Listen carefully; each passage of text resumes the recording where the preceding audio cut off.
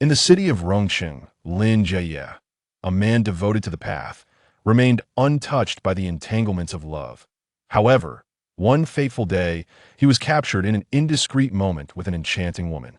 Subsequent revelations unveiled that this woman was none other than the infamous seductress, Song Yas. She faced the man who had cornered her. She laughed, a gesture more pitiable than joyful. "Why do you persist in haunting me?" The typically mild-mannered man shattered his gentle facade. After flirting, how shall we settle this score? Chapter 1. Assistance comes at a price. As dusk fell over Rongcheng, ominous clouds loomed overhead. Here is the account of all the expenses incurred during the year you spent with him. Miss Su. Please take a look at the bill, Song Yi stated, presenting the printed document to Su Jing. In contrast to Su Jing, whose vibrant makeup and technological aura were striking, Song Yi's extraordinary beauty drew the eye. Seated with poise, her demeanor reminiscent of an orchid, her porcelain skin glowed flawlessly. Her features were resplendent and graceful, and the flicker of her eyes carried an unconscious allure. Her health was radiant, her beauty innate. Dressed in an exquisite black Hepburn-style slip, dress whose name eluded definition but was undoubtedly of significant value, her legs were elegantly crossed, exuding an air of nobile. Ity as she sipped her coffee with tranquility. The cashmere sapphire ring adorning her finger harmonized splendidly with her attire, both dazzling and understated. "Are you his wife?" Su Jing inquired, skepticism evident in her tone. The man was in his 40s, while the youthful Song irradiated the vibrancy of her prime. Moreover, this legitimate partner was undeniably more beautiful, surpassing her by several folds. "He has not contacted you in 3 months. Has he?" Su Jing was struck at her most vulnerable point, her complexion darkening as she instinctively clenched her jaw. "Did you pressure him?" Song Yi, with an air of indifference, replied coolly, "He has grown weary of you. I have dealt with no less than 30 such cases."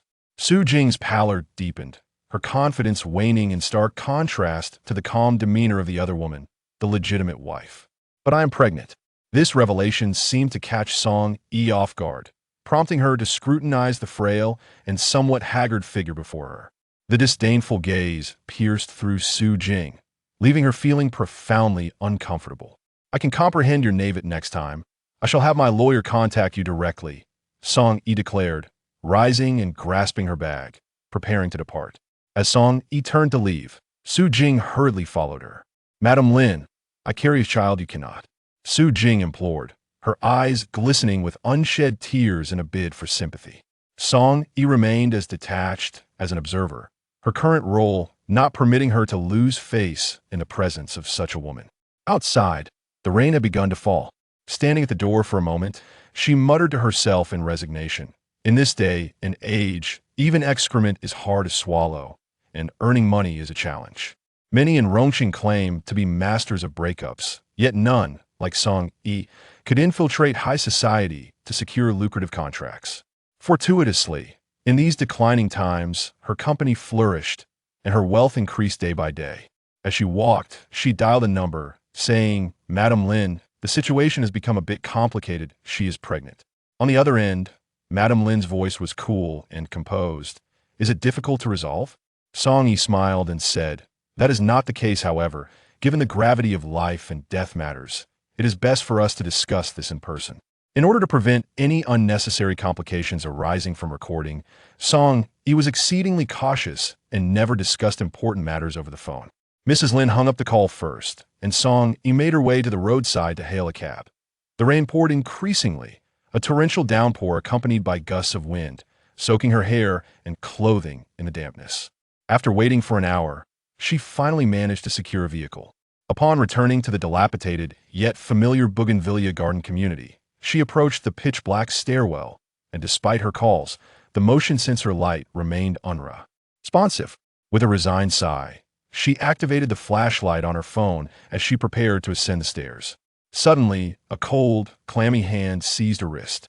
The unexpected contact startled Song Yi, causing her phone to slip from her grasp and land on the ground as she instinctively let out a shriek. However, in the next instant, a hand covered her mouth. A sharp blade pressed against her neck, leaving her with no room to struggle, and she deduced that her assailant was a tall man. Driven by an intense instinct for survival, she slowly raised her hands. "Brother, I have money as long as you spare my life. I can offer you anything." "Really?" The man's voice was hoarse, laced with ambiguity. Feeling a glimmer of hope, Song-yi nodded gently, of course. Her body was tense, every pore seemingly wide open as she nervously swallowed. Under duress, she hesitantly began to ascend the stairs. Residing on the second floor, as soon as she entered her apartment, the man swiftly locked the door behind them. In the next moment, the knife in her hand clattered to the ground as a large hand seized her throat, enveloping her in an embrace. It was only then that Song-yi realized the man's hands were warm, in stark contrast to their earlier chill downstairs. Before she could utter a word, he pressed his lips to her earlobe without hesitation. Song-yi cursed inwardly, suspecting this rogue was intent on both robbery and assault. Instinctively, she began to struggle. The man seemed to possess little strength, merely holding her tightly as he rasped, his voice hoarse and pleading, "Help me, and I will compensate you later." At that moment, Song-yi had regained much of her composure and assessed his condition, recognizing that he had been drugged and was in a state of confusion. Instead of outright refusing him, she calmly suggested, "Let's go to the bathroom." The man, still dazed, obediently followed her lead. Upon reaching the bathroom, Song-yi turned on the cold water from the shower head and directed it at the man's head. The shock of the cold water jolted him back to a clearer state of mind. As Song-yi observed his rugged features, her brows arched slightly, and she unconsciously licked her lips. He was undeniably handsome, with a wild, cropped hairstyle that aligned perfectly with her aesthetic preferences. Indeed, Song-yi had a penchant for beauty. "I can help you, but it will cost you," she declared, having initially intended to call the authorities, but quickly changing her mind upon encountering such striking allure. Chapter 2. Do you disdain my touch so much? The man's crimson eyes blazed as the potent effects of the drug relentlessly eroded his sanity. Leaning against the wall, he gazed at Song-yi, who was merely inches away, immobilized by an overwhelming heat that consumed him. Having navigated the upper echelons of society for years, Song-yi immediately recognized that the man before her was either immensely wealthy or of noble birth. It would be remiss not to extract some advantage from this encounter. "What is your name?"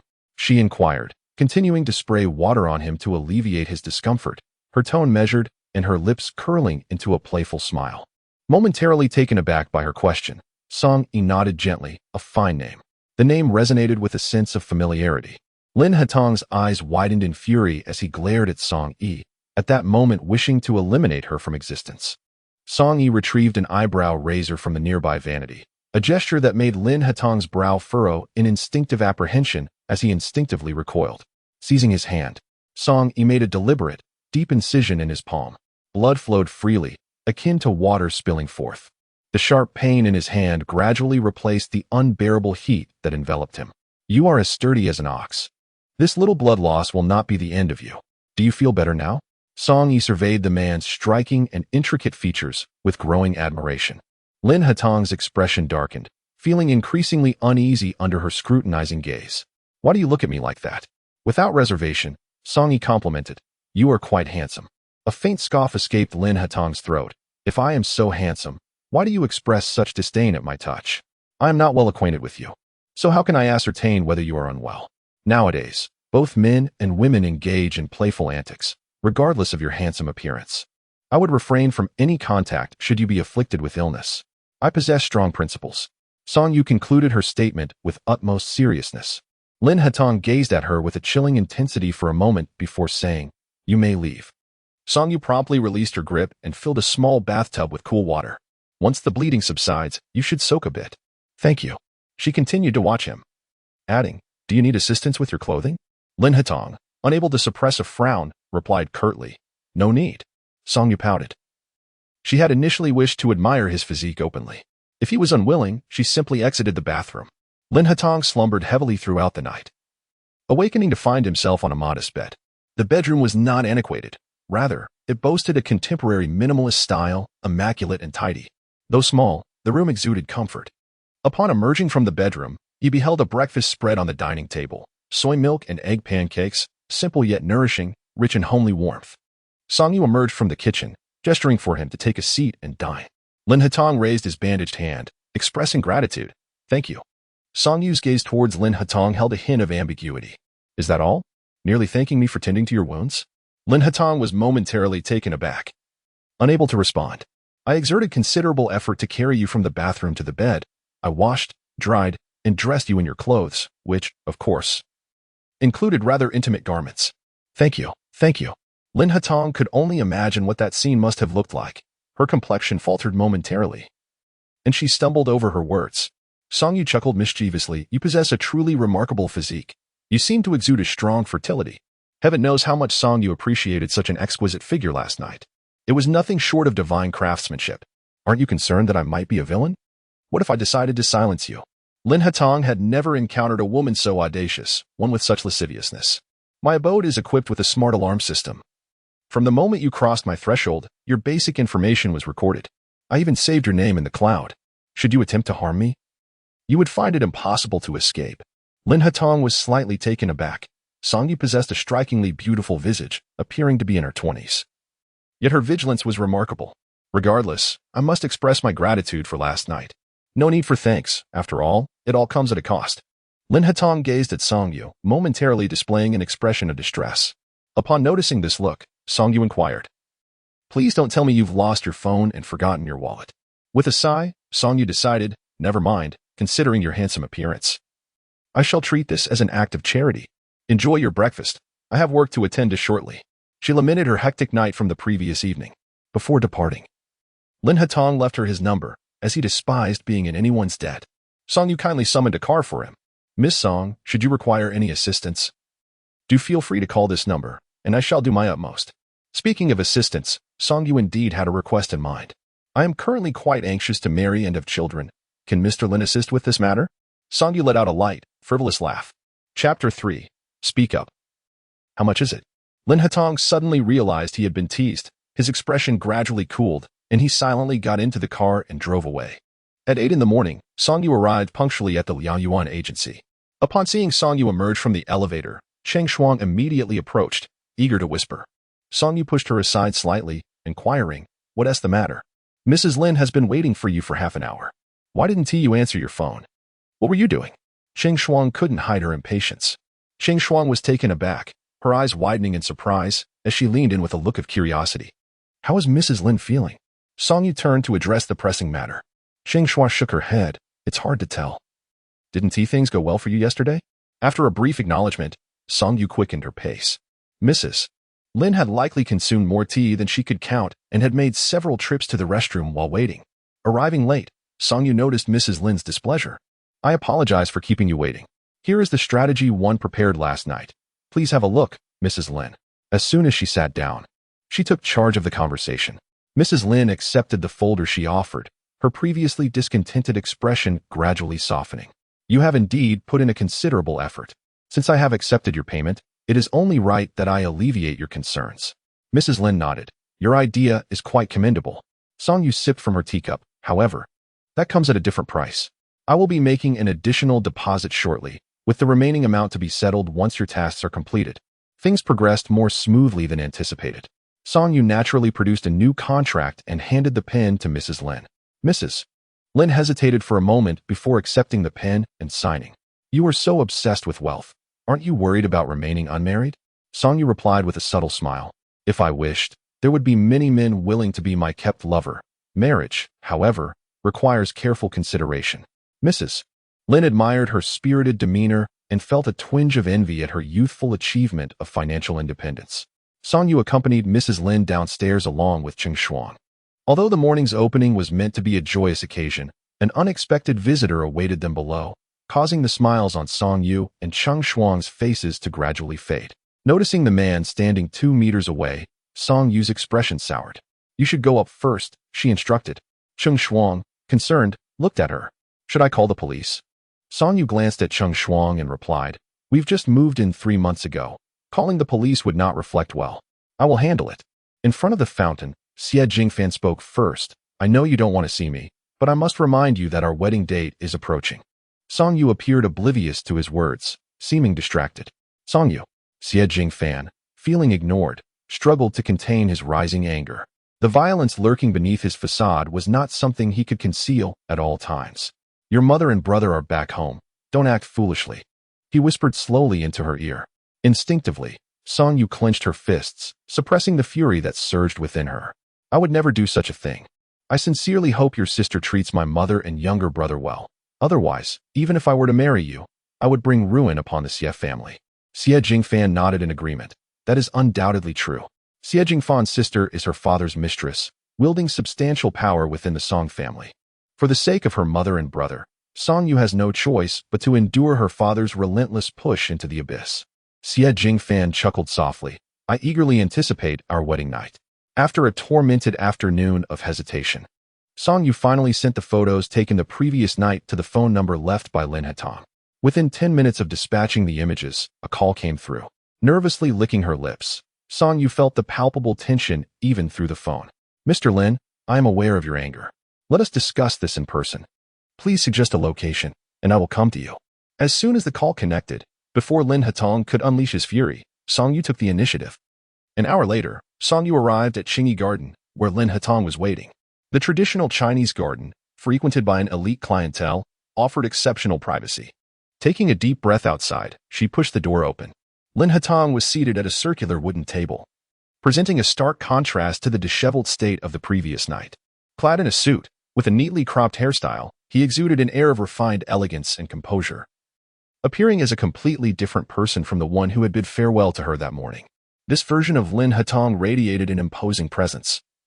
And despite Song Yu's strong mental fortitude, she felt a twinge of apprehension. Mr. Lin, she greeted. He glanced at her coldly and commanded, sit. As soon as she settled into her seat, Lin Hatong spoke. Now, tell me, how much do you require? Chapter 4. Being a mistress to steal a marriage. Song Yi's hand clenched tightly beneath the table, as she often reminded herself to leave a thread of hope for future encounters. Today, however, her actions felt impulsive. I do not wish to extort you. If not for my predicament, I would merely cherish those photographs for my own admiration and never disclose them. Lin Hatong's gaze was sharp as an eagle's, piercing enough to seem as if he could read her very soul. You still wish to keep them for your own enjoyment? His incredulity at the woman before him was palpable. Song Yi pressed her lips together and continued. Men cannot resist the allure of beautiful women. Although I am a woman myself, the appreciation of beauty is universal.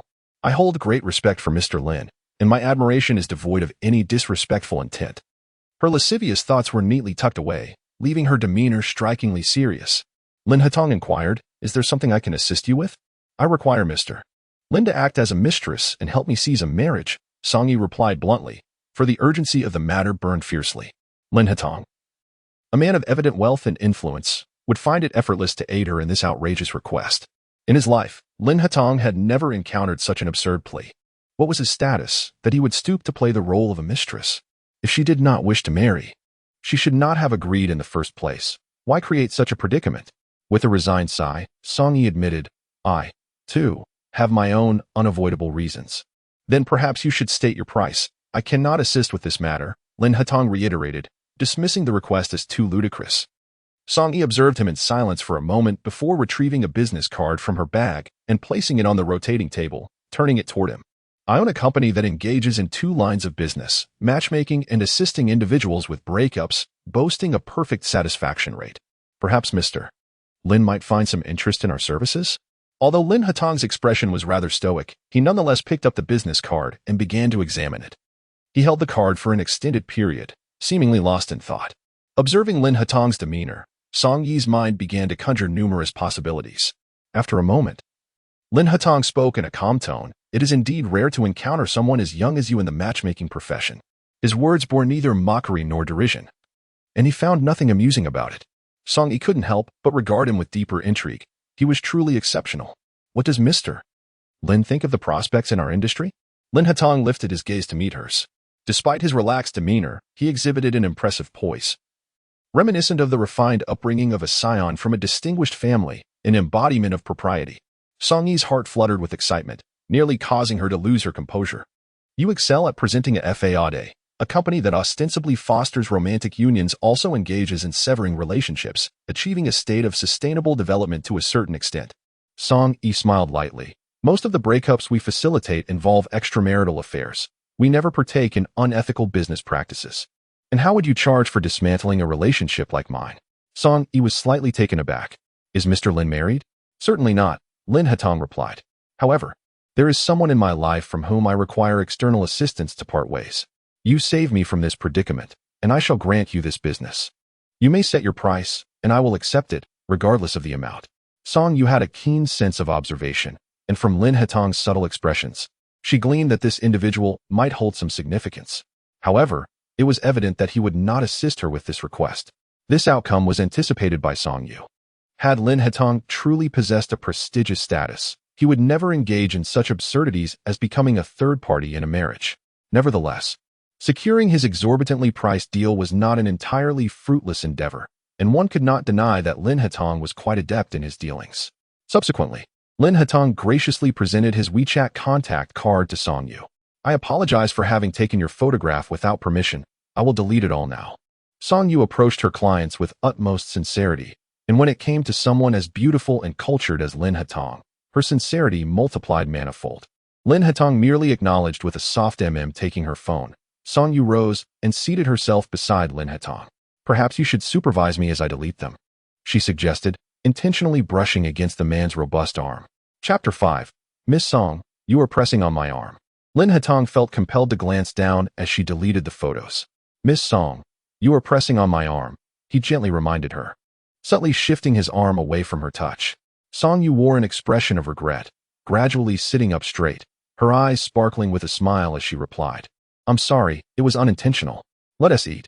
Although she did not mind sitting beside him, there was an underlying feeling that something was amiss. The following morning, Lin Hetong sent a detailed document. Upon receiving the information, Song Yu hurried to the office without even pausing for breakfast, printing all the materials to present to Cheng Shuang. If I am not mistaken, this must be the hidden affluent Lin family in Rongcheng. Sister, you are simply remarkable, Cheng Shuang exclaimed with excitement. If she had called the police that night, this opportunity would not have fallen into her hands. How fortunate it is. It seems that this immense wealth is indeed meant for her. TSK, that Bai Sheng is the little princess of the Lin family, albeit adopted. Yet they treat her as a biological sister. Why would they want to drive her away? Cheng Shuang found this utterly perplexing. Song Yu shook her head. Do you truly believe that wealthy families are merely as they appear to us? After encountering a myriad of individuals, it is easy to grow skeptical of many people and matters. The hidden affluent Lin family is no exception. It is only because Lin Hetong genuinely aligns with her aesthetic that she has developed an interest in him. Cheng Shuang said, then let us commence our work. They worked with remarkable efficiency, and before evening fell, Song Yu had sent the optimized proposal to Lin Hetong. Lin Hetong skimmed through the proposal with eagerness, clearly desiring to seize this opportunity. For the first time, Song Yu found herself anxiously awaiting the client's call. At 8 o'clock in the evening, Song Yu's office remained illuminated, the only light in the company. The hours of waiting were not in vain, as Lin Hetong's call finally came through. Taking a deep breath, she promptly answered, Mr. Lin, are you satisfied with our proposal? Hearing this, Song Yu gradually relaxed. However, Miss Song, pretending to be my girlfriend carries considerable risks, and I must inform you in advance. The so-called proposal, Song Yu had infused with her own ulterior motives. She can first become a partner with Lin Hetong, and then perhaps evolve into a friendship, which might lead to his assistance in the future. I am certainly aware of this. Lin Hetong's ink-black pupils resembled the unfathomable depths of the ocean. With Song Yu exuding such confidence, he refrained from making any remarks. Let us have dinner tomorrow evening to familiarize ourselves, and please bring the contract for signing. Lin Hetong extended the invitation. Song Yu smiled, all right. Early the next afternoon, Lin Hetong's chauffeur arrived to escort her. She did not overly adorn herself. Her beauty was already striking, with only a light touch of makeup. Her confidence rendered her beautiful regardless. Once again, they were at the same private club, in the same room. This time, Song Yu sat comfortably beside Lin Hetong. Here is the contract, Mr. Lin.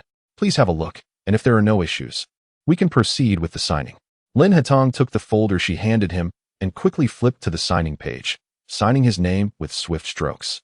Song Yu paused for a moment. Why not review the pricing? I have stated that I will accept whatever you quote. Thus, he would undoubtedly allow her to undertake this project. He loathed owing anyone a favor, especially one akin to a life-saving grace. Song Yu was momentarily stunned, then smiled and nodded, extending her delicate hand, akin to white jade. I look forward to a pleasant collaboration. Lin Hetong briefly shook her hand before preparing to move to the adjacent seat. I believe it would be best if you regarded me as your girlfriend from now on. Song Yu remarked playfully, her eyes sparkling with mischief as she gazed at him. Lin Hatong visibly stiffened for a moment, but remained seated in his original position. Song Yi thoughtfully served him a bowl of soup, placing it before him. Drink your soup. Throughout the meal, Song Yi was quite proactive, demonstrating a certain understanding of Lin Hatong's character. A man who is neither overly talkative nor excessively aloof likely holds a significant position within his family. Her voice was warm and gentle, and her demeanor charming. Lin Hatong gazed at her for a moment before reaching out to the driver for the car keys. All right. Once he go up, take your time.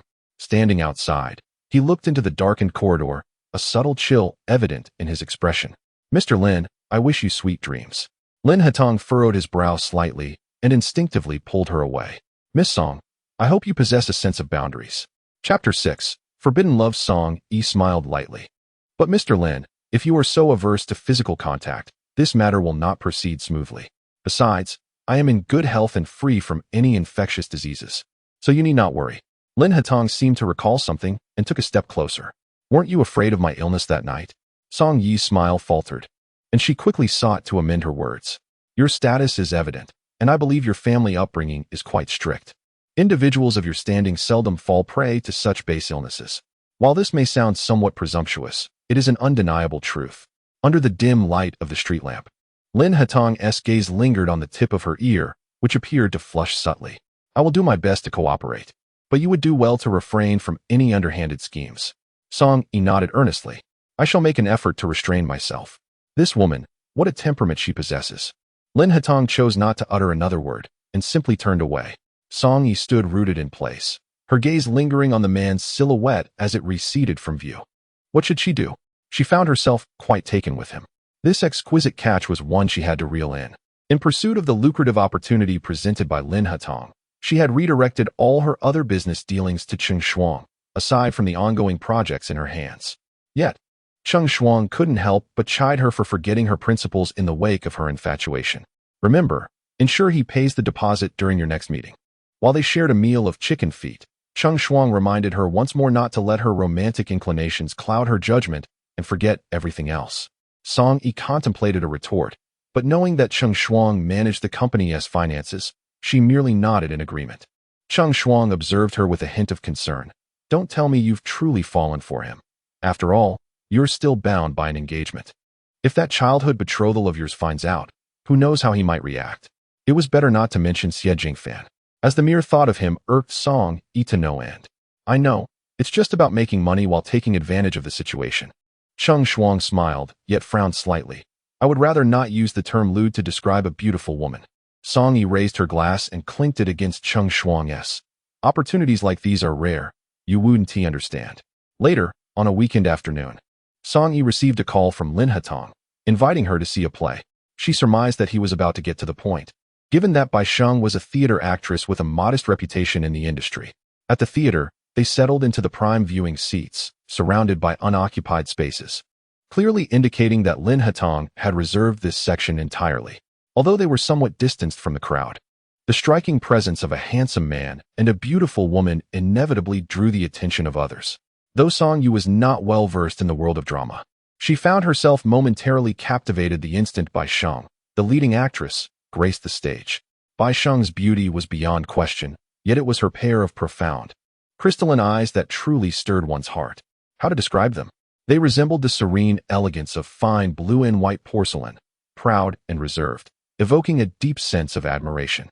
Unable to resist, Song Yu turned her profile to glance at Lin Hatong, suddenly sensing an intoxicating air of forbidden love. Perhaps Lin Hatong felt the weight of Song Yu's unwavering gaze, for he too turned his face towards her. Song Yu's pupils quivered slightly, startled by the sudden connection. What are you staring at? Miss Bai Sheng is truly stunning.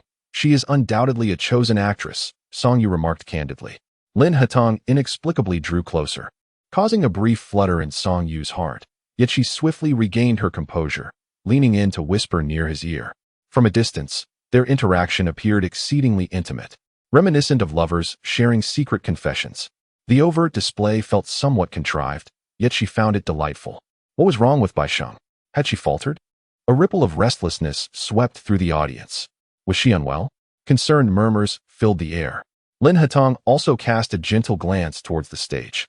Bai Sheng had abruptly halted mid-performance, her gaze fixed unwaveringly upon Lin Hatong.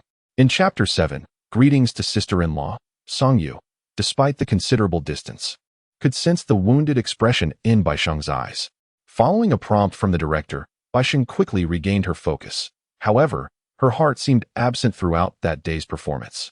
Once the show concluded, Lin Hatong, holding a bouquet he had prepared in advance, made his way backstage. Song Yu trailed closely beside him, drawing considerable attention as they approached the backstage area. The performance today was splendid. Lin Hatong handed a flower to Bai Sheng, who, while accepting it, scrutinized Song Yi standing beside him. Second brother, who is this? Song Yi was actually preparing her words, but Lin Hatong preemptively grasped her hand and declared, my girlfriend. Isn't she lovely? His words left the others in the backstage makeup room exchanging astonished glances. It would be disingenuous to claim they were not shocked. Those familiar with Bai Sheng were well aware of Lin Hatong's affections, though she had refrained from vocalizing them due to her status. Bai Sheng paused momentarily, forcing a somewhat awkward smile. She is beautiful. Let us have dinner together tonight and get acquainted. Sounds good. Bai Sheng nodded and then turned to tend to her flowers. As a woman, Song Yi sensed Bai Sheng's hostility towards her and deliberately chose to ignore her, opting not to greet her. She then entwined her arm with the man's. It will take quite a while to remove the makeup. Let us wait outside. Upon hearing Song Yi's suggestion, Bai Sheng hesitated, yet she felt confident that Lin Hatong would not depart. He always waited for her to finish her makeup before leaving together. Lin Hatong cast a glance at Song Yi and, in a low voice, replied, all right. Thus, he accompanied Song Yi out of the somewhat chaotic makeup room. Bai Sheng. She exhaled softly, you all may go ahead. Shortly after Lin Hatong and Song Yi exited, others began to emerge from the makeup room in succession. Feeling distressed? Song Yi inquired softly, gazing up at the man seated in the corridor. The corridor lay desolate, and at this moment, Lin Hatong's demeanor towards her had grown considerably colder. To be frank, Song Yu felt a twinge of disappointment in her personal feelings. She had entertained the notion that Bai Sheng might have developed some inappropriate feelings for Lin Hatong. Yet she had not anticipated that Lin Hatong's feelings for Bai Sheng had also undergone a transformation. Maintaining her calm tone, Song Yu remarked, if you genuinely wish for this matter to succeed, hesitation should not be an option. Your sadness and even heartache are merely a matter of time. At her words, Lin Hatong suddenly cast a dark, brooding gaze upon her. What did you say? The intensity of his fierce glare caused Song Yu's heart to tighten involuntarily. Such a man, though undeniably charming, was indeed perilous. Throughout these years, she had encountered a myriad of individuals, and their situation was hardly unique. She had even dealt with the complexities of stepmothers and their stepsons. For reasons unknown, Lin Hatong's previously calm demeanor shifted abruptly, becoming somewhat irritable. Enough. He interrupted her with a displeased tone. Not wishing to provoke the client further, Song Yu obediently fell silent. When Bai Sheng emerged, Song Yu promptly rose and moved to Lin Hatong's side. However, upon approaching, Bai Sheng called out, second brother. Initially indifferent, Song Yu noted that Lin Hatong still called out to Bai Sheng. Why don't you greet your sister-in-law? Bai Sheng's expression was one of evident reluctance and hurt as she gazed incredulously at Lin Hatong. Nevertheless, Lin Hatong remained resolute, and Bai Sheng ultimately acquiesced. Hello, I am Song Yu. Pleased to make your acquaintance, she said politely, extending her hand. Bai Sheng, pursing her lips, remained silent. At the dining table, Bai Sheng's mood continued to be rather poor, while Song Yu diligently played her part. After the meal, Song Yi accidentally twisted her ankle, her helpless gaze appearing pitiful. What happened? Lin Hatong hurried over from beside Bai Sheng to support her. Bai Sheng called out, second brother. Lin Hatong furrowed his brow slightly. Are you pretending? Song Yi smiled. This falls within my professional purview, and besides, you haven't paid the deposit yet. My partner has been urging me, and I am left with no choice. Chapter 8. Brother Hatong. Her words, though grandiose, were delivered with a sense of righteousness. Suddenly, Lin Hatong fell into a profound silence, and the atmosphere within the car grew tense. Song Yi had already surmised that Lin Hatong was displeased, yet as a woman, he found it inconvenient to express his anger towards her. Gazing out at the rapidly passing streets, she deeply regretted her words, wondering when she would learn to temper her tongue. Upon exiting the community, Song Yi smiled and bid farewell to Lin Hatong. She suddenly adopted a respectful demeanor. Leaving him standing there, somewhat taken aback. He inquired, "What percentage do I need to pay?" Lin Hatong paused mid-action as he took out his phone. His gaze towards her filled with confusion. "Is your processing fee 25%? The contract states 10%. He was wealthy, yet not foolish. Song Yu raised an eyebrow lightly, having thought that a man of his stature would scarcely glance at a mere 2 million contract. Since he were so meticulous, let us adhere to the contract. For reasons unknown. Lin Hatong's full attention was inexplicably drawn to Song Yi. Thus, he offered a piece of advice. "Miss Song, behaving this way will eventually lead to you being taken advantage of." With a slight smile, Miss Song leaned in gently, the faint, pleasant scent of her perfume lingering in the air. She slightly lifted her head to gaze at him, asking, "Does Mr. Lin wish to give me a sound thrashing?" Lin Hatong lowered his eyes to look at her, his profound gaze as tranquil as still water. No matter how stunning she appeared, in his heart, she was merely one flower among countless others in the world. "Miss Song, please do not overstep your bounds." Song Yi chuckled lightly. "As long as you do not covet my beauty, it would be futile for me to overreach." This fallacy, upon first hearing, seemed quite reasonable. Lin Hatong took a step back and operated his phone. 500,000 has been transferred. I hope that in our future collaboration, you will be readily available." Song Yi nodded, watching Lin Hatong put away his phone without uttering a single unnecessary word, before getting into his car and departing. After watching the vehicle drive away, the habitual smile on Song Yi's face gradually faded. In recent days, the company had been securing substantial orders, and Cheng Shuang couldn't help but beam at the soaring performance of the business. The two lounged lazily on the sofa in the bar, and Song Yi hardly spoke a word. Cheng Shuang pinched her cheek playfully and asked with a smile, "What is the matter? Have you been lovesick after not seeing the second master of the Lin family for a few days?" "You think too much.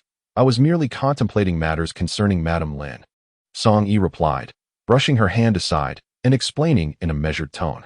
Cheng Shuang scrutinized her for a moment, unable to discern anything amiss. "Is Su Jing rejecting your proposal? It seems she may not be pregnant, or perhaps that child is not even Mr. Lin's." Cheng Shuang began to analyze seriously. Song Yi leaned back on the sofa, her voice weary. "Su Jing has run away." Cheng Shuang froze in shock. "You can't be joking, can you?" Song Yi forced a smile. "Do I look like I'm joking?" Cheng Shuang had thought that after several days without seeing Lin Hatong, he must have been missing her terribly. However, that was not the case. She began to worry about whether Mrs. Lin would issue a refund, realizing they were entangled with a force they could not provoke. At that moment, Cheng Shuang found it difficult to be joyful. The matter of a refund seemed trivial compared to the potential troubles they could attract. Business dealings associated with affluent families invariably entwine benefits with risks. Song Yi remarked, "I am aware and have already begun the search.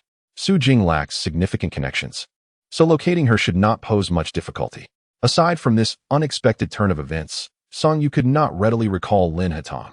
A week later, she found Su Jing in a hospital in Jin City. Su Jing, perhaps taken aback by the swiftness of Song Yu's discovery, turned pale upon their encounter. After reviewing Su Jing's medical history, Song Yu felt somewhat reassured. It turned out that Su Jing had a predisposition to habitual miscarriages. This hospital's obstetrics and gynecology department was renowned in the north, and it was evident that she wished fervently to protect her child. "Do not even think about harming my baby." Upon seeing Su Jing, Song Yu lost all semblance of rationality, her emotions spiraling into a frenzied outburst. The doctors and nurses had no choice but to escort Song Yu out of the ward, as she was not a family member. The medical staff could not allow her to further agitate Su Jing in her current mental state. Song Yu lingered at the entrance of the ward for a moment before ultimately deciding to leave temporarily. Yet, as she had not yet exited the obstetrics and gynecology department, her peripheral vision caught a glimpse of a familiar figure. Out of curiosity, she paused to observe closely. A man and a woman had just turned the corner and were walking toward her, Lin Hatong and Bai Sheng, with Bai Sheng still clad in a hospital gown. They appeared in the obstetrics and gynecology department, and coupled with their seemingly ambiguous relationship, it was unclear what explosive truth lay beneath. Song Yu suddenly felt she had misjudged the situation. No wonder Lin Hatong had been silent for so many days. "Brother Hatong," Song Yu called softly from a distance. Chapter 9. "Miss Song, you are engaged." The couple across from her suddenly froze, and upon seeing Song Yu, the frail Bai Sheng gently tugged at Lin Hatong's sleeve. Lin Hatong was momentarily taken aback, not expecting to encounter Song Yu here. As he watched her approach briskly, he discreetly extricated himself from Bai Sheng's grasp. Despite her reluctance, Bai Sheng obediently nodded and turned to leave, never daring to act recklessly in Lin Hatong's presence. After bidding Bai Sheng farewell, Song Yu's expression gradually turned cold. Mr. Lin, I believe this business transaction will not succeed.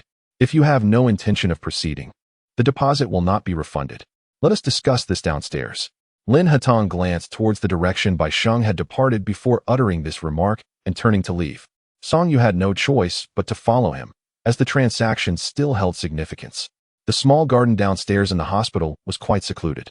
Song Yu sat beside Lin Hatong on a bench, presenting a picture of a talented man and a beautiful woman, their appearances strikingly compatible. Do you think I brought her here for an abortion? Lin Hatong initiated the conversation. Song Yu, somewhat surprised, turned to look at him. Mr. Lin, I never suggested that. She merely has a tumor in her uterus. This hospital's gynecology department is quite reputable, hence the arrangement for surgery here. Miss Song has misunderstood. Lin Hatong slowly turned his head, and by a stroke of coincidence, their gazes met. His strikingly handsome features radiated sincerity as he clarified the misunderstanding. Song Yu felt her face flush with embarrassment. Do you not believe me? He inquired upon her silence. Song Yu shook her head, apologizing. I was narrow-minded.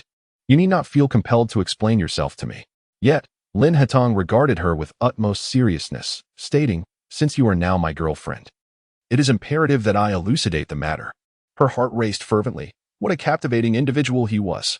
Feeling a tad awkward, she averted her gaze and lightly cleared her throat. Mr. Lin, I think it would be lovely if you called me Brother Hatong.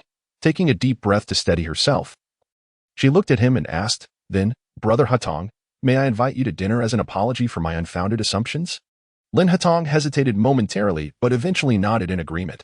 In the hospital room, only Ching Che accompanied her. Che, have you found any results regarding my inquiry? Bai Sheng suddenly questioned Ching Che. Ching Che's expression was slightly restrained as he replied. The second master intervened. He mentioned that Miss Sheng need not concern herself with such matters. Bai Sheng clenched her pale hands tightly around her clothing. Is she truly that remarkable? Worthy of my second brother's concern? Ching Che maintained a composed demeanor. I cannot speak to the second master's personal feelings, but as long as he is content, that is what truly matters. Bai Sheng remained silent for a long while after hearing his words. Indeed, the crux of the matter was Lin Hatong's happiness. Song Yi treated Lin Hatong to a meal, which was insufficient, so she led him to watch a romantic film. Deep down, Song Yi was aware of her intentions. She wished to expedite Bai Sheng's departure. When a scene of the male and female leads kissing unfolded on the screen, Song Yi gently grasped one of Lin Hatong's hands. What are you doing? He questioned, reversing his grip to seize her wrist, applying just enough pressure to restrain her. Look around you, Brother Hatong. You truly lack a sense of romance, Song Yi remarked, her tone tinged with playful mockery. Her voice was soft and enchanting, capable of ensnaring many a man. Yet, Lin Hatong, a paragon of virtue, could not so easily succumb. He glanced around and noticed numerous couples engaged in passionate embraces. The entire theater enveloped in an atmosphere of intimacy. Seizing the opportunity presented by the dim surroundings, Song Yi inched closer. Brother Hatong, you're hurting me, she feigned, her tone deliberately saccharine. Lin Hatong, seemingly unable to withstand her antics, instinctively released his grip, providing her a moment to capitalize on his leniency. Suddenly, he felt her breath drawing near, her presence tantalizingly close, as if his throat were being gently kissed, the soft sensation undeniably alluring. With one hand resting upon his chest, Song Yi felt the man's breath grow heavier, prompting her to subtly curve her lips into a smile. Miss Song, you're betrothed. Are you aware of what you are doing? Lin Hatong captured her hand, which was in the process of unbuttoning his shirt, his voice low and husky, laced with a hint of restraint. Chapter 10. She is too mischievous. The woman's shallow breaths, both intentional and unintentional, brushed against his neck, prompting Lin Hatong to push her away. It was the first time a woman dared to be so audacious in her actions towards him, displaying not an ounce of restraint. This is arranged by my heartless father. He is the brother of his mistress. If I connect with you, wouldn't that be my salvation? Song Yusi unabashedly revealed her intentions. Lin Hatong, of course, was not someone the Xie family could afford to provoke. Such is the harsh reality of this world where power and wealth reign supreme. When an opportunity arises, who would willingly leap into the flames? I have stated before, I pursue my own interests. If you truly dislike me, then refrain from engaging emotionally or physically. You would incur no loss. Once our collaboration concludes, If you still refuse to assist me, I will not burden you. Song Yu's words evidently failed to sway Lin Hatong. He rose and swiftly departed the screening room. Just as he exited, Song Yusi followed closely behind, fearing that her earlier boldness might have displeased a significant client. Mr. Lin, I was merely speaking thoughtlessly. Please do not take it to heart. I apologize for my earlier indiscretion, she called out, gently tugging at his sleeve. Lin Hatong halted, his cool gaze settling on Song Yusi. In that moment, she appeared somewhat pitiful, as though her earlier encounter had been a mere accident. Let this be the last time, Lin Hatong remarked, leaving behind a vague comment that betrayed no discernible emotion as he strode away, entirely unaware of the faint lipstick mark adorning his Adam's apple. By the time he returned to the hospital, it was already 9 o'clock in the evening. Bai Sheng had waited for him until now, and as the man pushed the door open, she hastened towards him, rushing into Lin Hatong's embrace just as he opened the door. Lin Hatong paused momentarily, questioning her. Why are you still awake at this late hour? He gently pulled her away from his arms, admonishing, at your age, still clinging to me like this. What does it look like? As Bai Sheng looked up, all her words became trapped in her throat. Lin Hatong had undone 2 buttons of his shirt collar. A trace of lipstick left by a woman marked on his Adam's apple. What they had done in those few hours was all too evident. Has my second brother progressed so quickly with Miss Song? Does father know? Bai Sheng stepped back, posing a soul-searching question. Lin Hatong seemed to awaken to her gaze, lifting his hand to gently touch his throat. You are quite mischievous, he remarked, a statement laden with ambiguity, more for her ears than anything else. Bai Sheng gritted her teeth, her complexion paling as a torrent of emotions surged within her, a bitter anguish with no outlet. Second brother. Lin Hatong's cool gaze bore into her, rendering her speechless, forcing her to watch helplessly as he turned away. How could she not feel the pang of sorrow? Song Yu had been engulfed in nightmares throughout the night, awakening around 3 or 4 in the morning, unable to return to sleep. This left her with severe dark circles under her eyes and a disheveled state when she left the hotel in the morning. In such a condition, as she entered the hotel lobby downstairs, she encountered Su Jing, who appeared ghastly as she emerged through the revolving door. Song Yu recalled seeing her the previous day. She had not looked this way then, and now, her appearance was inexplicably unsettling. What must I do for you to let me go? I have made countless mistakes. Yet the child is innocent. Without granting an opportunity for a timely response, Su Jing abruptly knelt before her, her hands gripping tightly onto her feet. With tears cascading down her cheeks, Su Jing appeared utterly aggrieved. Song Yu gazed down at Su Jing, inhaling deeply. For the first time in many years, she encountered such a tactless and unreasonable woman. What on earth were these affluent individuals thinking, finding merit in such a character? Passers-by began to pause, drawn to the spectacle. Overwhelmed by the peculiar gazes surrounding her, Song Yu glanced around and unexpectedly spotted Lin Hatong in the distance. Although separated by some space, she still sent him a pleading look. Yet, relying solely on this man proved insufficient. Thud. Song Yu, too, knelt before Su Jing in full view of the onlookers, her eyes reddening as tears flowed unbidden. You made a scene at my home, and my mother-in-law has already been driven to illness by you. Miss Su, what more do you desire? He has stated that should a amniocentesis confirm the child is his, he would acknowledge it. I, too, shall embrace the child as my own. How much do you want? We can provide it. Why must you force someone into a corner? Song Yu's words laid bare Su Jing's unsavory identity. Tears streamed silently down Song Yu's face, devoid of a sob, yet her performance was strikingly authentic, effortlessly seizing the upper hand and eliciting the sympathy of the crowd. Little did Su Jing anticipate that the respectable Mrs. Lin would engage in such a display, acting as though it were genuine. You speak nonsense. I never went to your home, she instinctively retorted. Song Yu let out a sorrowful laugh, her voice tinged with tears, evoking deep sympathy. You have already taken my husband. Do you wish for my death as well? Indeed, if I were to perish, you could assume the role of his wife. The sharp sound of a slap echoed as Su Jing, infuriated by Song Yu's nonsensical words, struck her across the face. Song Yu fell to the ground, rendered silent and still. Onlookers, witnessing her motionless form, rushed to assess her condition. One side of Song Yu's face was reddened from the blow, presenting a pitiful sight. Immediately, they began to denounce Su Jing. She has fainted. How cruel you are. Being someone else's mistress and pushing the legitimate wife to such a dire state. Truly despicable. Quickly, call for an ambulance. This could lead to a tragic outcome. The hall erupted into chaos, leaving Su Jing utterly bewildered by the unfolding scene, which was far from her expectations. Song Yu, who had already appeared haggard from a sleepless night, now perfectly embodied her plight.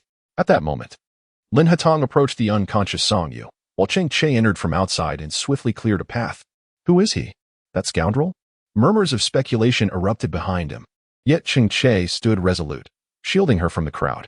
After Lin Hatong departed, Cheng Che received a call from him, emphasizing the need to manage subsequent matters appropriately. In the vehicle, Song Yu lay in Lin Hatong's embrace, now safe. Why do you still feign distress? He murmured in a low, resonant voice, prompting her to barely open her eyes. Lin Hatong was gazing down at himself, and this unexpected eye contact caused Song Yu's heart to skip a beat. The man quickly raised his head and softly said, "Get up." Song Yu leisurely propped herself up on his leg and straightened her hair, inquiring, "How did you know I was pretending?" Chapter 11. Others cannot. Only you. He narrowed his eyes slightly, observing her. Your profession and personality make it quite easy to deduce. However, Miss Song, your dedication to acting is commendable. That slap must have left your ears ringing. Song Yu curled her lips and leaned closer. I didn't expect Brother Hatong to know me so well. As she spoke, her restless fingertips danced on the back of his hand, tapping rhythmically. Lin Hatong saw through Song Yu's unyielding nature. Her outrageous behavior in the cinema yesterday had infuriated him. Yet she seemed rather forgetful of the consequences. What benefit is there in provoking me? Lin Hatong unceremoniously pried her hand away. He was well aware of Song Yu's sharp tongue and had little desire to engage in debate with her. You should consider how to resolve this trouble. My people mentioned that she seems to have had a miscarriage. Lin Hatong's tone shifted, casually changing the subject. Song Yu paused, seemingly unfazed by the revelation. She remained silent for a while, prompting Lin Hatong to glance at her in confusion, his expression unyielding and devoid of emotion. Under Lin Hatong's scrutiny, Song Yu merely smiled dismissively and said, "You needn't look at me like that." Her commotion today was merely to make my client the target of public scorn, attempting to manipulate the online discourse to twist the truth. Do you truly believe she cares about the child in her womb? I do not perceive you as malicious. Rather, I find you somewhat cold-blooded. After all, it is the passing of a life. He has always believed that women should embody softness, emotionality, and an innate capacity for empathy. It is inconceivable that one could be as indifferent as Song Ru. With a light laugh, Song Ru turned her profile towards him and remarked, "Mr. Lin, this is merely a business transaction for me. Should I concern myself with such matters?" Her chilly demeanor and detached attitude seemed markedly different from that of an ordinary woman. Consequently, Lin Hatong chose to divert the conversation to another subject. He gently touched his throat and observed her, saying, "Miss Song, please refrain from leaving your lipstick here next time." Song Ru's gaze drifted to his alluring neckline, a mischievous smile playing at the corners of her mouth. This tactic appeared to yield favorable results. The young lady must have been quite distressed throughout the night. Song Ru noticed the man's expression gradually turning frosty. With a charming smile, she endeavored to amend her oversight. "I will be more mindful in the future. Might I trouble you to escort me to the station?" Lin Hatong promptly signaled to the driver. As Song Ru settled in the waiting area of the station, she informed Mrs. Lin of the news. Mrs. Lin, undoubtedly elated, found no resonance with Song Ru's indifferent demeanor regarding her joy. "Mrs. Lin, I will send you the confirmed details shortly. When can the final payment be processed?" Song Ru was solely concerned with ensuring the final payment would be received without issue. "I will call you immediately upon confirmation." "Thank you, Mrs. Lin." After this transaction, Song Ru decided to pause her business dealings, holding only Lin Hatong's order, seeking a moment of respite. The more she sought relaxation, the more her mind became unsettled. Her sixth sense had always been eerily accurate. As anticipated, she discovered an issue with the surveillance camera at her doorstep. For several days, she had felt the unsettling sensation of being watched. It was unnecessary to ponder who it might be, with the wedding approaching. It was evident that Xie Jingfan was apprehensive about her causing any trouble. Reluctantly, she sought the assistance of Lin Hatong. Having just exited Bai Sheng's room, Lin Hatong hesitated upon receiving Song Yi's call, momentarily silent. "Mr. Lin, could you assist me in investigating a person to see if he has been in Rongcheng these past few days?" Song Yi's tone lacked its usual warmth and vivacity, revealing her troubled state of mind. Descending the staircase, Lin Hatong inquired, "Who is it?"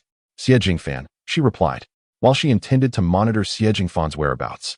Lin Hatong was well aware that he would not easily acquiesce to her request. "Thank you." Lin Hatong stepped out onto the spacious and bright lawn. I have a gathering next Saturday. You should come. Is there anything I should prepare? Perhaps. Dress elegantly, he suggested. Song Yi rolled her eyes slightly. If I encounter difficulties here, I might not be able to attend. May I send a friend in my stead? Her subtle ploy did not escape Lin Hetong. A prolonged silence ensued on the other end of the line. Was the so-called trouble related to Xie Jingfan, your fiancé? After a moment, Lin Hetong finally asked. Yes. He tampered with the camera at my door, Song Yi admitted, swallowing hard. If it were anyone else, they would have long lost the courage to remain in such a situation. But for her, there was no alternative. As soon as Lin Hetong finished speaking, he abruptly hung up the phone. Song Yi was momentarily taken aback, feeling as though the conversation remained unfinished. 10 minutes later, Lin Hetong called again, his voice cool and composed. This individual has been in Rongcheng recently, residing not far from your neighborhood. I will ensure your safety before next Saturday. Song Yi let out a slight sigh of relief, murmuring her gratitude. During the brief span of just over a week, her life had indeed been remarkably tranquil, as if the figure of Xie Jingfan had ceased to exist. By Saturday, before dusk, the car arranged by Lin Hetong arrived to escort her. The driver was Cheng Che, Lin Hetong's loyal confidant, whom she recognized. They arrived at the pinnacle of Mingguang Building, the tallest edifice in Rongcheng, where the lavishness of the upper floors contrasted starkly with the lower levels. It was Song Yu's first visit to such an exclusive establishment. Clad in black and adorned with striking crimson lips, her long hair elegantly styled in a low bun, she radiated a bright, yet cool allure that captivated the eye. Upon noticing Cheng Che leading her in, the bodyguard at the entrance promptly opened the door. This threshold did not merely let indoors. It ushered her into an entirely different realm. Before her lay a breathtaking terrace, offering a panoramic view of the city. The leisure area was populated with several individuals, among whom she recognized only Lin Hetong and Bai Sheng. As they laid eyes on Song Yu, an instantaneous hush enveloped the room. Bai Sheng, astonished, cast a disbelieving glance at Lin Hetong. Elder brother Yu. Before she could complete her thought, Lin Hetong stood and approached Song Yu. In front of the gathered crowd, he gently took her hand, which felt somewhat cool in contrast to the warmth of his palm, akin to a flickering flame. His voice was low. Here. Song Ru nodded, feeling a sudden pang of anxiety. You didn't mention this occasion. She introduced herself as Song Ru, my newly acquainted girlfriend, inviting everyone to make her acquaintance. Chapter 12. Shielding him from harm. The expressions of the crowd shifted from casual curiosity to astonishment, their eyes widening in unison. What charm does this enchanting lady possess that has captivated our reserved second brother? Wen Yi was the first to rise and approach. Handsome and carefree, Wen Yi exuded the air of a reckless scion, yet he was remarkably respectful. Even in jest, his gaze upon Song Ru bore no hint of impropriety. Hello. I am Wen Yi, he said with a smile, extending his hand. Song Ru politely touched his hand, replying, hello. Lin Hetong pulled Song Ru to sit beside him, effectively distancing her from Bai Sheng, while the others exchanged glances of intrigue. This is Wen Ying, Wen Ye's twin sister, and the quiet one beside her is Xin Jinan. The one at the far end is my third brother, Lin Horan. Lin Hetong introduced each of them to Song Ru. Meanwhile, Bai Sheng's expression grew increasingly difficult to maintain. Everyone graciously greeted Song Ru and raised their glasses in her honor, thus establishing a semblance of acquaintance. After a round of polite conversation, she clung to Lin Hetong and ventured out to the terrace to admire the night view. Miss Song truly possesses a remarkable talent. Her soft and melodious speech is delightful, and her beauty is striking. I wonder from which Song family she hails. Wen Ying's gaze followed the couple outside, her tone tinged with sarcasm. Third brother, did you know? Wen Ying beamed as she turned to the casually drinking Lin Horan at the edge. Lin Heron's gaze lingered briefly on Bai Sheng, a faint smile tugging at the corners of his mouth. If Shenger herself is unaware, how could I possibly know? The unspoken truth was clear to all. Everyone was acutely aware of Bai Sheng's affection for Lin Hetong, including Lin Hetong himself. As the conversation shifted to a different topic, there was an unspoken agreement among the group. Song Yi leaned against the terrace, admiring the enchanting nightscape of Rongcheng, the height evoking a sense of intoxication. Why not take a photograph? Lin Hetong's eyes darkened with curiosity. It struck him as peculiar. Although her dress and shoes exuded taste, they were not particularly extravagant. Yet, the Tahitian pearl earrings and the exquisite emerald necklace she wore seemed to fit her perfectly, creating a dissonance that was strangely harmonious. Song Yi, adopting a languid posture against the railing, gazed at Lin Hatong with a captivating allure, igniting an undeniable desire within him. She subtly edged closer, rising on her toes to meet his gaze, prompting Lin Hatong to instinctively retreat. "Your eyelashes are remarkably long. Do you often experience them curling inward?" she inquired earnestly. Lin Hatong hesitated for a moment before responding, "Sometimes." Without hesitation, Song Yi reached out to cradle his face. At some point, their bodies had seamlessly melded together, their breaths intertwining. The softness of her form pressed against him caused Lin Hatong's muscles to tense involuntarily. What man could resist the allure of such a beautiful woman? Meanwhile, the onlookers inside the room perceived the scene as a passionate kiss, a classic tableau that inevitably drew the attention of someone eager to capture the moment. Wen Ying cast a glance before diverting her gaze. Song Yi not only possessed a curvaceous figure, but also boasted an impeccable proportion. The allure of a woman's physical appearance often proves to be an innate advantage that captivates men. In a moment of exasperation, Lin Hatong gently pulled Song Yu aside, his intentions to speak thwarted by the enchanting smile in her eyes. "Brother, it's time to eat," Wen Yi called out. Song Yu entwined her arm with his, saying, "Let us proceed, my dear." As they settled at the dining table, the waiter began to serve the dishes in succession. Sitting beside Lin Hatong, Song Yu naturally relished his attentive care. Observing this, Bai Sheng felt her appetite diminish entirely. Casting a glance at Song Yu, she remarked, "No need for me. Cheng Che will be escorting Miss Song later. Tonight, she shall stay with me," Song Yu interjected. When Yu raised an eyebrow, having anticipated Song Yu's presence and wished he had instructed the chef to prepare beef tendons. Lin Hatong merely cast a fleeting glance toward the entrance, displaying no inclination to pursue. As Bai Sheng stormed off in frustration, Song Yu breathed a sigh of relief. The weight of her gaze had been quite uncomfortable. Leaning closer to Lin Hatong's ear, she whispered, "The mission has been accomplished. May I withdraw now?" Just as he was about to respond, the final round of dishes began to arrive. Each was served a bowl of pigeon soup, and as Song Yu glanced at it, she turned to the waiter, stating, "I do not wish to have pigeon soup." Before her words could fully register, a fruit knife unexpectedly lunged toward her. "Be careful." Lin Hatong reacted swiftly, yet was still a moment too late, as the blade grazed Song Yu's shoulder, causing her to cry out in pain. Lin Hatong instinctively pulled her close, but in his fervent attempt to shield her, he inadvertently sustained a cut on his own hand. The assault on Lin Hatong commenced abruptly, too swiftly for those seated nearby to intervene. As Song Yu witnessed Lin Hatong sustaining injuries, she resolutely stepped forward to shield him from a blade.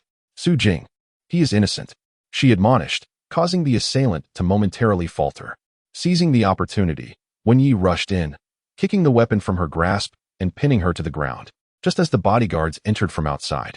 Wen Ying, observing the blood-soaked Song Yu standing before Lin Hatong, was struck with fear as her complexion turned pale.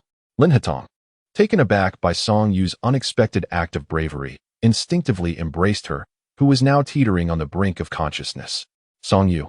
At that moment, Shen Jinan promptly called for an ambulance. Outside the operating room, a breathless Su Yu hurriedly arrived after completing a surgery. "What happened to Hatong? Where is he injured?" He rushed over to examine Lin Hatong closely. "Enough. He is fine. It is his girlfriend who took the blow for him," Wen Yi interrupted hastily. Su Yu, astonished by the revelation, questioned, "Since when did Lin Hatong have a girlfriend? And she took a knife for him? Does he even need someone to shield him?"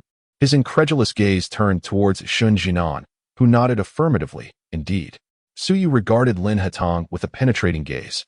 "Then how is his girlfriend?" It seemed to Su Yu that it was perhaps the first time Lin Hatong showed such concern for a woman. Wen Yi shook his head, uncertain. "She has been bleeding profusely all the way here, and it hasn't stopped. It's truly alarming." 40 minutes later, the door to the operating room swung open. Lin Hatong stepped forward, grasping the doctor's hand. "How is she?" Chapter 13. You may call me second brother, just like them. Due to the rarity of his blood type, our hospital's blood bank was devoid of reserves. However, the bleeding has ceased, and he is currently out of immediate danger. The doctor felt a chill run down his spine under the intense gaze of Lin Hatong, which made his hands tremble with discomfort. At that moment, Cheng Che approached, and Lin Hatong turned to glance at him, becoming increasingly composed. Shen Jinan rose first, followed closely by Wen Yi. "Brother Nan, why are you silent?" "About tonight's incident." Shen Jinan did not even spare him a glance, coldly warning, "You would do well to keep your mouth shut. Speak out of turn, and you may find your tongue severed by second brother." At this, Wen Yi instinctively covered his mouth. The events of the evening were shrouded in mystery, and Cheng Che's arrival at this juncture likely signified he was here to report the findings of his investigation. Lin Hetong sat on a bench outside the hospital, listening to Cheng Che's report. The man maintained a solemn demeanor, sitting in silence for an extended period, which made Cheng Che visibly anxious. Make arrangements for Sheng Er to go abroad, Lin Hetong finally stated after a lengthy pause. However, she has yet to express her stance on the matter of going abroad. Consequently, the issue has lingered, and Lin Hetong has hesitated as well. Cheng Che understood that Lin Hetong harbored reluctance. Lin Hetong added, she merely requires an irrefutable reason to leave. It is not that she does not wish to go. Cheng Che nodded in agreement. Then I shall set the wheels in motion. Cheng Che continued, if she inquires. She will only ask me, not you. Lin Hetong understood that Song Yu had her own motives. Cheng Che nodded in comprehension. Song Yi lay in a daze for 2 days, tormented by layers of nightmares. Finally, on the third morning, she was startled awake, and upon opening her eyes, she found herself in an exquisitely decorated room. If it were not for the hospital bed, she would have thought she was in a hotel. The dull pain in her chest quickly reminded her of the events that had transpired. She gazed at the ceiling and let out a long sigh of relief. It was a blessing that she was still alive. Resolutely, she got out of bed, enduring the pain from her wound as she exited the ward. Lin Hetong had just emerged from the elevator when he spotted her. Song Yi noticed him as well and tilted her head, smiling at him. Stop, Lin Hetong suddenly commanded. Instinctively, Song Yi halted in her tracks. The man strode over and swept her up in a strong embrace, startling her. She instinctively clung to his neck. Mr. Lin, you may call me second brother, just like the others. He gently tucked her disheveled hair behind her shoulder, his tone soothing. Song Yi understood that the distance between them had significantly diminished. This acknowledgement in terms of address was the greatest form of acceptance. Is that appropriate? We are not so close, after all. Lin Hetong fixed his gaze on her pale face, drained from blood loss. You nearly perished, risking your life to save me. And you desire nothing in return? Song Yi, recognizing the situation, ceased her pretense. He was well aware of the kind of person she was. If second brother wishes to draw closer, I should be the one expressing my gratitude. Lin Hetong reflected on the situation, bewildered as to how it had escalated to this point. He then continued, your fiancé is searching for you. Cheng Che will come shortly to take you to the Lin family. Upon hearing this, Song Yi was filled with excitement. Of course, the likes of Xie Jingfan would never find a place within the Lin family.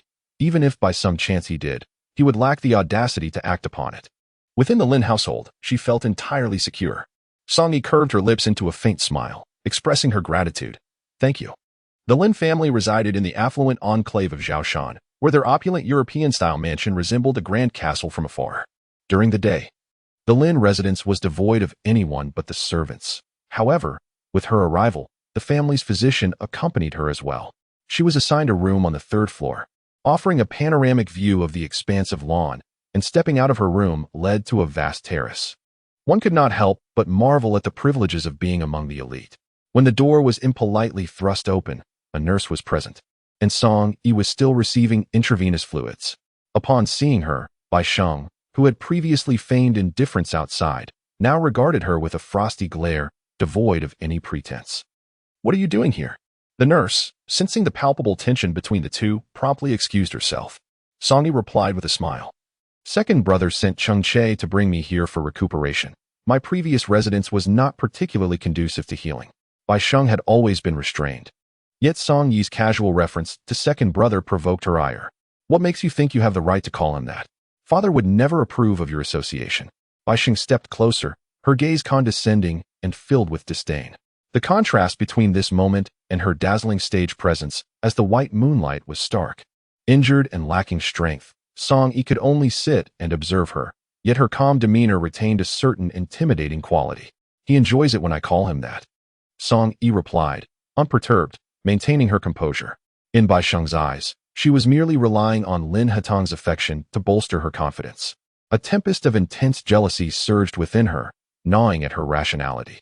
She could not comprehend why Lin Hetong, who had always remained indifferent towards matters of the heart, suddenly found himself enamored with a woman so superficial. Miss Song was no fool. She should have recognized the principle of social compatibility. How many dreamers had ultimately become mere playthings for the wealthy? Did she truly believe herself to be an exception? Bai Sheng's tone dripped with sarcasm. She regarded this woman, akin to those who sacrifice their bodies for monetary gain, with disdain. Song Yi gazed earnestly at Bai Sheng, whose expression had turned slightly caustic. That is your second brother, who has cared for you since childhood. Do you truly perceive his character so poorly? Does he revel in the manipulation of women? Her words rendered Bai Sheng momentarily speechless. Of course, it was you who seduced him first. Miss Bai, why do you harbor such animosity towards me? Have I wronged you? Song Yi, fatigued, wished to avoid further conflict. Just as Bai Sheng prepared to respond, an individual entered the room. Second brother. Bai Sheng swiftly turned, her voice softening as she approached him. You should leave. Lin Hatong merely cast a glance at Bai Sheng before stepping past her to stand before Song Yi. His warm hand rested gently on her head as he spoke in a soothing tone. In a short while, someone will bring your meal. You need not descend until you are healed. Second brother, she cannot stay in this room. It connects directly to yours. What if she is a spy sent by someone? Bai Sheng interjected, unable to restrain herself as she observed Lin Hatong's tender concern for Song Yi. I told you to leave. Lin Hatong raised his gaze, his voice firm and commanding. Chapter 14. Where is that seductive charm when you were toying with me? The sharp reprimand resonated deeply with Bai Sheng, leaving Song Yi equally astonished. She had always perceived this man as possessing a gentle temperament, one unlikely to exhibit such emotional volatility. With teary eyes, Bai Sheng exited the room, visibly aggrieved. What a temper, Song Yi remarked, her voice as calm as a still lake. She shrugged slightly. I personally harbor no grievances. I never intended to stay here for long. Yet, you wouldn't dare to disregard our sibling bond, would you? Lin Hatong cast a discerning gaze upon her, pondering how such a composed woman could remain so unfazed. That door leads to my room. Should you require anything tonight, feel free to come find me. He indicated towards a door in the opposite direction. Song Yi's gaze fixated on that door, her thoughts drifting to rather inappropriate fantasies. What could Lin Hatong's motivations be for placing her in this chamber, as if it were set up for his own convenience? Brother, with me in this arrangement, I might find myself unable to resist slipping under your covers tonight, she quipped, her demeanor turning playful once more. Lin Hatong, however, chose to disregard her frivolous banter, turning his back on her and exiting the room, leaving Song Yi in fits of laughter. Meanwhile, Bai Sheng, feeling wronged, wept as she hurried downstairs, where Lin Karen was soothing her in the living room. Miss Song is upset on behalf of my brother. She is currently the apple of his eye. You ought to temper your actions. Why provoke her further? Surely you know my brother's temperament? At that moment, Lin Hatong happened to descend the stairs, casting a glance at the pair. Song Yi needs her peace. Refrain from disturbing her unnecessarily.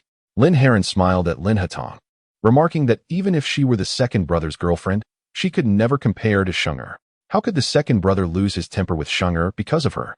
Should she behave so rudely again, I shall certainly teach her a lesson, as will you. With that, Lin Hatong headed straight for the dining room. Bai Sheng, feeling increasingly aggrieved, began to cry. Lin Heron gently stroked her back, saying, Third brother will always support you. I am here to help. Please do not cry. Gradually, Bai Sheng's spirits began to lift. Song Yi had recuperated at the Lin residence for several days, her recovery progressing swiftly. That night, well past the hour of slumber, as she lay in bed engrossed in her phone, she suddenly felt a cold creature glide over her feet. It was the height of summer, and the slender, icy being instantly brought to mind a snake.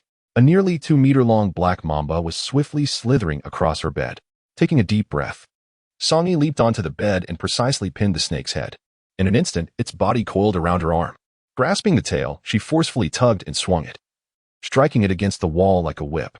Ultimately, the snake was rendered unconscious, and she tossed it to the floor before succumbing to a panic-stricken scream. As expected, Lin Hatong burst through another door, rushing towards her. What happened? Snake, snake. Song Yi's voice trembled in fright as she hurriedly hid behind him. Upon seeing the slowly writhing snake on the floor, Lin Hatong tightened his grip on Song Yi's hand, reassuring her, It's all right. It's not poisonous. The snake was clearly dazed, as if it had been struck. Song Yi, I fear. Let me take it outside first. You wait for me in my room. As Lin Hatong spoke, he released her hand and captured the snake from the ground before exiting. After he left, Song Yi slowly emerged from the room. However, her gaze was not fixed on Lin Hatong's retreating figure, but rather on another figure concealed in the shadows. In the light, she curled her lips in disdain, wearing an expression that conveyed indifference. To onlookers, it appeared somewhat provocative. When Lin Hatong approached again, he found her standing barefoot at the doorway, looking solitary and vulnerable, effortlessly stirring a man's instinct to protect. Noticing her bare feet, Lin Hatong instinctively swept her up in his arms. "It's all right," he comforted her gently. "May I not sleep alone?" Song Yi looked up at him, her face reflecting considerable fright. Lin Hatong replied, "All right." As the corridor lights dimmed, the person in the darkness slowly departed. In comparison to Song Yi, Bai Sheng was utterly lacking. No wonder Lin Hatong had taken a liking to her. Song Yi nestled into Lin Hatong's bed, and just as he was about to settle on the sofa, she grasped his hand tightly. "Brother, stay with me. I'll sleep on the sofa. There won't be any snakes." She pulled him with increasing urgency. "Are you really that afraid of me?" Lin Hatong responded. "There are distinctions between men and women. We are not truly in a romantic relationship. If we lie together and something unexpected occurs, it could be detrimental to you." Song Yu grasped his hand firmly. "It seems you aren't entirely averse to having a relationship with me. You are unmarried, and I am unbetrothed. Even if something were to transpire, I wouldn't consider myself at a disadvantage." The man regarded her, then gently pried her fingers apart. "I am a physiologically normal man, not impotent. Let us not take things too far." Given Lin Hatong's steadfastness, Song Yu refrained from pressing further and obediently laid down on the bed. However, once the room descended into complete silence, she found herself unable to sleep as the wound on her chest began to throb intermittently, stifling her discomfort. She suspected it was aggravated by the earlier incident with the snake. Lin Hatong emerged from the dressing room, having donned his suit, just as Song Yu turned over on his bed. The scene bore an uncanny resemblance to that of a married couple going about their daily lives. "Brother, why is she in your room?" Bai Sheng exclaimed, her eyes nearly popping out upon seeing Song Yu on the bed. Lin Hatong's expression darkened with displeasure as he gazed at her. "How can you be so indiscreet? Leave." Bai Sheng, once again reprimanded by Lin Hatong, could not hold back her tears. The commotion roused Song Yu, who, due to the pain from her wound, let out a soft groan. Lin Hatong immediately turned and approached her, gently lifting the covers. "What is the matter?" With her hand resting on the site of her injury, Lin Hatong's countenance fell, realizing it must have been aggravated by last night's events. In front of Bai Sheng, he even unfastened Song Yu's nightgown to inspect the wound. This prompted Bai Sheng to storm off in a fit of anger, allowing Song Yu to finally seize the man's hand. She left in tears. The usually serious Lin Hatong gazed at her with a profound expression, his deep voice slightly hoarse. "So you are quite reserved. What about that seductive charm when you were teasing me?" Chapter 15. Desire for her. Song Yi was momentarily taken aback, questioning whether he was jesting. A faint smile graced her lips as she gradually unfastened the buttons of her nightgown. "Let me show you then," she replied. As she spoke, her garment slipped from her shoulders, revealing her delicate, fair skin and collarbone, with even softer curves subtly hinted at below. Lin Hatong's gaze darkened, his breath catching in his throat. The proximity between them rendered Song Yi's audacious display utterly tantalizing. With an expression of admiration, the man swiftly rose to his feet. "Why didn't you mention the pain from your wound last night? Such negligence could easily lead to an infection. I wish to stay at your home for a few more days. The chance to spend time with my second brother is a rare opportunity. Once our collaboration concludes, it's likely we shall not meet again."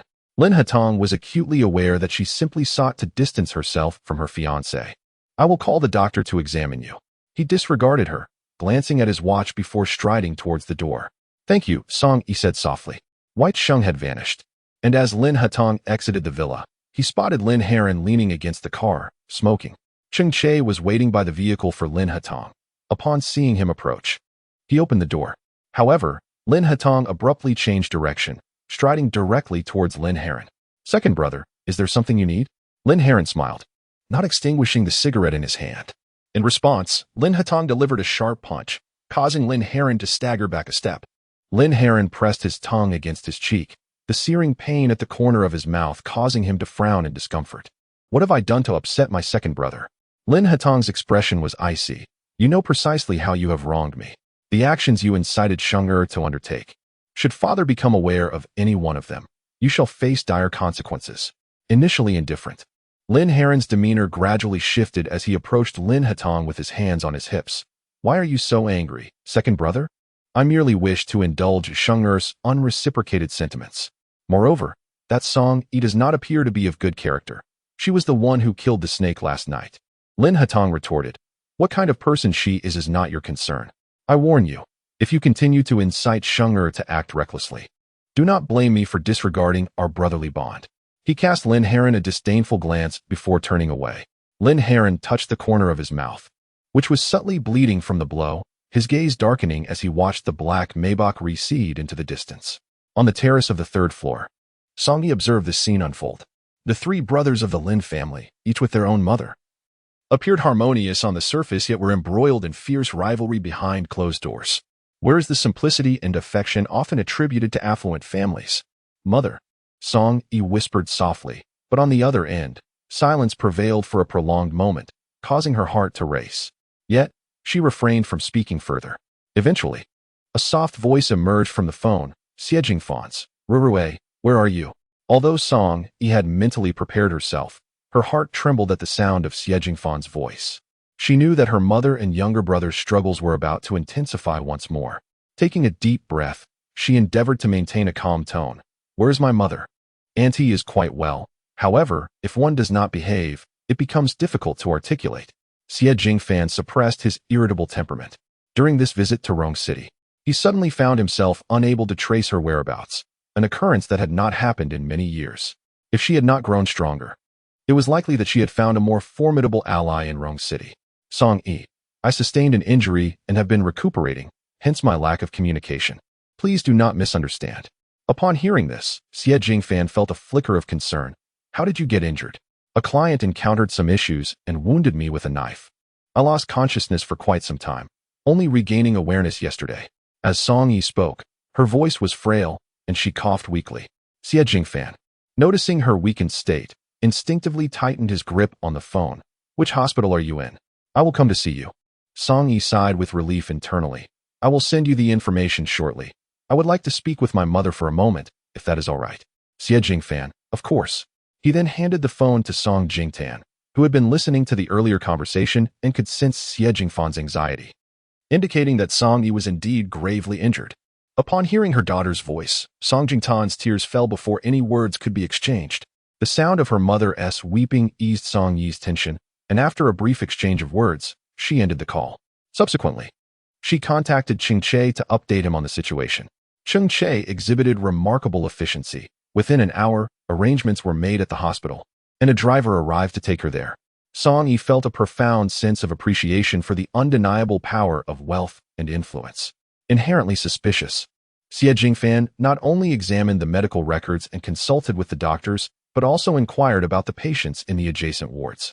Once he finally accepted the veracity of the situation, his demeanor softened considerably. He asked, what about the assailant? Song Yi replied softly, he is likely to face sentencing. And the subsequent matters largely pertained to himself. He had Cheng Shuang assisting him here. Song Yi dismissed his offer. It was inconceivable for Xie Jingfan to remain here, safeguarding the wealth and assets of Qingcheng that did not rightfully belong to him. Thus, he could manage the substantial fortune bequeathed to her by her grandfather. Having lived as a son-in-law for a lifetime, one must derive some benefit. Should she successfully marry Xie Jingfan, it would ultimately lead to a dead end. She yearned not for demise, but to rescue her mother and younger brother from peril. Yet, at present, she found herself ensnared in a quagmire, uncertain of how to extricate herself. That evening, Song Yi developed a fever, the result of an infected wound. Lin Hatong stood by her bedside, her feverish hands gripping his tightly as she murmured incoherently. Unable to withdraw, she pressed the call button. Mother. Song Yi clutched Lin Hatong's hand against her cheek, then began to sob, though dehydration from the fever rendered her devoid of tears. Even so, the anguish and sorrow she experienced in her dreams were palpably felt. Lin Hatong gazed at her, momentarily lost in thought. Until the doctor and nurses rushed in to attend to her wound, Lin Hatong forcefully withdrew his hand and exited the ward. Suyu awaited at the door, a semblance of a smile playing on his lips. Does he harbor feelings for her? Lin Hatong's expression was rather indifferent. Suyu tucked his hands into the pockets of his white lab coat and remarked, so you don't dislike her? How curious it is that she can be so close to you. What kind of extraordinary person must she be? If I had a woman as perceptive and intelligent as her by my side, many matters would be considerably easier to handle. Lin Hatong had to concede that Song Yu was more mature, composed, and even wise compared to girls of the same age. Suyu nodded, I desire her. Yet I am at a loss for words on how to express it. However, Lin Hatong's expression turned serious. If she were truly by my side, how long could she survive? Chapter 16. So you are this bashful upon mentioning this. The smile faded from Su Yu's face. Well, you are still single, aren't you? Don't ruin a young lady's life. After all, we are brothers. Introduce her to me. I am quite presentable, hailing from a family of medicine. And there are no troublesome matters at home. Lin Hatong responded, she might not be interested in you. At this, Su Yu chuckled, immediately retorting with mockery. Indeed, indeed. With your unparalleled beauty, all women in the world must adore you. Lin Hatong gazed at him earnestly. She explicitly stated that she liked my appearance and my physique. What? When did you two end up in bed together? Su Yu exclaimed. I never would have guessed. It turns out you are quite the hidden romantic. Su Yu's inquisitive demeanor reminded Lin Hatong of the rainy night when he first encountered Song Yu. He had anticipated a cliché scenario of intimacy, yet to his surprise, he discovered that being under the influence of such a drug did not necessarily lead to passion. She had even seen him in his entirety and taken photographs as keepsakes. At that moment, the doctor emerged from within and, upon noticing Su Yu's presence, respectfully greeted him as Director Su. When the fever subsides, there will be considerable sweating. Please take note, he advised.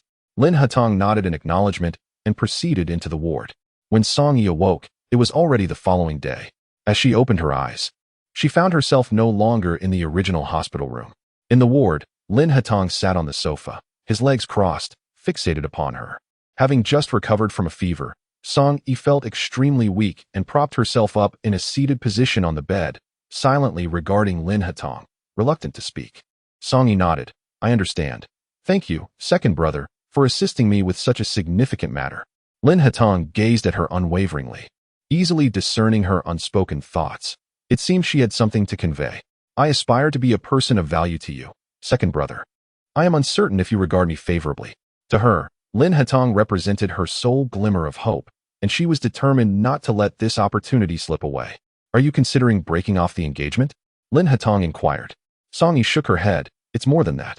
Why do you assume I would willingly assist you for no reason? Song Yi met his gaze, her frail demeanor subtly shifting. I understand that my injury is not solely Su Jing's fault.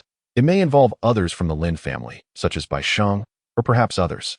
Upon hearing her words, Lin Hatong's expression deepened with intrigue.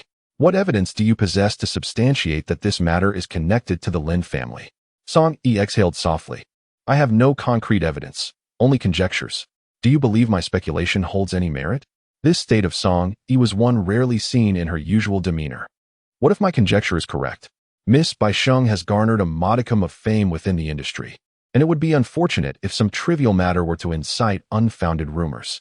Aware that Lin Hatong would not acquiesce easily, her threats seemed somewhat reckless. The man let out a low, derisive laugh. Are you not courting disaster then? I find myself in dire straits. It is better to take a gamble. Lin Hatong rose and approached the window, gazing down at her from his elevated position. This afternoon, I shall have Cheng Che bring the contract. You have a few hours to ponder your decision. My position is particularly perilous. Without a moment's hesitation, Song Yi replied, no need to consider. I must take my leave. For any matters, please contact Cheng Che. With that, Lin Hatong departed. Watching him go, Song Yi's shoulders sagged slightly. Meanwhile, Cheng Shuang finally received word of Song Yi and rushed over without delay. Oh my dear ancestor, you truly frightened me. I thought you intended to leave the company solely for my benefit. Upon seeing the very much alive Song Yi, Cheng Shuang's initial concern transformed into playful banter. Song Yi retorted, I am indeed leaving it to you, but that does not guarantee your fortune. You might very well encounter some scoundrel who would deceive you thoroughly, or worse, bring you to harm. Cheng Shuang grimaced. Enough of your prattle. After all these years, if I were to be duped again, I would take your surname. Song Yi smiled affectionately. Oh dear daughter, are you truly serious? Cheng Shuang, unable to endure any longer, swiftly shoved a banana into her mouth. I may be quite busy in the near future. Please recruit additional personnel for the company. Cheng Shuang stared at her. Busy flirting with Lin Erye, are we? Do you wish for the company to expand its scale? Cheng Shuang's mind was racing, and she approached Song Yi with an inquisitive expression. Sister, did you truly charm him? Song Yi raised an eyebrow. What do you think? Cheng Shuang's excitement was palpable. It must be you. You're simply remarkable. Isn't it especially thrilling to have someone so extraordinary? As Song Yi looked at Cheng Shuang, She found it difficult to avoid describing her as somewhat indecent, yet her demeanor was undeniably suggestive. They hadn't even reached that stage. And besides, even if they had, the one who should be exhilarated is me. Why are you so animated? Song-yi suddenly felt that Cheng Shuang was in dire need of a romantic relationship. It seemed as if she had been particularly lovesick these past couple of years. Cheng Shuang, upon hearing this, looked quite deflated.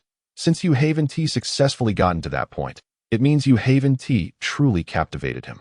Isn't it more important to win his heart? What are you thinking about every day? Have you been daydreaming about matchmaking? Song-yi glanced at her, her words dripping with jest. Cheng Shuang sighed softly. You could say that. Don't you know that our profession significantly influences our romantic prospects? You're still young. It would be wiser to earn more money. When the right one comes along, everything will fall into place swiftly, so why the rush? Cheng Shuang pouted, choosing not to respond, as she was not fond of Song-yi's philosophical musings, with the absence of Xie Jingfan's disturbances for the time being. Song-yi was recovering swiftly in the hospital, and she would be discharged within a week. On the day of her discharge, it was Cheng Che who came to pick her up.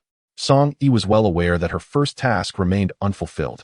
Cheng Che was remarkably discreet, not uttering a single unnecessary word. Thus, Song-yi was delivered to the Lin residence and settled into her original room. Upon her arrival, Bai Sheng was playfully nestled next to Lin He-wan, exuding an air of endearment.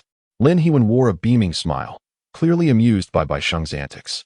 As he lifted his gaze, it fell upon Song-yu. Although the three Lin brothers were born of different mothers, their striking resemblance was remarkable, making it easy to mistake them for full-blooded siblings. However, their varying ages brought forth distinct temperaments and states of being. Lin He-wan, at the age of 35, donned a traditional and composed attire, lending him an air of maturity, albeit with a handsome visage. Miss Song, how is the recovery of your wound? He inquired. Song-yu, maintaining her composure, replied, very well. It was hardly surprising that the Lin family had thoroughly investigated her background. Lin He-wan's knowledge of her surname was to be expected. Beside them, Bai Sheng could no longer contain herself and interjected, Elder brother, Miss Song risked her life to save you. You ought to offer some form of compensation. Otherwise, second brother will be at a loss as to how to repay such a kindness. Chapter 17. I am simply drawn to his handsomeness. Lin He-wan playfully poked Bai Sheng on the forehead. This is a personal matter for your second brother. You should refrain from meddling. Despite his admonishment, his words carried a gentle affection, revealing that Bai Sheng was indeed treated like a princess within the Lin household. He then turned his attention back to Song-yu, saying, Our little sister has been spoiled by us. Please do not take it to heart, Miss Song. However, Song-yu did not perceive any hint of apology on Lin He-wan's face. She faintly curled her lips and replied, Of course, I shall not take it to heart. I am still in the recovery phase, so I shall excuse myself from company. Lin He-wan responded, Do take good care of yourself. After courteously acknowledging, Song-yi ascended the stairs under Cheng Che's accompaniment. Brother, they haven't even begun to get acquainted, yet second brother has already brought her home? Bai Sheng's dissatisfaction ensued. She attempted to voice her objections, but her protests fell on deaf ears. Lin Hetong, seemingly the most amiable yet hardest to please among the three brothers, appeared impervious to both gentleness and firmness. Lin He-wan feigned a sigh of regret, remarking, Isn't this your fault? Had you not offended those socialites I introduced to your second brother, Miss Song would not be here today. Bai Sheng found herself momentarily at a loss for words in response to Lin He-wan's statement. Numerous women had sought to approach Lin Hetong, with the family having arranged blind dates, and the eldest brother having made numerous introductions, yet all had inevitably incurred her displeasure. Are you at odds with me? Or do you intend to challenge father? Lin He-wan inquired first. The atmosphere between them turned icy, devoid of any semblance of fraternal affection. Father is indifferent to our romantic pursuits. It is only the prospective spouse whom we bring home. Is she? Lin He-wan leisurely interrupted. Lin Hetong met Lin He-wan's scrutinizing gaze, her tone resolute. She could be. You intend to send her to her doom. Lin Hetong's formerly gentle demeanor began to harden, her gaze turning frigid. Let anyone dare to harm her. Without waiting for Lin He-wan to respond, Lin Hetong turned on her heel and exited the study. Song-yi sat in his room, engrossed in a book. Suddenly, Lin Hetong entered with a stern expression, taking a seat beside her in silence. She slowly set the book down, raising her hand to rest upon the back of his, tilting her head to gaze at him, her voice tender as she inquired, Who has angered second brother? Their eyes met, Yet within Lin Hatong's gaze lay a profound and unfathomable darkness. You truly do not fear death. Song Yi, captivated by the exquisite beauty before her, could not help but cup his face in her hands, leaning in slowly, intent on planting an innocent kiss upon his cheek. There is a saying that goes, to die beneath the peony is to be a spirited ghost. She found herself at a loss, inexplicably drawn to mischief in Lin Hatong's presence, her words taking on a risque tone, as if possessed by a whimsical spirit. Feeling the warmth of her breath upon his skin, Lin Hatong turned his face away, just as she was about to kiss him. Since we have reached a consensus for long-term cooperation, there is no need for you to persist in this manner. Song Yi snuggled closer to him, her voice a soft murmur, but what can I do? I genuinely like second brother. Enough of this, go to sleep early. Lin Hatong pulled her away from his embrace. His voice deep and husky, a timbre belonging to a man's restrained patience. Those novels often portray absurd tales, claiming that a man reacts to the woman he cherishes. Such notions merely deceive the lovesick. In reality, a man's body can be quite honest. Song Yi, however, refused to budge, her voice growing ever more delicate. I'm afraid to sleep alone over there. Lin Hatong inhaled softly. Song Yi possessed many admirable qualities, yet her penchant for flirtation left him at a loss. After all, this cup had encountered numerous women, yet only Song Yi dared to touch him so boldly. In the subsequent days, Song Yi became aware that the most authoritative elder brother in the household, Lin Hoan, did not approve of her being in a relationship with Lin Hatong. Residing in this household made it difficult for Bai Sheng to approach Lin Hatong. Soon, Song Yi discerned that every member of the family seemed to be aware of Bai Sheng's forbidden love for Lin Hatong, and there were even subtle hints of matchmaking. It is no wonder that the upper echelons of society engage in such peculiar games. Miss Song, what are you spying on? Lin Heron's voice suddenly emerged from behind. However, the abruptness of his arrival did not startle Song Yi in the least. I am curious which eye of the third master has perceived me as a spy. I am here quite openly, Song Yi replied. Lin Heron, who managed numerous entertainment companies, had encountered all manner of women. Elder brother has prepared a sum of money for you, hoping you will part ways with second brother and lead your own life, Lin Heron stated, presenting a bank card. Song Yi glanced at the card and inquired, how much is in there?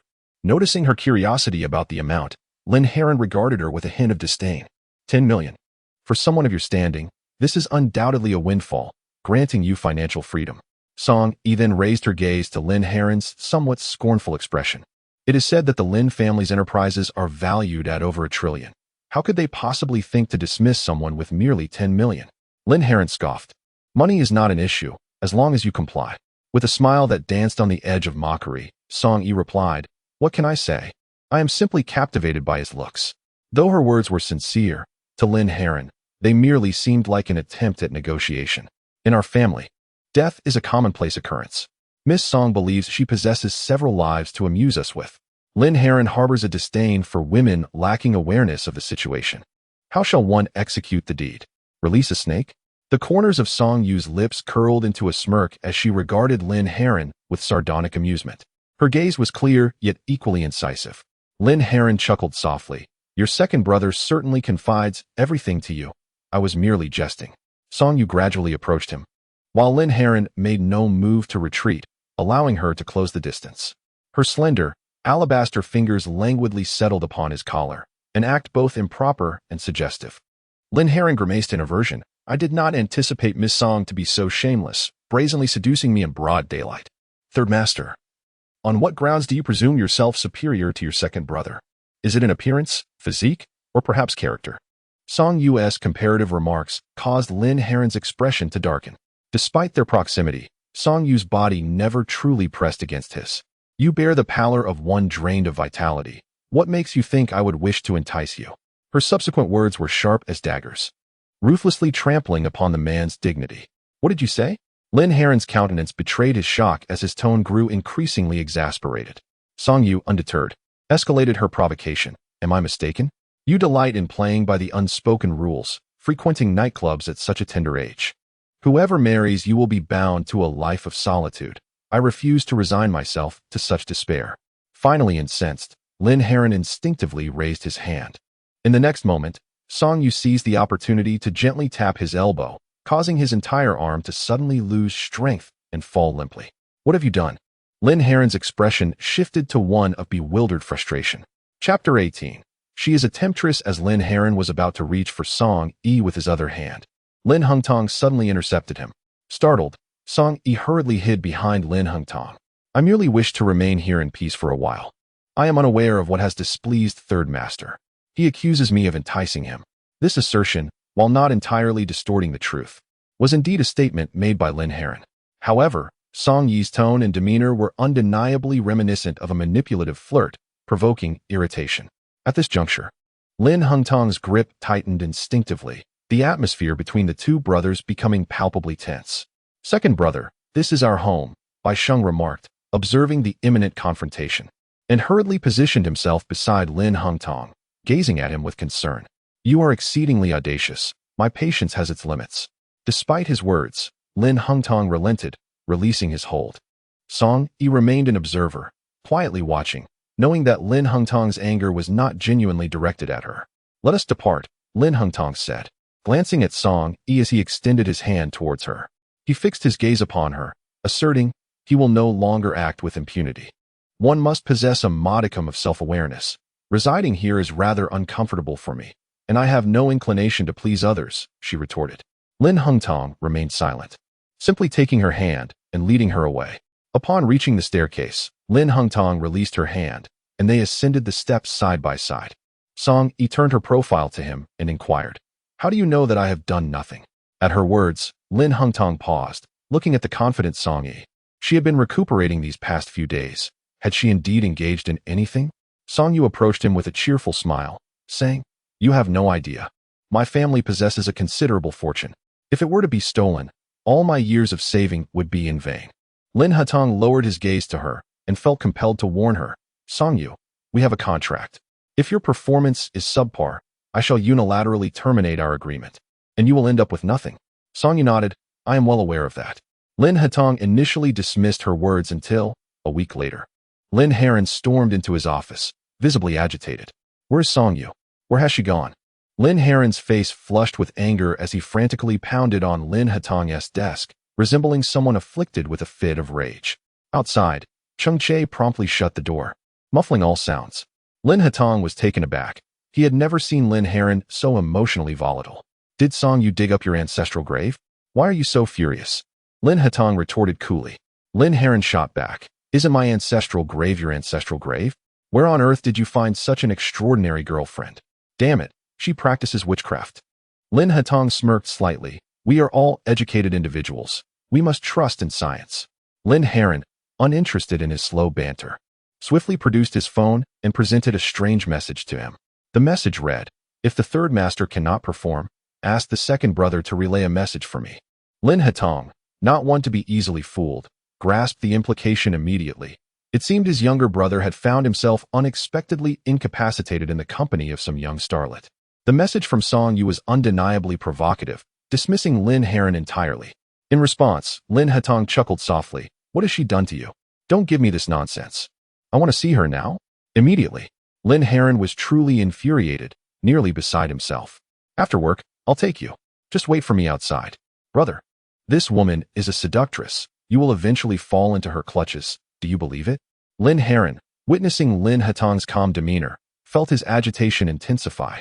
If you wish to regain your former glory, it would be prudent to wait for me outside. Though seething with rage, Lin Heron had no choice but to suppress his temper and step outside. Subsequently, Lin Hengtong made a phone call to Song Yu at her office. Upon receiving Lin Hengtong's call, Song Yu sweetly greeted him as brother. Lin Hengtong cut straight to the chase, inquiring, what have you done to Lin Heron? Song Yu spun in her chair. Has he been looking for you? Lin Hengtong's gaze darkened slightly.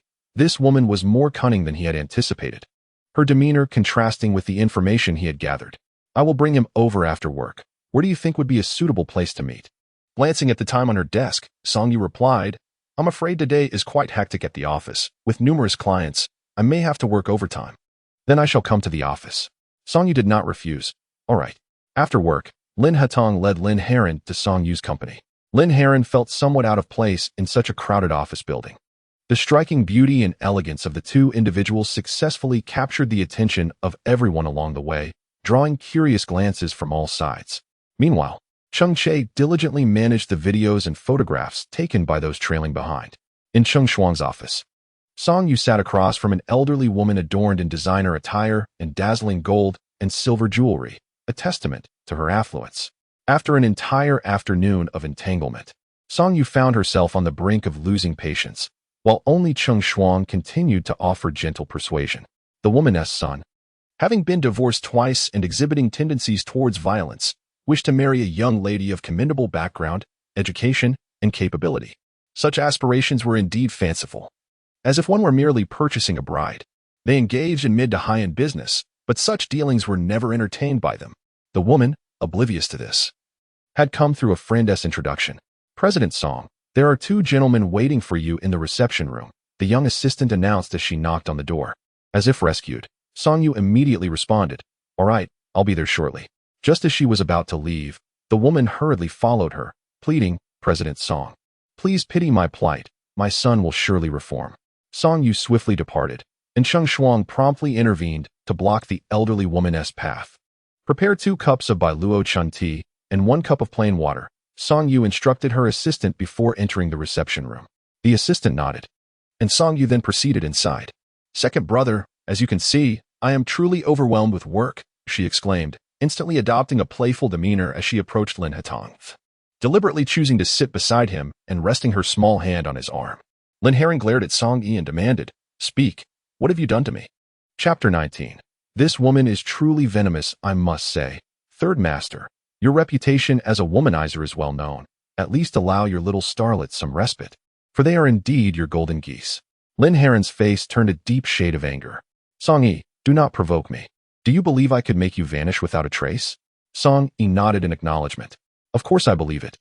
But do you truly wish for your lineage to be severed forever? Is that what you desire?" Her voice was soft yet steady, laced with an undertone of mockery. Lin Heron's eyes widened in indignation as he pointed a trembling finger at her. "Second brother, aren't you going to intervene? I am your younger brother, and she wishes for my line to be extinguished."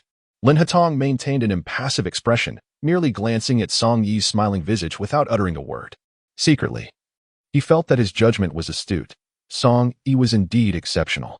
She had ensnared Lin Heron without leaving a trace, managing to safeguard herself while also teaching the arrogant Lin Heron a lesson, truly a masterstroke. At that moment, a young assistant entered, carrying tea. 2 cups of Biluakan, 1 for this gentleman beside me and 1 for myself. The rest shall have plain water. Song Yi preemptively arranged the order before the assistant could speak. Lin Heron stared at the glass of plain water placed before him, his expression one of utter disdain. "I refuse to drink this." "Then you may leave. This matter no longer concerns you," Song Yi replied imperiously. The obedient assistant promptly removed the cup of plain water. Lin Heron, taken aback by Song Yi's utter lack of deference, wore a long face. "Song Yi, Song Ru gently gazed at Lin Hatong beside her and said, "Second brother, this is the Mingqian Biluakan tea I picked from my tea garden in the south this year. Please, do have a taste." Lin Hatong lifted the teacup, inhaling the fragrant aroma, and nodded in approval. "Quite good. If you like it, I shall prepare some for you to take when you leave," she added. Lin Heron, feeling overlooked, clenched his teeth and interrupted their conversation. "Song Ru, I came to you to resolve an issue. What is this attitude? Shouldn't you apologize to me first?" Song Ru looked at him with earnestness, devoid of any jest, her gaze starkly contrasting with that she directed at Lin Hatong. Lin Heron retorted, "What should I apologize for?" Song Ru replied solemnly, "I understand that someone of your esteemed status, like Third Master, enjoys categorizing people into ranks and delights in belittling those beneath him. Others' tolerance may vary, but I will not endure it. You have spoken to me with disrespect, trampling upon my dignity, and thus you owe me an apology." Each word she uttered conveyed her nature as one who would seek retribution. Naturally, Lin Heron was unwilling to concede, his gaze shifting directly to Lin Hatong. "Second brother, are you truly going to remain indifferent?" Although Lin Hatong was not the focal point of this incident, he nodded sincerely. "What she says is quite reasonable. On what grounds do you insult her character?" It was evident that Lin Heron, who had always held himself in high regard, could not bring himself to utter the words "I am sorry." "Who do you think you are? Do you genuinely believe that by being associated with my second brother, you can marry into a wealthy family?" "Stop dreaming," Lin Heron exclaimed in a fit of rage, launching an unrestrained verbal assault on Song Ru. As Song Yi was about to retort, Lin Hatong splashed a cup of hot tea directly onto Lin Horan's face. Startled, Lin Horan immediately sprang up from the sofa. Second brother, what are you doing? Have you forgotten what I told you? She is my woman. What right do you have to criticize her? Lin Hatong leaned back, and an imposing aura suddenly enveloped him. Lin Horan felt a chill run down his spine under Lin Hatong's icy gaze. He certainly did not dare to confront his elder brother head-on. I must have been out of my mind. What sort of poison has this woman cast upon me? What if she intends to end my life? Song Yi, uninterested in his ramblings, sent a text to Cheng Shuang. 2 minutes later, Cheng Shuang entered with a small brown glass bottle. Why did you suddenly ask me to bring this? She murmured. But upon seeing the two exceptionally handsome men, she momentarily lost her train of thought. Song Yi waved her over, and Cheng Shuang approached to hand her the item. This little vial will ensure your normalcy for a month. I hope that within this month, Third Master can devise a compensation that satisfies me. Song Yi had no intention of letting him off easily. Having worked in the shadows since the age of 14, she had encountered all kinds of people. Dealing with this type was not particularly challenging. What would you like to eat tonight? Lin Hatong turned to Song Yi, his brow and eyes softening considerably. Anything is fine. Cheng Shuang's gaze flitted between the two handsome men. Heaven had indeed been kind to her, presenting her with two stunning visages. Though it was a pity about one of them, whose health was rather wanting. Song Yi glanced at Cheng Shuang, who appeared starry-eyed, and asked, by the way, Cheng Shuang, have you seen off that lady? Cheng Shuang, I just sent her off, and I expect she'll be back tomorrow. What should we do? Song Yi pondered for a moment and continued, have the staff work overtime to find a martial arts champion or a sanda champion, someone with impressive skills and stamina. After years of mutual understanding, Cheng Shuang instantly grasped her intention and smiled knowingly. It has to be you, doesn't he? Inform that lady that the introduction fee will be multiplied tenfold. Cheng Shuang nodded. All right, I shall have someone attend to it immediately. However, Lin Horan was left utterly perplexed. All right, I will wait for you downstairs. You carry on with your tasks. There's no rush. I can wait indefinitely. Upon finishing, Lin Hakong stood up and departed. Despite being drenched in hot tea and looking quite disheveled, Lin Horan had no choice but to follow his elder brother. As soon as they exited the elevator, he curiously inquired of Lin Hakong. What did she mean by that? It seems there's a difficult client insisting on this deal. She's merely seeking someone suitable to match. Lin Horan scoffed coldly. What sort of man could endure living with a sanda champion? Wouldn't he be subjected to daily beatings? That woman is truly malicious. Lin Hakong cast him a sidelong glance. Now that you recognize her malice, perhaps it is wise to temper your demeanor. You should contemplate what kind of compensation might satisfy her. Do not allow her to torment you for a lifetime. Upon hearing this, Lin Horan's expression darkened. Are you merely going to watch her take action against me? Compared to you, I am merely a bystander. What do you call it when you incite Erye to drug me? Lin Hakong's cool, measured voice struck Lin Horan's heart like a hammer. Lin Horan instinctively swallowed hard. Second brother, what nonsense are you spouting? You know very well whether this is your doing. Lin Hungtong did not even glance at him. Unwilling to engage in a dispute, Lin Horan awkwardly pursued Lin Hungtong's footsteps, realizing that Song Yu's machinations were orchestrated by Lin Hungtong. This manner of manipulation was more tormenting than death itself. Lin Horan promptly began to console himself. Second brother, we are blood brothers. I know your feelings for Shunger. Chapter 20. Do you really dislike me? Before Lin Horan could finish his statement, Lin Hungtong's icy gaze pierced through him, silencing Lin Horan's voice instantly. Witnessing Lin Hungtong's unyielding demeanor filled Lin Horan with despair and suffocation. I am your brother. You cannot treat me this way. If elder brother finds out, he will not spare Song Yu. To this, Lin Hungtong appeared unfazed. Song Yu was remarkably clever. She had already secured her position by using Lin Horan's predicament as leverage. If her skills were sufficiently adept, elder brother would be powerless against her. Song Yu has a fondness for wealth. Perhaps you should ponder this angle more deeply. Realizing that further entanglement would be futile, Lin Horan decided to leave. Approximately 10 minutes later, Song Yu emerged, cheerfully getting into the car in the garage. Do you enjoy Chinese cuisine? Lin Hungtong inquired gently. Song Yu nodded. I do. You are more formidable than I anticipated. I genuinely did not expect you to handle the third brother so effortlessly. Regarding the information that can be found about you, how credible is it? It was only natural to question her true identity and background. This was a standard procedure. Song Yi, why do you care about this? I am still young and not a bad person. The authenticity of my information is questionable. What is there to be concerned about? Your attitude makes it difficult for me to fully trust you. Song Yi smiled lightly. Even if my information were entirely true, you would not completely trust me, would you? People of your status and position rarely take strangers at face value. Her perceptiveness garnered a measure of respect in Lin Hatong's gaze. Lin Hatong then inquired, is the third brother in any danger? Of course not. What made you suddenly think of taking action against him? I never instructed you to do so. Song Yi bit her lip, initially intending to hold back, yet she found herself unable to. The day I met you. It was actually Bai Sheng who drugged you, wasn't it? I do not wish to speculate, but I cannot help myself. Song Yi wore an apologetic smile. She truly did not want to bring this up. However, in the complex dynamics of the Lin family, as an observer, she had witnessed far too much. Lin Hecaran was not particularly deep in thought, making him the most suitable target. Lin Hatong's expression suddenly turned serious. Was it merely speculation? Song Yi gently clasped his hand, her touch soft and warm. Her sweet smile illuminated her delicate face, rendering any harsh words inconceivable.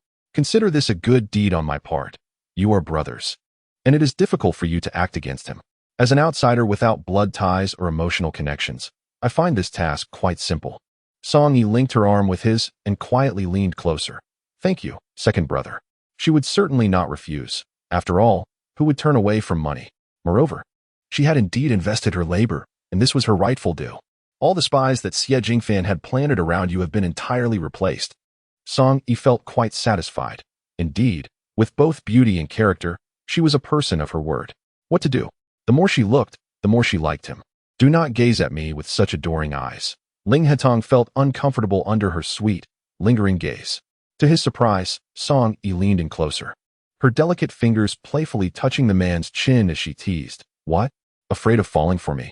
Ling Hetong lowered his gaze upon her, his clear eyes revealing no turbulence, and he swiftly took her restless hand down. He murmured, a woman like you is not worthy of love.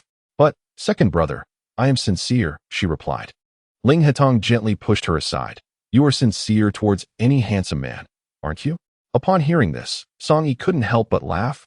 Aren't men like that too? They are sincere towards beautiful women. Ling Hetong chose to remain silent. In her eyes, he was no different from ordinary men driven by lust, perhaps merely more handsome. Second brother, you are exceptional. How could you be like those ordinary men? I wasn't referring to you just now. Song Yi seemed to understand what was on Ling Hetong's mind at that moment, gently tugging at his sleeve, sincerely apologizing to him. However, Ling Hetong ignored her.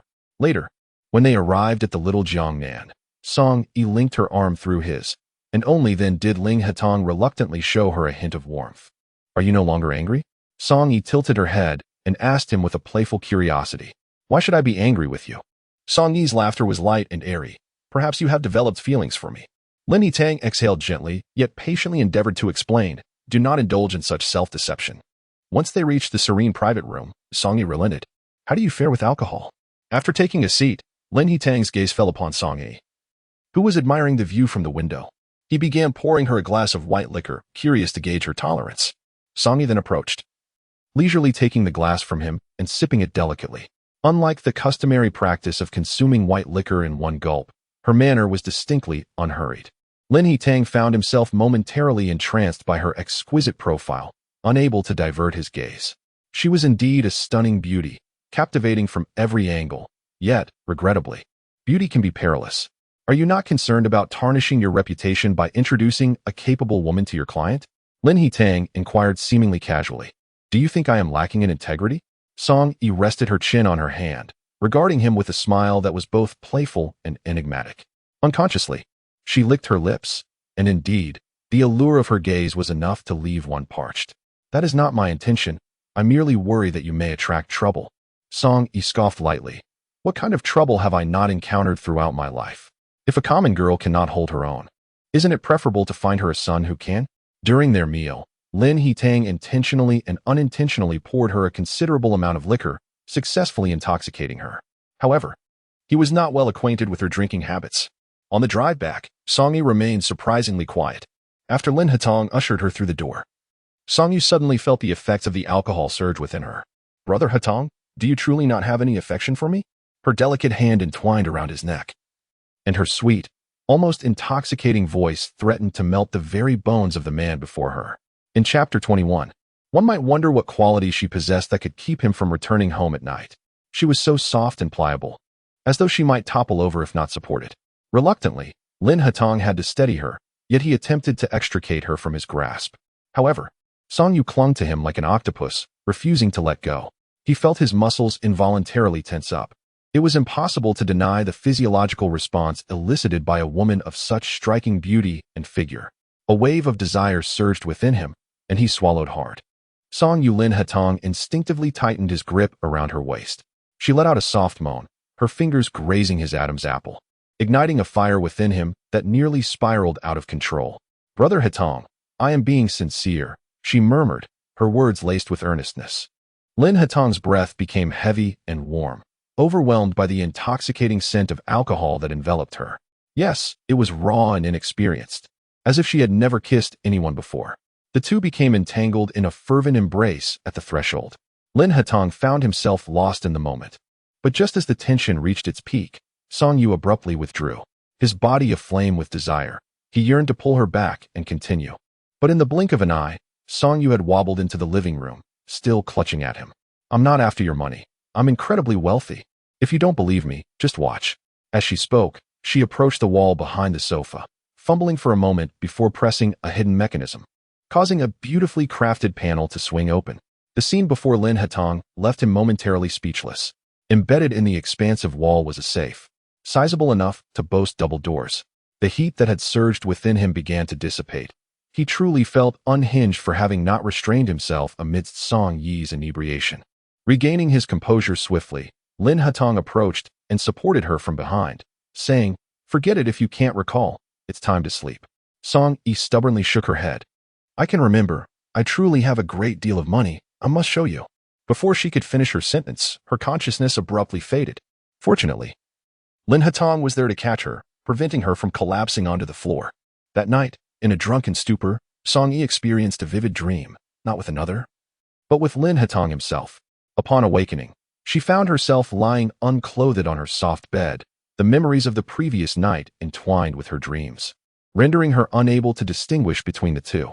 Rising from bed and dressing, she stepped onto the balcony to call Lin Hatong. "Are you awake?" His warm voice resonated through the phone. Touching her flushed face, Song Yi hesitated before asking, "Why am I not wearing any clothes?" Lin Hatong's expression shifted slightly. The vivid memories of the previous night's passionate encounter still fresh in his mind, the warmth of their contact seemingly lingering on his fingertips. His calm demeanor, however, confirmed that nothing had transpired between them. While Song Yi felt a wave of relief, an inexplicable sense of disappointment washed over her. "Thank you. Let's leave it at that for now. I will contact you if anything arises."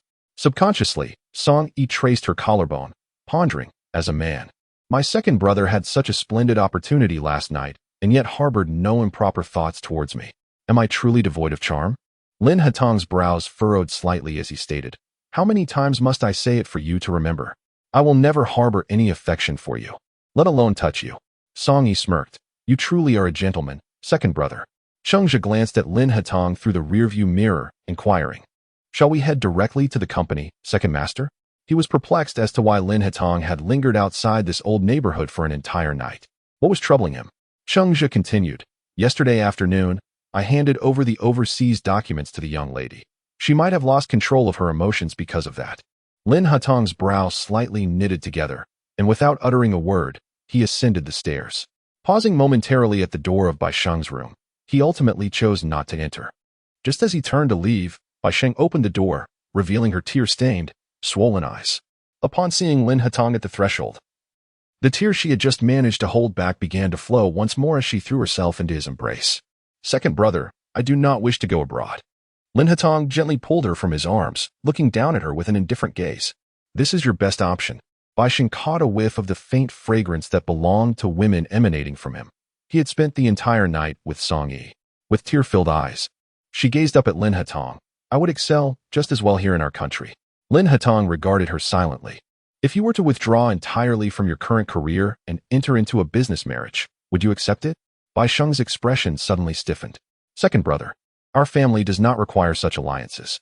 She merely wished to remain his sister within the Lin family for a lifetime, even if that veil between them could never be pierced. She had no desire to marry anyone.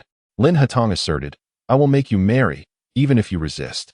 Bai Sheng attempted to grasp the hem of his garment, but he forcefully shook her off.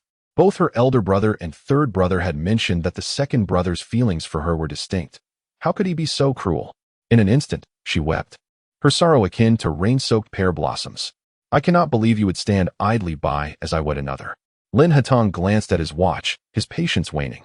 Consider it carefully. If you truly wish to avoid going abroad, I shall promptly arrange a blind date for you. Second brother. She longed to inquire what made her inferior to Song Yu. Was it merely that Song Yu's allure captivated others? What quality did she possess that compelled you to spend nights away? Her feeble voice managed to halt Lin Hatong. Bai Sheng staggered and collapsed to the ground. While Lin Hatong's retreating figure never looked back, Bai Sheng seemed to hear the sound of her heart shattering as she fell to the ground in a fit of inconsolable tears. Chapter 22. If he does not favor you, your plight will be dire. After that, Bai Sheng inexplicably fell ill for a time. Following that night with Song Yu, Lin Hatong also did not make contact for an extended period. Song Yu found herself lost in thought, gazing at the small, plump goldfish in the communal area. Cheng Shuang, spotting Song Yu from a distance, stealthily approached from behind and gently covered her eyes. Darling, guess who I am? Cheng Shuang's voice feigned a lewd tone as she leaned in to whisper in her ear. Song Yu raised her hand to capture Cheng Shuang's, playfully chiding. What are you doing? Cheng Shuang could not bear to see Song Yu like this. All her body hair stood on end. I'm not the second master. You needn't be so coy. Look at this, all my hair is standing up. Cheng Shuang raised her arm for Song Yi to see. Upon hearing the term second master, Song Yi furrowed her brow slightly. Why bring him up for no reason? Cheng Shuang wore a mysterious expression. Do you wish to hear the latest news regarding the Lin residence? Song Yi turned and walked towards her office, with Cheng Shuang closely trailing her, eager for her response. Yet, Song Yi remained silent, which only heightened Cheng Shuang's impatience. After a moment's hesitation, Song Yi settled onto the small sofa without uttering a word. Observing her demeanor, Cheng Shuang's expression grew increasingly grave. Could it be that she has genuinely developed feelings? Song Yi glanced at her and smiled. You are allowed your infatuation, but I am not permitted to experience love at first sight? Perhaps it was the indifference he had shown her that ignited her desire for conquest. Such is human nature. The more elusive the prize, the greater the yearning. Cheng Shuang's smile faltered, for Song Yi's circumstances and family background did not afford her the luxury of truly falling for someone. If he does not reciprocate your feelings, the consequences could be dire. Song Yi lifted her gaze to Cheng Shuang, fully aware of her concern. Whether it was marrying Xie Jingfan and entering a dead end or falling for another, her fate seemed an unsolvable tragedy. Fool, even if he does like me, I would still face dire consequences. Relationships across social divides often lead to ruin. Cheng Shuang's eyes reflected deep sorrow as she silently regarded her for a long while. What would you like to eat tonight? After a lengthy pause, Cheng Shuang shifted the topic. Song Yi reclined, resting against the sofa while gazing at the ceiling. Let us go for drinks. Cheng Shuang felt a sense of relief wash over her and quickly grabbed her phone to make a call. Then I shall make a reservation. The premier nightlife venue, Oriental Charm, graces the banks of Nanhu. As regular patrons, Song Ru and Cheng Shuang were immediately greeted with warmth upon entering. En route to their private room, they unexpectedly encountered Lin Heron, who was cradling a young star from his company, visibly inebriated. However, upon catching sight of Song Ru, his intoxication seemed to dissipate somewhat. Song Ru? Lin Heron instinctively pushed the young star away. It was then that it dawned on him that nearly a month had elapsed, and his waning physical strength served as a reminder that time was slipping away. Song Ru cast a fleeting glance in his direction, choosing not to engage, and turned her attention to Cheng Shuang. I hear there are many new boys. Let us invite a few. Lin Heron raised an eyebrow sharply, gesturing for the young star to depart. Our Miss Song appears rather discontented, perhaps due to the prolonged absence of second brother's attention. His tone was laced with a hint of mockery. Stung by his words, Song Ru finally confronted the nonchalant Lin Heron before her. Is this how you speak to me? In earnest? Her frigid gaze was a clear warning. Lin Heron inhaled deeply. Over the past month, he had consulted numerous esteemed physicians and consumed a myriad of medications. Yet as the month drew to a close, he found himself still unwell. Before Lin Heron could respond, Song Ru linked arms with Cheng Shuang and began to walk away. Song Ru, Lin Heron called after her. Remove your filthy hands. Cheng Shuang, quick on her feet, swatted Lin Heron's hand away as he attempted to grasp Song Ru. With a fierce glare, Cheng Shuang admonished him, and Lin Heron refrained from further attempts. He couldn't help but think that Song Ru, indeed, surrounded herself with like-minded individuals. Even her friends were no trifles. Upon reaching the private room, Cheng Shuang, filled with exuberance, eagerly grasped her tablet to summon young gentlemen to serve the drinks. Meanwhile, Song Yu sat quietly on one side, patiently awaiting her turn. Can we ask her to step outside while we discuss business? Lin Heron ventured to speak first, unable to suppress his curiosity. Song Yu, languidly reclining at the opposite end of the sofa, cast a sidelong glance at him. We are inseparable, she replied.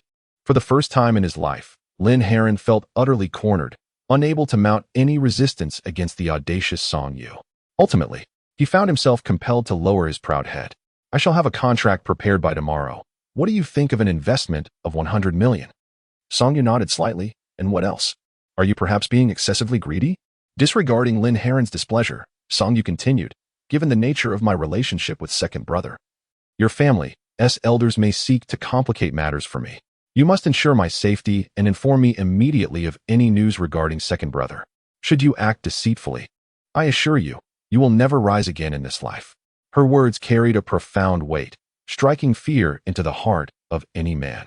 Though Lin Heron harbored thoughts of her ancestors, he could only swallow his indignation at that moment. Very well. Where is second brother tonight?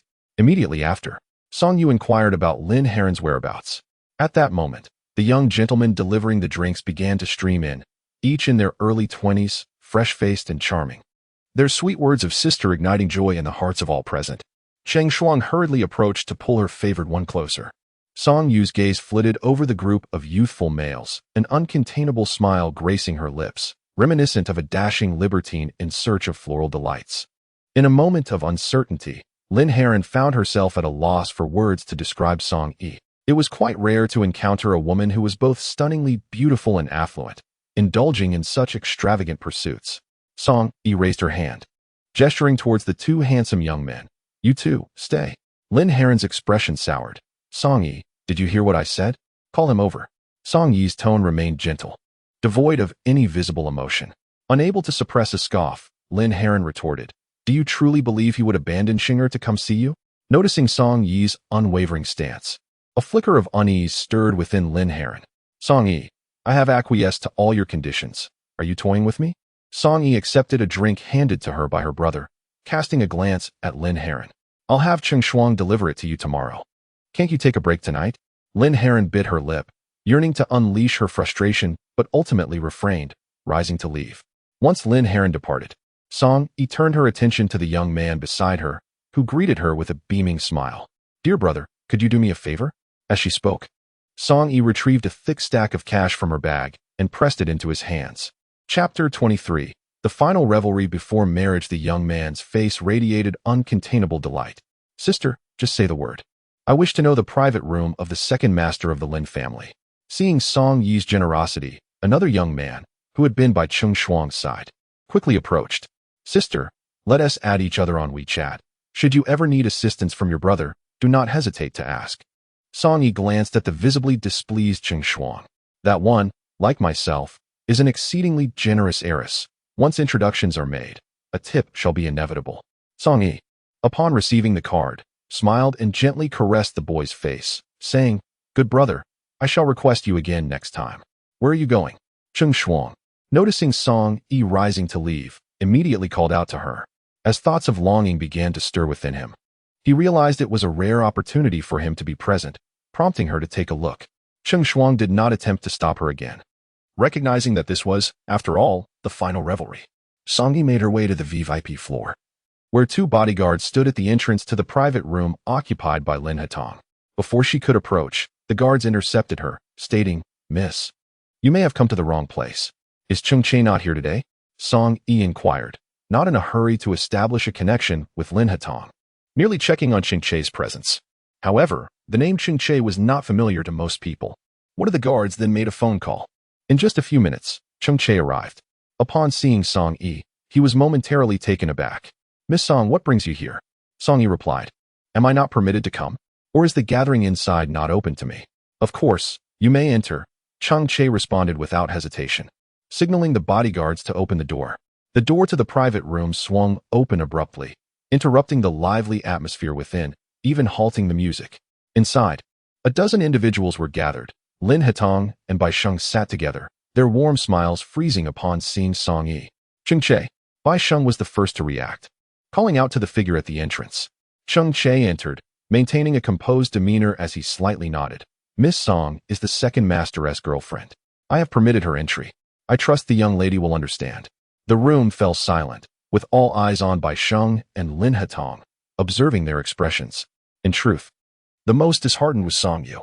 She yearned to maintain a facade, yet upon witnessing Lin Hetong's engrossed expression beside her, she could not suppress the disappointment that caused her eyes to glisten with unshed tears. If I have intruded upon your enjoyment, I sincerely apologize, she stated.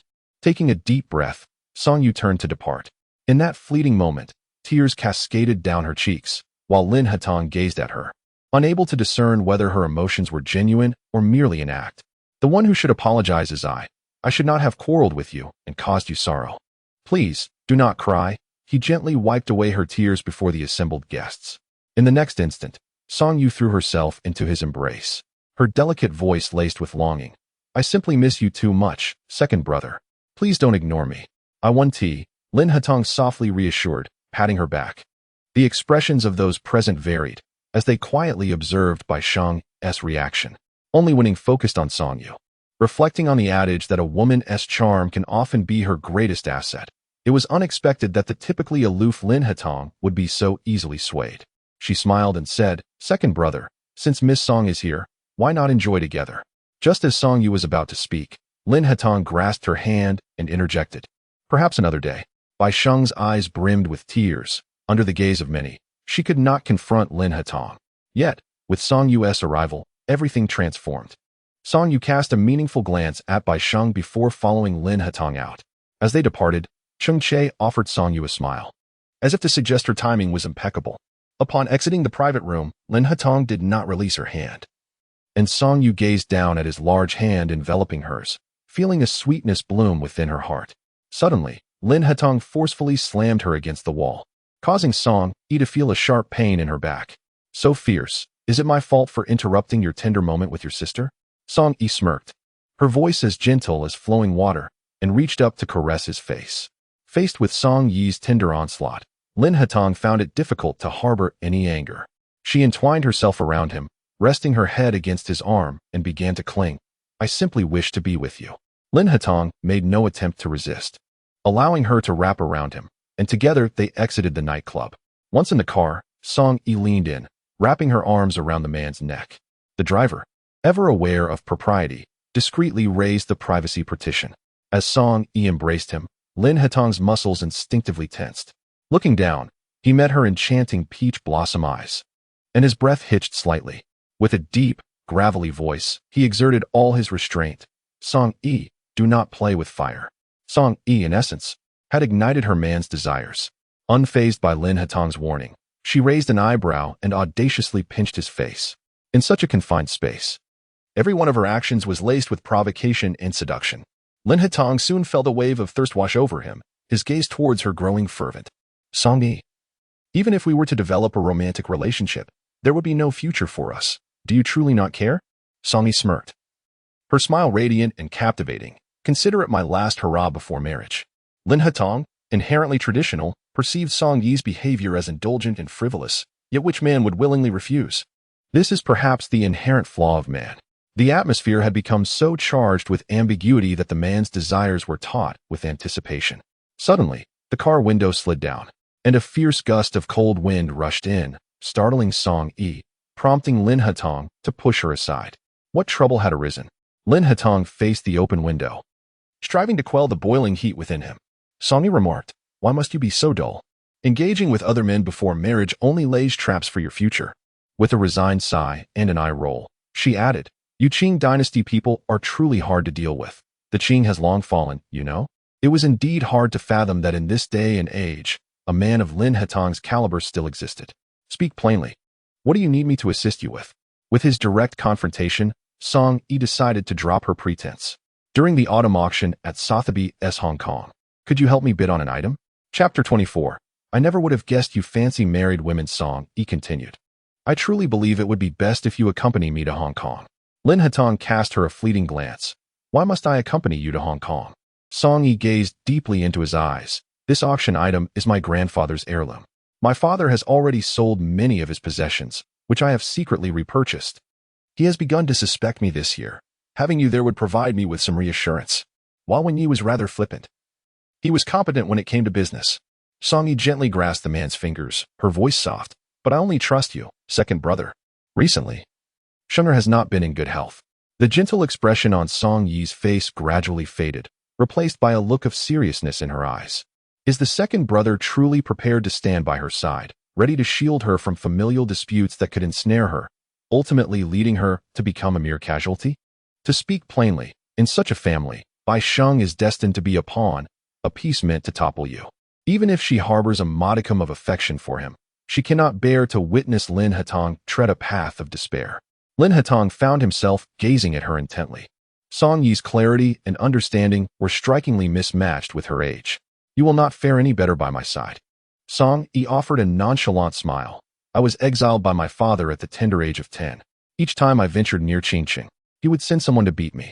He squandered my grandfather's inheritance on mistresses and illegitimate children, while my mother and sick brother were mere leverage against me. After all these years, my heart has turned to stone. I suspect that your Sheng'er has never known such a life. Though she appeared frail and delicate, the resilience in her eyes was undeniable. Lin Hatong gently grasped her chilled hand, blown about by the wind. I will accompany you to Hong Kong. Song Yi lowered her gaze, concealing all her emotions, and quietly whispered, thank you. Previously, she had, to some extent, intentionally revealed her pitiable background and tragic circumstances. Yet it was only this time that Lin Hatong took the initiative to inquire further. As long as I am perceived as a useless individual, I pose no threat to them. After marriage, should an unforeseen incident render me a mere shell of my former self, they could effortlessly indulge in the inheritance left by my grandfather. This, perhaps, is her most optimistic expectation of an outcome, though it may also drive them to greater madness. Lin Hatong remained silent for a considerable time, merely gazing at Song Yi.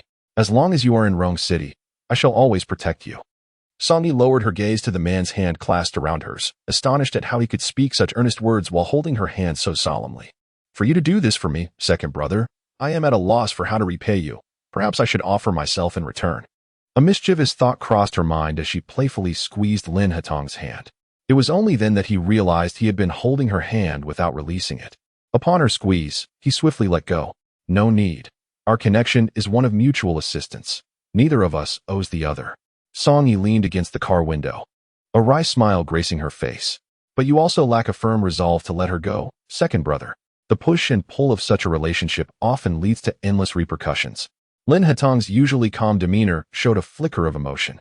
Few possess a heart as steadfast as yours in this world. Song Yi pouted slightly, acknowledging her own disposition. May I be so bold as to inquire about the nature of your feelings for this sister of yours, who shares no blood relation? Lin Hatong paused, then turned his gaze back to Song Yi. Of course, it is a bond of sibling affection.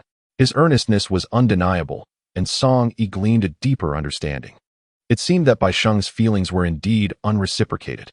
Song Yu, do not take it so seriously. I have faith in you. Allow Bai Sheng to depart. Lin Hatong must have his own considerations, which likely include his awareness of Bai Sheng's feelings. 3 days later, Song Yu arrived at the pre-auction exhibition at Christie's. After spending 2 days perusing the exhibits, she encountered Xie Jingfan, which came as no surprise. Ruer, what are you aiming to bid on this time? Xie Jingfan approached her with a bright smile, his once delicate demeanor markedly softened. In the vast exhibition hall, bustling with visitors, Lin Hatong was also present. Yet he was lost in the crowd, akin to a tiny grain in the ocean, making him difficult to locate. I attend Christie's spring and autumn auctions every year, merely to broaden my horizons. As Xie Jingfan drew nearer to Song Yu, she instinctively took a step back, her entire being resisting his proximity. He gazed at her, her beauty like that of a painting. After such a long time apart, do you not wish to inquire about how your mother and brother are faring in Qingqing? Xie Jingfan disapproved of her aloofness and wariness towards him, yet he could easily manipulate her emotions. Song Yu's dark eyes locked onto his, refusing to retreat any further. Xie Jingfan stepped closer, intoxicated by the scent of her hair. Your father mentioned that you need to sign some documents. Where are you staying? I will come to find you tonight. His soft voice lingered near her ear, leaving no room for evasion. My brother has fallen ill again. Song Yu clenched her fists, her voice trembling. She knew all too well the ruthless nature of her father. Wherever he needed her, Bai Qingfeng would undoubtedly torment her mother and brother. Xie Jingfan curled his lips, casually remarking, Song Yixing endured a torrent of bitterness, yet remained silent for a considerable time. Xie Jingfan, with unabashed audacity, toyed with her long hair, saying, Stop opposing your father at every turn. Song Yi turned her face towards him, her eyes glimmering with a hint of mockery. Has he ever mentioned anything about us getting married? Bai Qingfeng cherished herself more than anyone else. If she were not so obstinate, she would not necessarily acquiesce to Xie Jingfan's proposal. Xie Jingfan, known for his capricious temperament, was naturally incensed by her words. He seized her neck with forceful hands, his gaze dark and menacing, glinting with frost. Song Yi, what are you trying to achieve with such provocation? Do you think I would hesitate to act against you? This scene unfolded before Lin Hatong, who was searching for Song Yi amidst the crowd. She was held by that man, her neck gripped tightly, utterly motionless, resembling a living corpse, a testament to the severity of the threat she faced. For reasons unknown, Lin Hatong felt an uncomfortable stab in her heart upon witnessing this. Meanwhile, Wen Yi also noticed Song Yi in distress, and his temper flared. What kind of scoundrel is that, daring to choke Song Yi? He exclaimed, hastening towards her. However, Lin Hatong swiftly restrained him. That is her fiancé. It is not prudent for us to reveal ourselves now. Wen Ye's eyes widened in disbelief, unable to comprehend. He gazed at Lin Hatong with astonishment. I never would have guessed you had a penchant for married women. Your taste is truly peculiar. Chapter 25. Solitary man and woman. Lin Hatong cast a cold glance at him, prompting Wen Yi to sulkily close his mouth. I want him unable to rise from bed tomorrow. Lin Hatong's frigid voice pierced the air, and Wen Yi heard him distinctly. He nodded, all right. In the hotel room that night, the lights were off. Song Yu, disheveled, gazed despondently at the vibrant night view of Victoria Harbor, her eyes vacant. She was so lost in thought that she failed to notice someone approaching. Why are the lights off? Should I turn them on? A soothing voice broke the silence. It was Lin Hatong. Song Yu raised her hand to block his attempt to comfort her, her voice hoarse. Do not turn on the lights. It turned out that Lin Hatong had been following her all along. Just moments ago, Xie Jingfan had been engrossed in signing documents, attempting to forcefully take advantage of her. Just as he was about to succeed, he was unexpectedly called away by a phone call, presumably orchestrated by Lin Hatong. He had timed it perfectly, and in the end, Xie Jingfan failed to fulfill his intentions. Yet, the unspoken sorrow within Song Yu was overwhelming. Lin Hatong was her only lifeline. However, he would not easily come to her aid. Even today, he intervened only at the last moment. In the vast hotel room, silence reigned, so profound that one could hear a pin drop. After a long while, Lin Hatong broke this oppressive stillness. You can easily act against the third party, yet you hesitate to confront your fiancé? Song Yu let out a low, bitter laugh. The pang of sorrow within her magnified infinitely, her voice choked with emotion. Then do you believe my mother and brother still have a chance to survive? Lin Hatong paused slightly, as if momentarily engulfed by a suffocating sense of pressure, his expression complex as he gazed at the woman shrouded in darkness. Witnessing her despair firsthand evoked a deep resonance within him, illuminating the very reason why Song Yu had insisted on his presence in Hong Kong. Song Yu raised her hand to gently wipe away her tears, urgently rising to embrace the slender waist of the man from behind. Don't leave, I'm afraid, she whispered softly, her voice tinged with a subtle tremor. Lin Hatong felt the warmth of her body against him, and his throat constricted slightly. The situation of a lone man and woman in a confined space felt rather inappropriate. In truth, he sensed that his self-restraint had waned over time. He could not guarantee that he would withstand the palpable tension of their ambiguous surroundings without succumbing to the urge to touch her. Song Yu clung tightly to him, unwilling to let go, her delicate face pressed against his back, her tone pitiful. If you had miscalculated the timing just now, I would have been doomed. I am still haunted by the thought. The display of vulnerability was undeniably effective in stirring a man's protective instincts, especially when it came from a woman as striking as Song Yu. At this juncture, Lin Hatong could hardly bring himself to push her away. After all, she had indeed narrowly escaped a violation, and her fear was entirely justified. He gently grasped her wrist, pulling her hand away from his waist. Go change your clothes. I will stay here with you.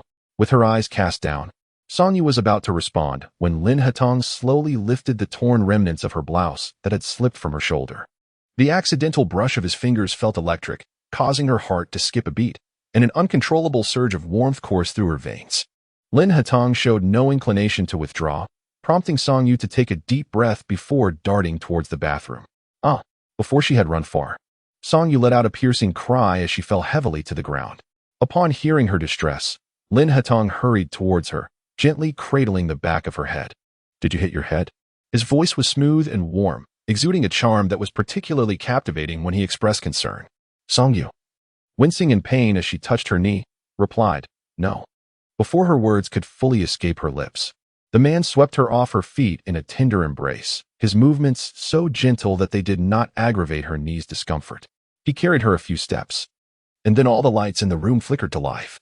The sudden brightness overwhelmed Song Yu's eyes, prompting her to instinctively bury her face into Lin Hatong's chest. "Go on," he said, gently placing her down in the bathroom before stepping outside. It was only while bathing that Song Yu noticed the red marks on her neck, which became increasingly pronounced against her skin after the hot water. Gazing into the mirror, she felt a heavy sense of foreboding. She could no longer afford to wait. If this continued, her brother's life would inevitably fall into the hands of Bai Qingfeng. Emerging from the bathroom, wrapped in a pristine white towel, her skin glistened like freshly fallen snow, making the red mark on her neck all the more conspicuous. Lin Hatong sat on the sofa, his gaze fixed upon Song Yu as she stepped out of the bathroom, resembling a blooming lotus. The temptation that surged towards him was overwhelming, stirring desires within him. And inadvertently, his eyes flicked to her neck. There, on her once flawless skin, lay the unmistakable mark of a grip. Unaware of the intensity of his gaze, Song Yu hurriedly moved towards her suitcase. "Apologies, my clothes are still in the bag." Lin Hatong gently lifted her chin and glanced at her neck. Such a force can easily lead to fatal consequences. Song Yi, somewhat unclear about the emotions brewing within Lin Hatong, struggled slightly. "It will fade in a few days. In the future, when faced with such situations, one must resist. Only by protecting oneself can one protect others." Lin Hatong's words resonated deeply with Song Yi's heart. She nodded softly. "Understood. I will go get dressed." Only then did Lin Hatong release her grip, turning to make a phone call. Within 2 minutes, the doorbell rang. Wen Yi leaned against the door, swaying the ointment in his hand, teasingly remarking, "Playing so thrillingly, and still in need of medication." Lin Hatong closed the door behind her with a swift motion. "You misunderstand." Wen Yi's smile grew even brighter. "You've always been like this since childhood. Liking someone is just liking them. Why pretend? Be careful, or such a charming person might be taken away by someone else." "Oh, but wait, she already has a fiancé." Lin Hatong's expression turned icy. "What nonsense are you spouting?" Wen Yi patted Lin Hatong's concealed abs beneath her clothing. "I know this sudden appearance of Song Yi isn't your girlfriend. She is merely a tool to dissuade Bai Sheng. However, with such an enchanting woman, don't you feel any primal urges? Desiring someone is the first step to affection. You're quite capable. It shouldn't be difficult to sever Xie Jingfan's fingers." Wen Yi stroked his chin, pondering, "Perhaps I should take care of him directly, to eliminate any future troubles." Lin Hatong gazed at him coldly, prompting Wen Yi to discreetly withdraw. "Will you attend the auction in person the day after tomorrow?" Wen Yi finally recalled a matter of importance. Lin Hatong replied, "Just delegate it." Upon returning to her room, Song Ru sat on the sofa, managing her half-dry hair. Just as she was about to inquire about his whereabouts, Lin Hatong handed her the ointment, saying, "Apply it. You'll feel better soon." The woman's intuition hinted that something between them had quietly transformed. With this thought, Song Ru felt her spirits lift considerably, and a glimmer of hope reemerged. With her eyes glistening, she gazed softly at him. "Since you've kindly sent me medicine, it wouldn't be too much trouble to help me apply it, would it?" Chapter 26. Miss Song, beautiful and kind. The man's handsome features were bathed in a warm glow from the overhead light, yet his eyes remained dark as ink.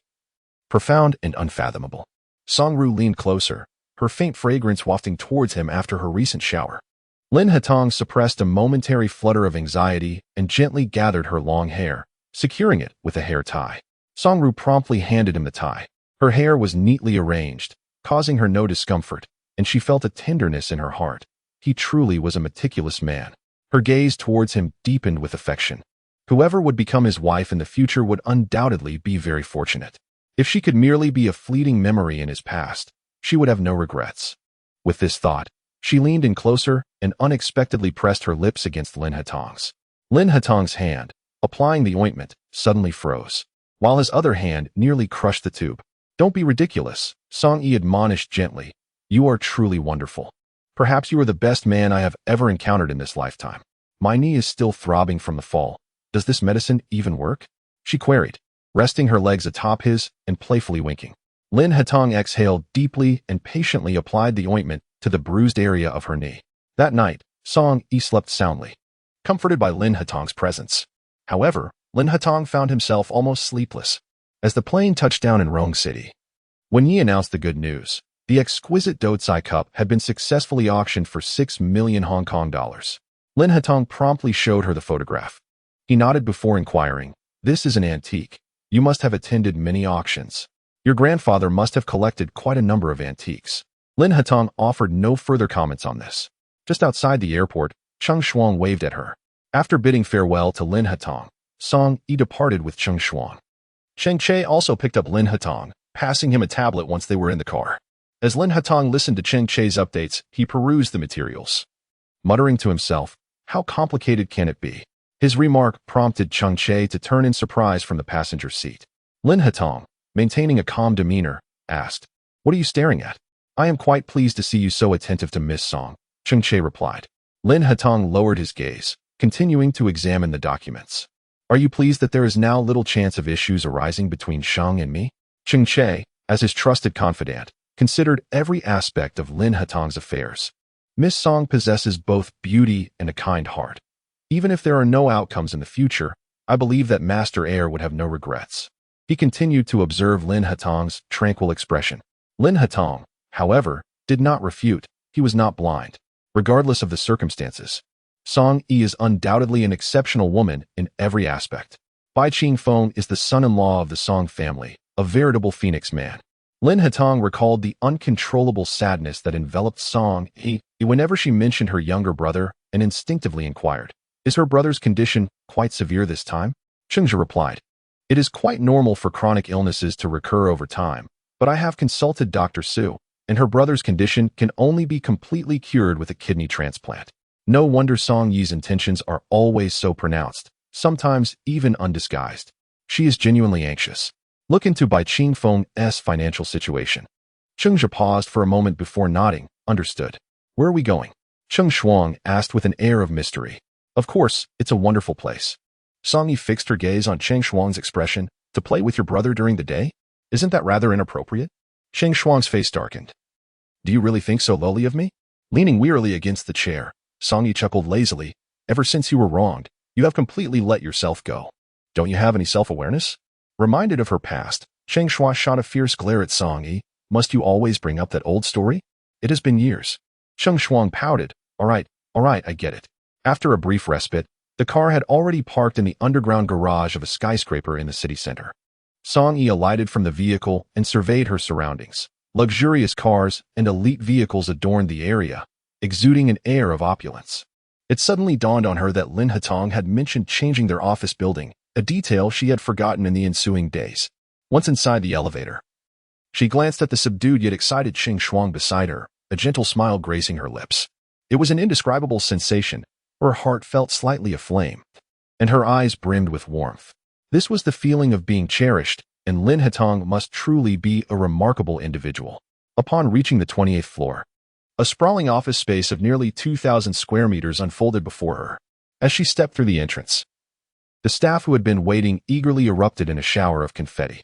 What a delightful surprise. She had not anticipated such an immediate and fitting new office. Cheng Shuang's joy was palpable, her smile wide enough to rival the horizon. The substantial investment from the third master of the Lin family had propelled the company to new heights. Song Yi gently clapped her hands, signaling for silence. The employees surrounding her and Cheng Shuang wore expressions of sheer excitement, exclaiming, "Thank you, President Song. Thank you, President Cheng." With a warm smile, Song Yi waved her hand. "Please, go ahead with your tasks." Cheng Shuang guided Song Yi towards the office. The modern, lightly luxurious workspace facing east was tastefully arranged. It was 10 o'clock, and the sun poured in through the windows, casting a golden glow over the entire office, creating an atmosphere that was both warm and comforting. "You truly enjoy it." Cheng Shuang remarked, her face adorned with a look of intrigue. Assistant Cheng mentioned that this office would bask in the morning sunlight. Cheng Che merely handled the affairs. It was his boss, Lin Hatong, who conveyed the intentions. Chapter 27. She might be treading two boats. A subtle smile involuntarily graced Song Yi's lips. She attempted to suppress it, yet her mouth seemed more difficult to restrain than an AK. Cheng Shuang observed the long-awaited genuine smile on Song Yi's face. Send an invitation to Assistant Cheng. Second Master has rendered us such great assistance. We ought to treat him to a meal. I will take care of it. Although Cheng Shuang held an equal position in the company, she was accustomed to following Song Yi's lead. To her, Song Yi was the backbone of the entire organization. Regarding the technical team, the HR department can now publish recruitment information. This move felt quite serious to Cheng Shuang, who expressed her concern. Erye. With numerous matchmaking platforms already established, it may be challenging for us to achieve any remarkable breakthroughs. Song Yi, noticing Cheng Shuang's worried expression, asked, "Are you afraid of ending up with nothing?" Cheng Shuang nodded honestly. Of course I'm afraid. We've worked hard to reach this point. She had, to some extent, grown complacent. Wishing to maintain the comfortable days of the past, Song Yi playfully pinched her plump cheek. Silly girl, our goal is in the high-end market. Beyond matchmaking, the prospects for high-end rejection coaches are exceptionally promising. Our aim is to monopolize the market and secure clientele. With Third Master investing in our company, we need not worry about future customers. Upon hearing this, Cheng Shuang's eyes sparkled with admiration, and she rushed to embrace Song Yi, excitedly bouncing twice. Erye, what would I do without you? Song Yi chuckled softly and patted her back. One day, you will stand on your own as well. You should strive to win over Lin Hatong, for in doing so, you will ensure that he remains by your side forever. I shall always support you. In response, Song Yi could only manage a helpless smile. A person like her, with so many schemes, how could Lin Hatong not see through them? However, everything remained within his grasp. Once it fell beyond his control, they would inevitably part ways. He did not attend dinner, and it was Cheng Che who came in his stead. It was evident, without needing to ask, that he was most likely entangled with Bai Sheng. Cheng Che assumed that without Lin Hatong's presence, Song Yu would forego the meal. Yet, Song Yu had no intention of concluding the gathering in such a manner. Miss Song, I can serve myself. Cheng Che instinctively reached out when he saw Song Yu pouring wine for him. Song Yu replied, Assistant Cheng has been diligently managing our company's relocation. It is only right that I pour you a drink. This is my duty. She raised her glass in a toast to him, while Cheng Shuang also lifted her glass in salute, saying, Assistant Cheng, we will continue to rely on you in the future. Cheng Che glanced at Cheng Shuang. Miss Cheng, you flatter me. Throughout the meal, Song Yu revealed little emotion, maintaining a decorous demeanor. She pinched her cheek, stating, I merely hold great respect for Assistant Cheng. Cheng Shuang, well acquainted with Song Yu, grasped her sentiment intuitively. You certainly know how to read people's hearts. What do you mean by reading hearts? My respect for Cheng Che is genuine. Cheng Shuang nodded. Yet, you seem somewhat disheartened tonight. Song Yu remained silent. There was indeed a hint of disappointment, but it was not enough to dampen her spirits.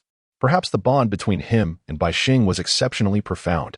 After the company relocated to a more prestigious office building, the space expanded significantly, and previously incomplete departments were now fully established. With the investment from the esteemed Mr. Lin, the number of new clients surged, leaving Song Yu exceedingly busy. Consequently, she found herself frequently attending various events hosted by affluent ladies. Today, Mrs. Yu specifically invited her for a horseback riding session, which took Song Yu by surprise. The Yu family in Rongcheng holds a status almost equal to that of the Lin family, and she could hardly fathom what kind of trouble would necessitate the involvement of a company like hers. Dressed in her riding attire, Song Yu exuded a newfound confidence. Yuling pushed her towards her sister-in-law, Summer Yun, saying, Sister-in-law, I've been suffering from severe back pain these days. You can accompany you for a few laps. Summer Yun regarded the strikingly beautiful Song Yu before her and nodded gently in acknowledgement. After riding a couple of laps with Summer Yun, she finally engaged in conversation. Rumors circulated that Miss Song shared a close relationship with Mr. Lin, the veracity of which remained uncertain. Summer Yun, an avid equestrian, noted how well Song Yu handled a rather temperamental horse. My connection with Mr. Lin is purely professional. Our company is merely one of many he has invested in. Perhaps it is simply because I am a young woman that some individuals feel compelled to spread baseless rumors. Summer Yun nodded thoughtfully and then inquired, When did you and Yuling become so close? We are university classmates and have maintained a good relationship, Song Yu replied. However, she refrained from elaborating further, sensing that Summer Yin harbored a considerable degree of wariness. Even though she was introduced through her sister-in-law, trust was evidently lacking. Perhaps having lingered too long in the stench of wealth, Song Ru's demeanor, devoid of sycophancy, was rather refreshing. This equestrian center is my private domain. You and Yu Ling are welcome to visit often, she declared. Thank you, Miss Xia, Song Ru replied with a slight nod. Xia Yun's typically frigid gaze revealed a flicker of emotion. After so many years of marriage, who still remembered her surname was Xia. Yet, it was unexpected to witness the usually frosty sister-in-law engaging in laughter with Song Ru. Dismounting from their horses, the two exited the pasture in succession. Xia Yun glanced at Yu Ling, remarking, "Are you here to guard against me devouring her?" "Sister-in-law, I didn't," Yu Ling interjected, affectionately linking her arm with Xia Yun's and adopting a playful tone. On their way to the leisure room, they fortuitously encountered Lin Hetong and Bai Sheng. Song Ru and Lin Hetong's eyes met almost instantaneously. "Has the second master brought his sister to play again?" Xia Yun greeted politely. Before Bai Sheng could utter a word to Xia Yun, she strode past them. As Song Ru passed by, she cast a meaningful glance in Xia Yun's direction. Lin Hetong's expression grew grave. He was acutely aware of Xia Yun's intentions concerning Song Ru. After all these years, she was finally poised to act against Yu Qi's beloved. It would be prudent not to accept this task, Lin Hetong cautioned in a lowered voice, his gaze fixed intently on her. Song Ru had already ventured far ahead, seemingly oblivious to Lin Hetong's warning. His concern for Song Ru rendered Bai Sheng devoid of any emotion. Truly, the paths of adversaries often converge. "Brother, it seems that Mrs. Yu and Miss Yu are unaware of your relationship with Miss Song," Bai Sheng remarked. Lin Hetong furrowed his brows slightly, casting a cold glance at her. "This is none of your concern." Rumors circulated that she shared a close relationship with the third brother, yet she had never sought to clarify the matter. The second brother should not be beguiled by her beauty. There was a possibility she was playing both sides. Chapter 28. Concerned by Sheng's words grew increasingly outrageous, and Lin Hetong's patience with her was nearly exhausted. Enough. He reprimanded her in anger. Indeed, Song Yu's reluctance to publicly flaunt their relationship, unlike other women, had left him feeling uncomfortable, despite the fact that their connection was merely fabricated. Bai Sheng, taken aback by his stern rebuke, paled slightly, a profound sense of helplessness causing her eyes to redden as she turned and hurriedly departed. In the privacy of a well-appointed lounge, Song Yu engaged in conversation over tea with Xia Yun and Yu Ling ever since her encounter with Lin Hetong. Song Yu had been somewhat distracted, failing to grasp some of Xia Yun's subtle hints. Xia Yun observed her with keen interest. "Is Miss Song so unenthusiastic about business?" Her words caused a slight shift in Xia Yun's expression. She had not anticipated that Song Yu possessed a cautious temperament. "If there is risk, does Miss Song refrain from accepting the order?" Yu Ling felt uneasy about Song Yu's demeanor, aware that Song Yu was a rational individual who valued financial gain, with her safety taking precedence above all. Pondering over a sip of hot tea, Song Yu replied thoughtfully, "That depends on the nature of the risk." Compared to Yu Ling, Song Yu exhibited a calmness and composure that belied her years, displaying a steadiness that was both admirable and dispassionate. "I do not wish for her demise. I simply want to prevent any entanglement with the Yu family." Summer Yin could not help but feel a sense of melancholy within her. She had devoted a decade of her youth to the Yu family, bearing 2 sons. What right did a pitiful white moonlight have to seize the inheritance that rightfully belonged to her children? Summer Yin nodded, acquiescing. Thereafter, the 2 women refrained from broaching the subject further, yet their conversation remained lively. After Song, he found an excuse to excuse herself to the restroom. Only Summer Yun and Yu Ling remained in the room. "Sister-in-law, should we prepare more thoroughly?" Yu Ling inquired anxiously. Summer Yun languidly reclined on the sofa, a playful smile gracing her lips. "Do you doubt your good friend so much? Did you not hear her say? Last time, she nearly lost her life. Compared to her, you are truly too naive." Rumors abound regarding her close ties with the third master of the Lin family, but in truth, it is the second master with whom she shares a more profound connection. She is a woman, and a seasoned one at that, when she fortuitously encountered Lin Hetong downstairs. Her gaze was immediately drawn to Song Yi. Yu Ling's eyes widened in astonishment. "Sister-in-law, one cannot speak so recklessly. Who does not know that the second master is the epitome of restraint, always maintaining his distance from women?" Summer Yin merely smiled in silence. It had indeed been a long time since their circle had witnessed a passionate love story. What sort of romance might unfold between the ascetic second master and the fiercely spirited Song Yi? It was truly something to anticipate. As Song Yi made her way to the restroom, she was suddenly yanked forcefully into an adjacent room. The interior was shrouded in heavy blackout curtains, rendering it almost pitch dark. Her wrist was gripped tightly, her body pressed against the door panel, the man's breath tantalizingly close, almost grazing her skin. Song Yi held her breath for a moment, then raised her hand to deftly trace the man's brow bone. The man abruptly paused, raising his hand to grasp hers and gently press it down. When did the second brother become so impatient? Song Ru's voice was soft and easily enchanting. You cannot accept this task. You must not disturb Yuqi's beloved. Lin Hatong's deep voice cautioned her. Song Ru tiptoed closer. Are you worried about me? Lin Hatong instinctively froze for a moment before forcefully pulling her away. Song Ru. His voice was inexplicably hoarse. Just then, a knock echoed from outside the door. Lin Hatong instinctively pulled Song Ru behind him to conceal her. Second brother, are you inside? Bai Sheng inquired while knocking. As Lin Hatong opened his mouth to respond, Song Ru suddenly maneuvered in front of him, unabashedly wrapping her arms around his neck and planting a strawberry on his skin. The sensation sent a jolt through Lin Hatong, tightening his muscles. Subsequently, Song Ru opened the door, revealing a pitch-black room that appeared uninviting from the outside. Let us go, Lin Hatong said, closing the door behind him as he stepped out. His ears flushed slightly as Bai Sheng instinctively reached for the doorknob. Bai Sheng, you promised me. You must keep your word. You came with me, yet you couldn't resist secretly meeting her here. Second brother, is this your sincerity? Lin Hatong cast a deep glance at Bai Sheng. Do not take the affection of the Lin family as a license for your reckless behavior. Ultimately, Bai Sheng hesitated to push the door open. Concerned about Song Ru's prolonged absence from the restroom, Yuling felt compelled to search for her. As soon as Yuling spotted Song Yu approaching, she hastened over, exclaiming, I thought you had lost your way. Song Yu smiled and replied, I truly was lost just a moment ago. Is everything all right? Yuling inquired. Song Yu shook her head gently, assuring her, it's nothing. As they walked, Yuling could hardly suppress her curiosity. This afternoon at the racetrack, the way Master Erye looked at you was quite remarkable. Tell me honestly, what is your relationship with him? Song Yu pondered for a moment before responding softly. What kind of relationship could there possibly be?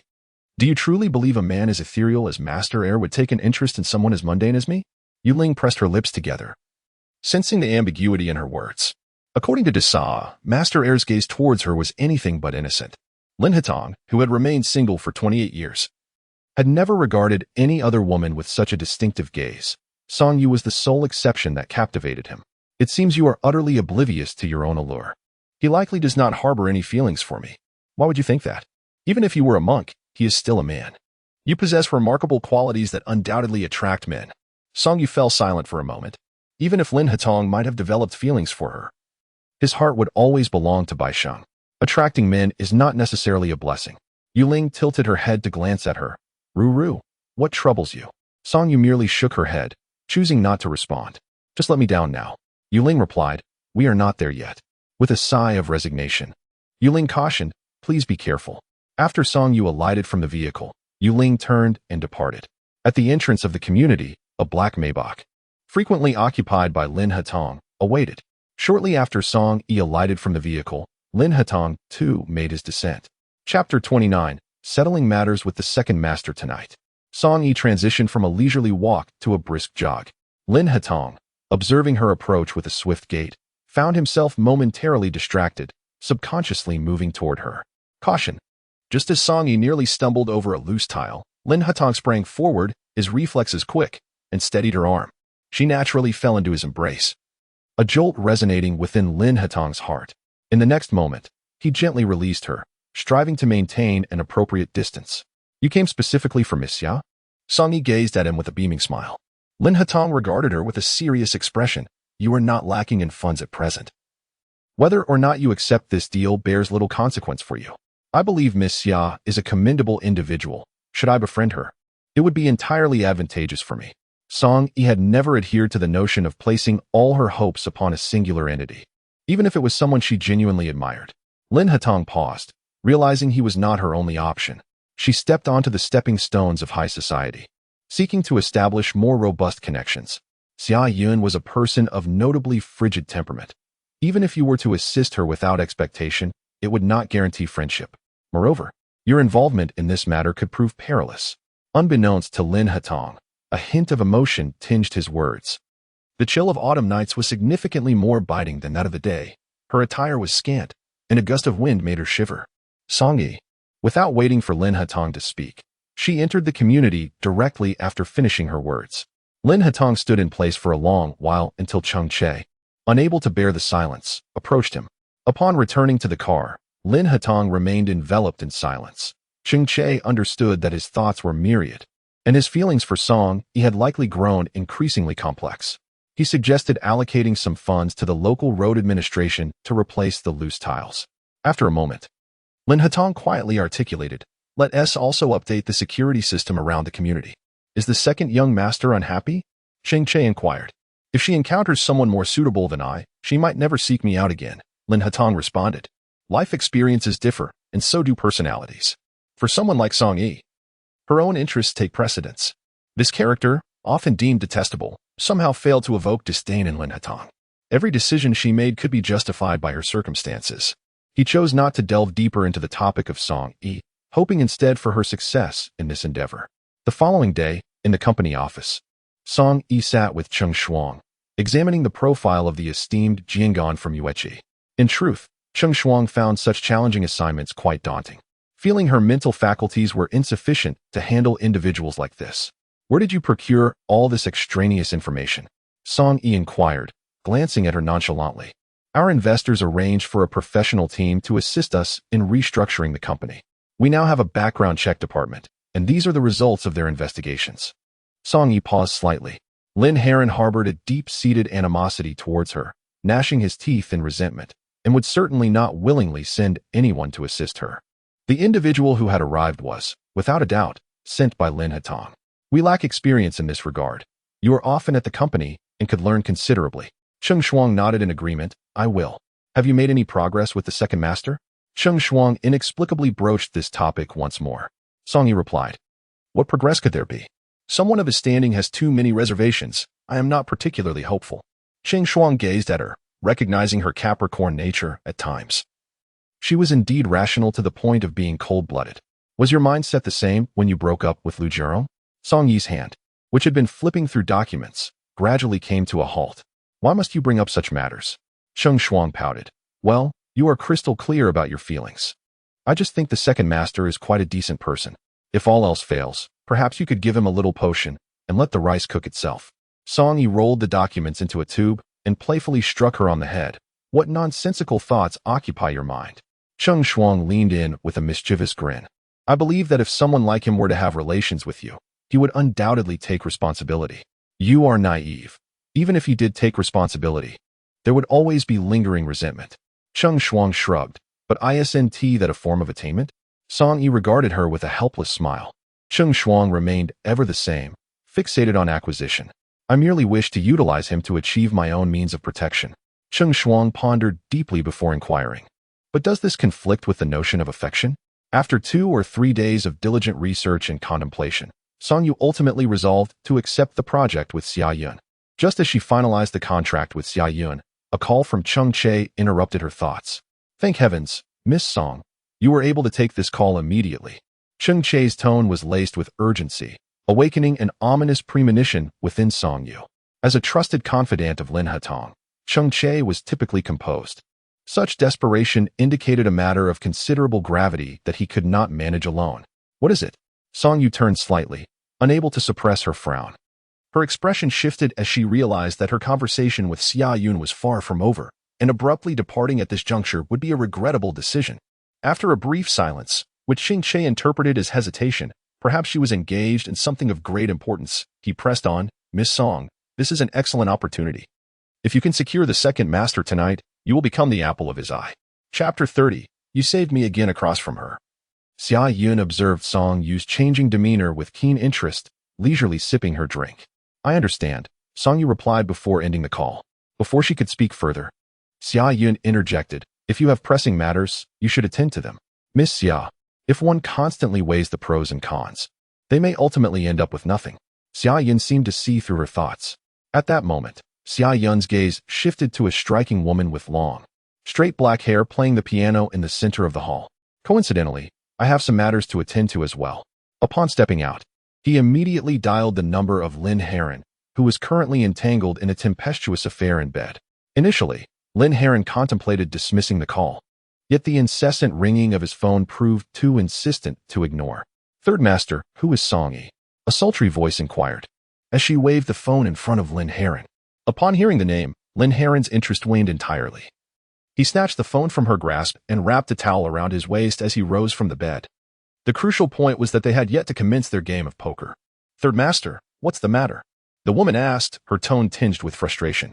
This was a hard-won opportunity for her, and she could not bear to see it slip away. Lin Heron cast her a sidelong glance, his expression one of disdain that rendered her speechless, hastily dressing herself. He answered the phone. Aunt, is there any reason you couldn't call during the day? It is already 10 o'clock at night. His words were laced with irritation. He could not afford to lose his temper with Song Yi. Lin Heron chuckled bitterly. Do you take me for your servant? Besides, with such a grand hotel, how could I possibly arrange anything for you? Unfazed, Song Yi retorted, stop pretending. The West Wind Hotel is under your name. It's merely a matter of your word. Lin Heron could not help but take a deep breath, yearning to question her motives. Yet, before Song Yi, he felt utterly powerless. Her threats of dire consequences loomed large, and who would dare confront her? Very well. I shall make the arrangements. You have half an hour. With no alternative, Lin Heron acknowledged that his residence was a mere 10-minute drive from the West Wind Hotel. To expedite matters, he must attend in person. Song Yi pressed the accelerator with fervor, finally arriving at the hotel within half an hour. Upon reaching room 1010, she found Bai Sheng already there, disheveled and seated on the edge of the bed, while Ling Hetong lay on the bed, his attire reduced to a mere pair of loose trousers. The jarring scene nearly rendered Song Yi's mind a blank. She gazed incredulously at Bai Sheng, who, despite not being a biological child of the Ling family, had been raised as an esteemed young lady. What was she doing? Upon noticing Song Yi's entrance, Bai Sheng, her face flushed, uttered, Song Yi, I'm sorry. Resisting the urge to slap her, Song Yi coldly interrupted, silence. Without a glance at Bai Sheng, she strode to the bed to dress the unconscious Ling Hetong, the warmth of his skin startling to the touch. Memories of their first encounter flooded her mind. What are you standing there for? Help. After dressing Ling Hetong, she turned to meet the silent gaze of Ling Heron. Song Yi, you cannot take him away.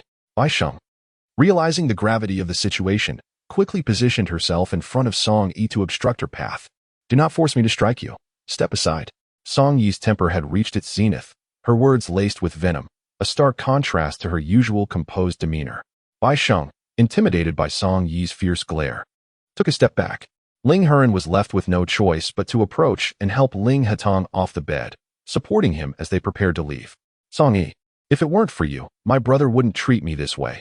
It's all you're doing. Tears streamed down Bai Sheng's face, as she recognized that this failure would lead Ling Hetong to utterly despise her. She could not comprehend why. Despite the meticulously crafted plan and the fact that all of Lin Hetong's associates had been dismissed, Song Yi was still able to locate this place with such precision. Could it be fate intervening? Lin Heron's people had already intercepted the reporters downstairs, and they had accessed the underground parking lot via the back kitchen elevator.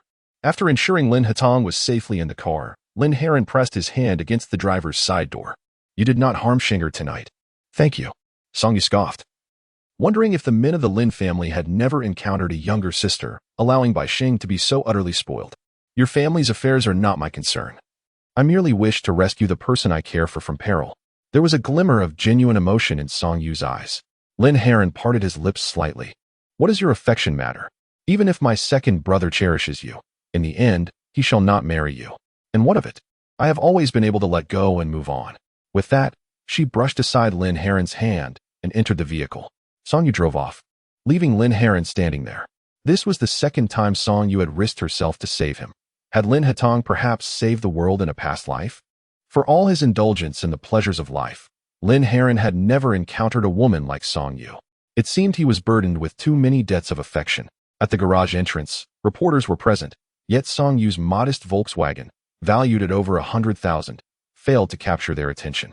Nevertheless, some began to react and attempted to follow her. With a full tank, Song Yi skillfully navigated through the city streets, quickly shaking off her pursuers. The previously dazed Lin Hetong was jolted awake by her impressive driving skills. I had no idea you were such an adept driver. The man's hoarse voice suddenly emerged. Song-Ru glanced at him through the rearview mirror. He had already sat up, his face flushed, and his forehead glistened with beads of sweat, revealing the immense pain he was enduring. Unconsciously, Song-Ru tightened her grip on the steering wheel and softly inquired, "Can you hold on?" Lin Hatong remained silent for a long while. Only a heavy sigh broke the stillness. After a moment, he spoke in a low, raspy voice, "You saved me again." Chapter 31. Gently, she did not seek to pry into Lin Hatong's innermost secrets. Rather, she found the leniency shown by the Lin brothers perplexing. From her perspective, it was quite challenging to discern anything in Bai Sheng that warranted such affection. Therefore, Song-Ru refrained from further questions, understanding that Lin Hatong was also enduring considerable discomfort. She accelerated the vehicle. As they traversed this path, human presence dwindled, nearing the outskirts of the city, which was still a newly developed area. Numerous commercial residences and villas had been constructed here, but since they had only recently been completed, the occupancy rate was low. Aside from a few residents, the area was predominantly bustling with various workers. Upon entering a villa community, Song-Ru parked the car in the garage and stepped out to assist Lin Hatong. The woman's closeness and unintentional touch ignited a fire within Lin Hatong, leaving him parched. The elevator ascended to the second floor, and as they stepped out, the man's strong arms suddenly encircled her waist. He leaned down close to her ear and whispered, "How do you plan to detoxify me tonight?" Song-Ru felt his heated breath, and she gently swallowed, realizing this encounter was markedly different from the last. Her composure and defenses were not as steadfast this time.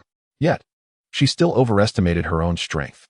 In the fleeting moment when she withdrew her hand, Lin Hatong unexpectedly pulled her into his embrace. The warmth and softness of her form causing his reason to crumble. Song-Yi felt her neck being kissed with fervor, the desire, restrained by the drug, urgently yearning for release. "Lin Hatong, have you truly considered this?"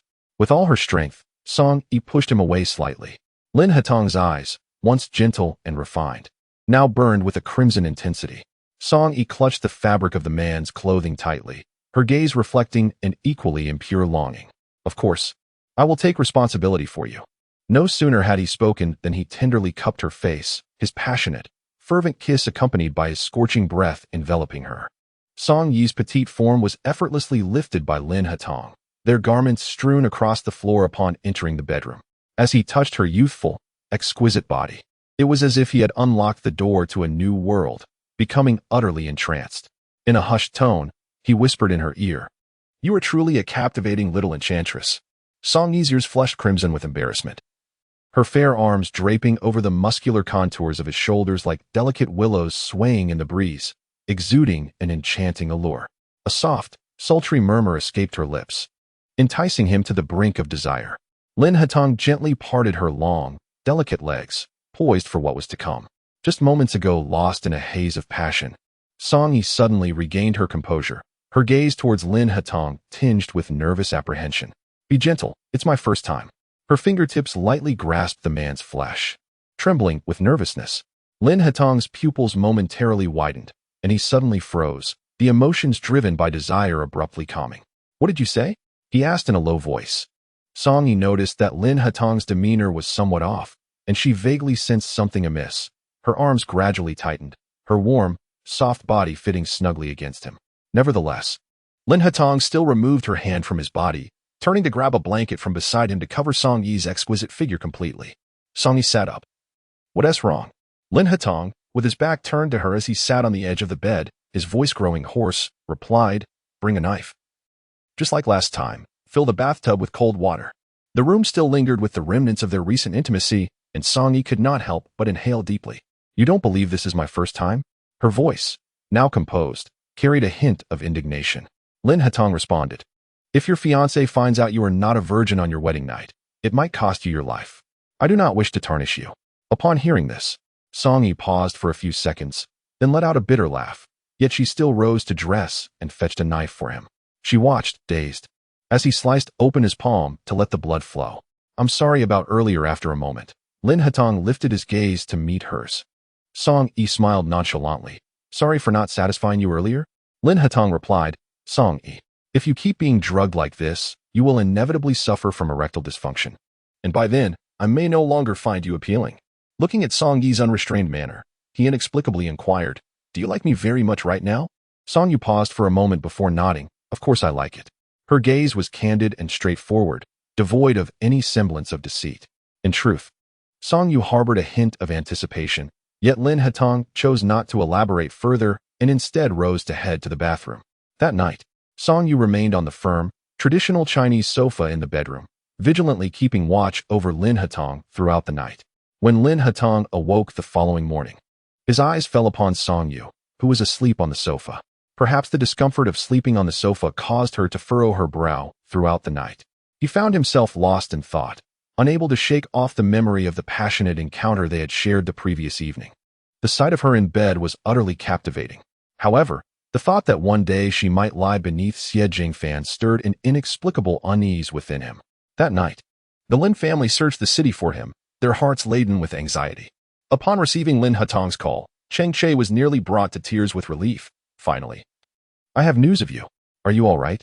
Lin Hatong, eyes closed, slightly bowed his head, pinching the bridge of his nose. Was it you who sent for Song Yu? Cheng Che stammered slightly. I wasn't in Rong City at the time, and I really don't know what happened. I only thought of Miss Song. In truth, anyone, Shun Jinan, Wen Yi, or Su Yu, could have sufficed. Cheng Che felt a twinge of curiosity. Lin Hatong's accusatory tone early in the morning made him wonder if he had, perhaps, spent the night with her. If that were true, it would indeed be a cause for celebration, marking a significant milestone for Lin Hatong. You needn't indulge in secret delight. Nothing occurred between us last night. Lin Hatong's cool, unhurried voice dispelled Cheng Che's fanciful notions. Cheng Che let out a helpless sigh, boldly remarking, Is it that Miss Song is not beautiful enough? Or is it that you, second master, are lacking? Cheng Che, when did you become so audacious? Yet, he offered a reasonable explanation. I merely believe that being with Miss Song is safer than being with any socialite. She does not belong to any of the interest circles. Miss Bai Sheng's audacity stems from the absence of a legitimate woman by your side, does it not? Talkative, Cheng Che wisely shifted the topic. Where shall I find you? Second master? I will come to fetch you. Lin Hatong instinctively raised his head to glance upstairs. Not for now. You should extend an olive branch to Bai Qi Feng of Qiqing in the name of Lin Horan. Cheng Che's eyes brightened. What does the second master mean? Lin Hatong replied earnestly. I have seen her completely. I must take responsibility. Chapter 32. Dating is acceptable, but let us set ground rules. Yes, of course. That is only right. I shall attend to it immediately. Cheng Che smiled broadly and ended the call. When Song Yu awoke, she discovered the room was deserted. Without even taking the time to put on her shoes, she hurriedly dashed downstairs. Lin Hatong was standing before a display case made of exquisite Wang Wali wood. Admiring the invaluable antiques within, she approached, disregarding whether Lin Hatong was willing, and gently touched his forehead. His temperature had returned to normal. The moment Lin Hatong lowered his gaze, he noticed her standing barefoot before him. A girl should not walk barefoot on the floor. Coldness begins at the feet. As Lin Hatong's voice resonated, he had already lifted her effortlessly into his arms. Song Yi found it difficult to decipher the man before her, after their encounter last night. He had refused her upon learning it was her first time. Yet, this morning, he seemed genuinely concerned about her well-being, questioning whether she might catch a chill. It matters not. Your parents brought you into this world not for you to squander yourself. Your body and your skin are gifts from them, and you ought to cherish them. Internally, Song Yi struggled with the overwhelming warmth of his concern, which easily disoriented her. Lin Hatong carried her to the sofa and then fetched a pair of slippers. With such care from my elder brother, I would hate to lose you, she said, lightly resting her small hand on his wrist, her eyes sparkling with mirth. Lin Hatong's gaze fell upon the mottled marks on her neck. Song Yi, regarding last night. I owe you an explanation. You may set your terms. What terms are permissible? She inquired. Lin Hatong chuckled softly, certainly not any terms. Like a playful kitten. Song Yi leaned in and kissed his chin. All I desire is you. Lin Hatong felt a tug to distance himself, yet his body betrayed him, allowing Song Yi to persist in her teasing provocations. He gazed deeply at her, his eyes resembling a fathomless abyss, as if they might consume her whole. Your current gaze is quite terrifying. Are you contemplating devouring me? Song Yi unabashedly cradled his face, her own features blooming with a charming smile. Song Yi, our statuses are worlds apart. Even if we were to be together, the outcome would not be favorable. With a slight curve of her lips, she replied, I have never expected you to take responsibility. I had intended to marry someone else. Her casual remark inexplicably stirred a sense of discomfort within Lin Hatong. He swiftly grasped her encroaching hand and pressed it down, his Adam's apple gently rolling. "Stop it." Song Yi discerned his restraint, even in his lucid state. He found it hard to resist temptation. "If you truly dislike me, then perhaps we should cease our encounters. You cannot fathom the torment of longing for something unattainable." Song Yi languidly reclined on the sofa, observing Lin Hatong, who was already rising to evade her presence, her tone equally languid. Raising an eyebrow, she teased. "What is wrong with being unreasonable? If you're too afraid to even discuss romance with me, what kind of man are you?" With the conversation reaching this juncture, the tactic of provocation was bound to elicit some response. Lin Hatong, fully aware that Song Yi was intentionally baiting him, nonetheless leaned in, effortlessly ensnaring her within his embrace. His heated breath cascading over her porcelain skin, an ambiguous atmosphere enveloping them. "I want to touch you, yet you must not overstep." Song Yi leaned in, lightly kissing his lips like a dragonfly skimming the surface of water. "Does this count as overstepping?" Lin Hatong cleared his throat softly. "Not at all." Song Yi held on to him, reluctant to release her grip. She felt a mixture of joy and complexity. Elated that he had finally succumbed to the whirlpool she had meticulously crafted, yet saddened by the realization that her affection was perhaps too purposeful, lacking in purity. However, given Lin Hatong's nature, it was likely he could easily see through her intentions. If he himself was not perturbed, why should she dwell on it? "Are you so easily provoked? What made you suddenly relent?" Lin Hatong's gaze was slightly lowered, his eyes deeply fixed upon her. "I mentioned last night that I would take responsibility for you." The man's handsome features were so close that his soft-spoken words felt almost tender. Song-Ru could only feel her face heating up, her eyes mirroring the warmth. "Nothing happened between us," Lin Hatong replied earnestly, having looked and touched. "It cannot simply end this way. I shall not indulge in such trivialities." Song-Ru pursed her lips, offering a helpless smile. "You are truly the most serious man I have ever encountered." Lin Hatong paused, recalling the times he had thought of her youthful and exquisite form, which certainly did not align with his claim of seriousness. "I merely dislike being in debt, especially since you have revealed to me so many hidden treasures. I fear you might eliminate me to keep your secrets." There was an uncommon hint of jest in Lin Hatong's usually calm tone. "What do these things mean to you?" Lin Hatong turned towards the display stand. "The upstairs and downstairs resemble a small museum. Were all these acquired from your father?" Song-Ru leaned against the sofa, responding softly with a nod. "He seems particularly in need of money these past 2 years, leading to these items entering the auction house. Some irreplaceable pieces have found their way to the black market, and I may never encounter them again in this lifetime." Lin Hatong's attention was drawn to the pale blue roux kiln cup under the glass dome, and he quietly inquired, "Is there a catalog?" Song-Ru momentarily paused before swiftly approaching Lin Hatong. "Yes." She tiptoed and placed a gentle kiss on the man's cheek. "Thank you. What shall I do now?" Song Yi instinctively wished to decline. She was reluctant to involve herself in the affairs of the Lin family. "You are my rightful girlfriend. It is imperative that we seek justice from the Lin family." Lin Hatong's gaze drifted to her neck, and he gently reached out to touch it. "Does it hurt?" His touch was, in truth, unintentional, yet Song Yi could not help but feel a surge of exhilaration.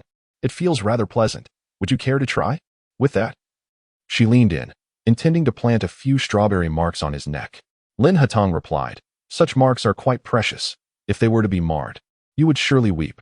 His words effectively halted Song Yi's audacious actions.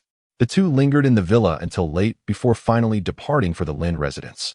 Throughout the day, the other members of the Lin family were unable to reach Lin Hatong, exacerbating the unease within Bai Sheng.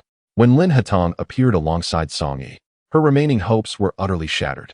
Chapter 33. Seeking Justice. Lin Hatong and Song Yi entered the Lin family's meeting hall, hand in hand, with an air of confidence. On the sofa sat Bai Sheng and Lin Hatong's father, Lin Howen, while Lin Heron quietly sipped tea nearby.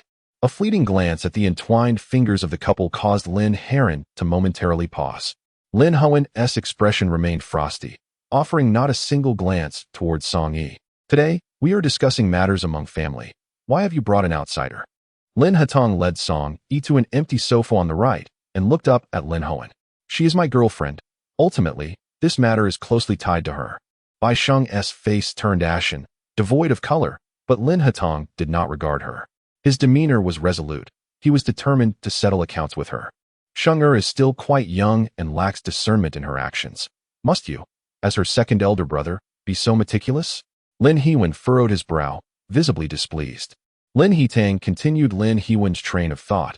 To prevent such occurrences from happening frequently, it would be best to send Sheng'er abroad. At her age, pursuing further education would greatly benefit her career, and she would not repeat such mistakes in the future. However, Lin Hewen remained reluctant to send Bai Sheng away. Observing Lin Hitang's interaction with Song Yu, he began to doubt his initial judgment. Could it be that only Bai Sheng harbored unilateral feelings? Mr. Lin, I apologize for the interruption. Song Yu interjected at that moment. Lin Hewen was taken aback by her sudden interjection, feeling a flicker of disdain.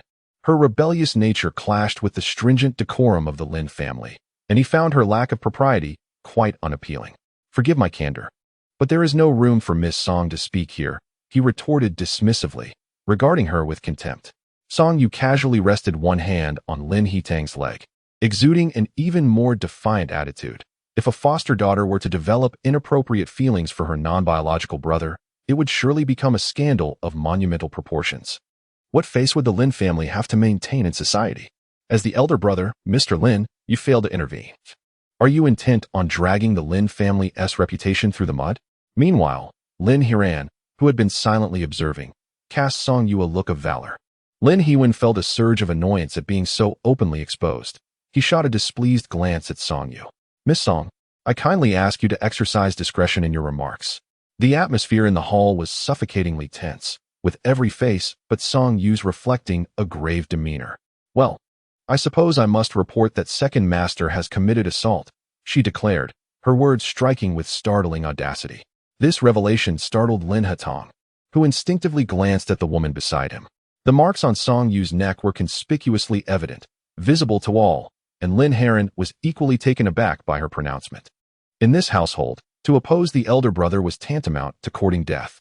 Yet, Song Yu clearly regarded Lin Heron with disdain. Lin Hatong, is this truly the woman you choose? How does she marry you? Lin Heron disregarded Song Yu's remarks, redirecting his gaze towards Lin Hatong. Lin Hatong met Lin Heron's eyes, asserting, she is merely considering the reputation of the Lin family. How does that render her unworthy of me? Lin Heron, who had remained silent until now, scrutinized Song Yu for a protracted moment, increasingly convinced of her malevolence. His words evidently struck a nerve with Bai Sheng. Lin Heron glanced at Bai Sheng, whose eyes were red-rimmed as she looked at him. Since both your second and third brothers consent, I cannot refute this. Prepare yourself. We shall depart abroad. Bai Sheng shook her head in protest. Elder brother, I do not wish to go. Lin Heron slowly rose and walked away, leaving Bai Sheng in a state of shock. Her three brothers had been her greatest leverage, yet now they were all urging her to leave. I have matters to attend to. I must take my leave, Lin Heron remarked, promptly following Lin Hoen. What has gotten into you today? Lin Hoen challenged as he noticed Lin Heron trailing behind. Lin Heron understood his elder brother all too well. At this moment, he might very well be contemplating how to eliminate Song Yu. I advise you not to lay a hand on Song Yu. Lin Hewen cast a cold glance at him. What do you mean? If she dies, I will be left without heirs. Lin Hewen paused, looking at Lin Hiran with confusion. Thus, Lin Hiran recounted the entire chain of events to Lin Hewen. In the conference hall, Bai Sheng knelt before Lin Hitang, weeping like a rain-soaked pear blossom, while Song Yu watched with growing annoyance. It must be said, they truly were a couple now, and her feelings towards Bai Sheng were decidedly unfavorable. Lin Hitang did not wait for Song Yu to leave. He reached out and grasped her hand. No need. Second brother, I acknowledge my mistakes and promise I will not dare again. Please, do not send me abroad. Lin Hitang maintained a stoic expression, his gaze briefly flickering towards Bai Sheng. The Lin family has provided for you in luxury for so many years. Is it truly so difficult to leave for the sake of the family's reputation? Bai Sheng was momentarily taken aback. It was the first time Lin Hitang had spoken to her in such a manner, their relationship feeling exceedingly unfamiliar. I am very grateful to the Lin family for raising me all these years. Tomorrow, Chung Che will take you to handle the necessary formalities, and afterward, I will personally see you off. With that, Lin Hitang rose and took Song Yu's hand, exiting the conference hall. Outside the Lin residence, it was Song Yu who drove. Lin Hitang remained silent, enveloped in a heavy gloom. Where is your private residence? I will take you there. As she spoke, she handed him her phone to input the address. Lin Hitang accepted the phone and entered the information. Upon initiating navigation, Song Yu was somewhat taken aback. June Mountain. She knew that one side of June Mountain housed many affluent individuals, and she had not anticipated that Lin Hitang resided there as well. As the car traversed the Wudong Avenue at the foot of the mountain, it was abruptly halted. "I apologize, but this area is not open to the public," the young and handsome security guard politely informed. Just then, the rear window descended, revealing the face of Lin Hetong, whose identity was instantly recognized by the intelligent scanning system. "It is Mr. Lin. My apologies." The guard instinctively took a step back, showing utmost respect. The incongruity of Song Yu's modest Volkswagen against the opulence of Junshan did not escape the slightly restrained gaze of the guard as they ascended the mountain. Under Lin Hetong's guidance, Song Yu maneuvered the vehicle into a vast villa halfway up the slope. As the car slowly entered, the exterior lights of the villa began to illuminate one by one. To have someone of your stature still committed to environmental preservation is indeed a rarity, Song Yu thought to herself, admiring Lin Hetong's integrity. He was devoid of the vices often cultivated by wealth, possessing not only good looks, but also admirable character, a truly captivating presence. "Just park in the lot outside," Lin Hetong remarked, observing Song Yu as she navigated the car around the courtyard. Upon exiting the vehicle, he awaited her by the door, and as she opened it, he took her hand gently. "Coming to your private residence so soon after confirming our relationship seems somewhat inappropriate," he said, though the smile tugging at Song Yu's lips betrayed her amusement. In a chapter reminiscent of a domineering romance novel, one could imagine her as his cherished canary, indulging in nightly escapades.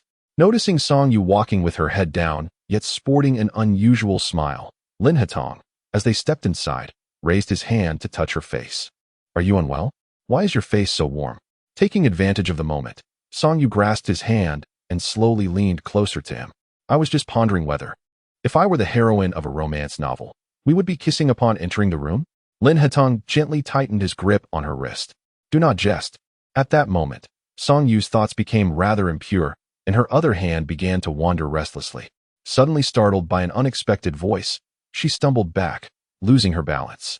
Lin Hetong swiftly extended his long arm, catching her around the waist just in time. Heart racing, Song Yu covered her chest and turned to see a few maids standing not far off. The middle-aged woman leading them met Song Yu's gaze and merely nodded in acknowledgement. "This is my girlfriend, Song Yu. She will be visiting frequently. She is just like me here," Lin Hetong stated as he guided Song Yu toward the bright lights of the short corridor. Enhanced by the illumination, Song Yu's striking beauty appeared even more captivating. "It's nothing. It's merely my own fault," she thought, realizing that in her flirtation, she had overlooked the fact that such a large house could not possibly be inhabited solely by Lin Hetong. "You may all take your rest," Lin Hetong instructed, and upon his words, the maids quietly dispersed. Seated on the sofa, Song Yu covered her flushed face as Lin Hetong approached with a bowl of pear soup. "Drink some pear soup to calm your nerves." After consuming the soup, Song Yu gradually regained her composure, with Lin Hetong sitting beside her, observing her intently. "Why are you looking at me like that?" she inquired. "Can the order with Mrs. Yu be cancelled?" Understanding dawned upon her, and she smiled softly. "It seems you have a good relationship with Mr. Yu. Yuechi possesses a rather dark disposition, exhibiting extreme tendencies. Should anyone provoke him, he is unlikely to show mercy." Lin Hetong maintains a serious demeanor, while Song Yu sips delicately from her pear soup, lowering her gaze to conceal her emotions. "Approximately half an hour before your rescue, I had already signed a contract with Miss Xia. If you wish to save your mother and brother, given our current relationship, I shall undoubtedly assist you." Song Yu smiled wryly. "You may not be fully aware of my father. He is not one to relinquish easily. I understand your capability to rescue them, yet it will inevitably involve profound entanglements." She does not believe that their present relationship would compel Lin Hetong to risk his life in a confrontation with Bai Qingfeng in Qingchang on her behalf. Furthermore, she is entirely oblivious to Lin Hetong's standing and influence within the Lin family, making it unwise to exploit him recklessly. Lin Hetong remained silent, watching as Song Yu finished her pear soup. "Where shall I sleep tonight?" Song Yu inquired with a smile, lifting her gaze. Lin Hetong averted his eyes and rose slowly, saying, "I will take you there." The arrangements for Bai Sheng's departure abroad were executed swiftly. Within 3 days, Lin Hetong personally escorted Bai Sheng to board the flight. In the office, Song Yu basked in the sunlight, contemplating the proposal regarding Xia Yun. "Gunging, oh my. That wretched woman has come to our company and is currently at the front desk trying to force her way in." Cheng Shuang burst in, flustered. "Which wretched woman?" "Your father's mistress, Xia Riyun." Cheng Shuang's voice brimmed with urgency and anger. Song Yu's eyes widened in disbelief as she looked at Cheng Shuang. Are you sure you haven't made a mistake? It cannot be denied. Perhaps it would be prudent for you to conceal yourself for the time being, as I sense her intentions are far from benevolent. One may evade the initial encounter, yet one cannot escape the culmination. My mother and younger brother remain under her influence. Song Yi furrowed her brow as she rose from her chair and proceeded towards the door. Cheng Shuang followed closely behind, suggesting, shall I summon security or perhaps notify the authorities? Do not. I find myself in a vulnerable position, and it is not yet the opportune moment for a direct confrontation. Cheng Shuang, realizing the gravity of the situation, nodded in agreement as Song Yi continued onward. Xie Riyun stood outside, thwarted by two receptionists, her expression dark and stormy. Yet she maintained her demeanor of a refined lady, refraining from a scene. Upon seeing Song Yi's striking resemblance to her mother, the jealousy and fury within Xie Riyun threatened to erupt uncontrollably. While Xie Riyun possessed youth and had undergone cosmetic enhancements that lent her an appearance of beauty, it was a beauty that appeared rather artificial, incomparable to Song Yi's innate allure. Miss Xie, I presume you have come to my company for a matter of significance? Song Yi inquired with a relatively courteous demeanor. Suddenly, Xie Riyun, without a word, delivered a resounding slap across her face. You are truly malicious. Jing Fan is your fiancé. What harm is there in a mere touch? Yet you have gone so far as to have his finger severed. Have you no humanity left? Xie Riyun's shrill voice could no longer be contained, rendering her visage monstrous. Have them disperse, Song Yi declared, her tone and gaze chilling at the mention of her mother. Noticing the shift in her demeanor, Cheng Shuang promptly signaled for all personnel at the reception to vacate the area. Once the environment fell into a profound silence, Xie Riyun's earlier assertiveness diminished significantly. What has become of my mother? Song Yu approached her, slightly taller than Xie Riyun, her gaze dark and heavy, imbued with an inexplicable hostility. This contrasted sharply with her mother's inherently gentle nature. Though Xie Riyun felt a twinge of fear, she lifted her chin slightly to meet her gaze. Your father wishes to see you. If you dare to harm my mother, I shall ensure you leave with nothing. Gritting her teeth, Xie Riyun glared at her. You severed Jing Fan's finger. Do you think it can be brushed aside? Dream on. My father is exceedingly selfish. After all these years, do you truly believe he loves you? He has never afforded you the opportunity to touch the core interests of the corporation. To him, you are nothing. What leverage do you think you have over me? Struck at her vulnerable point, Xie Riyun's expression darkened. Her anger stemmed not only from Jing Fan's dismembered finger, but also from the wedding that had been indefinitely postponed. Chapter 35. The Wedding Postponed. Miss Song. Is there anything we can assist you with? Two security guards in uniforms entered, breaking the tense standoff between the two women. Song Yu, her eyes devoid of warmth, regarded Xie Riyun. Will you leave on your own, or shall I instruct them to escort you out? Ultimately, Xie Riyun reigned in her haughty demeanor. If Bai Qingfeng were to learn of her commotion in Song Yu's company today, it would not bode well for her. Reluctantly, she turned to leave. After all these years apart, her temper had certainly intensified. Bai Qingfeng's words had left Xie Riyun feeling unjustly aggrieved, her eyes glistening with tears. You know her temperament. She has never regarded me with any respect since childhood. You still insist I confront her? Do you wish for me to be humiliated? Bai Qingfeng, lost in thought, remarked. That is simply her nature. You must learn to accept it. Xie Riyun, unable to decipher Bai Qingfeng's intention, was perplexed as to why their wedding date had been so inexplicably postponed. Do you now believe that Jing Fan, missing a finger, is unworthy of your precious daughter? Bai Qingfeng did not meet her gaze. Song Yi has thrived in her endeavors, growing ever more resolute despite the challenges faced during her many years away. She has turned an erratic business into a substantial enterprise. With such remarkable success, how could she possibly settle for someone as mediocre as Jing Fan? As Xie Riyun furrowed her brow, about to inquire further, Bai Qingfeng commanded the driver to depart. She felt a surge of gratitude towards the unseen benefactor responsible for this timely intervention. Cheng Shuang had remained by her side until noon, and as lunchtime approached, it was evident that Song Yi had no intention of dining. Cheng Shuang, afflicted by a stomach ailment, could hardly endure the pangs of hunger. Unable to bear it any longer, she asked Song Yi, "What is the matter? Aren't you going to eat?" "I'm starving. I'm waiting for my father's call." "You may go ahead and eat," Song Yi replied. Cheng Shuang gave her a thumbs up, admiring Song Yi's tenacity, despite lacking any substantial advantage. She dared to confront her father. "No need," Song Yi shook her head. Not long after Cheng Shuang departed, Lin Heron arrived in a flurry, bursting into Song Yi's office with urgency. It's been over a week. Why haven't you sent the medicine yet? As he approached and beheld Song Yi's swollen face, his voice dwindled to a whisper. Oh dear, who dared to strike you so fiercely? That must have been quite a blow. Did you experience any ringing in your ears during the altercation? Song Yuliang cast a cool glance at him, remaining silent. Lin Heron, with an awkward smile, attempted to temper his rather annoying demeanor. It has been over a week. Please give me the medicine. There's none at the company. I will have Qing Shuang send it to you later. Lin Heron scratched his head and inquired, are all the medicines with Qing Shuang? If so, I might as well go directly to her in the future. Song Yu fixed her gaze on Lin Heron for an extended moment, contemplating how the slap she had received today might be somewhat tied to the Lin family. She toyed with the lustrous Hitian jade, her tone softly laced with melancholy. If my mood is poor, I cannot produce any medicine. Just like today, after being struck, I have no desire to provide you with anything. Lin Heron's expression visibly soured. What does this have to do with me? I have not withheld anything you requested. Yet you now deny me my medicine. How can you be so heartless? Just as a quarrel seemed imminent, Song Yu's phone rang. Glancing at the screen, she furrowed her brow. Dad. Bai Qifeng listened to the still cold voice after many years, his face betraying no emotion. After all these years, you have not changed at all. Bai Qingfeng's tone was indifferent, seemingly devoid of feelings, yet his words conveyed dissatisfaction with Song Yu's attitude.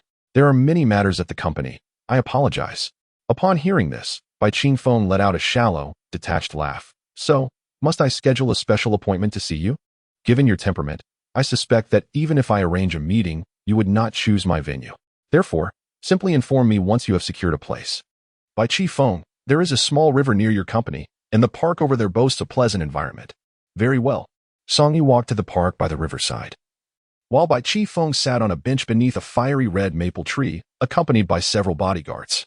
Song Yi couldn't help but chuckle at his perpetual wariness. Was he truly that afraid of her?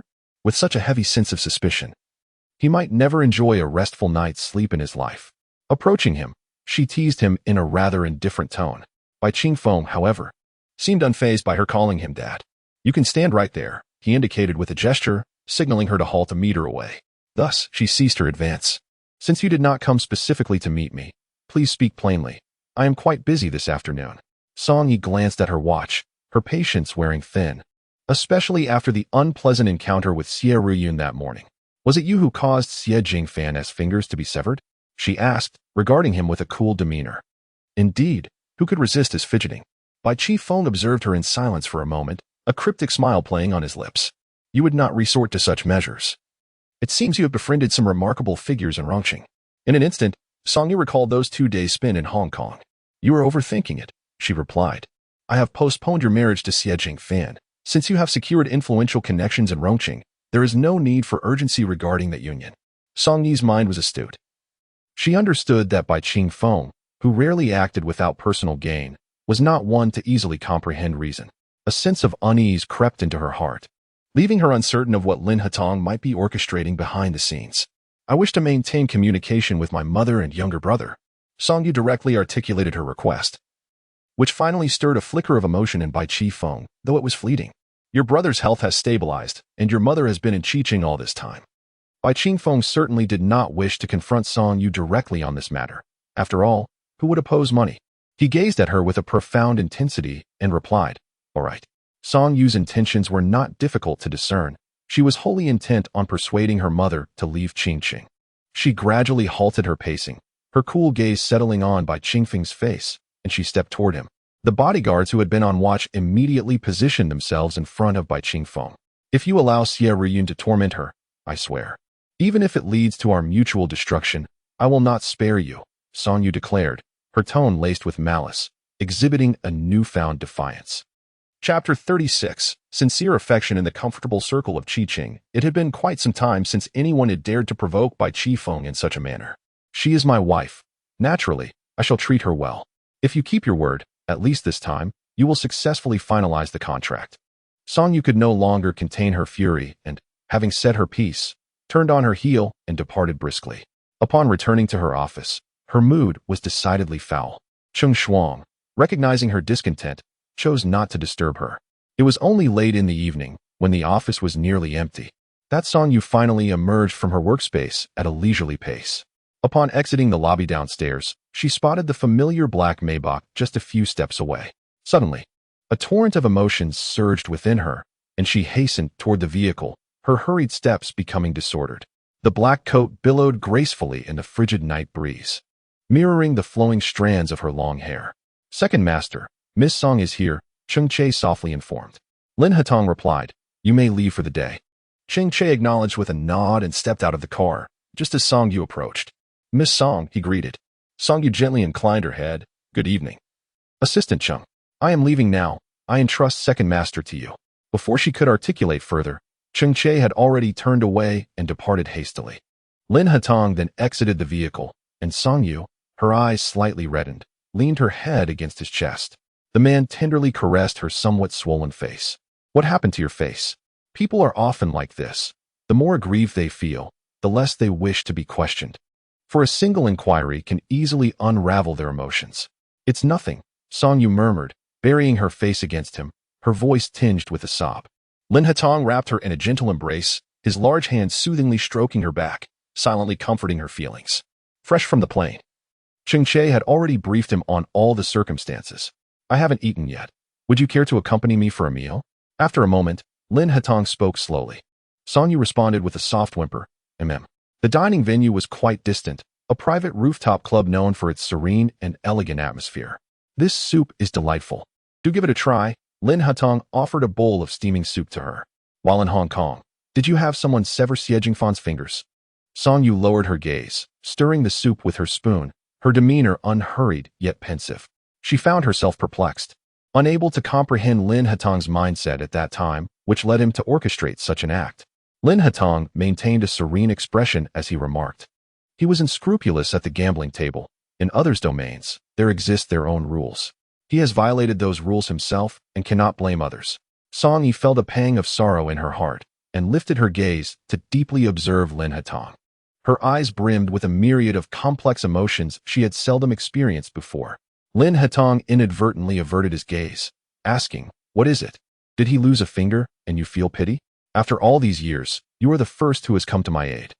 Lin Hatong paused momentarily while holding his teacup, then set it down and gently caressed her head, affectionate and indulgent. That is indeed somewhat pitiable. My father has postponed the wedding date. Perhaps Xie Jingfan longs to stir up trouble for me in Rongcheng, but he has been detained in Qingcheng by my father. You must have approached my father with an olive branch. Song Yi felt an overwhelming urge to weep. What else do you wish to inquire? His voice was low and mellifluous, quite enchanting. Do you truly have such fondness for me? When confronted with this question, Lin Hatong's features softened with a gentle warmth. Do you believe it impossible for me to hold affection for you? It is precisely because I like you that this is what I ought to do. He was remarkably candid. Affection was affection, and indifference was indifference. Encountering a man like Lin Hatong was indeed a stroke of fortune in her past life. Let me ponder how I should repay you suitably. Song Yi's eyes flickered as she contemplated earnestly. Lin Hatong observed her quietly, merely offering a faint smile. Do not entertain thoughts of offering yourself. You are rather discouraging. I believe my figure is quite appealing, and I also possess beauty. You would not be at a disadvantage. Song Yi began earnestly promoting herself once more. The two became entangled as they made their way to Song Yi's residence. As soon as Lin Hatong entered, he swept the inebriated Song Yi into his arms and carried her toward the bedroom. Upon laying her gently on the bed, Lin Hatong prepared to withdraw, but Song Yi raised her hand to grasp his. Are you leaving without doing anything? I have an important meeting tomorrow, so I want to accompany you tonight. Song Yi only perceived his intention to depart and, summoning her language strength, climbed off the bed. She wrapped her arms around his neck and leaned in to brush her lips against his. With beauty before him, Lin Hatong remained unmoved, merely placing a hand on her waist to prevent her from tumbling off the bed. Overcome by her intoxication, Song Yi soon lost the energy to continue their playful banter and fell asleep within moments. The next morning, news of the second master of the Lin family having a girlfriend surged onto the trending topics with astonishing swiftness. Song Yi was awakened by a call from Cheng Shuang. Waking me up this early better involve a deal worth over 100 million. While there was no deal of that magnitude, there was indeed a trending topic with over 100 million views. Cheng Shuang couldn't help but roll her eyes at Song Yi's drowsy and languorous tone. Song Yi paused in confusion, then slowly sat up. What trending topic? Open your social media platforms right now.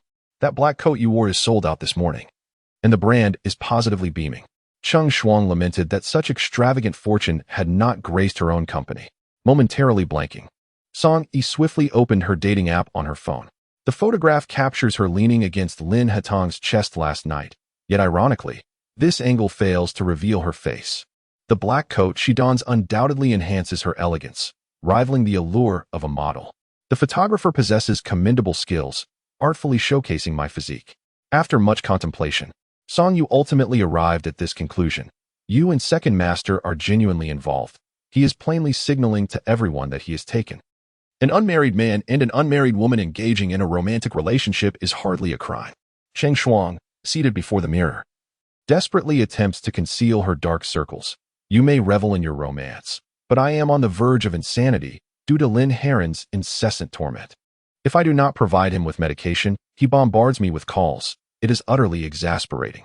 Does he think a woman will perish if he goes a day without sleep? Chapter 37. You're quite fortunate. Song Yu slightly curved her lips, exhaling softly. Can you guess why he is being so courteous to me now? Cheng Shuang, with her straightforward mind, pondered for a moment. Is it not because you are controlling him with your miraculous medicine? Song Yu stretched lazily. How naive. The remedy was concocted by my grandfather. Aside from its specific benefits, it serves to regulate the body. Given Lin Heron's frequent indulgences, his health is likely in a depleted state. And this medicine can indeed improve his condition. Cheng Shuang scoffed. You're quite fortunate, aren't you? Song Yu smiled. I am both beautiful and kind-hearted. I will wait for you at the office. Hurry up. Good morning, President Song. The attractive receptionist greeted Song Yu with a slight bow. Good morning. Upon entering her office, Cheng Shuang promptly delivered Jiang Yan's file. Just send me a digital copy. Why go through the trouble of printing it? Song Yu glanced at Cheng Shuang while signing several documents. Having a printed version makes note-taking easier. I believe the likelihood of your success in this matter is minimal. Jiang Yan is a beacon of light during Yu Qi's most trying times, and such bonds forged in adversity are exceedingly difficult to sever. Cheng Shuang had always shied away from challenging cases, and her apprehension was palpable. We must not only avoid failure but also the wrath of Yu Qi, which would spell disaster. As Song Yu perused Jiang Yan's personal information, she mused, objectively speaking, there exists no impregnable relationship. Otherwise, why would Yu Qi choose to marry someone socially compatible like Xia Yin instead of relinquishing everything to be with Jiang Yan? Cheng Shuang exclaimed in surprise, her realization dawning. That is indeed a valid point. Yet one cannot help but feel sympathy for Jiang Yan, who reportedly sacrificed her ability to bear children to save Yu Qi. Cheng Shuang, as a woman, could not suppress her sentiments. Song Yu, upon hearing this, raised her chin slightly and regarded Cheng Shuang. Is this mere hearsay, or do you possess evidence? Cheng Shuang shook her head. No evidence, but I did jot down a note for you. Then you should deliver medicine to Lin Heron today and inform him that I wish to select a bright and handsome young actor from his company. Cheng Shuang frowned, displaying her reluctance. Must I go personally? The fact that he is secretly taking medication is known only to us. If too many learn of it, he might eliminate both of us. Very well, I shall proceed at once. Cheng Shuang drove for an hour to Xingchen Entertainment, and under the guidance of the secretary, she smoothly entered Lin Heron's office. During working hours, Lin Heron, impeccably dressed in a suit, presented an appealing figure as the president in the morning. Miss Cheng, please take a seat, he said, immediately setting down his pen and rising from his desk upon her arrival. What would you like to drink? He inquired with a smile after settling onto the leather couch. Cheng Shuang politely smiled at the secretary, saying, I don't want anything to drink. You may leave. The secretary glanced at Lin Heron, who gestured for her to exit. Ruan mentioned she wants to select a small actor from your company. Lin Heron paused. Is she planning to venture into the entertainment industry? We do have some needs in our business. Understanding, Lin Heron nodded, his gaze then shifting to the rounded and graceful Cheng Shuang. Cheng Shuang was indeed quite beautiful, although slightly plump. She possessed a tall figure and a captivating charm that exuded a mature allure. In recent years, public aesthetics have leaned towards a preference for slender, youthful appearances, and such a style had not graced the entertainment industry for quite some time. Cheng Shuang felt uncomfortable under Lin Heron's gaze. Why are you looking at me like that? With such beauty, Miss Cheng, have you considered trying your hand in the entertainment industry? Cheng Shuang rolled her eyes internally, thinking, my company is doing quite well. I have no need to endure such hardships. The medicine has been left for you, and tonight, make sure to exhaust those little stars. She took out the medicine from her bag and placed it on the table, then stood up, preparing to leave. Cheng Shuang looked down at him. As long as you refrain from those activities in bed, she will have no control over you. Lin Heron awkwardly cleared his throat, realizing that Cheng Shuang was well aware of the efficacy of the medicine. Cheng Shuang remarked, "Don't even think about it. She wouldn't sell it. This prescription was left to her by her grandfather, a precious heirloom.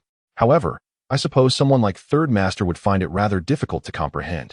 Lin Heron chuckled, preparing to retort, but Cheng Shuang did not wait for his response and walked away. He stared at the doorway for quite some time, pondering whether he had inadvertently offended her, as her indifference towards him was bewildering. She was as haughty as could be, indeed. Those who mingled with Song Yi were hardly of good character. In the winter of Rong City, the leaves had withered, and the cold wind swept through the long streets and short alleys, carrying away the few remaining dried leaves from the branches. Song Yi and Xia Yun sat together, brewing tea and chatting. "I heard your company has recently embarked on a new venture. Congratulations. It seems your business is flourishing." Xia Yun poured her a cup of steaming tea, a gentle smile gracing her otherwise cool demeanor. This was a rare display of approachability, and Song Yi was the only person with whom Xia Yun could treat amiably. "If it weren't for the support of wealthy patrons like you, our company wouldn't be thriving. Let us toast to our benefactors with tea instead of wine." The two clinked their teacups, and Xia Yun turned the conversation towards Jiang Yan. "I know this is merely a temporary measure. Jiang Yan will not easily relinquish Yueqi." Song Yi smiled slightly. "Miss Xia is quite right. I suspect Jiang Yan intends to strike back at you, claiming you incited young men to seduce her, even suggesting an attempt at violation." Xia Yun, of course, did not entertain such dark thoughts. Coming from a prestigious background, she was devoid of such malign intentions. She was even somewhat astonished. Is it truly possible to think in such a way? It is not my intention to belittle her origins. Rather, her unfortunate upbringing has inevitably shaped her flawed character and twisted psyche. She harbors a deranged mentality of destruction when faced with unfulfilled desires. Xia Yun has never directly confronted Jiang Yan, and under the protection of Yuqi, she has been unable to uncover any of Jiang Yan's clandestine information. Consequently, her understanding of Jiang Yan remains superficial. The nonchalant manner in which Song Yu speaks of Jiang Yan's character leaves her somewhat taken aback.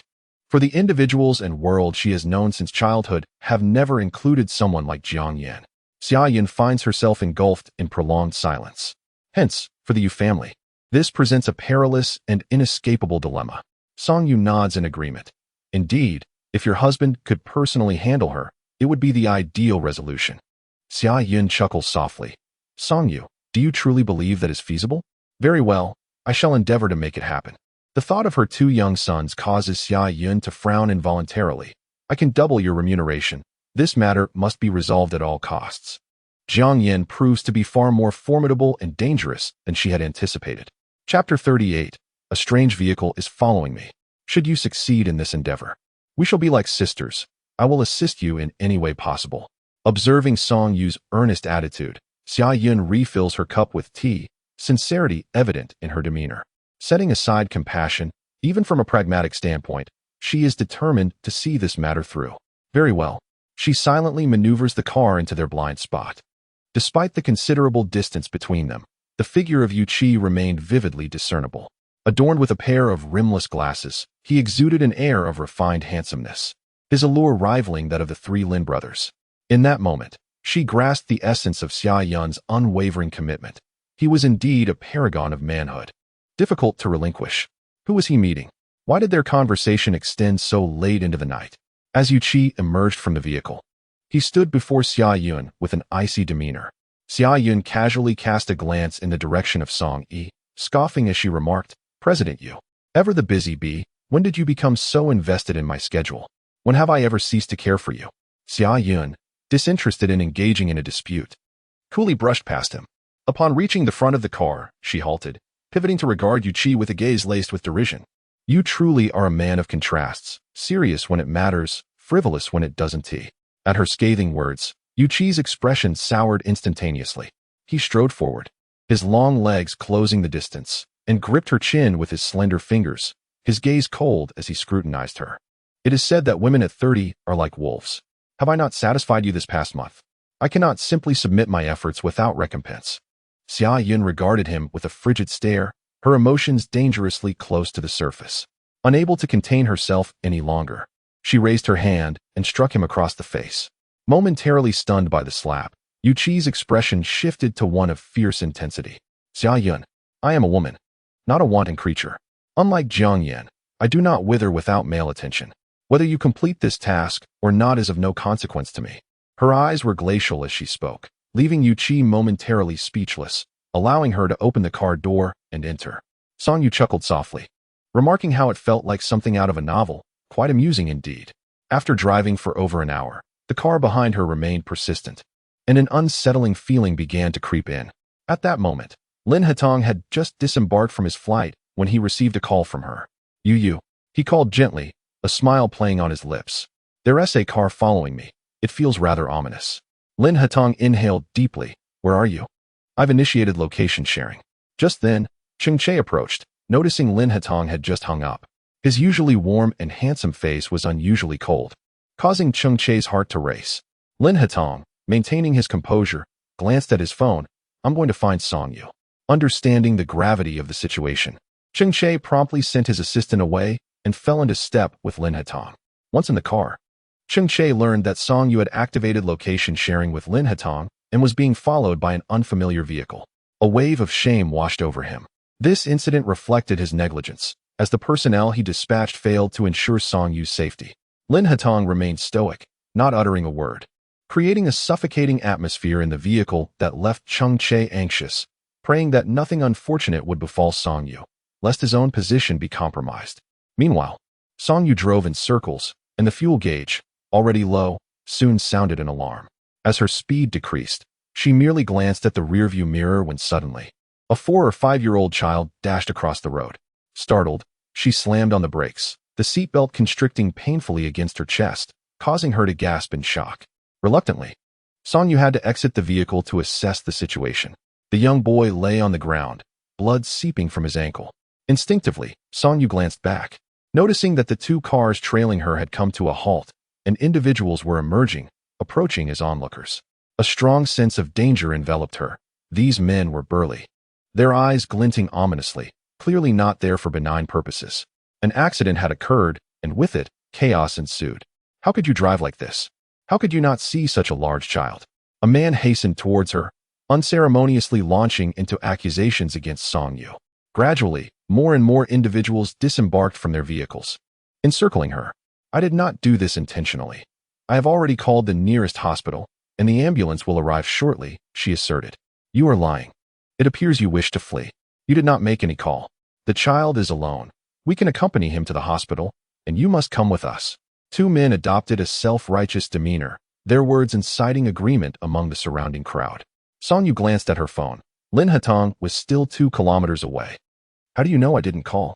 She inquired, presenting her call log to the 2 men. They exchanged glances, recognizing her cautiousness was not merely talk. Before exiting the vehicle, she had indeed contacted the nearby hospital. The sound of the ambulance soon grew louder, approaching from the distance. Given this, we shall accompany you to the hospital to prevent any possibility of your fleeing. The child is innocent, they insisted. Song Yu could easily discern that these 2 men were not particularly astute, their arguments riddled with inconsistencies. Lin Hatong arrived even faster than the ambulance.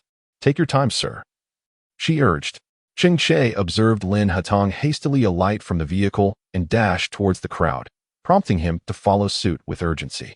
Lin Hatong skillfully maneuvered through the throng, striding determinedly towards Song Yu, resting a hand gently on her shoulder. Instinctively, Song Yu glanced up at the man now standing beside her. You've arrived. I've already contacted the authorities. The traffic police will be here shortly. Everything will be all right. Lin Hatong cast a brief look at the child on the ground, still writhing in pain, before softly reassuring Song Yu. Perhaps the mention of the police was too sensitive, for both men instinctively turned to depart. Those 2 have been following me. They do not appear to be benevolent. Do not allow them to escape, Song Yu asserted, pointing directly at the 2 men who were attempting to flee. Before anyone could react, Lin Hatong's plainclothes bodyguards swiftly subdued them, pinning them to the ground. Even their distant accomplices, who had been observing from afar, failed to evade capture. Lin Hatong, exuding an air of affluence and authority, prompted the surrounding crowd to disperse, wary of provoking trouble, while the congested traffic gradually returned to normalcy. After completing her statement at the police station, it was well past midnight when Song Yu emerged, weary and leaning against the seat in Lin Hetong's car, her eyes fluttering shut. Chapter 39. You truly dampen the mood. Song Yu casually rested her hand on the central armrest, and as her words lingered in the air, Lin Hetong's warm palm enveloped her hand. Of course, Song Yu refrained from meeting his gaze, yet her heart was tumultuous. After so many years of tranquility away from Qingcheng, she found herself gripped by an unfamiliar fear in the face of such perilous circumstances. Yet, it seemed likely that her days ahead would be filled with similar unease. Come stay at Junshan Courtyard with me. After a moment, Lin Hetong spoke again. His words compelled Song Yi to open her eyes and gaze at him. The fatigue in her eyes was unmistakable, yet a faint smile lingered at the corners of her mouth. It is not the right time yet. Lin Hetong studied her intently. Why? Moving into Junshan Courtyard would be tantamount to declaring war on your family. Besides my business affairs, I have a myriad of troublesome matters in Qingcheng awaiting my attention. I am truly stretched too thin. Her reasons for refusal were entirely justifiable. Lin Hetong nodded in understanding. His initial agreement to pursue a romantic relationship with her had been a fleeting impulse, devoid of any future plans. If you need assistance in Qingcheng, at least now is not the appropriate moment. The bond between her and Lin Hetong was still tenuous. Should he withdraw midway, it would spell disaster for her. Let us wait a little longer. After all these years, what is another wait? Upon entering, Lin Hetong made his way directly to the study on the second floor. The door was pushed open from the outside, and Lin Hetong looked up with displeasure. Brother, I recall telling you not to pursue Song Yi. Why does it seem you have not heeded my warning at all? This was the first time Lin Hetong confronted Lin Hetong with such an accusation. A barely perceptible smirk graced Lin Hetong's face as he leaned back in his chair, his gaze aloof as he regarded Lin Hetong. Did she say that to you? Such an obvious provocation, and you fail to recognize it? Faced with Lin Hetong's piercing gaze, Lin Hetong's expression did not soften significantly. Do you know why the third brother indulges in such frivolities while father never questions the reasons behind it? Lin Hetong, Song Yi has always been an innocent party. She should not be unjustly targeted by you. Lin Hoan chuckled softly. Father and I both recognize that your integrity is too pronounced, leading you to take matters too seriously. I was once earnest as well, and what was the outcome? Those who hail from humble and lowly beginnings often harbor a strong ulterior motive. They lack sincerity and will discard you once they have extracted every ounce of your utility, leaving you to bear the wounds alone. Song Yi was born into a scholarly family in Qingcheng, not from a humble and lowly background. Is it that my elder brother disparages his sister-in-law due to her modest origins and deep-seated cunning? Or is it that he harbors lingering feelings over her resolute departure? Lin Hetong, disregarding whether it is a taboo of Lin Hoan, ruthlessly unwrapped his wounds. Provoked, Lin Hoan's expression grew increasingly frigid, his gaze turning progressively sinister. I merely conveyed father's intentions. I never meant to harm her. She is an astute individual, and I believe she will not place the Lin family in a difficult position. Should you provoke her further, do not blame me for disregarding our brotherly bond. Do you not wish to see your child once more in your lifetime? Even with a congenial disposition, Lin Hetong could not tolerate such treachery from another family. After finishing his words, he turned to leave. Lin Hoan, momentarily stunned by his words, abruptly rose. Lin Hetong, what were you just saying? Lin Hetong continued his stride towards the exit, while Lin Hoan followed a few steps before halting. He was on the verge of exploding. She had left while pregnant all those years ago. How could this woman be so cruel? The next day, Song Yi indulged in a long slumber, only to emerge from her bedroom and discover Lin Hetong unexpectedly seated in the living room, causing her to startle in surprise. She rubbed her drowsy eyes and inquired, "What are you doing here?" Those individuals from last night were part of a human trafficking ring. That child was abducted by them. Fortunately, you were vigilant. Otherwise, the consequences would have been dire.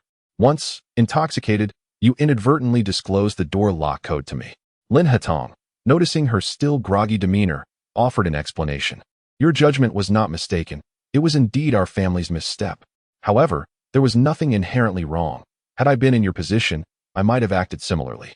She simply did not wish to endure this injustice without recourse. Lin Hetong reached out to gently pat her head, remarking, "You are quite perceptive. In truth, individuals like me, who have navigated the complexities of society for many years, possess a multifaceted nature. At times, I may appear benevolent, while at others, I might seem malevolent. What type of woman do you find appealing? She was candid, and Lin Hatong was well aware of her character. The woman who is true to herself is the most captivating to me. Song Yu smiled and playfully nudged his arm, saying, then I suppose I can fit that description. One of her hands rested on his abdomen, her fingers subtly tracing the defined muscles through the fabric. Jingjing, stop it, Lin Hatong murmured, firmly grasping her restless hand to quell her audacious behavior. Amid their playful banter, Song Yu inadvertently settled onto his lap. Lin Hatong's breath caught, and instinctively he reached to pull her away. However, Song Yu wrapped her arms around his neck and boldly pressed her lips against his, eliciting a reaction from Lin Hatong as he tightened his grip on her, almost losing control. He gazed into the enchanting beauty before him. Song Yu, with her bare face, possessed skin that was fair and translucent.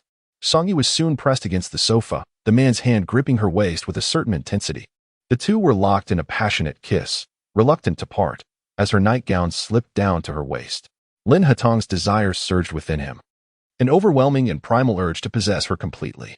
However, when Song Yu's hand reached for his belt, Lin Hatong seized her wrist. I bought you breakfast. Allow me to warm it up, he said, trying to extricate himself while his reason still prevailed. She was undeniably drawn to his physique. Yet this man exhibited an astonishing level of self-restraint. Lin Hatong's breath was hot and rapid as he pulled her hand to his ear and pressed it gently, leaning down to kiss her forehead. I find it difficult to accept a relationship that progresses too swiftly. Song Yu smiled silently, a knowing glimmer in her eyes. Having discerned Lin Hatong's deeply buried thoughts, despite his slight affection for her, trust was an elusive concept. This man was indeed complicated. Lin Hatong managed to suppress his desires, straightening Song Yu's disheveled attire. She pouted, you really are a killjoy. Chapter 40. Most women love money, and so do I. Lin Hatong took a deep breath and splashed cold water on his face in the bathroom, gradually awakening from the throes of passion. Upon returning, he heard Song Yu speaking on the phone in the living room, so he made his way to the kitchen. Once she finished her call, she noticed Lin Hatong entering and then exiting the kitchen, his gaze fixed on her with a peculiar expression. Darling, what's wrong? Song Yu asked softly. How do you operate this stove? Lin Hatong hesitated for a moment before finally voicing his question. Upon hearing this, Song Yu raised her eyebrows slightly, casting a subtle glance at Lin Hatong. Naturally, it was quite ordinary for someone of Lin Hatong's background to be unaccustomed to manual labor. Not wishing to impose upon this precious man, Song Yu glanced at her watch and remarked, I'm not hungry. We can dine out later.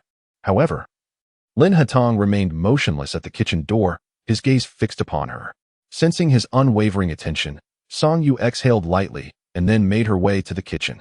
In the kitchen, she retrieved a small steamer from the cupboard and proceeded to steam some dumplings alongside eggs. With a simple press downwards, the process was underway. Noticing Lin Hatong's earnestness in learning, she demonstrated the technique for him and added, for someone like you, whether you learn or not is inconsequential.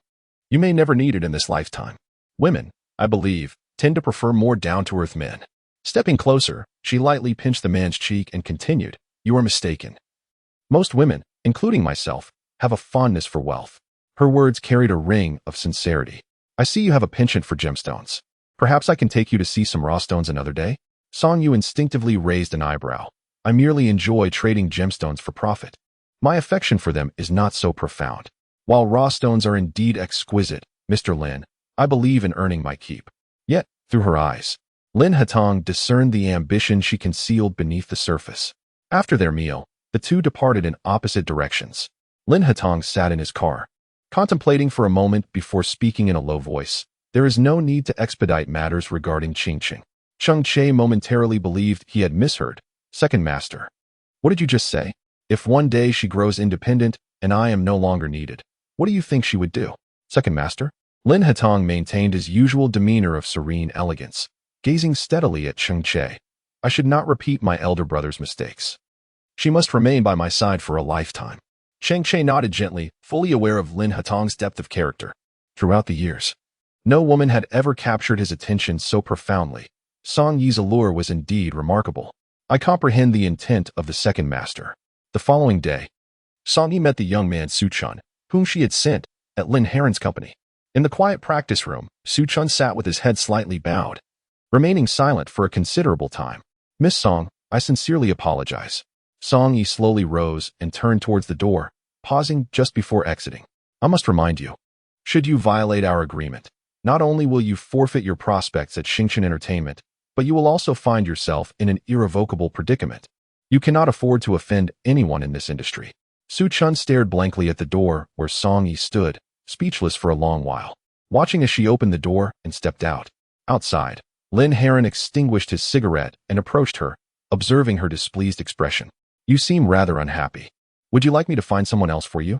No need, Song Yi replied to Lin Heron, her pace unyielding as she swiftly walked away like the wind. Lin Heron followed closely by her side, stating, a few days ago, our collaboration project with Qingqing was halted. It seems to be associated with your father. Are you aware of this? Has something occurred? Whenever the topic of Qingqing arose, Song Yu could not help but furrow her brow. Lin Heron scrutinized her for a moment, then chose to keep her in suspense.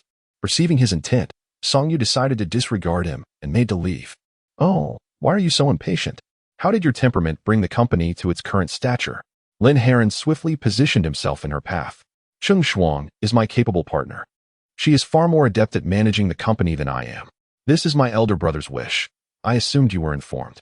Lin Heron continued to gauge Song Yu's expression, but regrettably, she displayed no hint of displeasure or anger.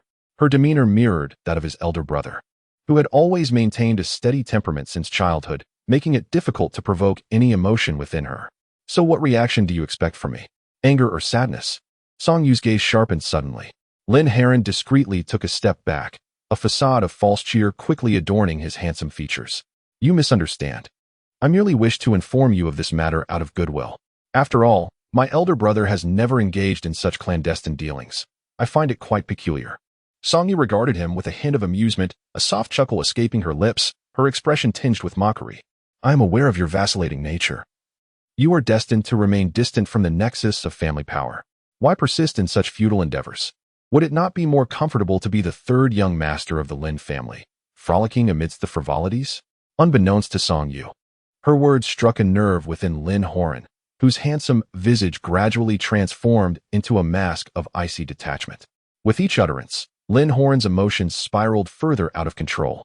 Song Yu observed his unraveling with a calm demeanor, her tone becoming increasingly nonchalant. He is under no obligation to assist me. Love is rooted in emotion. I cherish him as a person, and he reciprocates my feelings. This is more than sufficient.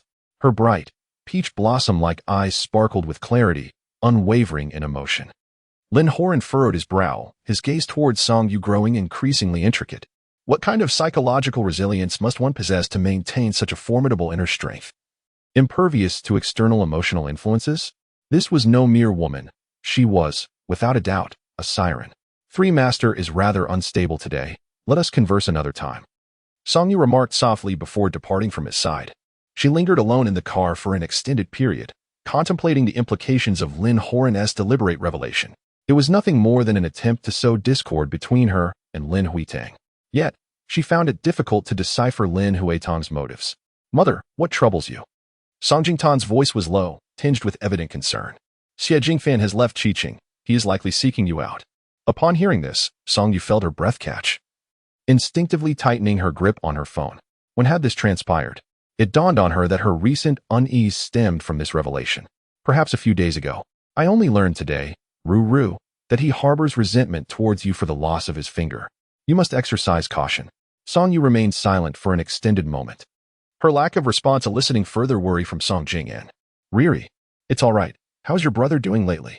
He's quite stable, so there's no need for concern. Upon hearing her words, Song Jingtan felt a tightening in her heart. Take care of your brother in Qingqing and protect yourself.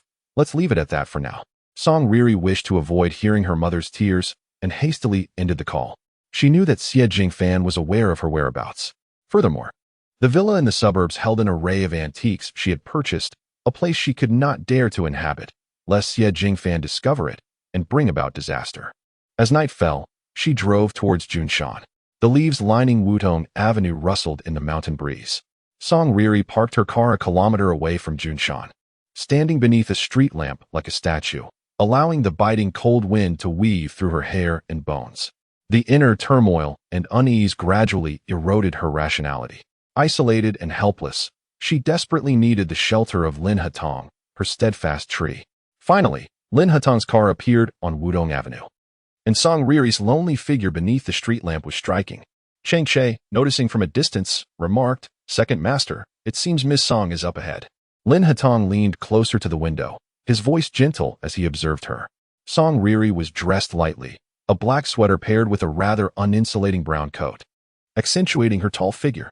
However, her long hair was tousled by the wind, rendering her appearance somewhat pitiable. "Drive faster," Lin Hatong commanded, his tone unusually grave. Cheng Che pressed the accelerator, swiftly bringing the car to a halt beside Song Riri. Just as he was about to exit, the man in the back seat had already stepped out first. "Second master." Song Yu's face was reddened by the cold, her lips felt somewhat numb, and she found it difficult to speak. Lin Hatong hurried over, taking her already icy hand in his. "Get in the car." Before Song Yu could utter a word, Lin Hatong assisted her into the vehicle. The warmth of the heater inside finally allowed her to breathe a sigh of relief as Lin Hatong clasped her hands tightly, his expression cool and seemingly displeased. "I apologize for being busy lately. Why didn't you call me?"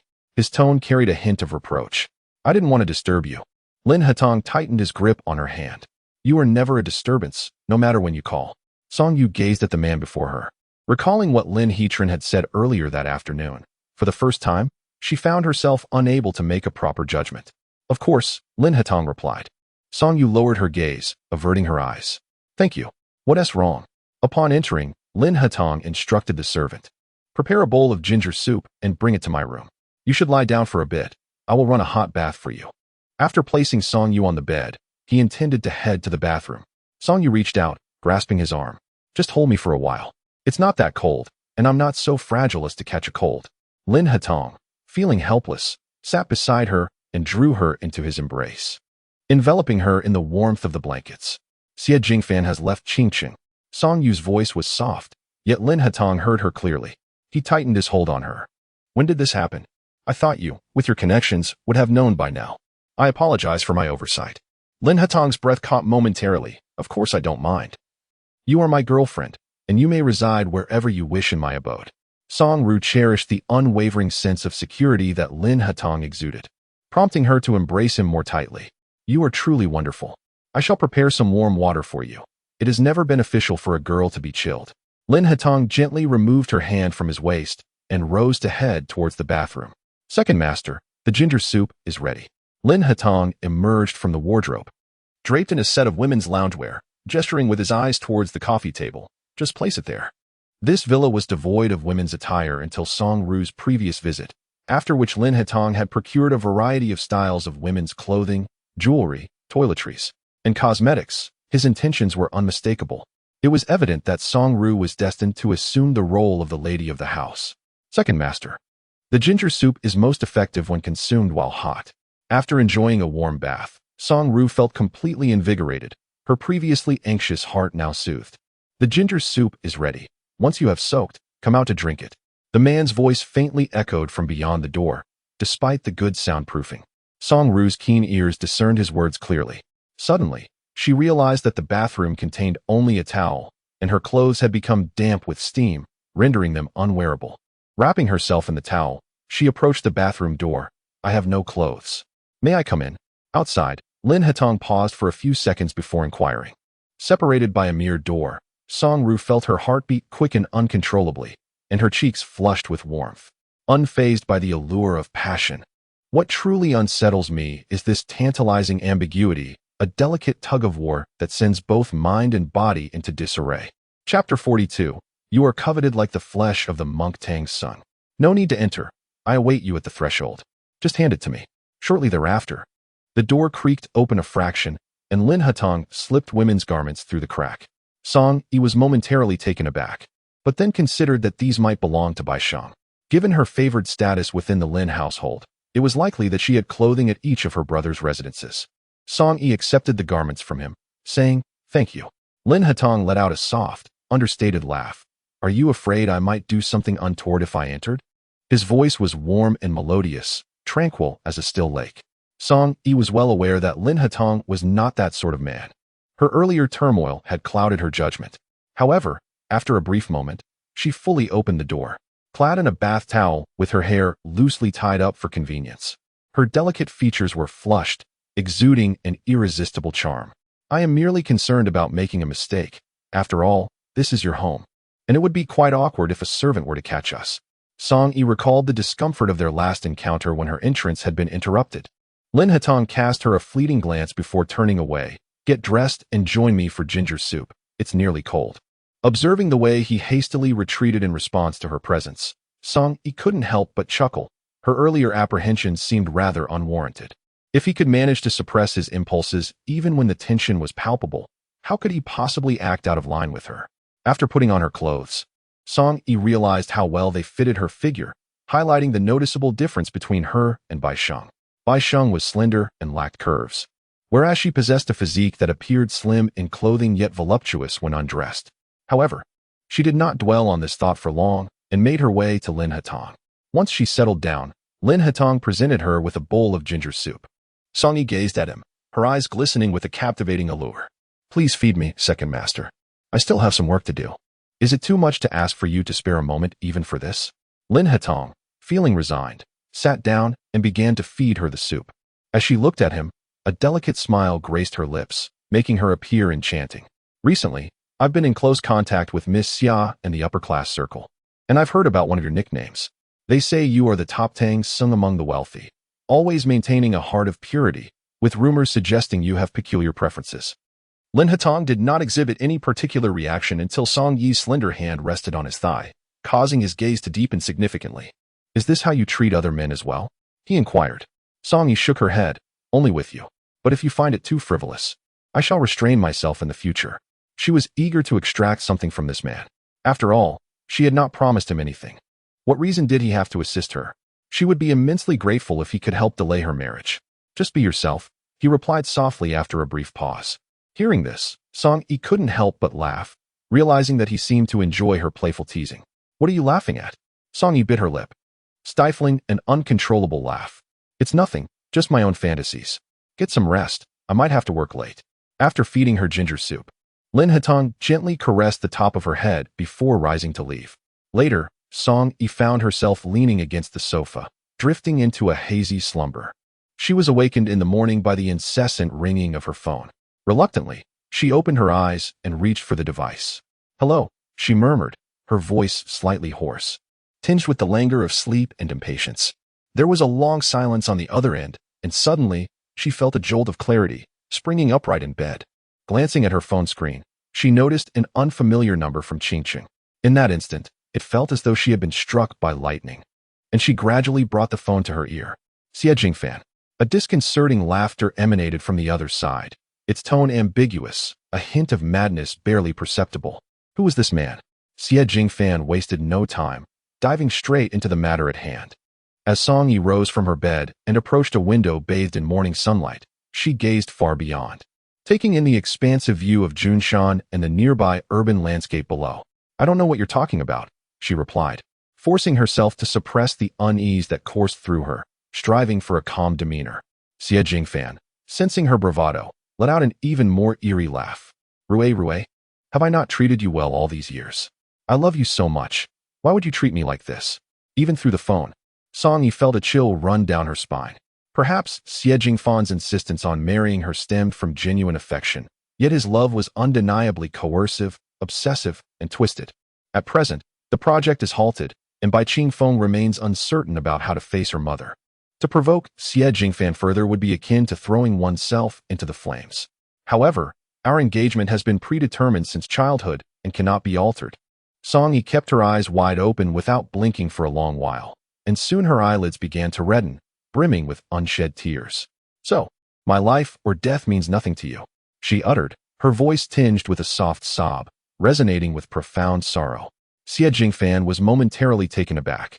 He could hardly bear to witness Song-yi in such a pitiful state of weeping.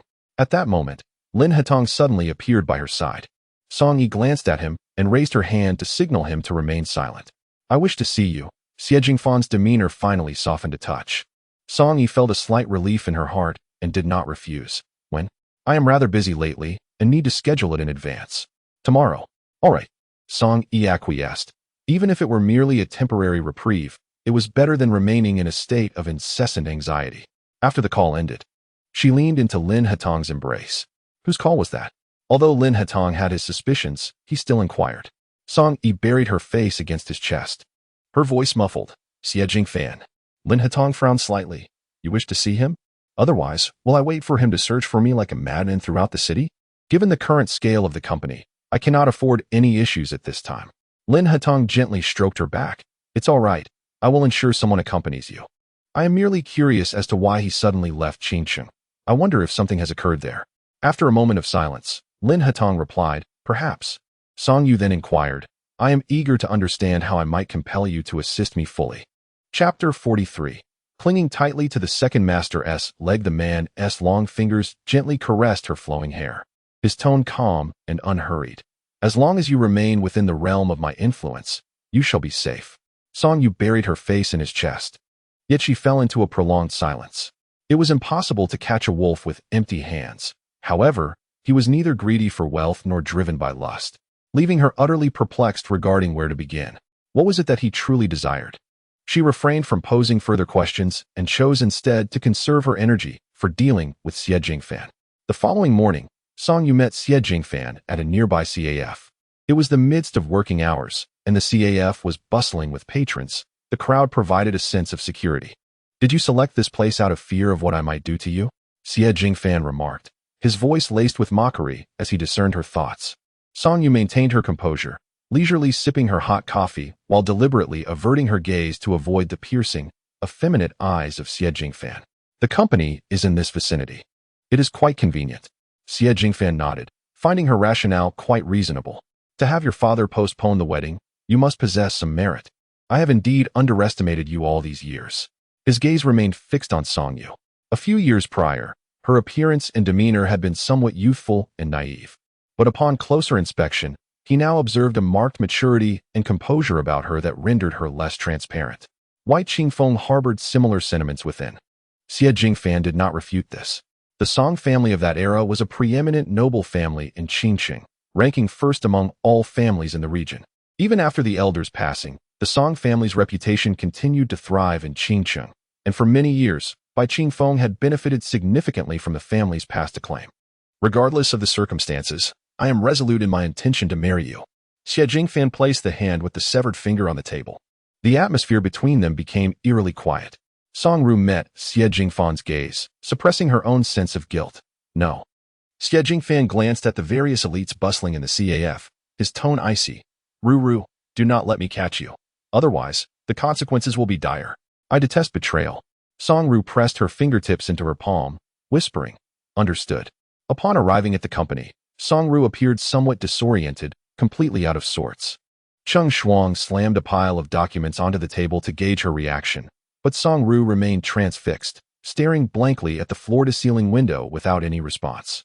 Miss Xia's call came through to me. Why have you been ignoring her? Cheng Shuang casually tossed a document at Song Ru, startling her awake. Turning, she looked at Cheng Shuang with a dazed expression. What did you say? Nothing. Just that Miss Xia's deal is likely to fall through. Song Ru reached up to touch her face. I will contact Miss Xia immediately. Cheng Shuang, observing her pallid complexion, couldn't help but furrow her brow. You look dreadful. Surely you weren't indulging excessively last night. Sorting through the documents on her desk, Song Ran somberly announced, Xie Jingfan has arrived in Rongcheng. I met with him this morning. Upon hearing Xie Jingfan's name, Cheng Shuang's expression turned grave. Her immediate thought was whether Xie Jingfan had discovered the relationship between Song Ran and Lin Hatong. He didn't harm you, did he? In Cheng Shuang's view, Xie Jingfan was a lunatic, no different from a madman. Considering his temperament, he would never speak to her calmly. With a finger forcibly severed, he would not rest until he had found the culprit. Just hearing Song Ran's account made Cheng Shuang feel that her current situation was precarious. Master Lin should assist you, shouldn't he? Song Ran pursed her lips, furrowing her brow as she shook her head. I can't decipher his intentions. He halted the collaborative project with my father. Originally, my father had Xie Jingfan contained in Qingcheng, but as soon as the project was suspended, Xie Jingfan immediately came to Rongcheng. I don't know what Master Lin is thinking. Given your current predicament, you should either swiftly complete the Xia assignment to gain her assistance or tightly cling to Master Lin's coattails. Cheng Shuang, as an observer, offered her analysis. Song Ran was taken aback. Had her situation become so dire? What do you think about me having a child with him? Song Ran suddenly asked after a long silence. Cheng Shuang's eyes widened in astonishment. What did you say? Have a child? Marrying into the Lin family is exceedingly difficult. It's said that the old master of the Lin family is particularly difficult to deal with. He would never consent. I never intended to marry him. Initially, we were merely fulfilling our own needs, and achieving our goals naturally led to a harmonious parting. However, Lin Hetong is a man devoid of desires, making him exceedingly difficult to conquer. He lacks nothing, except for a child. Cheng Shuang found herself at a loss for words. She strongly disapproved of Song Yi's outrageous notion, yet felt no authority to dissuade her. Thus, the prospect of bearing a child paled in comparison to all the suffering. After a lengthy pause, Cheng Shuang spoke again. What about the child? Forced into this world, ultimately receiving an incomplete family, can you bear such a thought? Even if Song Yi's heart was as hard as iron, she couldn't help but be moved by Cheng Shuang's words. I'm merely discussing it. You needn't take it to heart. Chi-Chi, regardless of the decision you make in the future, remember that the child is innocent if you bring them into this world. You must take responsibility. Cheng Shuang rarely spoke to her so earnestly. Song Yi looked at her. I understand. I will be cautious. Cheng Shuang then inquired about her living situation. Where are you staying now? I'm at the second master's house. It's quite safe, so you needn't worry. Cheng Shuang immediately donned an expression of unnecessary concern. Just be careful.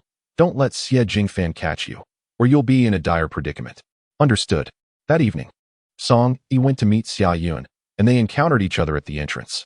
Miss Xia, I apologize for not answering your call this morning. It's all right. Meeting in person is more convenient. Xia Yun casually took her hand and led her into the club.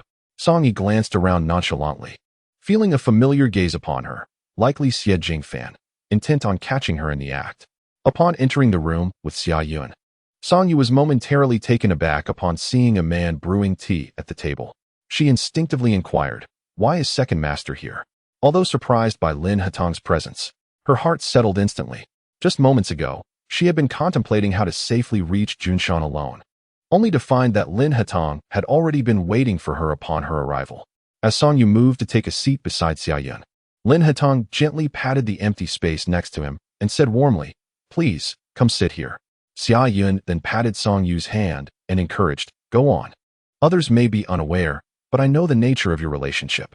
Second master has no intention of hiding it from anyone. Feeling a slight flush on her cheeks, Song Yu nevertheless took a seat beside Lin Hetong. He promptly poured her a cup of hot tea, directing his conversation towards Xia Yun. I hope my presence does not interfere with your discussion. Song Yu felt a twinge of discomfort at the situation, yet Xia Yun spoke with nonchalance. Not at all. With Xia Yun's reassurance, Song Yu chose not to voice her concerns further. The young actor I sent has been swayed, Miss Xia. It was my oversight, Song Yu confessed, a look of regret on her face. This was the first time her endeavor had gone so awry from the outset. Xia Yun, with a composed demeanor, pursed her lips slightly and remarked, this indicates that Jiang Yin is a rational individual, not someone whose thoughts can be easily swayed by matters of romance.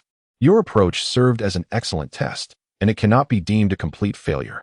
Song Yi understood that Xia Yun's calm demeanor stemmed entirely from her inheritance of the family's extensive overseas ventures in mining and the jewelry industry, including various raw gemstones, jade, and even precious metals like gold. The family supplied more than 50% of the domestic market, truly embodying the phrase to have a mine at home. This was also why Yu Qi, despite his lack of fondness for her, still treated her with respect. However, Song Yi could not fathom why, with such impressive capabilities, she would cling to Yu Qi. Wouldn't it be more fulfilling to divorce and seek a robust young man instead? I know Miss Xia is quite busy, and these matters should not trouble you. I will adjust my strategy moving forward. Xia Yun gently swayed the teacup in her hand, her gaze lowered, revealing only the shadow of her curled lashes upon her eyelids, obscuring any emotion she might possess. She merely stated, Yu Qi has begun seeing her again. Song Yi glanced at Lin Hetong, who was engrossed in preparing tea, then turned back to Xia Yun. Miss Xia, to put it bluntly, men, by nature, can be rather unworthy. The more they cannot obtain something, the more they obsess over it. Jiang Yan's flirtation with Mr. Yu has only heightened his attention towards her, which serves as a prime example. You could adopt a similar approach. Before she could finish, Lin Hetong filled her cup, interjecting, do not include me in this. Feeling somewhat awkward, Song Yi acknowledged her earlier hesitation, especially with a man present. Xia Yun, still devoid of any emotional expression, responded, so. Should I also learn from Jiang Yin and keep him dangling? What can be said? If Miss Xia harbors unresolved feelings for her first love or has a secret affection for a charming young man, either could serve as an emotional outlet. In this way, Mr. Yu's inherent flaws may be provoked, gradually shifting his focus toward her. The current state of Xia Yun's marriage largely stems from her prolonged preoccupation with her career, neglecting the nurturing of her relationship. Her reluctance to divorce could be attributed to their mutual interests. Or perhaps Xia Yun's irrational love for Yu Qi has rendered her incapable of liberating herself. Song Yu's words not only prompted Xia Yun to glance at her, but also caught Lin Hatong's attention, though she remained an observer. Her clarity set her apart from the chaotic world around her. It was evident that she was not one to suffer in matters of the heart. Xia Yun chuckled softly, acknowledging, I truly am a mere spectator, several years your senior, yet I find myself less perceptive than you when it comes to understanding men. Feeling Lin Hatong's gaze upon her, Song Yu experienced a flicker of anxiety. Please, I was merely discussing the matter at hand, not implying anything. Do not misunderstand me. Miss Xia flatters me. Having been in this profession for many years, I have encountered all manner of men, thus I possess a modicum of insight. Regarding Jiang Yan, we will strive to uncover her true intentions through thorough background investigations, aiming to provide Miss Xia with a satisfactory explanation. Thank you for your efforts, Song Yu smiled. It is our duty to fulfill our responsibilities. Xia Yun glanced at the time on her phone. It is getting late. I shall take my leave. Please feel free to continue your conversation here. With that, Song Yu rose to escort Xia Yun out. It matters not. He shall not harbor any anger towards me. Xia Yun observed Song Yi's nonchalant demeanor, her gaze laden with unspoken significance. Although you handle matters with great finesse, there are certain aspects where you remain rather inexperienced. Song Yi, bewildered, could not grasp the meaning behind her words, as Xia Yun swiftly made her way toward the elevator. Upon returning to the room, Lin Hatong remained in his original seat, but upon noticing Song Yi's entrance, his eyes were fixed upon her. Song Yi felt an indescribable sensation, sensing an unusual intensity in Lin Hatong's gaze that she could not quite articulate. Second Master, I cannot leave with you tonight. Xie Jingfan has been trailing me all day. If he discovers that I am with you, he will not spare you. Song Yi repositioned herself beside him. The man spoke in a low, measured tone. He is no longer outside. Song Yi paused, yearning to inquire how he had managed to dismiss Xie Jingfan, yet the words lingered unspoken on her lips. Lin Hatong, exuding an air of tranquil detachment akin to that of a Taoist priest, revealed little emotion. Song Yi gently entwined her arm around Lin Hatong's, her voice soft and alluring. Did you take those words to heart, Second Master? In stark contrast to her earlier professional demeanor with Xia Yun, Lin Hatong's countenance remained strikingly handsome, yet imbued with a hint of coldness. Thus, Song Yi leaned in closer, nearly brushing against his face. How could someone as admirable as Second Master be likened to a fickle man like Yu Qi? Lin Hatong's hand, resting upon his thigh, slowly clenched into a fist. He then grasped her wrist, gently but firmly creating distance between them. And what of you? How much of your affection for me is genuine? Upon encountering the earnest gaze of the man before her, Song Yi felt an ephemeral urge to retreat. What do you think, Second Master? She inquired, a playful smile gracing her lips. Lin Hatong's dark eyes lingered on her for a considerable time before he silently remarked, perhaps not a single bit. That statement is inaccurate. Second Master, I harbor far more than just a modicum of admiration for your appearance and physique. My affections run deep. Song Yi's playful banter succeeded in lifting Lin Hatong's spirits. Grasping his arm, her luminous eyes reflected the man's striking visage akin to a gentle breeze under a bright moon, and her voice softened as she implored, Second Master, Xie Jingfan poses a threat to me in Rong City. I beseech your assistance. Chapter 45. Do you think I daren't touch you? When a woman exhibits vulnerability, it often stirs within a man a sense of compassion or even a protective instinct. Yet, Lin Hatong saw through her superficial act with ease. When silence stretched between them for an unusually long time, Song Yi felt a twinge of surprise, while she was aware of his calm and rational demeanor. She had not anticipated such a level of detachment. Perhaps her overt display had been too transparent for him to overlook. Could you possibly enlighten me, Second Master, regarding your desires? Song Yi asked earnestly, her gaze fixed upon him. Lin Hatong was inclined to establish a romantic relationship with her, yet he refrained from making any physical advances. She, still somewhat naive, failed to discern his true intentions. Surely, He could not be a mere champion of pure love. That would be utterly absurd. It was evident that Lin Hatong possessed a depth of character far beyond her initial perceptions. I rather enjoy your constant presence around me. Unwittingly, I have grown accustomed to the sensation of having you by my side. How about you move to Jushan Courtyard and stay with me? Lin Hatong did not mince words. Song Yi found it difficult to fathom the nature of the request he had put forth, leaving her even more perplexed by his character.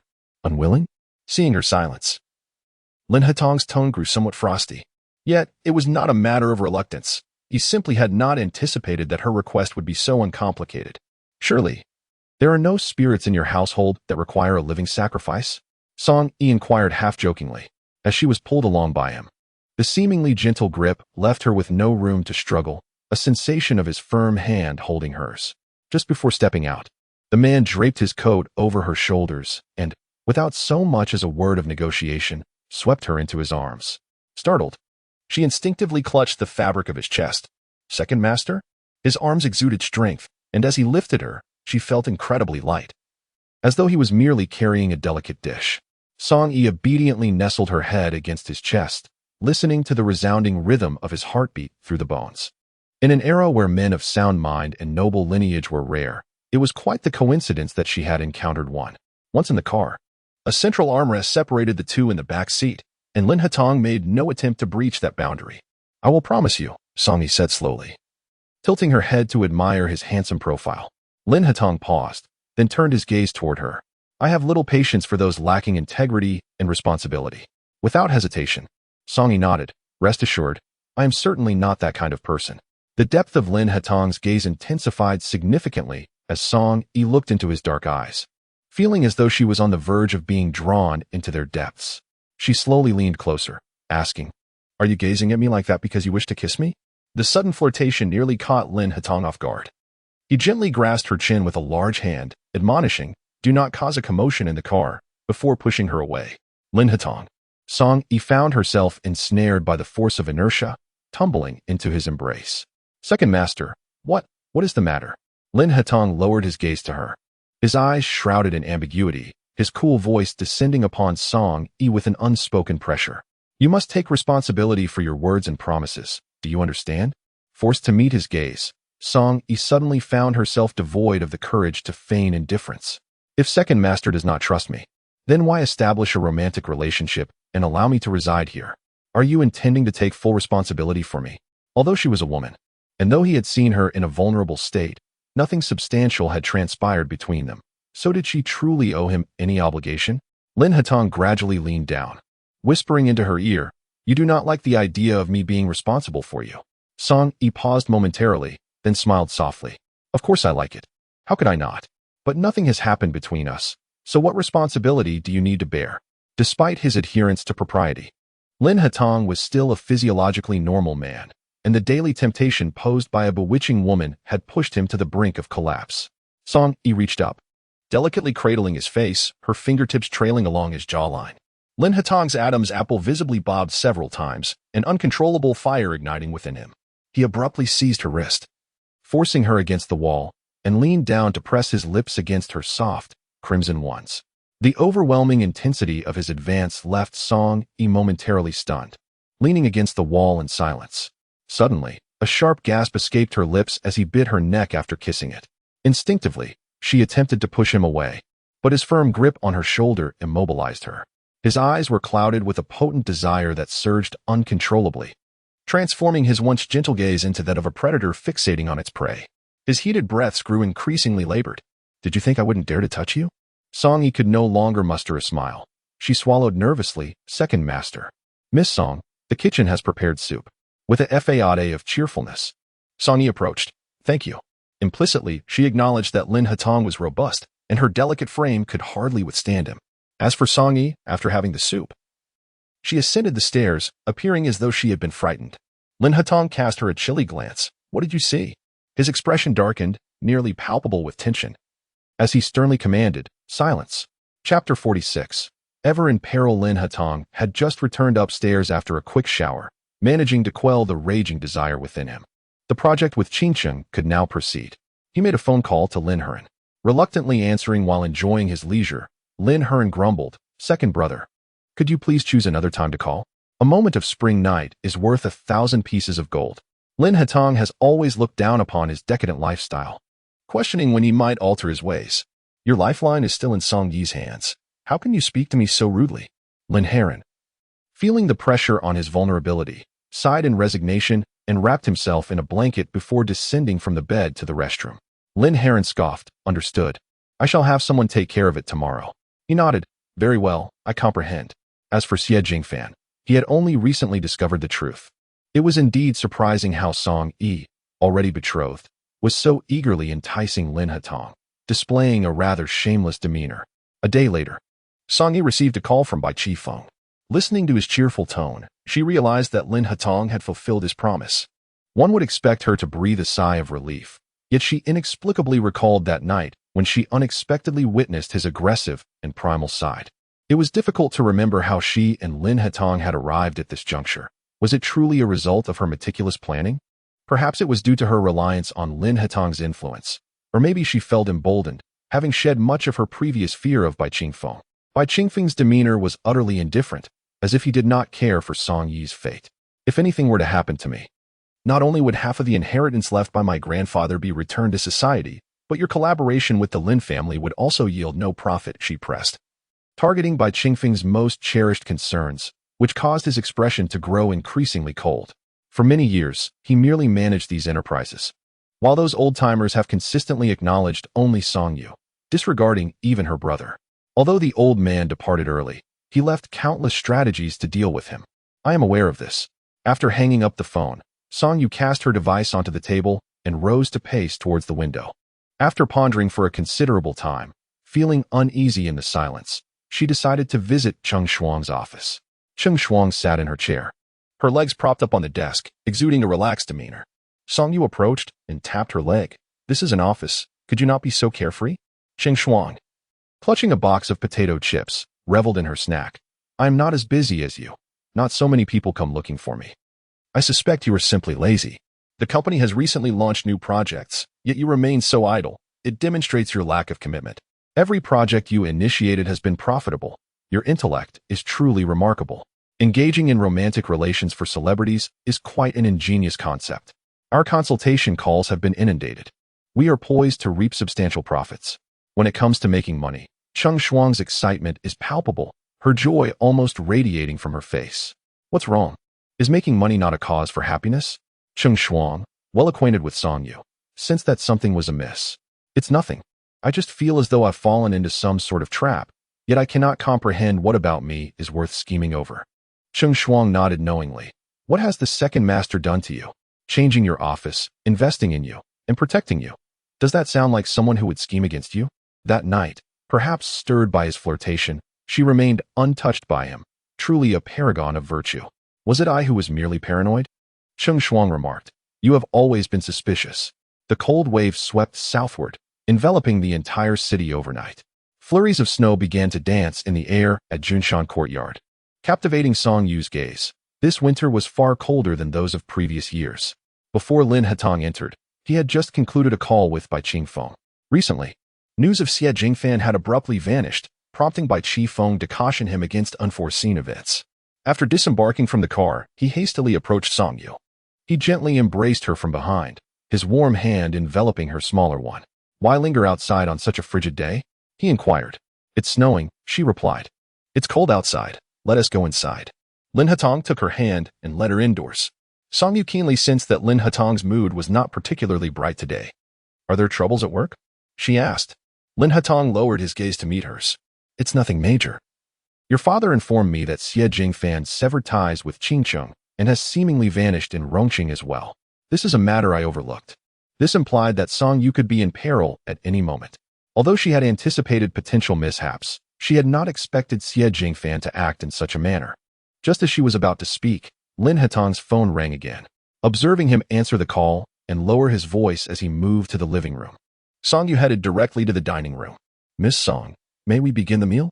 The servant inquired upon her arrival. In the living room, a man stood before the floor-to-ceiling window, his expression grave, brow furrowed, and a hint of coldness flickering in his eyes. When did this happen? The voice on the other end of the phone relayed something indiscernible, prompting Lin Hatong to suddenly raise his fist and strike the window with considerable force. The sound resonating through the space, catching Song Yu's attention in the dining area. Second master. Song Yu rose swiftly, making her way to the living room. Lin Hatong stood with his back to her, his entire being seemingly trembling. Instinctively, Song Yu halted in her tracks. He then ended the call and dialed another number. Book a flight to America immediately. Lin Hatong turned, hurriedly taking a few steps before noticing Song Yu had stopped moving. I have something urgent to attend to. Please stay at Junshan Courtyard for the next few days. Song Yu nodded obediently. All right.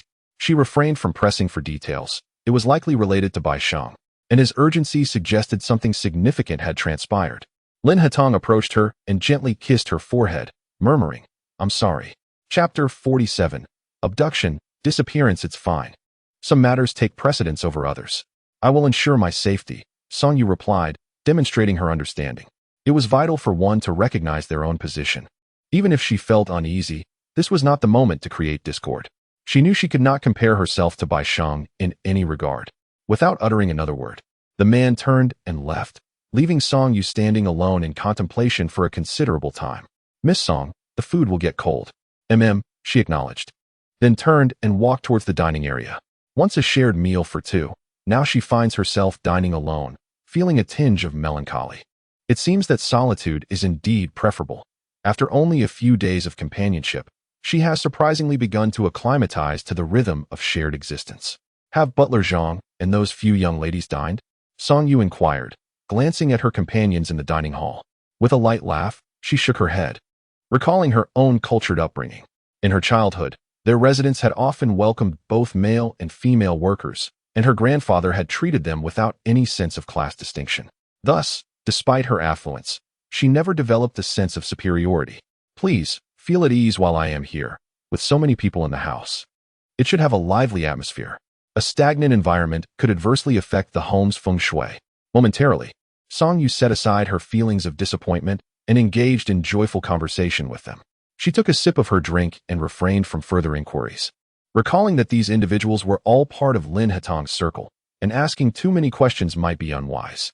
Consequently, she forced herself into silence. For her own safety, Song Yu primarily remained within Junshan Courtyard, even completing some of her work there. However, since Lin Hatong had gone abroad, all news regarding him seemed to vanish into thin air. For reasons she could not quite articulate, an unsettling intuition lingered within her. Initially, Lin Hatong had effortlessly sent Bai Shang overseas, yet in less than 2 months, complications arose on Bai Shang's end, compelling Lin Hatong to intervene. Song Yu felt a tumult of emotions. Had it been her own sister, she would have brushed it off. Yet, Bai Shang was never one to be underestimated. After 3 days had passed, Song Yu eventually departed from Junshan due to the matters concerning Jiang Yan. Jiang Yan is a delicate flower, somewhat older, embodying purity and innocence, yet exuding a certain fragility. When seated beside the formidable Song Ru, her vulnerability becomes even more pronounced. It seems that placing Su Chun by my side was a decision made by Xia Yun. Jiang Yan's voice is soft and gentle, flowing like a babbling brook, soothing and melodious.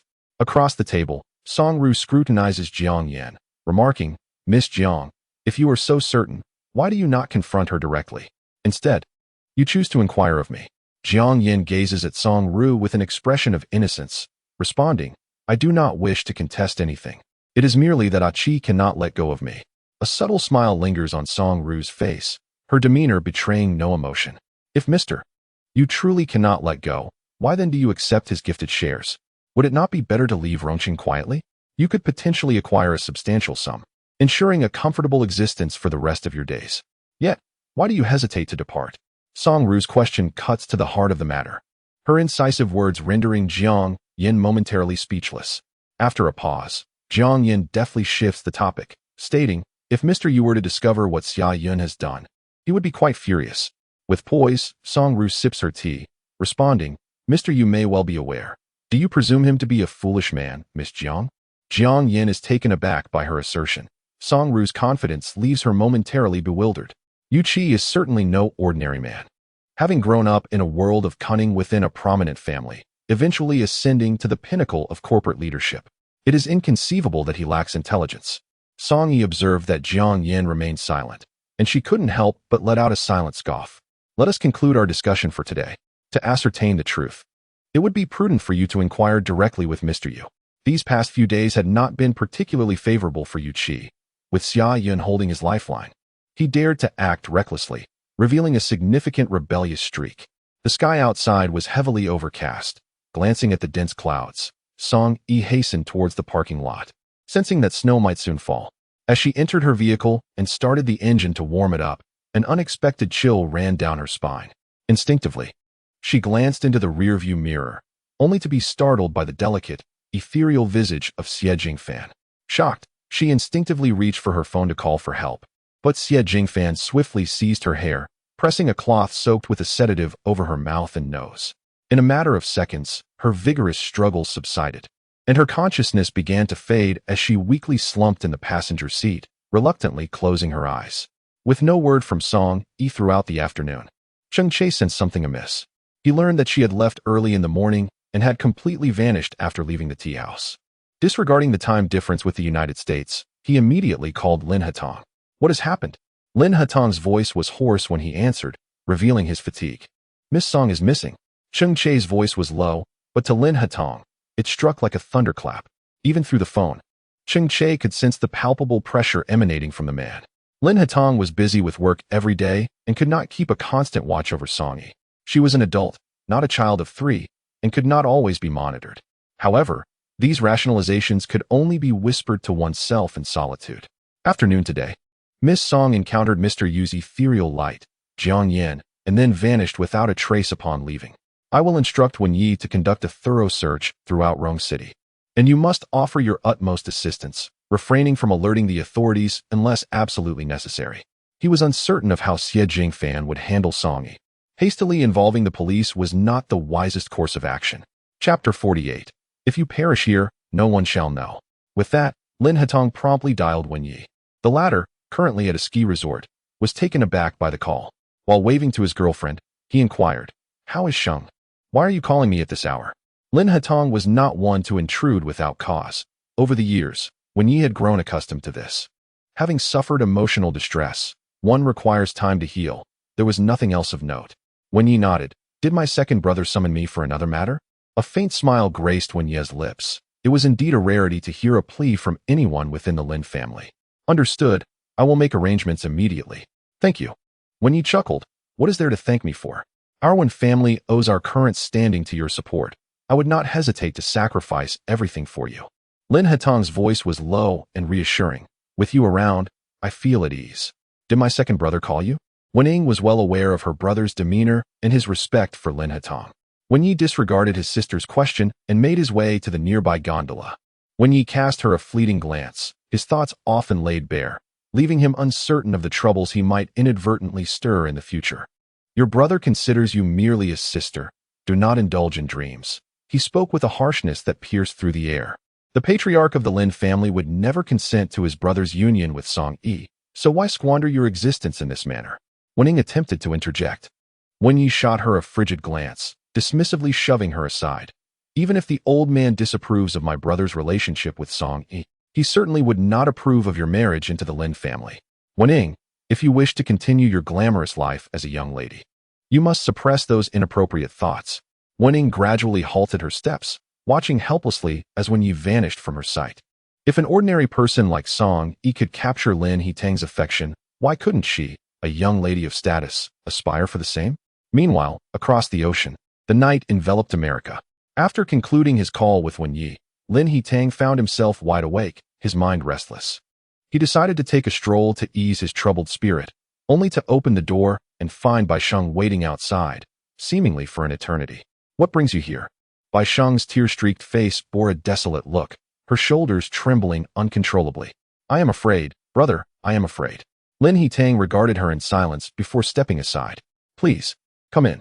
Bai Sheng, her already pale complexion rendered ghostly, gazed at Lin Hatong with profound sorrow. You could have saved me, yet you choose to watch me perish. Brother, has your affection for me over the years been nothing but a fade? You can only be my sister, and I shall forever regard you as such. Harboring unrequited desires will only lead you to despair. Bai Sheng gazed at him, feeling acutely the wounds she bore and the pallor of her spirit. Yet he maintained his distance, as if the intimacy they once shared had dissipated entirely during her time abroad. Second brother, I acknowledge my past mistakes. Might you grant me a chance for redemption? Although Lin Hatong's eyes were upon her, his thoughts were consumed by concerns for Song Yi, hoping fervently that she would remain safe until he could find her in Wenyi. For now, however, the priority lay in her own mental and physical well-being. Other considerations could wait. Lin Hatong had no intention of lingering further, and after uttering his words, he departed his room, leaving Bai Sheng with reddened eyes to watch the silhouette of the man fade into the distance. A thread of unyielding discontent tugged at her heart. She longed not to wither away in solitude, nor to see Lin Hatong accompanied by another woman. As Song Yi awoke from her stupor, she found herself enveloped in an impenetrable darkness, a blackness so profound that it felt as though she were unable to see her own hand before her. Nevertheless, the damp, musty odor led her to discern that she was in a dismal basement. Her hands and feet were bound, and she lay upon an old mattress, utterly immobilized. Suddenly, the lights in the room flared to life, the abrupt blaze of brightness jarring her senses, prompting Song Yi to instinctively shut her eyes against the onslaught. Xie Jingfan sat less than a meter away, his gaze fixed upon her with a coldness akin to that of a serpent.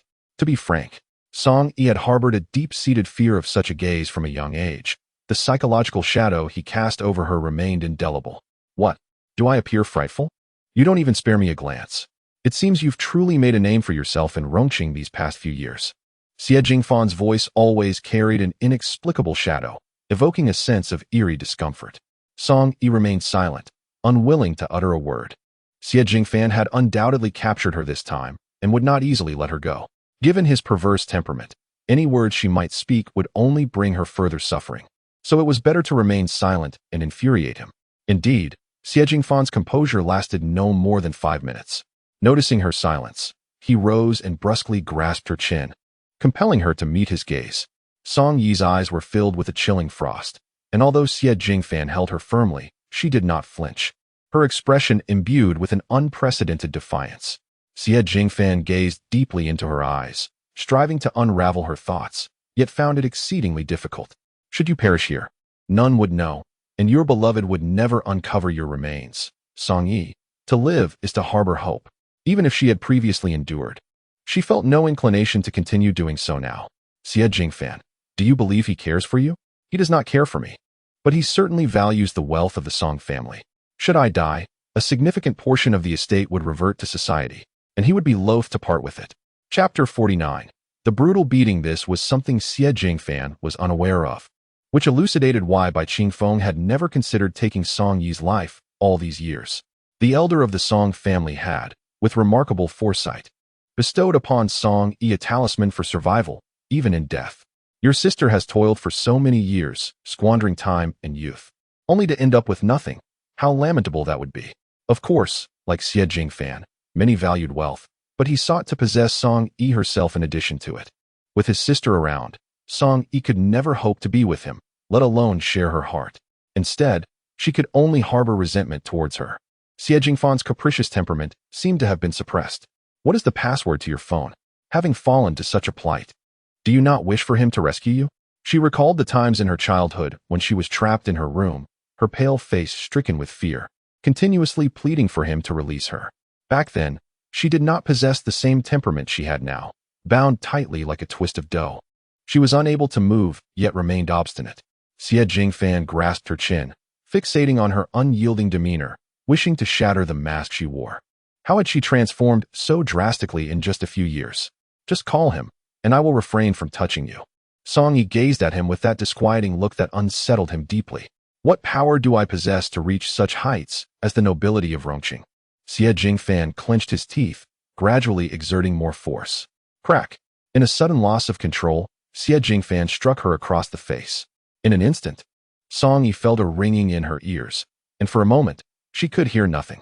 She merely furrowed her brow, remaining silent.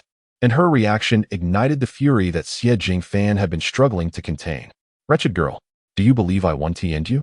Provoked beyond measure, Xie Jingfan unleashed a brutal assault upon her, only ceasing when she was on the verge of unconsciousness. Xie Jingfan exhibited a strong propensity for violence. During her childhood, she had often been subjected to his beatings, a blend of perversion and savagery. She had not anticipated being able to evade this time. Yet after so many years without such torment, it felt as though her bones had been shattered. And even the act of breathing sent waves of pain coursing through her body. Song-ru was unaware of how long she had been in a state of drowsiness. But in a hazy moment, she felt as though someone was gently wiping her face with a warm towel. As she slightly opened her eyes, Xie Jingfan's face loomed large before her, causing her heart to tremble violently. Does it hurt? Xie Jingfan's expression had softened, devoid of any previous hostility, and his gaze was filled with concern. With a sense of despair, Song-ru sighed and slowly closed her eyes again. She wondered if Lin Hetong would be able to find her. If not, she might end up severely beaten by this madman. You know I have a bad temper, so why do you continue to provoke me? I do not wish to harm you, Ru. You are my wife, and we are destined to be together for life. Surely, you cannot treat me this way forever. The thought of being forced into marriage with Xie Jingfan one day filled Song-ru with dread. I know that regardless of whether you contact him or not, he will ultimately find you. The Lin family holds considerable influence in Rong City, and locating a mere woman is a trivial matter. Xie Jingfan's words prompted Song-ru to open her eyes. Just because Third Master has invested in our company, does that mean I must have an affair with him?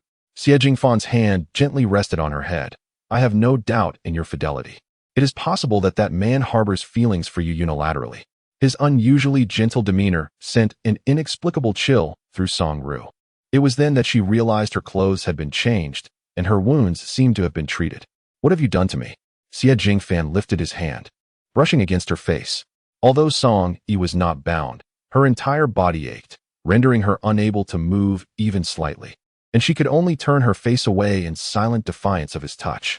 Considering your innocence, I shall refrain from holding it against you. However, Song-yi, if you were to let your pristine body out into the world, it would inevitably be compromised. His words made Song-yi whip her head around to glare at him. So, he had witnessed it all himself? In that moment, she felt a surge of indignation, wishing she could stab him. Yet, before she could fully register her anger, Xie Jingfan's hand was already descending along her neck, seeking to unfasten her clothing. Xie Jingfan, have you forgotten how you lost your hand? He paused momentarily, then erupted into mockery-laden laughter. Denial, was it? Song-yi, how naive you were to think you were worthy of the men from the Lin family. If I were to touch you, do you think he would still want you? If you dare to lay a finger on me, I will surely kill you. Song-yi could not help but redden with fury. Xie Jingfan's laughter grew increasingly audacious as he tore her garment apart with his bare hands. Then I shall wait and see. Please, I beg you, do not treat me this way. With great difficulty, Song-yi shifted her body, tears streaming down her cheeks. Xie Jingfan disregarded her pleas, pressing down on her leg and leaning in closer. Suddenly, with a loud crash, the door was flung open by a powerful force, and Wenyi entered, bringing a gust of cold air with him. Who are you? Upon seeing Wenyi, Xie Jingfan immediately prepared to rise from atop Song-yi. As Wenyi witnessed the scene, his eyes involuntarily twitched. He hastily approached and yanked Xie Jingfan down, delivering a powerful punch. I am your grandfather. Have you eaten the heart of a bear and the courage of a leopard to dare touch another man's woman? Although Wenyi was a playboy, he had trained in boxing for years, and the muscles on his body were harder than stone. After several blows, Xie Jingfan was left bruised and battered, collapsing to the ground, unconscious. Bind him up and take him away, Wenyi coldly ordered, casting a disdainful glance at the motionless Xie Jingfan. Despite his decent appearance, he turned out to be a weakling, losing consciousness after just a few punches. Pathetic. After Xie Jingfan was taken away, Wenyi noticed Miss Song-yi on the bed, her body covered in wounds and her clothes in tatters. He averted his gaze slightly, removed his jacket, and gently helped her up, draping it over her shoulders. Miss Song, I apologize, but this is the only way I can carry you out. The basement environment is complicated, so I didn't bring Miss Cheng down. She is waiting for you upstairs. As Wenyi lifted Song-yi, he quietly explained. Cheng Shuang had been tirelessly searching for someone alongside him these past 2 days. She was a good friend. Thank you, Song-yi replied, her voice hoarse and feeble. Try not to speak, Wenyi gently urged with a sigh. It was indeed no easy feat for a man to inflict such harm on a woman like that. Upon reaching the surface, Cheng Shuang rushed over upon seeing Wenyi carrying Song-yi. Miss Cheng, Miss Song is injured all over. Shall we head to the hospital? Wenyi quietly reminded Cheng Shuang as he noticed her anxious demeanor. Cheng Shuang instinctively raised her hand, hesitant to touch Song-yi, and nodded repeatedly. All right. Miss Cheng, Perhaps you should sit down and wait. Where is Erye? Why is he absent? Cheng Shuang, having endured the silence throughout the journey, finally voiced her concern. After all, he is her legitimate boyfriend. It is rather perplexing that he is nowhere to be found during crucial moments. Chapter 50. Erye. I am so afraid Cheng Shuang is not a person prone to emotional dependencies. Rather, she simply feels that Lin Hatong should undeniably be present at such a time. However, she is also a reasonable individual, and when displeased, she chooses silence. Noticing her reticence, Wen Ye's gaze lingered on her for a few moments. Cheng Shuang embodies a mature beauty. While not as stunning as Song Yu, she possesses a charm that is undeniably captivating. In today's society, the authenticity of relationships can often be ambiguous, and the genuine bond between Miss Cheng and Miss Song resembles that of close sisters, which is indeed a rarity. I cannot do without her, Cheng Shuang almost blurted out, her dependence on Song Yu being an unalterable aspect of her nature. Wen Ye's expression momentarily stiffened. After all, it is not surprising that someone as beautiful as Song Yu would be admired by her own best friend. At that moment, Su Yu emerged from the treatment room. There were no issues with her internal organs or bones. However, the soft tissue injuries were quite severe and would require an extended period for recovery. Su Yu informed Cheng Shuang of Song Yu's condition in its entirety. Cheng Shuang nodded. May I go in to see her? No, I will wait here. Wen Yi replied slowly. In fact, it won't be long before Erye arrives. Are you planning to be a third wheel for the two of them? With that, Cheng Shuang had no retort. All right then, I shall take my leave for now. I will return once Lin Hatong is no longer here.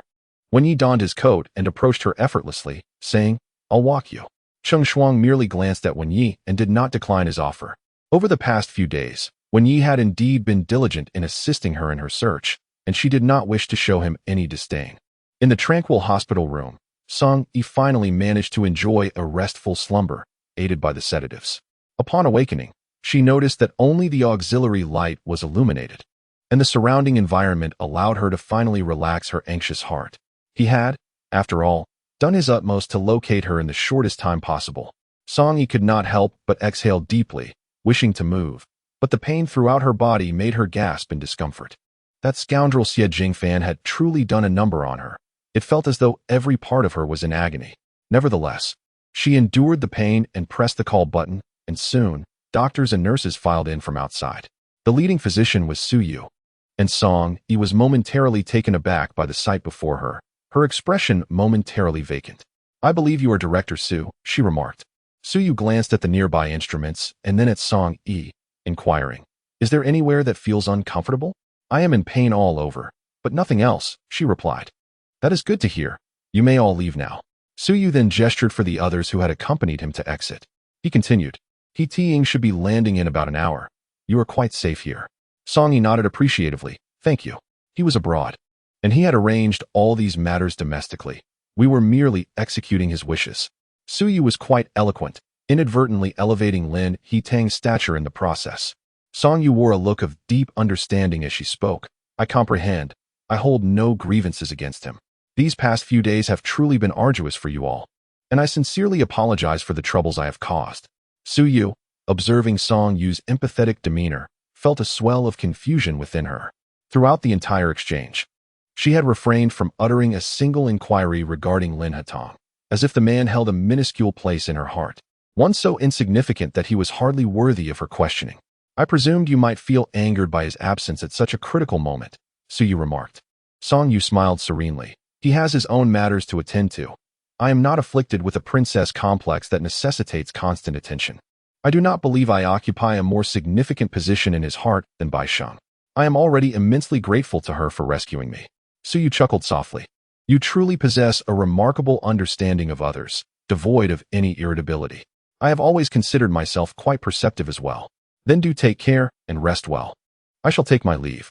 The moment Lin Hatong disembarked from the airplane, he hastened directly to the hospital without delay.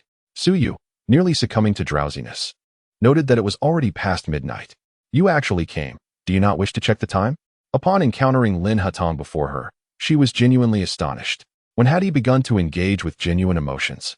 How is she? Lin Hatong's first inquiry was regarding Song Yu's injuries. Su Yu, seated, lifted her gaze to the weary man before her. Fortunately, it is merely superficial injuries.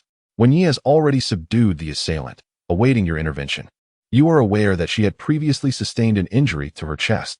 Suyu, observing Lin Hatong's demeanor, calmly interjected. I mentioned it was merely a superficial wound. There will be no lasting repercussions, though the recovery period may be prolonged. Lin Hatong fell silent for a moment before gently nodding. It's good to know there are no serious issues. I do not mean to douse your enthusiasm, but I believe Miss Song is not genuinely invested in you. She likely seeks to use you for her own ends. As a physician, Suyu had encountered a myriad of individuals, including women of Song Ru's ilk. Fulfill your duties as a doctor, and do not overly concern yourself with other matters. Suyu sighed in resignation. I am merely worried that you might be deceived. You have never been in a romantic relationship, not even holding a girl's hand. And Miss Song is quite beautiful. There is a chance you might lose your senses. Suyu's admonitions were met with Lin Hatong's cool gaze, to which Suyu conceded. Very well, your feelings are your own, and you know best. Before Suyu could finish, Lin Hatong had already turned and walked towards the ward. It is me. Upon seeing her wary expression, Lin Hatong felt a tug at his heart.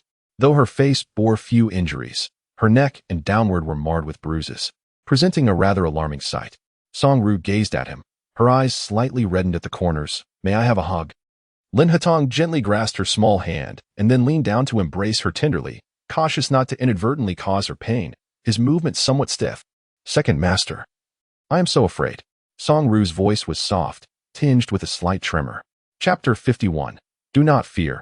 I shall be gentle. Lin Hatong exhaled deeply, stating resolutely that such incidents would no longer be tolerated. His survival from the recent peril was solely due to you, second master, regardless of the circumstances. I am profoundly grateful. The echo of Song Yu's voice lingered in his ears. As a man devoid of romantic experience, Lin Hatong felt an increased tenderness towards her. Throughout the remainder of the night, he remained by her side, steadfast until dawn broke. In the morning, Lin Hatong did not intentionally avoid Song Yu. He waited until she completed her work-related call before bidding her farewell. I must visit the company to meet with my elder brother. Should you require anything, do not hesitate to call the medical staff or caregivers. You may utilize anyone here at your discretion. He leaned down to plant a gentle kiss on Song Yu's forehead. All right, there is something I wish to discuss with you, he said. What is it? Song Yu inquired, momentarily taken aback by Lin Hatong's unexpected candor. She had not anticipated such openness from him. This matter was primarily a family concern, seemingly unrelated to her. Whether or not he chose to explain was inconsequential. Yet, he chose not to conceal anything from her, embodying the essence of mutual honesty that is paramount in a relationship. Of course, I understand. You are a daughter of the Lin family, and it is only right for a brother to care for his sister, she thought, acknowledging her sentiments. She was perceptive, and as Lin Hatong studied her closely, his gaze deepened with emotion. I have already informed Cheng Shuang. I shall return shortly, he continued. Song Yu nodded in response. Go ahead. Lin Hatong arrived at the office only after the footsteps of Lin He were heard entering. Lin Hewen gazed at Lin Hetang with a hint of annoyance and remarked, from the very beginning, I opposed your decision to send her abroad. Yet, you insisted on sending her away for that woman. Now that things have turned out this way, how do you intend to resolve it? Father wishes to find her a suitable match. Perhaps you could take some time to scout within your circles. Lin Hewen let out a low chuckle, as if he had heard a ridiculous joke. Do you truly believe the individuals we consider would meet the old man's approval? That is precisely why I sought you out. Sheng'er has been emotionally unstable of late. If her marriage prospects worsen, her entire future may be irrevocably shattered. Lin Hewen retorted, that too is a result of your actions. With that, Lin Hetang lost interest in continuing the discussion and turned away. Regarding Xie Jingfan, Lin Hetang had never broached the subject with Song Yi, and she, in turn, refrained from mentioning it. Her intuition told her that Lin Hetang would not easily let him off the hook, especially after the incident in Hong Kong, where he had someone severed his finger. As winter deepened, Song Yi's injuries gradually healed, the deep and shallow bruises on her body fading significantly. Sitting at her desk by the window, engrossed in a book, she remained oblivious to Lin Hetang, who had been standing before her for quite some time. Startled, she abruptly closed the book, her face flushing uncontrollably, her heart racing. It was akin to the embarrassment and panic of being caught reading a romance novel by a strict teacher during her school days. You wouldn't let me go outside, so I had no choice but to read to pass the time. She managed to smile, though it appeared forced. Why was she so absorbed just moments ago that she hadn't even noticed when he entered? During these 2 months of recovery, Their relationship seemed to have grown significantly closer. Lin Hatong's gaze upon her transformed markedly, now imbued with a depth and complexity that was sometimes ambiguous. Following the lessons learned from their previous encounter, Song Yi refrained from provoking him, maintaining a composed demeanor over the past 2 months. I possess a multitude of books in my study. Is that not sufficient for your reading pleasure? Song Yi chuckled lightly. I tend to be rather superficial, favoring these particularly mundane books. They are delightful and bring me joy. Leaning casually against the edge of the desk, Lin Hatong gazed deeply at her. It has been 2 months. Why have you never inquired about Xie Jingfan? Song Yi paused slightly, finally broaching the subject. My father hasn't asked either, which indicates he is not particularly anxious. Then, if I desire to punish him, must I go through your father? Song Yi's expression turned serious. He cannot control you. As long as it is not life-threatening, a suitable punishment is permissible. Upon discerning her meaning, Lin Hatong nodded slightly. As long as you have no objections. Lin Hatong's gaze remained peculiarly intense tonight, causing Song Yi to feel uncomfortable under his scrutiny. Why do you look at me like that? You have been remarkably well-behaved lately. Song Yi laughed softly. Isn't being well-behaved a good thing? Lin Hatong reached out, lifting her chin gently, and leaned in closer. If you were truly to submit to me, would you regret it? A sudden tension enveloped her. Had he learned of the action Xie Jingfan had taken against her? Lin Hatong swallowed hard, his eyes growing increasingly fervent. And he descended to capture her lips in a kiss. Song Yi was taken aback by Lin Hatong's sudden kiss, her shoulders instinctively shrinking as she held her breath. She could almost hear the rapid beating of her heart. Second master, Song Yi found herself ensnared in the confines of a small chair. Her body weakened to the point of helplessness. Clinging to the remnants of her rationality, she gently pressed against his chest. Have you seen Xie Jingfan? Yes. When Lin Hatong looked at her again, his eyes were ablaze with an uncontrollable crimson desire. What did he say to you? He lifted her from the chair and began striding toward the bed. Second master, I believe I have the right to know. Are you suddenly inclined to touch me out of impulse? Or do you genuinely desire me? As they were just a few steps away from the bed, her words hastened. When Lin Hatong set her down, he gave her a gentle push, causing her to tumble onto the mattress. As he leaned over her, his large hand captured her own, which attempted to resist, pinning it beside her ear. Before him, she appeared small and powerless. He had long harbored the desire to consume her entirely. His intense gaze bore into her, his tone earnest. It is certainly not impulse. Upon learning that Xie Jingfan had seen her exposed, the man's possessiveness surged within him, as if he could not bear to wait another moment. Whether it was merely her imagination, Song Yi discerned something akin to profound affection in his eyes, a sentiment that seemed to arise only in such charged moments. As her clothing slid partially away, Lin Hatong leaned in closer, whispering in her ear. What position was described in the book you were reading just now? Song Yi was momentarily in disbelief, questioning if she had misheard him. How could such a serious man transform into someone entirely different in the intimate confines of the bedroom? Her face flushed crimson, as if it were about to bleed, and she bit her lip in silence. Yet, the man's strong and powerful arm gently encircled her slender waist, effortlessly turning her around. Is this what you wanted? Song Yi felt an overwhelming sense of shame and anger, struggling slightly, but in the next moment, her waist was firmly held down. He confined her beneath him. Do not fear, I will be gentle. Chapter 52. He cherishes you. The man's hand burned like fire, rendering her nearly immobile. Delicate, lingering kisses trailed along her lower back, slowly ascending her immaculate, jade-like skin. Song Yi felt as though she was losing control, gradually succumbing to the sensations. Her slender fingers clutched the bedding tightly, straining to maintain her composure, yet soft moans escaped her lips. Suddenly, the man's large hand enveloped hers, his lips brushing against her ear. How difficult it must be to endure. The room is soundproof, so you need not worry about them hearing. Song Yi closed her eyes, feeling a tinge of fear at that moment. The room was filled with the intertwining of man and woman, a scene pulsating with raw emotion. The experience of their first union brought no pleasure, merely a singular event. Once Lin Hatong calmed down, Song Yi, feeling somewhat fatigued, drifted into slumber. Lin Hatong glanced down at the woman lying beside him, her delicate shoulders exposed to the air, appearing almost fragile without her garments. After gazing at her for a while, he rose and headed to the bathroom, taking a cold shower to quell the tumultuous desires within him. Understanding that a woman's first experience is often uncomfortable, he knew he could not indulge solely in his own pleasure without considering her feelings. Thus, he resorted to the cold water to extinguish his fervent yearning. Song Yi had not slept well. As she navigated her first experiences, she felt an overall discomfort in her body. Consequently, she awoke quite early in the morning, and upon noticing the distinct marks on the sheets, her mood became complex and difficult to articulate. "Why are you up so early?" came Lin Hatong's voice from behind her. As she turned, she found him already at her side, gently enveloping her in his embrace. Noticing that Lin Hatong was dressed in a sharp suit, Song Yi nuzzled against him, her voice soft and delicate as cotton. "Working late tonight? Probably not. Today, you should take good care of yourself. A doctor will come to check on your health shortly, so be sure to cooperate," he replied, his hand slowly resting on her head, tenderly stroking her hair.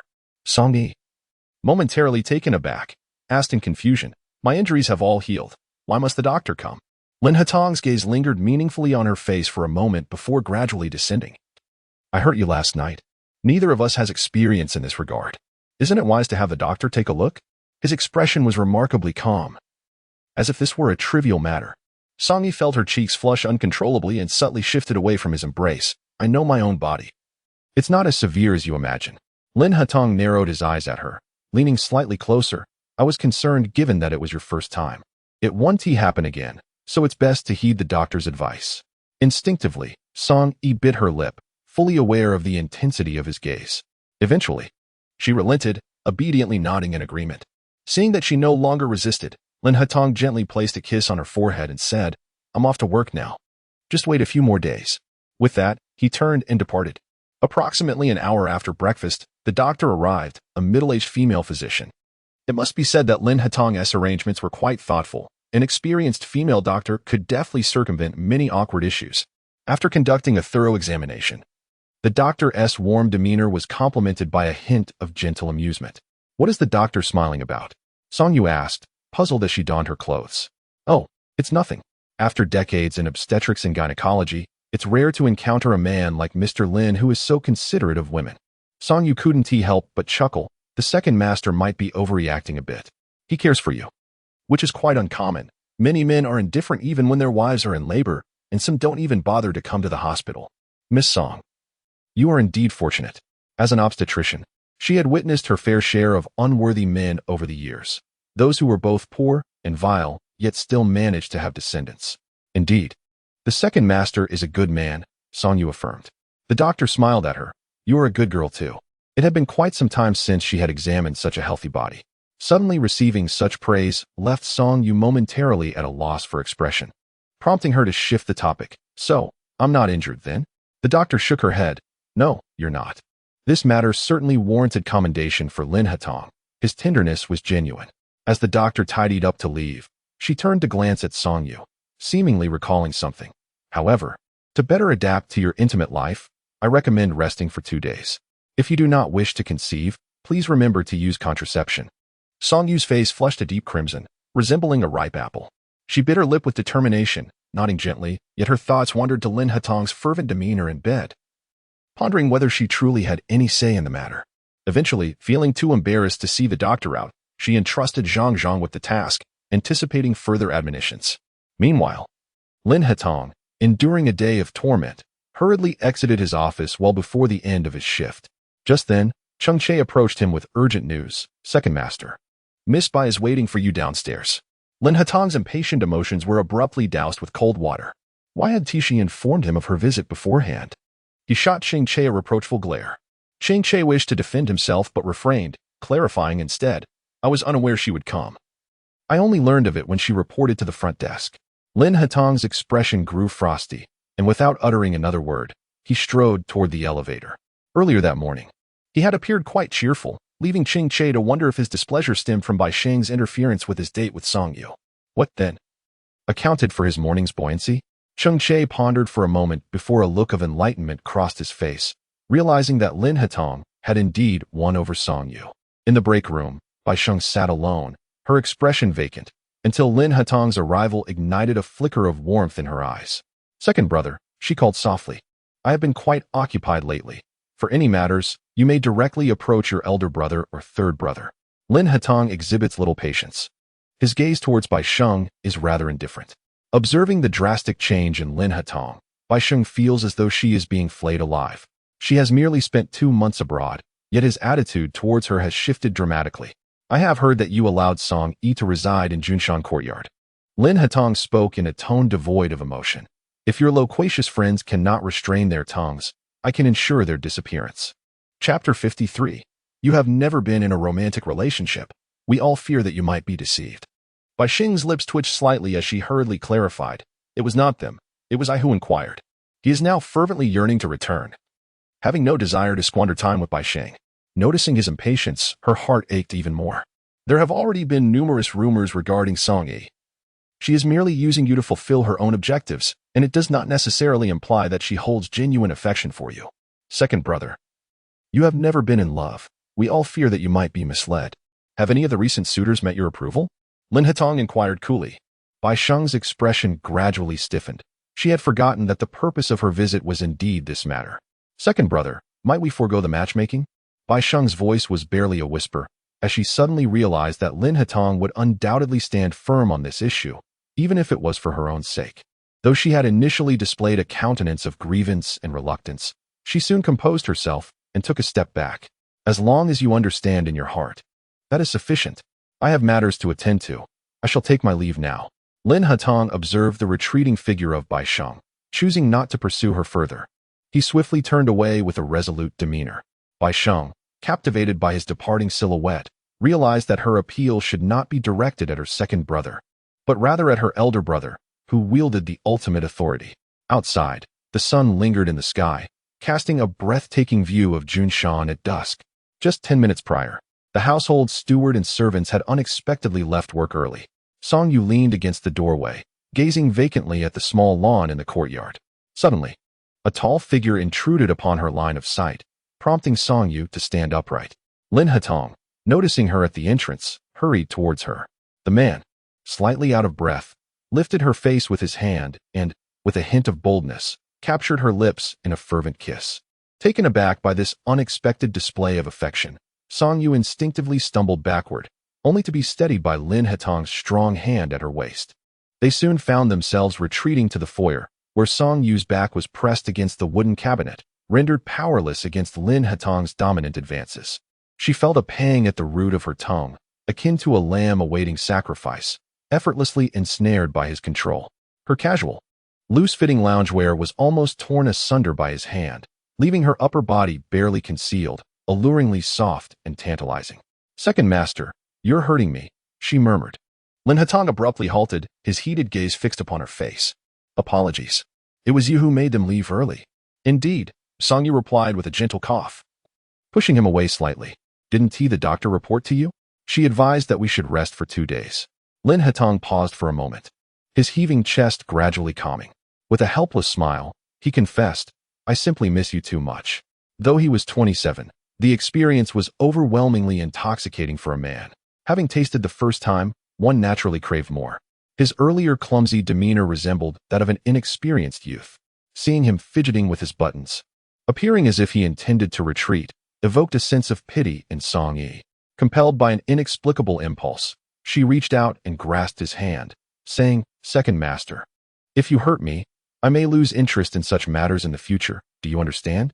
Lin Hatong's hand froze for a moment, and upon realizing he had her consent, he swiftly pulled her into his embrace and carried her upstairs in one breath. From dusk until nightfall, the temperature within the room rose unabated. It was only when both had exhausted their strength that they finally ceased their fervor. Song Yi emerged from the bathroom and collapsed onto the sofa, utterly unwilling to move. The vivid memories of their recent pleasures made her cheeks flush. Yet she felt sufficiently respected. When she expressed her fear of pregnancy, Lin Hatong earnestly took precautions. He leaned over from behind the sofa, his damp hair brushing against her ear as he softly reassured her, if you were concerned about the possibility of pregnancy from last night, then if it happens, let it be. I am in need of a wife. Does that imply maternal power? Song Yi asked, her profile illuminated with a playful smile, her tone lighthearted. Certainly not.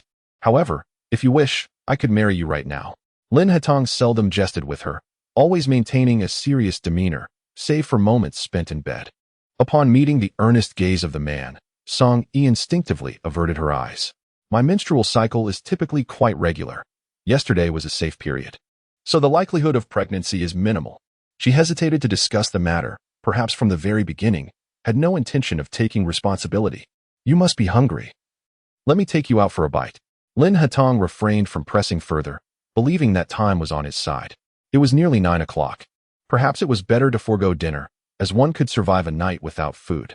Sleeping on an empty stomach can be uncomfortable. I'll call a few friends to keep you company. Yet Lin Hatong remained resolute.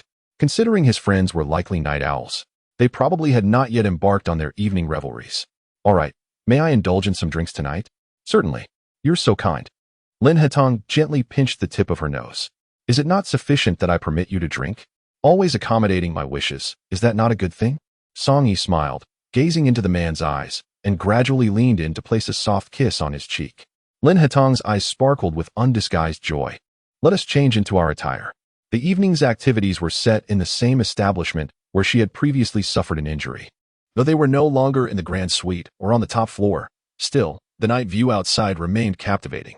The warm siblings, Wen Yi and Wen Ying, had also arrived with Shun Jinan, and even Lin Heron, who had yet to sleep, was present. The atmosphere at the dining table was lively, filled with laughter and conversation.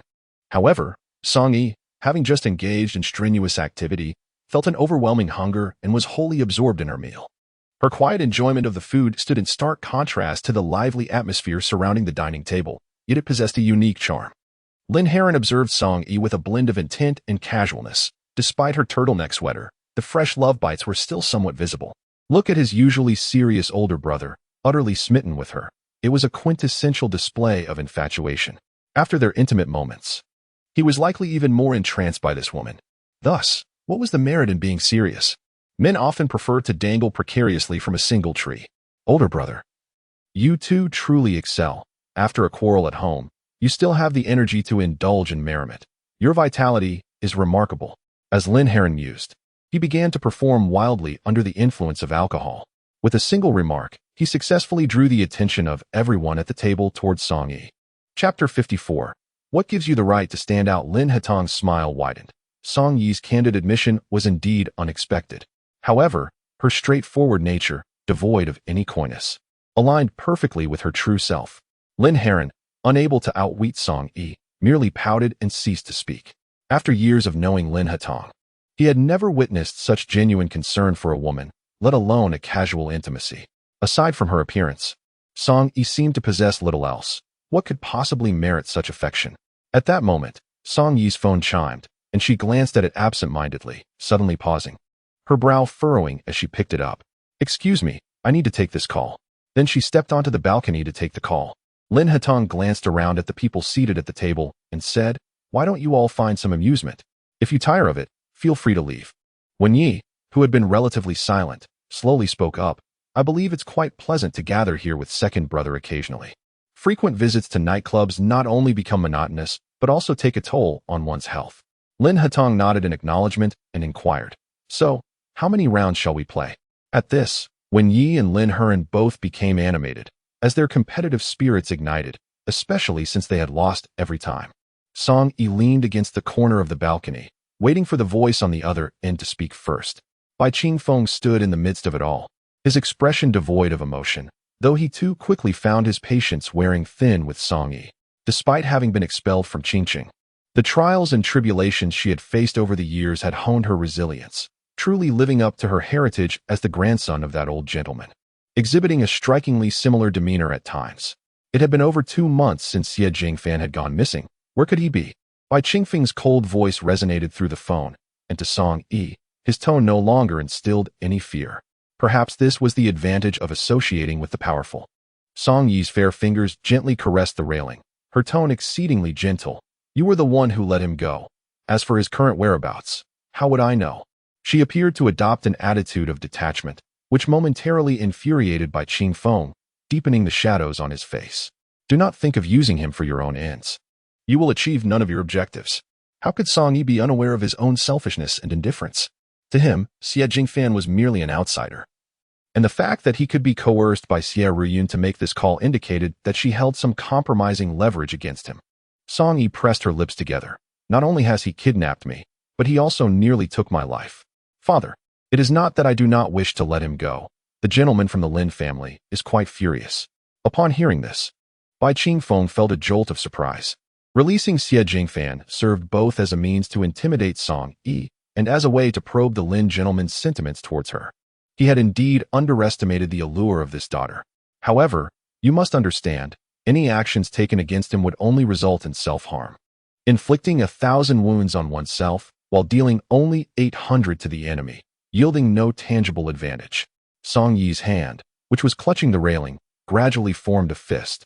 Her mother and younger brother were in Rongcheng. He could manipulate her as he wished. Without her being in his grasp, she lacked any authority. Ultimately, her fate rested upon Mr. Lin's whims.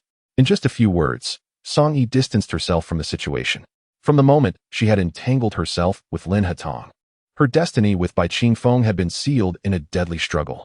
He adores you so deeply. Surely, a whisper in his ear would not be without effect, would it? Bai Qingfeng narrowed his eyes slightly at her words. What are you trying to accomplish? I have not seen my mother in over a decade. I must ascertain whether she is living well. Who knows if you have concealed anything from me that may harm her? Bai Qingfeng fell into silence for a long moment before ultimately ending the call. Song Yi stared at her phone for an extended period, a cold smile creeping across her lips. Indeed, once his interests were at stake, he would falter. Facing the deep night outside, Song Yi took a deep breath to alleviate her inner melancholy. Miss Song, it's quite chilly outside. Second brother requests that you come inside after finishing your call. Wen Ying's voice suddenly emerged. Song Yu turned to glance at Wen Ying, who had approached her. I'll just take a moment to breathe before heading in. Wen Ying, dressed elegantly and modestly, was a young lady of delicate beauty, not strikingly radiant, but with a touch of makeup, she appeared quite charming. However, there was an air of rebelliousness and ungraciousness in the corners of her eyes that seemed incongruous with her refined demeanor. Song Yu's interactions were always guided by her intuition, and upon first meeting Wen Ying, she felt an uncomfortable dissonance. Naturally, she was reluctant to draw closer to her. However, given that Wen Yi had saved her life, she could not disregard that debt of gratitude. The situation was rather intricate, and Song Yu's gaze toward Wen Ying deepened with contemplation. It seems you harbor some animosity toward me. Have I wronged you in any way? Wen Ying appeared slightly taken aback. Song Yu's eyes were gentle yet piercing, as if she could easily see through her thoughts. Wen Ying quickly averted her gaze. We grew up together, and you took away her beloved. Do you expect me to treat you with kindness? Song Yu nodded thoughtfully. That is indeed the case. However, Miss Wen, they are siblings. Even without a blood relation, their union would be subject to public scrutiny and gossip. To put it plainly, it is akin to incest. Wen Ying did not look back at Song Yu. This woman had a sharp tongue, and she certainly was no match for her. You have triumphed now. Whatever you say holds truth. Bai Sheng is being coerced into a marriage alliance, and her future husband remains a mystery. She has never paid attention to Bai Sheng's affairs, nor has Lin Hatong ever confided in her about them. Perhaps her lack of empathy contributes to her indifference towards such unions. She does not perceive them as tragically dire, especially when one is not being wed to a decrepit old man past his 60s. Why then the display of such profound anguish? Song Yu sighed softly. Miss Wen, you are indeed correct. It is quite cold outside. I shall take my leave. With that, she prepared to depart the balcony. If all goes as expected, her second brother too shall be bound by a marriage alliance. The eldest of the Lin family suffered greatly when he married a commoner, and it is evident that neither the second nor the third brother will have the luxury of marrying for love. Song Yu paused after taking only a few steps, turning back to gaze at Wen Ying with suspicion. I never claimed that I must achieve a successful union with the second master. If one were to listen to you, Miss Wen, they might mistakenly believe that you harbor feelings for Bai Sheng. Wen Ying swallowed lightly, perplexed as to why Song Yu, of similar age, appeared so emotionally composed, seemingly unaffected by external circumstances, who would not desire to marry into a prestigious family. What makes you so exceptional? Song Yu looked at her, a hint of helplessness in her gaze. Then why should I not be exceptional? In chapter 55, to harm you is to deserve death. Wen Ying finally discerned something within Song Yu's eerily calm eyes. Her expression shifted, emotions intensifying as she instinctively stepped closer to Song Yu, exuding an air of determination. If you do not hold affection for the second brother, why then pursue a relationship with him? Are you aiming to obtain what you desire from him? Song Yi slightly lifted her chin, observing her with an impassive gaze for a moment before speaking in a tone that was utterly indifferent. It is true that I have feelings for the second master, and it is equally true that I seek to associate with the powerful. What of it? Is it a crime? Wen Ying was momentarily taken aback. She had little interaction with Song Yi and was not well acquainted with her. Yet, Having encountered a myriad of women throughout her life, she did not perceive any distinctive qualities in her compared to others. However, she had underestimated Song Yi. The latter unapologetically admitted her aspirations for social climbing and vanity. Wen Ying found herself at a loss for words. By the time they arrived at Junshan Courtyard, she had already succumbed to sleep, only to be roused shortly after when Lin Hatong carried her from the car. "Rest if you are weary," he murmured, casting a glance at her. His tone was gentle and unassuming, and from Song Yi's perspective, the man exuded an aura of restraint. She instinctively nestled closer to his chest, attuned to the steady rhythm of his heartbeat. "Do you not wish to inquire whom I received a call from?" Lin Hatong held her effortlessly, his steps light and his breathing steady. Song Yi raised her gaze to him. She did not favor his penetrating insight into the human heart. After years of mingling in society and encountering countless men, none had ever regarded her with such discerning eyes, let alone seen through her so effortlessly. "It seems as though everything is within your grasp," she jestingly remarked. "All this time, you have refrained from mentioning how you intend to deal with Xie Fan, which suggests you are waiting for Qingsheng to take the initiative. You are far more patient than your father." Song Yu slowly lowered her gaze, settling into a cross-legged position on the sofa, and then chuckled softly. "If we were adversaries, I truly would not stand a chance against you. We shall never be adversaries." Lin Hatong took a seat beside her, gently clasping her hand. She remained silent, prompting him to inquire further, "Have you decided how to deal with Xie Fan?" At the mention of his name, Song Yu instinctively tightened her fist, her fingertips digging painfully into her palm. How could this be considered ruthless? He had first abducted you and then inflicted harm. He deserves punishment. His tone was devoid of emotional fluctuation, exuding a calm yet menacing intent that starkly contrasted with his serene and refined appearance. "It's quite late. Let us discuss this matter another day." Song Yu glanced at her phone, noting it was already 2 in the morning and he had work the following day. Yet, Lin Hatong's gaze shifted from tranquil to fervent. By the time Song Yu realized, he had already wrapped his arms around her waist and leaned in to kiss her. "Second master, are you not tired?" Song Yu felt a flutter of panic as he pressed her into the sofa. "You have always been so hands-on with me. I assumed you must enjoy it." She raised her hand to gently pinch his cheek, her eyes sparkling with provocation. "Indulging excessively can be detrimental to your health. What will you do if you exhaust yourself?" In the throes of desire, Lin Hatong, stirred by her taunts, lost all semblance of reason. He lowered his head to capture her lips, intent on showing her a different side of himself. Upon seeing her, Cheng Shuang rushed over, resembling a plump orange, and enveloped her in a tight embrace. "I've missed you so much, Yu. I truly cannot bear to be without you. Your absence has left me in a state of distress." Song Yi playfully pinched her ample Erye. "Oh, it seems you have become even more voluptuous. Are you truly so troubled?" Cheng Shuang opened her hand, letting out a playful huff. What nonsense are you spouting?" Observing Cheng Shuang's radiant demeanor, Song Yi slightly furrowed her brow. It had been years since Cheng Shuang had such a bright countenance. In the 2 months of her absence, this girl must have been up to something. Without further ado, she seized Cheng Shuang's arm and led her towards the office. Hey, what are you doing? You're tugging too hard." Cheng Shuang protested as she was dragged along. Grumbling all the while, Song Yi tossed her into the office. "Now, be honest with me. Have you fallen in love?" Cheng Shuang opened her mouth to concoct a defense, but was swiftly interrupted by Song Yi, who saw through her intentions. "Don't even think about trying to evade the question. It's clear that your excitement is written all over you." Cheng Shuang touched her face, her eyes darting around. "Is it that obvious?" However, Song Yi's expression remained grave. Cheng Shuang was known to wear her heart on her sleeve when smitten, capable of any folly. Faced with Song Yi's serious demeanor, Cheng Shuang was compelled to suppress her playful grin. "You need not worry. I assure you, I will not suffer losses this time. Losing myself would not be a good outcome." Cheng Shuang's confidence began to wane. I cannot embody the rational love you possess." There is no need for explanations. I merely worry that your temperament may lead you down a familiar path. If you believe you can manage it, I trust you. Rational love is not as effortless as it seems." Song Yu gracefully crossed over to her desk. Cheng Shuang turned around and followed her closely. "I see that the second master treats you very well. I heard he has never been in love before. You are his first love, a true paragon of purity."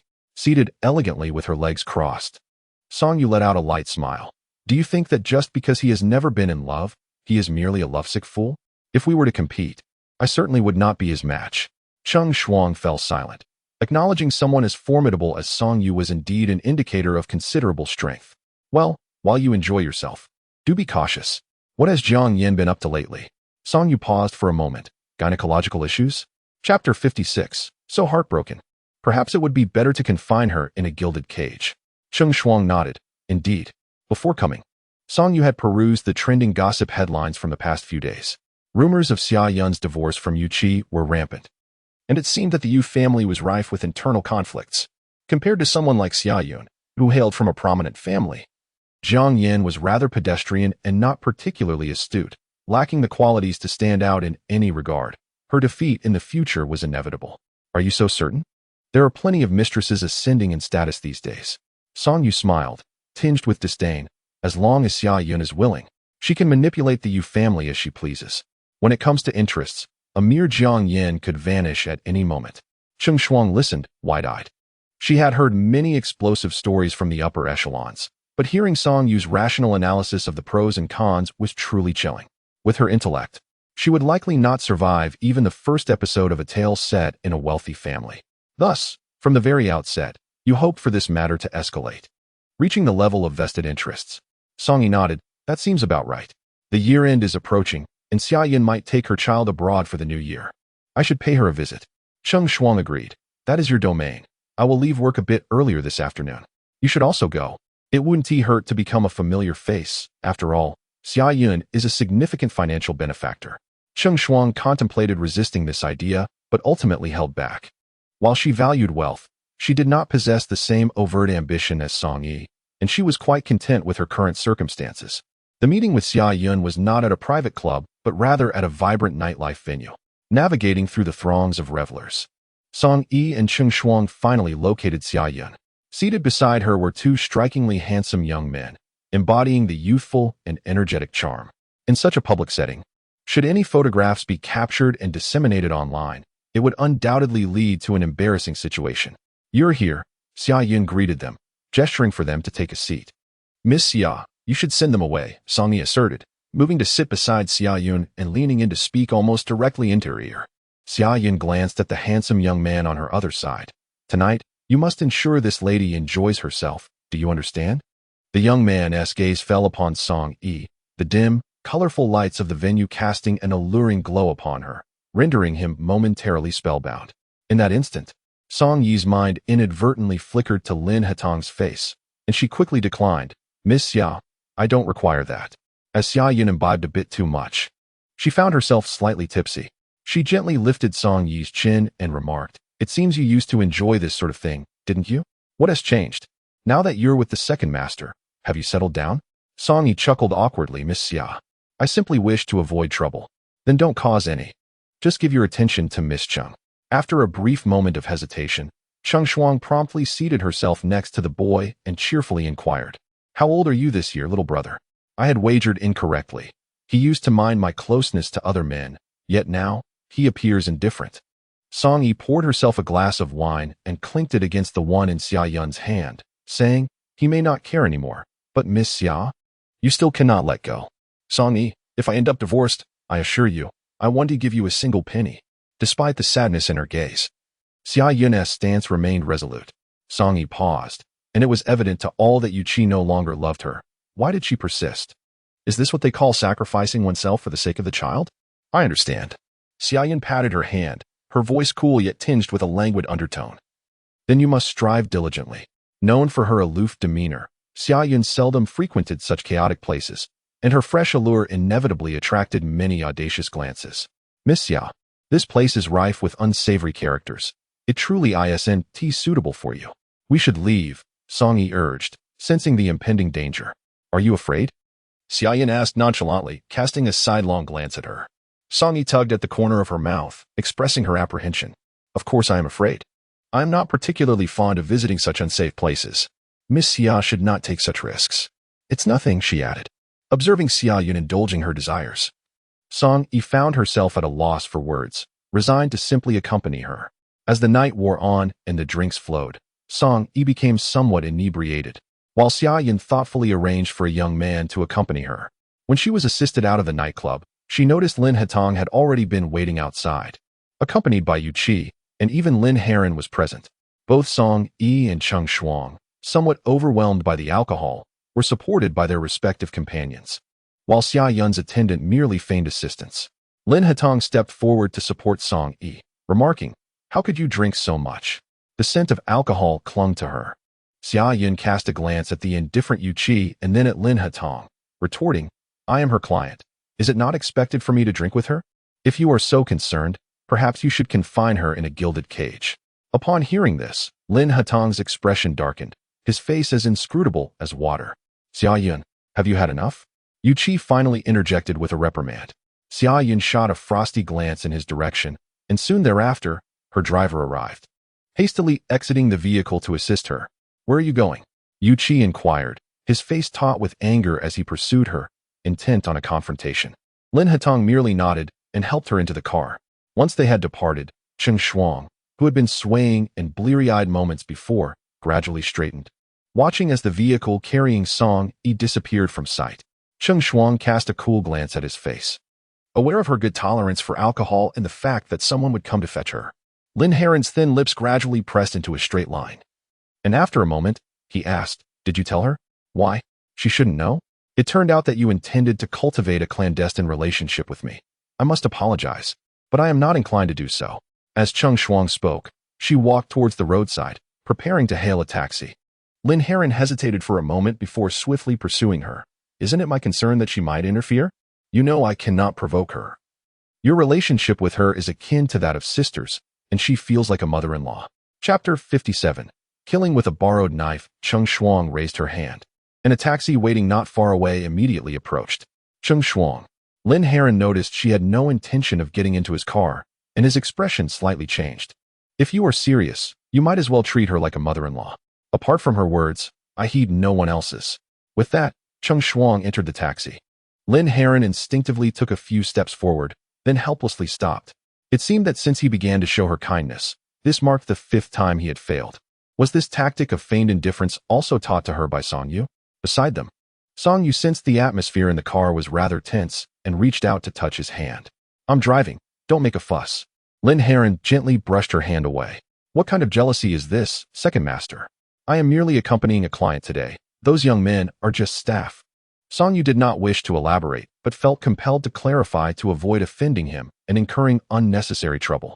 "I am aware you used to play this way too." Song Yu leaned against the passenger seat, letting out a resigned sigh. "I have changed. Today, I did not even touch them, adhering strictly to my role as a woman." The car came to a halt at Wudong Avenue, a spot shrouded in darkness, far from the reach of streetlights. Instinctively, Song Yu glanced outside, her gaze falling only upon the dim lights within the greenery, causing her heart to flutter unexpectedly. At that moment, a man's figure loomed closer, and as she turned her head, her lips fortuitously brushed against his face. "Second master, are we not heading up the mountain?" Song Yu inquired softly, her shoulders instinctively curling inward. "Do you know why I could not restrain myself that night?" His voice, deep and sultry, resonated with a magnetic allure. Having witnessed various facets of this man, she was not entirely taken aback. However, under the influence of alcohol, she felt bewildered, her ears betraying her with a flush of warmth. "Why? Xie Jingfan told me he had been with you. And that revelation made me realize that I am not a saint. I had overestimated my self-control all these years. Never did I imagine I would encounter a woman who could so easily unravel me." Gazing at his handsome face, which was now mere inches away, Song Yu suddenly posed a question that surprised even herself. "If he truly had been with me, would you still want me? Why do you ask such a thing?" To her astonishment, he turned the question back to her. Thus, Lin Hatong embarked on a discourse of truth. "I merely practice restraint, not feudalism. To love someone should encompass their values, temperament, and capabilities, rather than merely the faade of a so-called pure and beautiful body." At his words, Song Yu smiled silently, her lips curving into a quiet grin that lingered for a considerable time. "What is there to laugh about?" the man inquired, lowering his voice. "Nothing much. I simply find you rather delightful. Regrettably, I have sullied that charm," she replied, her throat gradually spilling forth a mirthful laughter, her words tinged with a hint of frivolity. Subsequently, without uttering another word, the man pressed his lips against hers, leaving Song Yi in a state of delightful disarray within the confines of the vehicle. She sensed the temperature of Lin Hatong rising at a visibly rapid pace, and, Just before his hand ventured beneath her clothing, she deftly intercepted it. Lin Hatong gazed intently at her face, his desires restrained, causing the veins in his neck to bulge. Song Yi raised her hand to straighten his disheveled shirt, declaring, "I wish to visit Xie Jingfan tomorrow." Song Yi nodded in affirmation. "Therefore, I do not intend to take matters into my own hands." Individuals like him have accumulated numerous enemies in Rongcheng. It suffices to divulge his itinerary to his adversaries. Upon hearing this, Lin Hatong's gaze deepened as he regarded her. Very well.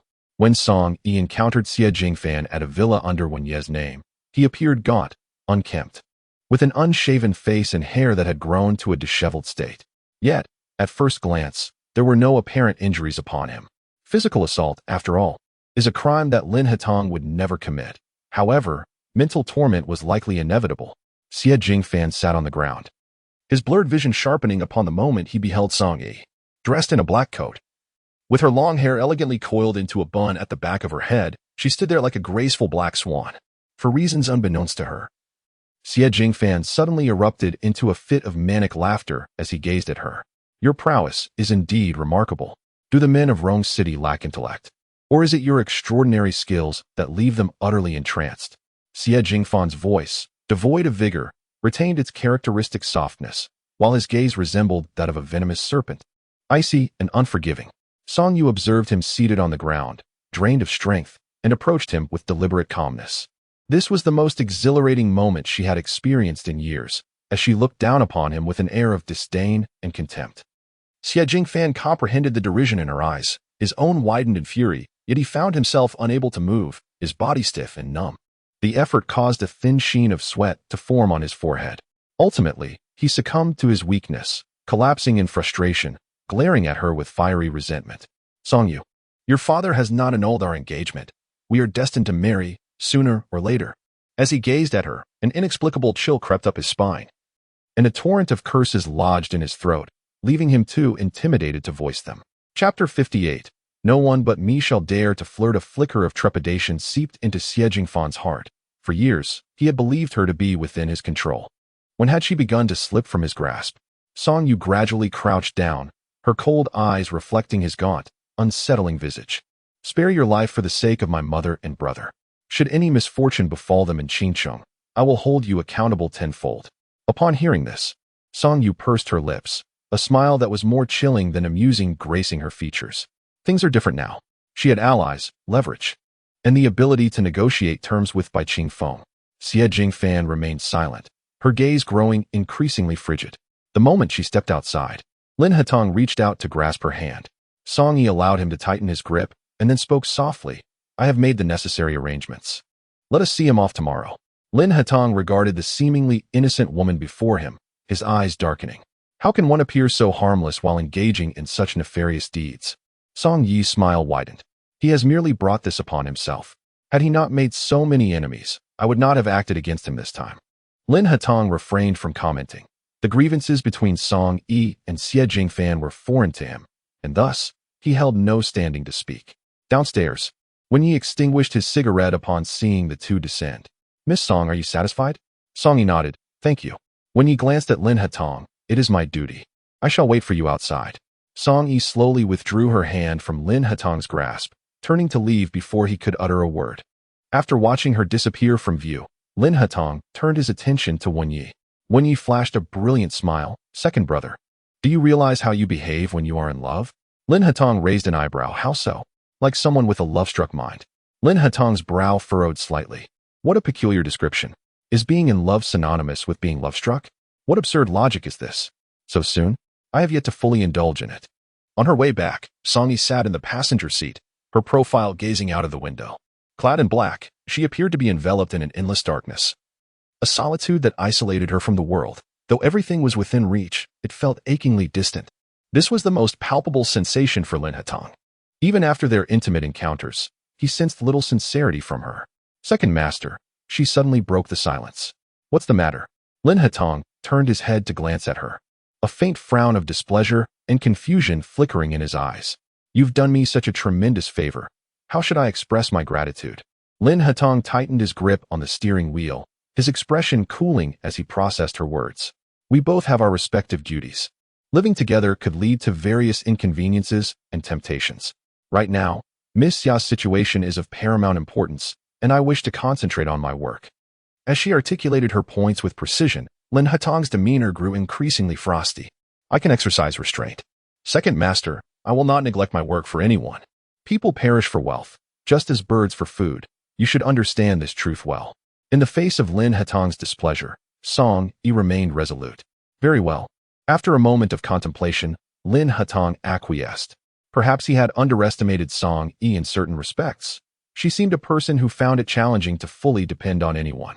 She maintained relationships with those who served her interests, embodying a pragmatic existence. That evening, Song Yi remained engrossed in front of her computer, meticulously organizing the latest information on Jiang Yan, so busy that she neglected to eat dinner and lost track of time, until Lin Hatong entered and unceremoniously closed her laptop. Lowering his head to capture her lips in a kiss, Song Yi was compelled to tilt her face upward, her gaze resting on his handsome visage mere inches away. And she did not resist, allowing him to conquer her. After a brief moment of impatience, Lin Hatong gradually released her, pushing back slightly, his eyes ablaze with intensity. How can you not struggle against my rudeness? I am aware that you are in a foul mood. If I were to resist, it would only serve to infuriate you further. This man possessed two distinct personas, one in private and another in public. Despite her evident understanding, Lin Hatong felt as though he were striking a soft pillow with his fist, a profound heaviness settling in his heart. Knowing I am unhappy, you still choose to leave. Song Yi's delicate, fragile fingers toyed with his earlobe, causing Lin Hatong to momentarily catch his breath, the veins in his hand gripping the edge of the table bulging. Could it be that you truly regard me as your canary? Song Yi's smile was radiant, yet her tone was exquisitely gentle. If we are to maintain an equal relationship, should there not be mutual respect? Certainly. With one hand still playing with his earlobe, she entwined the other around his neck, gently pulling him down, before audaciously kissing his Adam's apple. Gidge. Lin Hatong's breath hitched, his voice a hoarse whisper. Song Yi seized the moment to kiss his jawline, then his austere lips. She was like soft water, enchanting in every way, and such tantalization was impossible to resist, even for a man of iron will. Moreover, ever since Lin Hatong had tasted the exquisite pleasure that consumed him, he found himself increasingly unable to resist her allure. On the brink of collapse, he tightened his grip on her wrist, his heavy, heated breaths cascading over her face, laden with an insatiable desire he struggled to contain. No one but me can touch you, nor can anyone else provoke you. Do you understand? His body leaned in closer, his words laced with a warning. Song Yi had never so vividly experienced a man's possessiveness, especially one like Lin Hatong, a man who exuded an allure akin to that of a coveted prize. Perhaps this was the joy women found in conquering men. You are so exceptional. How could I even contemplate pursuing another? That would be utterly ungrateful. Song Yi replied softly, delicately unbuttoning his shirt, one button at a time. Lin Hatong, unable to resist, lifted her into his arms and swiftly made his way to the large bed not far behind them. The housekeeper, initially intending to call them downstairs for dinner, paused at the slightly ajar door, overhearing the enticing sounds within, before quietly closing the door and retreating downstairs. Youthful vigor allowed them to indulge without fatigue. Chapter 59. So beautiful, could she be a mistress? Cheng Shuang leaned against the railing, observing the few individuals inside who moved with fluidity and precision. She began to express her envy. Second master treats you exceedingly well. If it were me, I would have already succumbed to infatuation. Song Yi, languidly resting against the railing, smiled in response. Some are fervently in pursuit of love, while others chase power and wealth. Our pursuits merely differ. Cheng Shuang glanced at her exquisite profile, touching her own slightly rounded face. So, individuals like you lack a conscience. No matter how much you eat, you never gain weight. Am I truly lacking in conscience towards you? Cheng Shuang broke into a smile, her expression radiating a sense of pride that is only applicable to me. Song Yi wore a faint smile, her gaze lingering on Cheng Shuang for a moment before the conversation shifted towards work. In the future, you should also learn to handle breakup cases. Only by integrating your skills can you earn more money and seize opportunities to elevate your social standing. This time, Cheng Shuang did not show any reluctance. Instead, she nodded readily in agreement. All right. She then added, this morning, I came across some information from the background check department. It seems we may have a lead on Jiang Yan's situation. When do you plan to meet Xia Yan? Song Yi toyed with her phone, a contemplative look on her face. There's no need to meet Miss Xia. We can go directly to Yuqi. Will he believe you? Given Yu Qi's attitude towards Jiang Yan, it is evident that this man, apart from his outward appearance, lacks substance in every other regard and seems to possess little intelligence. Song Yi shrugged. I don't know. We shall see. However, once the seeds of doubt are sown, they will inevitably take root and flourish. We simply need to present him with some irrefutable evidence. Then I will arrange for someone to visit Jiang Yan's hometown as soon as possible. Cheng Shuang instinctively began to cooperate with Song Yi. After multiple failed attempts to meet Yu Qi, Song Yi decided to personally visit the Wanchao group. Just as Yu Qi emerged from a meeting, his secretary informed him of Song Yi's request for another meeting, adding that she was already waiting downstairs. Frustrated by the ongoing quarrel with Xia Yun over the company's raw material restrictions, he was already feeling exasperated, and now Song Yi's persistence was an unwelcome burden. Let her come up, he relented, conceding for the sake of Lin Hatong. As Song Yi stepped into Yu Qi's office, she was dazzled by the array of exquisite jewelry displayed in the showcase. Truly, a family of jewelers, the abundance of gems lent an air of opulence to the office. Yu Qi reclined in his leather chair, his gaze sweeping over Song Yi's face with a hint of disdain. I have not sought you out for meddling in my relationship with Xia Yun, yet you have the audacity to come here. Are you tired of living?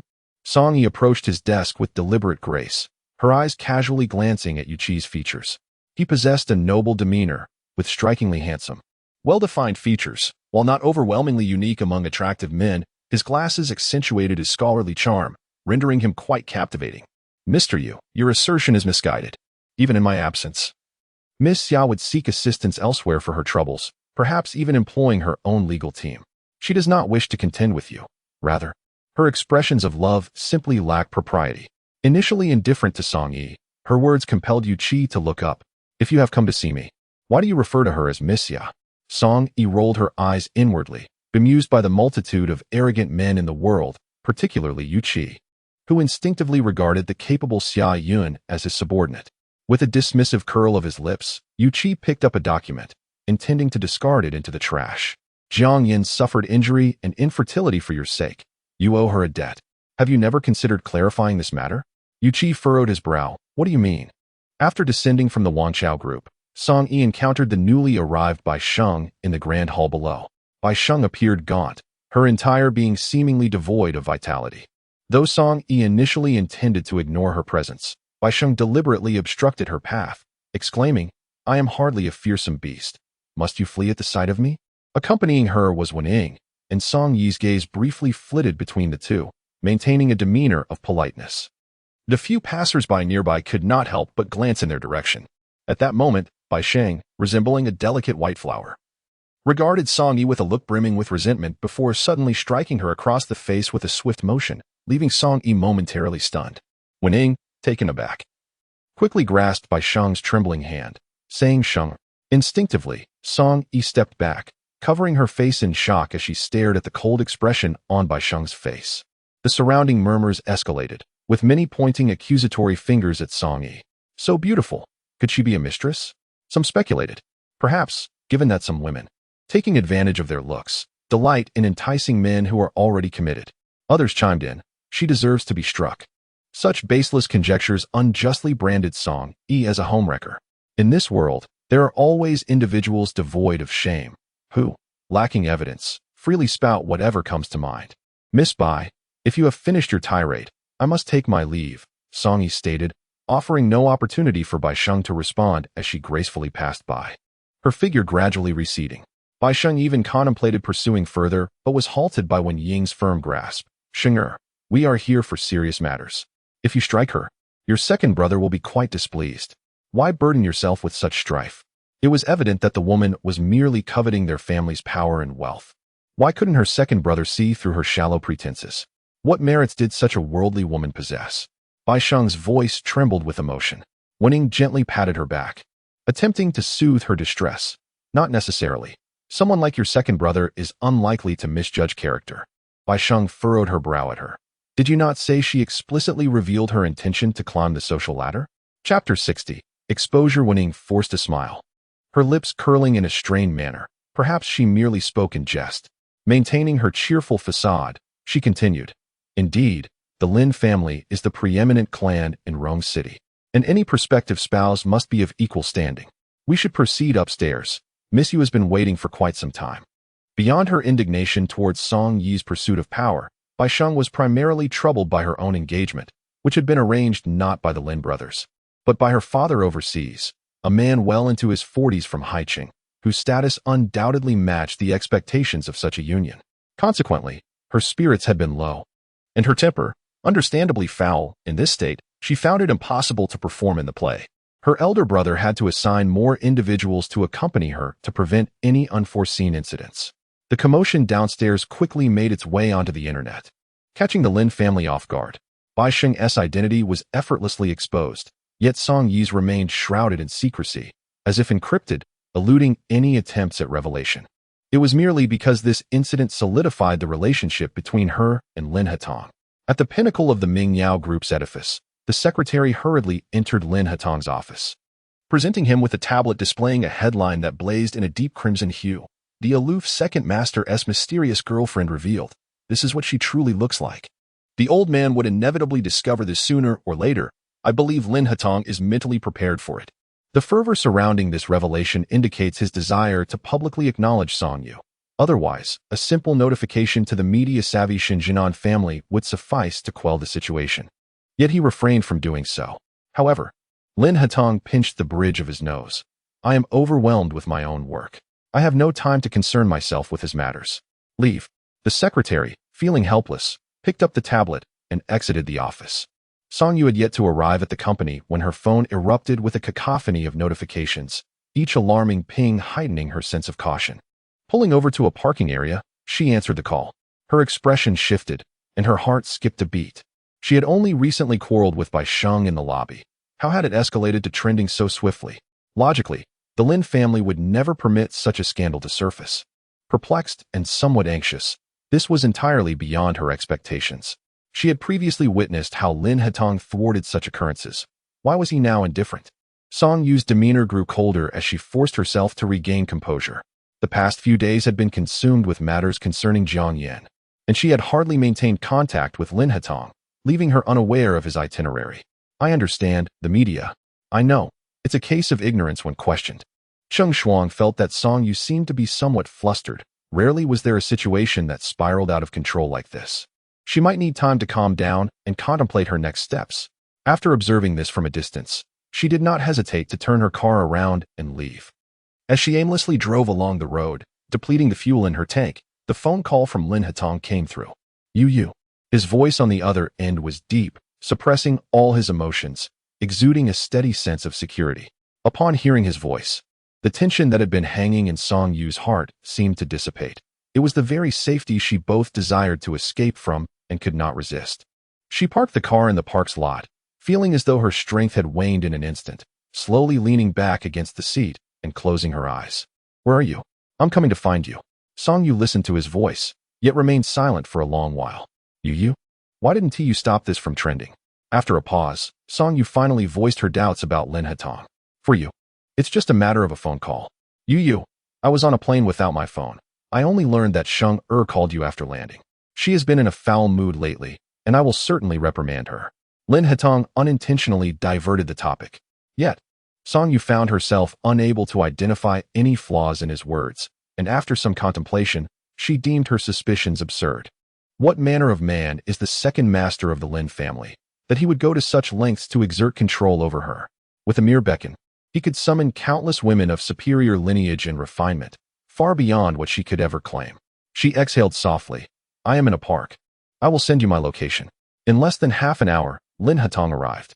Song Yu sat alone on a bench, idly toying with withered twigs and fallen leaves. It is so cold outside. Why not sit in the car? The man draped his coat over her shoulders, his gentle voice cascading down from above. Song Yu lifted her gaze to him. Though the side of her face that had been struck was not swollen, it still bore a faint redness. She truly was becoming increasingly reckless. What had caused her recent melancholy? Despite her disdain for Bai Sheng, Song Yu inquired about the reason. She was taken aback. Your father arranged this? Yes, Lin Hatong replied softly. So your initial decision to send her abroad was to protect her. After contemplating the sequence of events for a moment, Song Yu suddenly grasped the implications. She had been by your side for so long, and it was highly probable that her presence would lead to your ruin. Hence, your father had arranged a marriage for her. Chapter 61. Have you considered how to confront this? Song Yu understood that within such a prominent family, even a biological daughter might not enjoy a life of ease, let alone a foster daughter like herself, who had likely been raised with the expectation of someday contributing to the Lin family's legacy, devoid of any genuine affection. Regrettably, Bai Sheng possesses an exceedingly simplistic view of love, her mind rather naive, rendering her incapable of grasping your intentions. Even if you were to articulate your thoughts to her with utmost clarity, there is no certainty she would absorb them. Song Yu, accustomed to such individuals, recognizes the peculiarities inherent in humanity. Lin Hatong gently caressed her face, murmuring, "I apologize for the discomfort you've experienced. It's of no consequence. As long as she does not encroach upon my interests, I can overlook her occasional indiscretions." "I am aware of your concern for her," Song Yu replied, her understanding evident. It seemed that Bai Sheng held a unique significance for Lin Hatong, while her two brothers, despite a modicum of sibling affection, did not evoke the same depth of feeling. Lin Hatong squinted slightly, momentarily at a loss for words. She appeared to possess a grand vision, likely preoccupied with thoughts of wealth. "Your company, bolstered by capital, has undoubtedly distinguished itself in the industry, pioneering several projects that many competitors have yet to explore. The financial statements by year's end should be quite impressive. Yet, I cannot help but notice that you seem perpetually unsatisfied." Song Yu smiled softly, gripping the man's hand. Had your father been a contented man, the Lin family would not have achieved such remarkable success today. Lin Hatong fell silent for a moment, contemplating her words. "You make a valid point. Let us proceed to a warmer locale." In the midst of the night, Song Yu's quaint abode was a stark contrast to the chill outside, a realm of warmth and comfort. "What troubles you?" she inquired, her breath shallow, her cheeks flushed as she gazed at the man's face. Lin Hatong pressed her wrist firmly against the mattress, his grip unwavering. Upon Song Yu's inquiry, he seemed to exert even greater force. Typically, this man exhibited a gentle demeanor towards her, but today he resembled a feral beast, both fierce and unyielding, leaving her somewhat overwhelmed. Perhaps it was merely that he had missed her after such a prolonged absence. Consequently, Song Yu spent several tranquil days at home until Xia Yun personally sought her out. With little time to prepare, Song Yu hastily changed her attire and left the community. As she emerged from the dilapidated old complex, Xia Yun, leaning against her car, straightened herself slowly. As Song Yu approached, she leisurely removed her sunglasses. The winter sun cast its rays upon her, adding a touch of warmth to her otherwise aloof demeanor. Yet, the innate elegance she exuded seemed starkly out of place in this setting. "Miss Xia, what brings you here in person? If there is something you need, just let me know, and I shall come immediately," Song Yu offered. Xia Yun's gaze lingered meaningfully upon her neck, which bore fresh, ambiguous marks. It appeared the rumors circulating online about Lin Hatong spending the night at her residence were indeed true.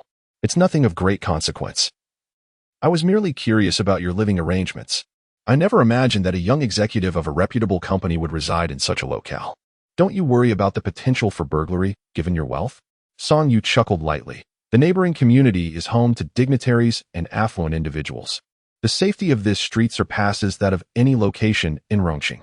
Just look at how those paparazzi dared to come once. They haven't returned since. Xia Yun pressed her lips together, her expression a playful blend of amusement and irony. "I underestimated your depth," she remarked. "It's hardly depth. It's merely a simple fondness for clinging to the fortunes of the influential." Song Yi noted that Xia Yun's demeanor towards her had grown notably more amiable. Evidently, her approach was effective. It seemed that Yu Qi's relationship with Xia Yun had improved considerably of late. "Before our meeting, I transferred 5 million to your company's account. You handled this matter splendidly." Standing casually beside Xia Yun, Song Yi gazed towards the distant scenery. "Miss Xia, our previous contract stipulated 3 million, and I have yet to ensure Jiang Yun's complete departure from Rong City." Xia Yun replied, "You employed the most effective method. Yu Qi is inherently suspicious. Once he doubts a person, that trust may never be restored. Henceforth, any schemes Jiang Yin concocts will be futile." Song Yi could not help but cast a sidelong glance at the unwaveringly composed woman beside her, even though their objective had been achieved. Xia Yin did not appear particularly elated, perhaps due to her nature of shunning ostentation. "Are you curious as to why, despite Yu Qi's shortcomings, I refused to divorce him?" Song Yi nodded slightly. "I am indeed curious. Having never been married, I confess my ignorance regarding the institution of marriage. although Song Yi understood that marriages among the affluent often hinged upon material gain. Xia Yun's clarification revealed that her decision to remain married was not solely about the man himself, indicating that Yu Qi held little significance in her heart. Song Yi couldn't help but chuckle. "Miss Xia, I previously misunderstood you, and I sincerely apologize. I thought that as a daughter of a wealthy family, I was merely a romantic fool. In truth, it is not uncommon for those in affluent circles to be love-struck. Having witnessed many such cases in my line of work, I can attest that most who ignore the warnings end up being deceived, both financially and emotionally. It is a blessing if their family remains unscathed. Some lives are irrevocably shattered."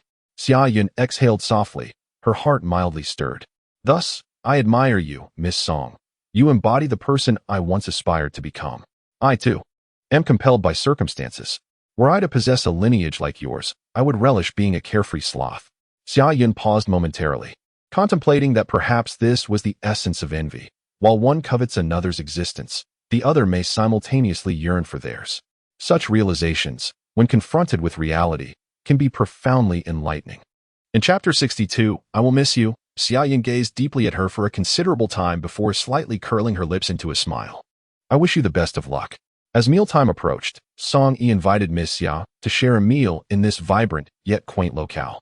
Xia Yun surveyed the old but tidy street and hesitated for a brief moment before agreeing. Cheng Che observed from the side as Lin Hatong's demeanor shifted dramatically. "Second young master, my father will be out shortly. Perhaps you should put away your phone." Nearby, Lin He and Lin Heron exchanged glances with Lin Hatong, reluctantly acknowledging the enchanting power of love. Lin Hatong seemed transformed, embodying the quintessential essence of a love-struck individual. "We may not see each other for a long time." Lin Hatong sent another message.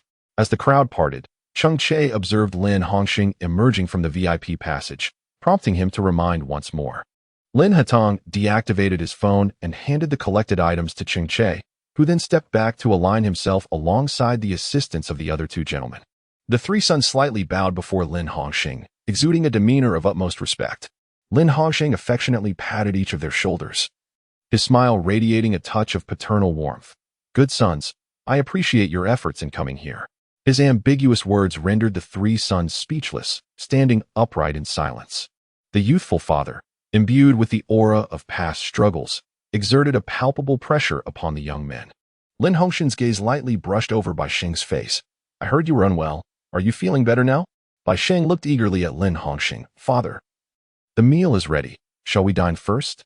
However, after the meal, it was Bai Sheng who first entered the study. Lin Huwen cast a gleeful glance at Lin Hatong. "It seems you are inescapably caught this time. I wonder if my dear brother is prepared to weather the impending storm?" Lin Hatong's usually gentle demeanor tightened considerably, ignoring Lin Huwen's remark. "If Song Ru's life were to be lost due to your fleeting possessiveness, would you not feel regret?" Lin Huwen continued unabated. The statement struck Lin Hatong profoundly, prompting him to raise his gaze coldly. "She is not so easily extinguished. I believe, brother, that you should extend at least a modicum of courtesy towards her. Her company's background investigation department is currently assisting in tracking down sister-in-law's whereabouts."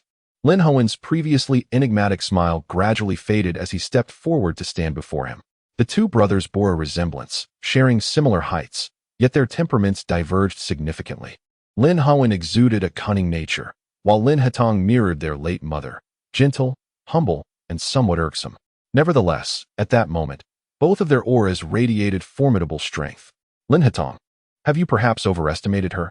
Lin Heron, who had remained an observer until now, cleared his throat, interjecting, to put it plainly. The background investigation department of Song Yi's company was established with the help of second brother. Many capable individuals are not within your grasp. Upon hearing this, Lin Huwen suddenly realized something and shot a fierce glare at Lin Hatong. "You are truly out of your mind. While you two are embroiled in this argument, the real betrayal comes from Sheng, who is currently inside filing complaints," Lin Heron remarked casually. The tension between Lin Huwen and Lin Hatong began to dissipate, evidently acknowledging the validity of Lin Heron's words. In the study, Bai Sheng stood upright before Lin Hongxing, who sat in a chair facing away from her.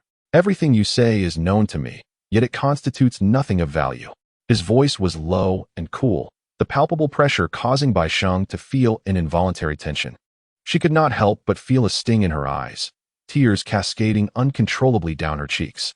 Her voice tinged with a sorrowful cry. I know it is wrong to betray my second brother in such a manner, but I cannot stand by idly and watch him succumb to folly. He has never been in a romantic relationship, and Song Yi is quite adept at seduction. He simply cannot resist such temptation. Lin Hongxing interrupted her abruptly. Leave. Song Yi openly confessed to wanting to leverage our Lin family's influence to advance her own business. She does not love my second brother. She is merely exploiting him. I have also heard she is actually betrothed. That man who came to seek her out previously has since vanished without a trace. Lin Hongxing paused slightly, casting a cold glance at Bai Sheng, and inquired, Is that true? Bai Sheng's face brightened as she nodded vigorously. Indeed, if you do not believe me, father, you can investigate. No matter how well she hides it, there will surely be traces to uncover.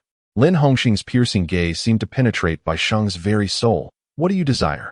Bai Sheng, her voice trembling with excitement, responded, Can I refuse to marry that man? No, you cannot. Leave. Lin Hongxing outright rejected her plea and ordered her to exit.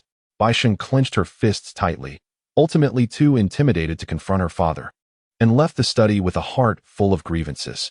Subsequently, Lin Hongxing dismissed his 3 sons waiting outside, unwilling to meet with any of them further. However, the next day, Lin Hatong was informed that he could not leave the Lin residence for the time being. He approached his father, who was leisurely fishing, and Lin Hongxing gestured for him to take a seat. Then, Lin Hongxing provided a reasonable explanation. It is not to restrict your freedom, but to allow some time to see whether she will reach out to you. Chapter 63. I never claimed to love her. Lin Hatong quietly gazed at Lin Hongxing, his seemingly gentle eyes devoid of any emotion, emanating a chill that sent shivers down one's spine. I have never claimed to love her. Why are you so anxious? Lin Hatong's deep voice was faint, showing no intention of stirring up trouble for Song Yi or Lin Hongxing. Lin Hongxing stared at Lin Hatong for a moment, then broke into an unrestrained laugh. His son had always been calm and composed, displaying no emotional upheaval even at the passing of his own mother. Despite possessing a gentle disposition, Lin Hongxing perceived him as the most detached and cold-blooded member of the family. At this moment, as Lin Hatong spoke these words with indifference, he seemed to hold a certain conviction. Perhaps it was merely the allure of a woman's beauty that clouded his judgment. After all, your primary business does not lie within the company. Would it kill you to spend some time with your father after a year apart? Lin Hongxing shot him a disapproving glance, his displeasure evident. Lin Hatong cast a sidelong glance at Lin Hongxing before taking a seat on a nearby stool. Sheng'er cannot marry that man, regardless of the benefits he promises you. I find it inappropriate. What? Do you wish for her to engage in a romance of her own choosing? Lin Hongxing retorted, his tone lacking enthusiasm. Lin Hatong's face remained composed, his gaze towards Lin Hongxing always carrying a hint of coldness. If a scandal were to erupt, what would your plan be? Lin Hongxing maintained a faint smile, showing no change in expression. If she dares to act recklessly, it would certainly lead her to a fate worse than death. His words were delivered lightly, devoid of emotion. If I could find her a suitable match, would you then abandon your intentions in Haicheng? Lin Hongxing nodded. How many scions of wealthy families in Rongcheng would genuinely consider marrying her? My exquisite girlfriend is in this line of work. For her, it's a mere trifle. At this point in the conversation, Lin Hongxing grasped the implication, observing the undisturbed surface of the water, his voice cold and low, so openly admitting it. You truly do not care for her. Lin Hatong slowly rose. You are welcome to seek her out at any time. I await your favorable news. As Lin Hatong mentioned, he had not seen Song Yi for quite some time. In fact, due to Song Yi's overwhelming busyness, she had nearly forgotten him and was unaware that she had inadvertently displeased Lin Hatong. In the company office, Ning Zhao, the head of the background check department, assisted Song Yi in compiling the latest information regarding Jiang Yan. Ning Zhao was strikingly handsome, exuding a bright and sunny disposition, making him quite pleasing to the eye. I believe the internal system you developed is rather impressive. Is it not a bit of a waste to have such a versatile individual working for me? Song Yi supported her head with one hand, gazing intently at Ning Zhao. He lifted his gaze, a smile illuminating his features. Not at all. Our company is already making the swiftest progress in the industry. With a bit more effort, we can surpass the few competitors ahead of us. At that point, we will be the leaders in the field with boundless prospects. Furthermore, our 2 bosses have implemented a profit-sharing system below, aiming for expansion and an eventual public listing. Success is surely just around the corner. One must admit that Ning Zhao is quite adept at flattery. She seems to revel in it, her gaze involuntarily sweeping up and down to appraise him. What was your role while following Lin Hatong? Ning Zhao continued to wear a warm smile. Songru, tapping her fingers lightly on the table, replied nonchalantly, since none of you are ordinary individuals, let us all conduct ourselves properly and avoid causing trouble for the company. Ning Zhao lowered her eyes, gradually diminishing her smile. Indeed. Any information unrelated to the company should not be brought here, Songru instructed. Ning Zhao nodded, understood. Although Songru is not present in the office daily, she possesses a deeper understanding of the company than Cheng Shuang and is skilled in observation and deduction. It is no wonder Lin Hatong arranged for them to be at Songru's company. Please send all those documents to Wang Chao Group, she added. Ning Zhao nodded in agreement. All right. I cannot consume this much. Cheng Shuang quietly observed her, softly saying, eating can provide a fleeting joy during moments of unhappiness. The hardships and loneliness of the past 15 years have been excruciating, and Cheng Shuang feels inferior to Songru's resilient spirit. If it were her, she would have succumbed countless times. I know. Dawn is approaching. Ru, you will prevail. Cheng Shuang nodded. I shall take my leave. Songru waved her hand, urging her to depart swiftly. On New Year's Eve, Songru prepared a feast for herself, sipping white wine and savoring her meal, when the doorbell rang unexpectedly. Songyu narrowed her eyes slightly before rising to open the door. A glance at the monitor revealed no one at the entrance. Grasping a heavy baseball bat from the cabinet in the foyer, she swung the door open with force. Suddenly, a figure emerged from the side, and the baseball bat was already in motion. A piercing scream from a woman echoed throughout the stairwell. Startled, Songyu dropped the bat with a clatter, her gaze settling on the unexpected appearance of Bai Sheng, who leaned slowly against the doorframe. Miss Bai, it's New Year's Eve. Why are you here instead of celebrating with your family at home?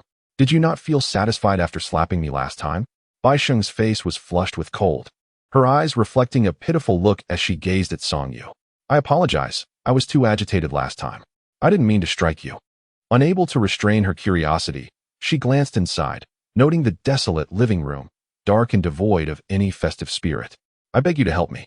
Songyu erupted into laughter, as if she had heard the most ridiculous of jokes. Miss, have you perhaps indulged a tad too much? Our worlds are as disparate as clouds and mud. What could I possibly do to assist you? Without hesitation, Bai Sheng knelt before her, tears cascading down her cheeks like pearls strung loose.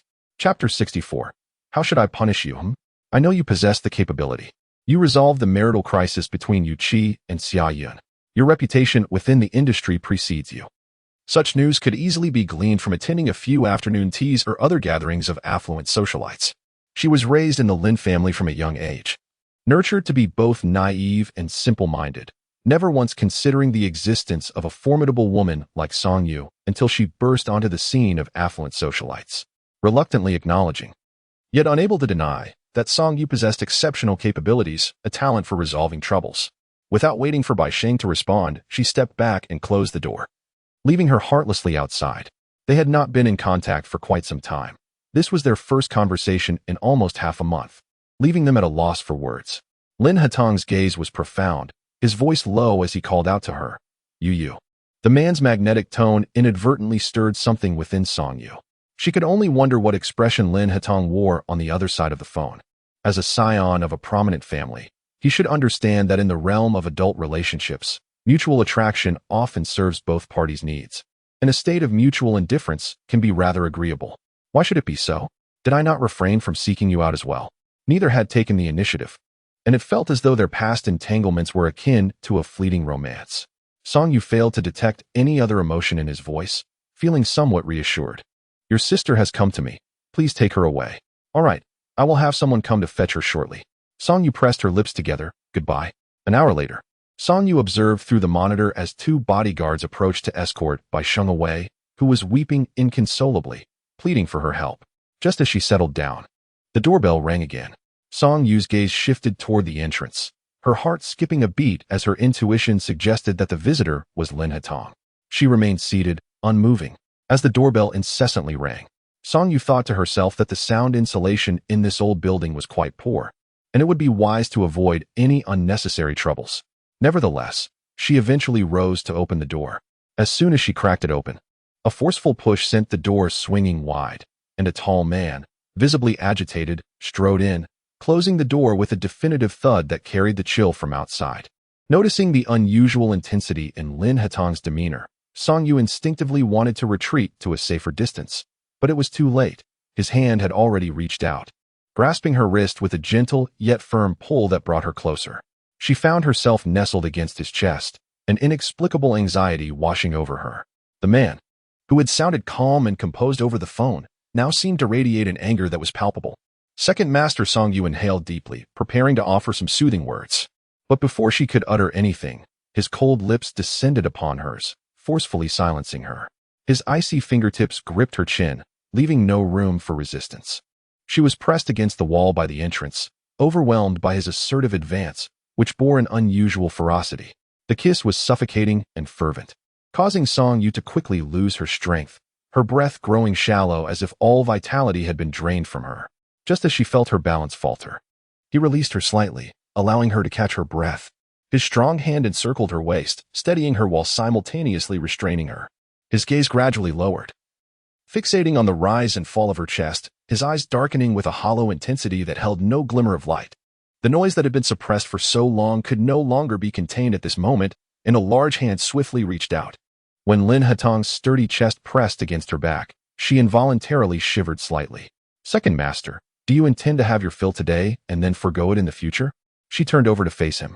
Having just bathed, a light fragrance lingered on her skin, and her eyes, along with her still damp hair, glistened alluringly.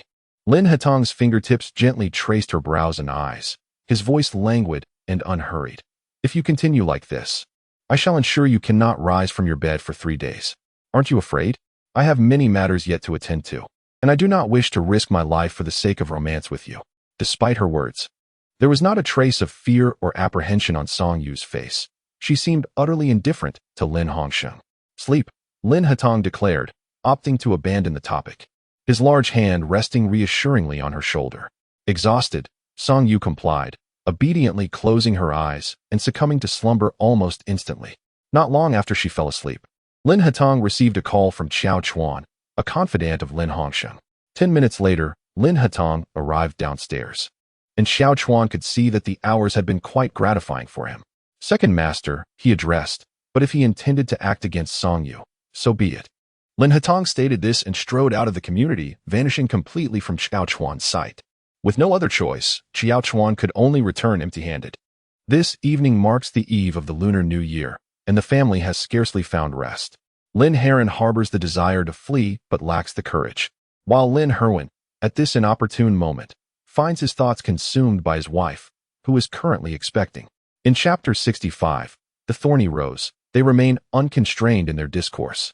Lin Heron only catches wind of some significant tidings from his few hours spent at Song Yi's home, chuckling softly.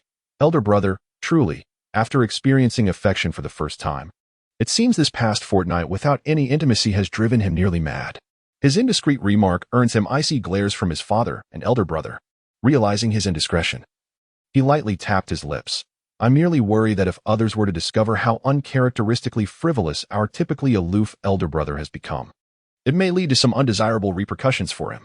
Lin Hongshan's expression remains unchanged, as if he finds Lin Hatong's rebellious behavior entirely unremarkable. Let us arrange a meeting with Song Yi after the new year. He speaks slowly after a moment's contemplation.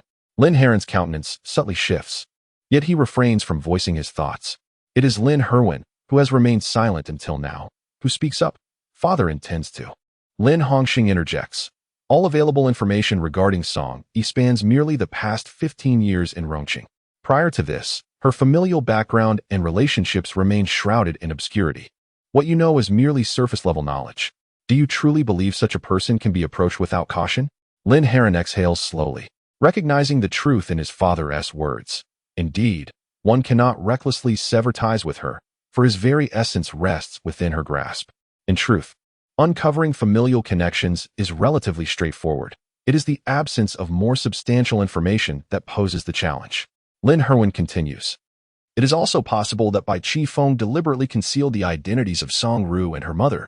However, the Song family once flourished in Qiqing, and it remains uncertain whether Song Ru hails from that illustrious lineage. Lin Hongsheng remarked. Thus, it is imperative that we meet her first. In Lin Heron's mind, He began to envision a chaotic scene of his father encountering Song Ru. He harbored the suspicion that she feigned humility while, in truth, being disdainful and utterly unscrupulous. He doubted she would extend much courtesy to his father, and should she employ the same tactics against him, it could spell disaster. Ever since Lin Hetong personally visited on New Year's Eve, he had been coming almost daily, exhibiting an air of complete indifference towards Lin Hongsheng. Strangely, Lin Hongsheng seemed to genuinely remain unfazed by this. Song Ru seldom contemplated such matters and was even less inclined to speculate on Lin Hongsheng's ulterior motives. On the 5th day of the new year, the winter sun streamed through the living room, creating a warm and inviting illusion. Song Ru, with her long hair cascading casually over her shoulders, sat cross-legged on the carpet arranging flowers. Lin Hetong approached with a plate of sliced fruit, offering an apple slice to her lips. Upon tasting it, Song Ru glanced at Lin Hetong and inquired, "Is it warm? You mentioned you do not consume cold fruit, so I scalded it with hot water for you." The man before her radiated the same gentle demeanor, his striking features accentuating his clarity of character. Yet, Song Ru had lost her discernment. This man was far from her initial assessment. She ought to have been wary since the moment he severed Xie Jingfan's finger. How could a family with such complex dynamics possibly raise a man of integrity? "Thank you. Previously, how have you contemplated the matter I inquired about?" The man seated beside her idly played with her long hair and asked with a casual demeanor, "I have no desire to meddle in your family's affairs. Cannot your own sister manage her own arrangements?" Song Yi continued to arrange the flowers, not looking at him. "What if I refuse?" The man's hand then gently rested on the top of her head, and he lightly tousled her hair. "It matters not if you refuse. I shall devise another approach." Song Yi paused for a moment. "With your numerous male acquaintances, I believe a simple inquiry could yield unexpected results. Some may harbor unspoken affections." "Indeed. Those embroiled in the situation often remain oblivious," whereas Song Yi, as an outsider, suddenly found clarity in her thoughts. Lin Hetong softly kissed her cheek. "Your reminder is astute." The day before returning to work, Song Yi received an invitation from Lin Hongsheng.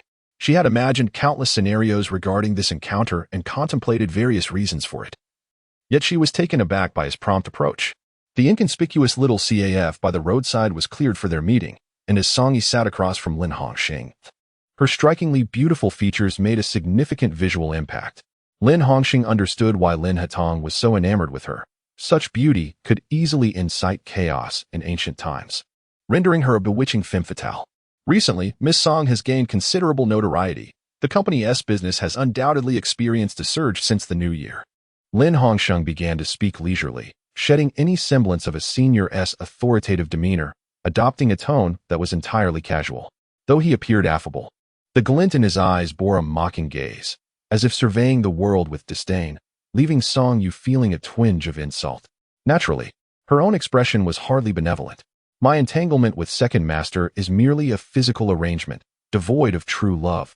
If you wish for us to part ways immediately, I am amenable to that." Song Yu maintained an impeccable posture, exuding the grace of a refined lady, yet her words dripped with defiance. While she feigned respect, her tone conveyed a distinct lack of reverence towards him. Lin Hongsheng observed her for a moment, recognizing her as a rose with thorns. It was no wonder that Miss Song, youthful and accomplished, was such a rare breed, adept at discernment. In truth, it was challenging to assess. Song Yu's demeanor starkly contrasted the many privileged young women of Rongcheng. She possessed an air of nobility intertwined with a rebellious spirit. Her steadfast gaze hinted at a wealth of untold stories, far from being a mere fish in a pond. "I simply believe that wasting time on such matters is not worth it. After all, everyone's time is quite precious." "Indeed.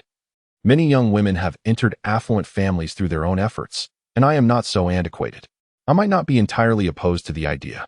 Having grown accustomed to the self-righteous facade of the wealthy, Song Yu felt no stir of emotion, merely smiling with a veneer of politeness. "Mr. Lin, you worry too much.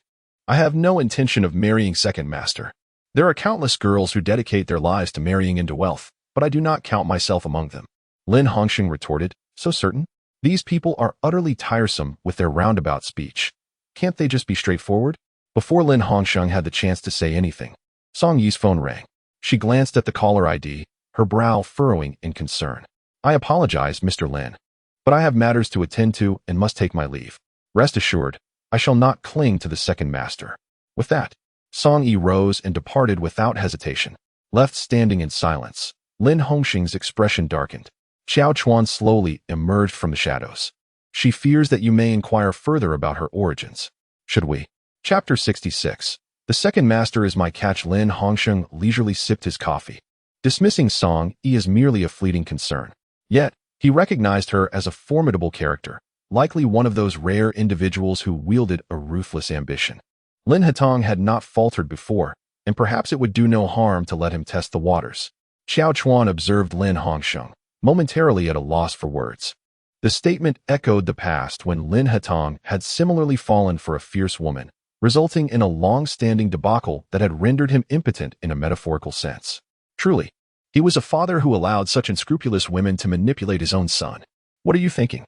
Lin Hongxing's gaze swept coldly across Xiao Chuan's face, a hint of displeasure evident in his tone. I dare not say, Xiao Chuan replied.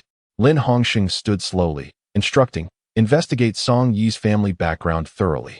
It seemed that the influence of Qingcheng and Rongcheng was indeed vast, making it quite a challenge to uncover the truth. After a prolonged wait, the phone finally connected, and Song Jingtan's hoarse, trembling voice resonated from the other end. Erye. Song Yumei slightly furrowed her brows. The moment Song Jingtan spoke, she sensed something amiss. It had been quite a while since she had heard such a timid tone from Song Jingtan. With a composed voice, Song Yumei inquired, "What is troubling you?" Upon hearing her question, Song Jingtan could no longer hold back her tears, her heartache manifesting in choked sobs. Your brother's condition has worsened. Although your father appears to be treating him, his health declines with each passing day. Song Yumei maintained her composure, offering gentle reassurances to soothe her sister. Fortunately, Song Jingtan was receptive to comfort, and with a little encouragement, she managed to regain her calm. Once the call ended, Song Yumei cast a cold, penetrating gaze out of the car window, realizing that despite her inclination to wait, time was no longer on her side. Although the lesson for Xie Jingfan was orchestrated by another, Bai Qingfeng was certainly aware of her involvement and would not remain passive. His audacity likely stemmed from the possibility that someone from the previous faction of her grandfather's group was prepared to turn against him. After forcing herself to remain calm, Song Yumei drove directly to the Yu residence. Although she was not due to start work until tomorrow, it was quite unusual for both Xia Yun and Yu Qi to be at home together, accompanying their child. When the servant announced Song Yumei's arrival, Xia Yun, who was playing a game with the child, paused momentarily. "Please, let her in," she said promptly, rising from the carpet. Guided by the servant, Song Yumei entered the villa, which, though not particularly large, felt lively with the presence of many people. Observing the joyful family of four in the living room, Song Yumei offered a slightly awkward smile. "Miss Xiao, I sincerely apologize for arriving unannounced and interrupting you." Seeing the expression on her face, Xia Yun immediately understood that Song Yumei had something of great importance to discuss. Xia Yun naturally grasped her hand, saying, "Let us not disturb one another. We are merely playing at home." Meanwhile, Yu Qi observed Song Yi, his gaze less hostile than before, though still marked by a certain aloofness. "You may entertain the children. I shall accompany Song Yi to the study to discuss matters." After Xia Yun made this brief declaration, she ascended the stairs with Song Yi. Once seated in the study, a servant entered with a cup of steaming tea. Xia Yun, perched on a small sofa beside Lin, scrutinized Song Yi's somewhat grave expression and directly inquired, "It seems you have something of great importance to discuss. Please share, and let us see if it lies within my capabilities." Song Yi replied, "I am aware that Miss Xia possesses abundant mineral resources, and I wish to tap into your assets." Xia Yun responded, "Are you also considering an investment in this field? The risks are substantial for outsiders who lack understanding. One could easily face ruin. I advise you to think it over carefully." Song Yi slightly lowered her gaze, concealing the barely contained resentment in her eyes. "There are individuals in Qingcheng who are speculating on raw stones, poised to encroach upon your market, engaging in malicious competition. Eliminating them would be entirely beneficial for you." Xia Yun, well-versed in the industry, was aware of those who overstepped boundaries. "I know the company you speak of. Their patron bears the surname Bai. Presently, they lack the capacity to make a significant impact. There are many such companies both domestically and abroad, and there is no need for targeted action against them. He is my father, and I wish to see him brought to ruin," Song Yi declared without hesitation, revealing her true intent. Xia Yun could not help but raise an eyebrow. Though she maintained her composure, Song Yi's ambition astonished her. After a moment of contemplation, Xia Yun continued to inquire, do you harbor deep-seated grievances against him? Indeed, Song Yi replied, her gaze remarkably resolute, exuding a fierce determination to vanquish her adversary. Miss Song, regarding this matter, I am willing to devote my life to your service. I can become the sharpest blade in your arsenal. I must see this through. Miss Xia, I implore you to assist me. In her fervor, Song Yi unexpectedly knelt before Xia Yun. Xia Yun instinctively reached out to steady her hand, furrowing her brow as she regarded her. Song Yi had initially agreed to collaborate with her to expand her network, yet she had not anticipated the urgency of its application. Master Erye possesses greater influence and capability to aid you. Why not seek his assistance? Xia Yun found herself perplexed by Song Yi's stance. The bond we share is forged through my own efforts, solid and trustworthy. Master Erye's support is something I have cultivated, but it is not to be employed at this moment. Song Yi was remarkably candid with Xia Yun, revealing her depth and cunning, as well as her sincerity. Xia Yun helped her to her feet, stating, I will certainly assist you, but I must deliberate thoughtfully on how best to do so. Upon hearing the response she yearned for, Song Yi looked up, her eyes glistening. Thank you. Let us discuss your relationship with your father, Xia Yun suggested. Some matters must be brought to light. There is no need for concealment. Resuming her seat on the sofa, Song Yi began to recount everything regarding Qingqing. Their conversation continued, consuming the entire afternoon, and by the time they finished, darkness had enveloped the sky. Xia Yun glanced outside and urged, it is time for dinner. Let us eat before you depart. Cherished moments with family are rare, so I shall not intrude. I have grown unaccustomed to the clamor of life. Song Yu chuckled self-deprecatingly. Observing Song Yu's insistence, Xia Yun had no choice but to respect her wishes. The occasional sense of detachment that Song Yu exhibited stemmed from the solitude she endured over the past 15 years. Xia Yun personally escorted her downstairs, and upon stepping outside, they spotted Lin Hatong striding towards them. Someone has come to fetch you. I can rest easy now, Xia Yun remarked with a faint smile upon seeing Lin Hatong. Song Yu was taken aback by his unexpected arrival and gazed at the man before her with surprise. What brings you here? Chapter 67. You excel in strategic retreats without uttering a single word. Lin Hatong enveloped her in his embrace, his large hand gently resting atop her head. In a low voice, he inquired, why did you not answer your phone? Weary from a day of bustling activity, Song Yu found herself being cradled in Lin Hatong's arms, fatigue washing over her in an instant. She nuzzled against his chest, her voice slightly hoarse as she replied, I was busy, so I silenced it. I had set it to silent when I came to see Xia Yun in the afternoon, as I hoped for a successful outcome without any interruptions. The car is waiting outside. Let us go. Lin Hatong released her, seamlessly taking her hand as they walked along the paved pathway. A flicker of annoyance crossed her features as she furrowed her brow and admonished, what are you doing? What is so fascinating about others in love? Have you become friends with Song Yu just like that? I do not recall you being one to forge friendships so easily. What were you two just discussing? Yu Qi prattled on, bombarding her with a flurry of questions. Xia Yun lifted her gaze to him and asked, will it kill you to coexist peacefully with me? Yu Qi let out a cold laugh, responding, do you truly believe we can maintain a harmonious marital relationship? The moment you are displeased, you threaten to cut off the company's supplies. We are clearly adversaries. Upon returning home, Yu Qi was still filled with dissatisfaction. Yet this was the outcome Xia Yun desired most. She had no intention of indulging this man's whims within their shared abode.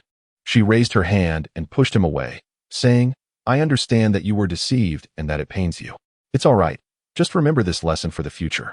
A layer of frost gradually settled upon Yu Qi's handsome and refined features. She had never truly regarded him as a husband. My father met you today. He didn't cause you any trouble, did he? Song Yi slowly closed her eyes, replying, I do not hold affection for your father, which is why I acted rather audaciously in his presence. I made it clear to him that our relationship is merely a physical arrangement devoid of true love, to prevent him from meddling in our affairs.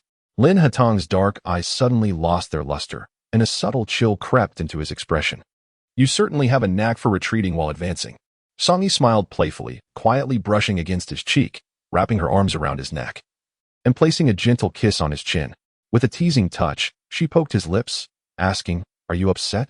Lin Hatong grasped her unruly hand, his gaze heavy as he studied her. In Song Yi's glistening eyes reflected his striking features. Indeed, she loved this handsome man deeply. If they were to part ways one day, She surmised it would bring her great sorrow. What do you think? I have assured you that I shall take full responsibility. And I do not jest. Song nodded, acknowledging, I understand, but one ought to exercise a modicum of wisdom, don't you think? Your father's status will likely not regard me with any significance, yet provided that his bottom line is not crossed. My actions are also intended to minimize the troubles we might face together. Lin Hatong's gaze shifted to one of scrutiny, while Song Yi, akin to a supple serpent, gracefully draped herself across his shoulder and settled onto him. With malevolent intent, her alabaster fingers teasingly brushed against his Adam's apple, prompting Lin Hatong to draw a sharp breath. Yi, you appear weary today. Do not provoke me. Song Yi pouted slightly, cupping his face to plant a gentle kiss upon his brow. It's nothing. I can always catch up on sleep. However, Lin Hatong did not grant her the liberty to continue. His large hand intercepted hers, halting her next move. You harbor concerns. She averted her gaze, both fearful and unwilling to reveal her deepest vulnerabilities to anyone. Lin Hatong's expression softened, his grip on her hand tightening gently. Has your father resumed his schemes in Qingsheng? His finances seem precarious, and I sense substantial risks in your collaborative ventures with him. Should we consider halting the influx of funds? After a moment of contemplation, Song Yi began to probe. If you are unwilling to disclose what troubles Qingsheng, then your whispers by my side will fall upon deaf ears. Lin Hatong's gaze remained fixed upon her, gentle yet insistent. Upon realizing that her probing bore no fruit, Song Yi instinctively attempted to extricate herself from his embrace. In the next moment, she was firmly held by Lin Hatong, his large hand pressing against her lower back with a slight force, causing her to lean in closer, her bosom inadvertently colliding with the man's face. Second master, she thought, recalling her visit to Xia Yun's home earlier that day, where the enduring friendship they had cultivated finally proved beneficial. Do you need my assistance? His grip on her waist tightened, his voice cold and low, an unmistakable displeasure etched across his features. Song Yi winced slightly from the pressure, biting her lip. Of course I do, but just not at this moment. There will be ample opportunities in the future. She struggled to comprehend his irritation. Surely not requiring his assistance should have been a relief for him. Why was he displeased at not being her first choice? Xia Yun paled in comparison to me. I could choose her at any time. Reluctantly, Song Yi grasped his hand that was pinching her waist, playfully chiding, Second master, you're hurting me. I understand, but a sharp blade should be wielded at the opportune moment. If I cannot manage, it would be better for you to strike then, wouldn't it? Upon hearing her words, Lin Hatong eased his grip slightly, his gaze lingering on her graceful figure. The warmth of the home enveloped them, and Song Yi, clad in a fitted black sweater, appeared particularly alluring, the dark color accentuating her curves. Lin Hatong found it difficult to resist such beauty. His hand slid along her spine, gently gripping the nape of her neck, compelling her to lower her head. Before he could make the first move, Song Yi leaned in to kiss him, her delicate hands effortlessly slipping beneath his shirt, her soft palms exploring the defined muscles beneath. His gaze was profound as light, seemingly intent on devouring the enchanting and beguiling figure before him. Little fairy, you shall meet your demise at my hands sooner or later. Lin Hatong pressed her down onto the sofa, her hips yielding beneath him. Song Yu raised a finger to his lips, cautioning, do not speak of death, it brings misfortune. When she refrained from taking the initiative, he struggled to maintain control, yet when she did, it was as if she sought his very life. Chapter 68. Forever the little son. The new year ushered in the first day of work. Cheng Shuang arrived early, burdened with bags filled with local delicacies from her hometown. As she opened the door, her expression froze, her lips involuntarily twitching as she instinctively took a step back. Second master, Lin Hatong had just donned his shirt, the top 3 buttons undone, revealing a physique that was both firm and powerful, the contours of his well-defined muscles visible through the fabric, exuding an alluring appeal. Miss Cheng. Good morning, he greeted, gesturing for her to enter. Cheng Shuang awkwardly touched her face, forcing a smile. I merely brought some food for you. I should have called ahead, it was my oversight. With that, she intended to leave. At that moment, Song Yu appeared at the doorway, holding Lin Hatong's tie. Come in. We will head to the office together shortly. As she spoke, she nonchalantly adjusted Lin Hatong's tie before Cheng Shuang, her actions disregarding the presence of the latter. Cheng Shuang's expression grew increasingly numb, rolling her eyes discreetly, feeling as though she was no longer considered an outsider. Resigned, she carried her bags into the room and began organizing the items in the refrigerator and storage cabinet. Cheng Che had already been here for quite some time. Let us go. I want to see you off, Song Yu said, raising her hand to adjust his short hair. The once cropped style had now transformed into a business-like demeanor, lending him an air of a corporate executive. After Lin He-tang placed a gentle kiss on her forehead, he departed. Cheng Shuang leaned against the wall, observing Song Yu. Do you realize how much you just resembled the ideal wife? TSK, TSK, TSK, Song Yu, you're finished. You are utterly enamored. Song Yu retreated to her bedroom to don a sleek black coat, her long hair elegantly arranged into a bun, instantly shedding any semblance of relaxation and adopting a more aloof and distant demeanor. Don't change the subject. Is it true that when I'm not around, he stays here every night? Song Yu, you've turned wicked. Once Cheng Shuang's thoughts aligned, her mouth began to run incessantly. Song Yu, overwhelmed by a buzzing in her head, couldn't help but cast a cold glance at her. Cheng Shuang immediately feigned innocence. You're giving me that icy look all for a man. Gidge, I'm truly heartbroken. How could you be so fickle? Song Yu maintained an impassive expression, yet was amused by Cheng Shuang's antics. She reached out and playfully pinched her overly ample bosom. Looks like you've gained some weight. Cheng Shuang quickly swatted Song Yu's hand away, her voice rising in protest. Hey, what are you doing? Song Yu then gently caressed her slightly fuller face. Happy New Year. Cheng Shuang immediately presented her palm upward, red envelope. Song Yu retrieved a specially prepared red envelope from her bag and handed it over. Wishing you prosperity year after year. Now, let us go and make some fortune. Cheng Shuang linked her arm with Song Yu's as they headed out the door. For many days, the gloom in Song Yu's heart was dispelled by Cheng Shuang's playful antics. Cheng Shuang would forever remain her little son. After concluding a meeting at the company, Lin Hatong followed Lin Heron into the car. Why are you getting into my car? Lin Heron questioned, perplexed. Of course. I have matters to attend to. Let us go to your company.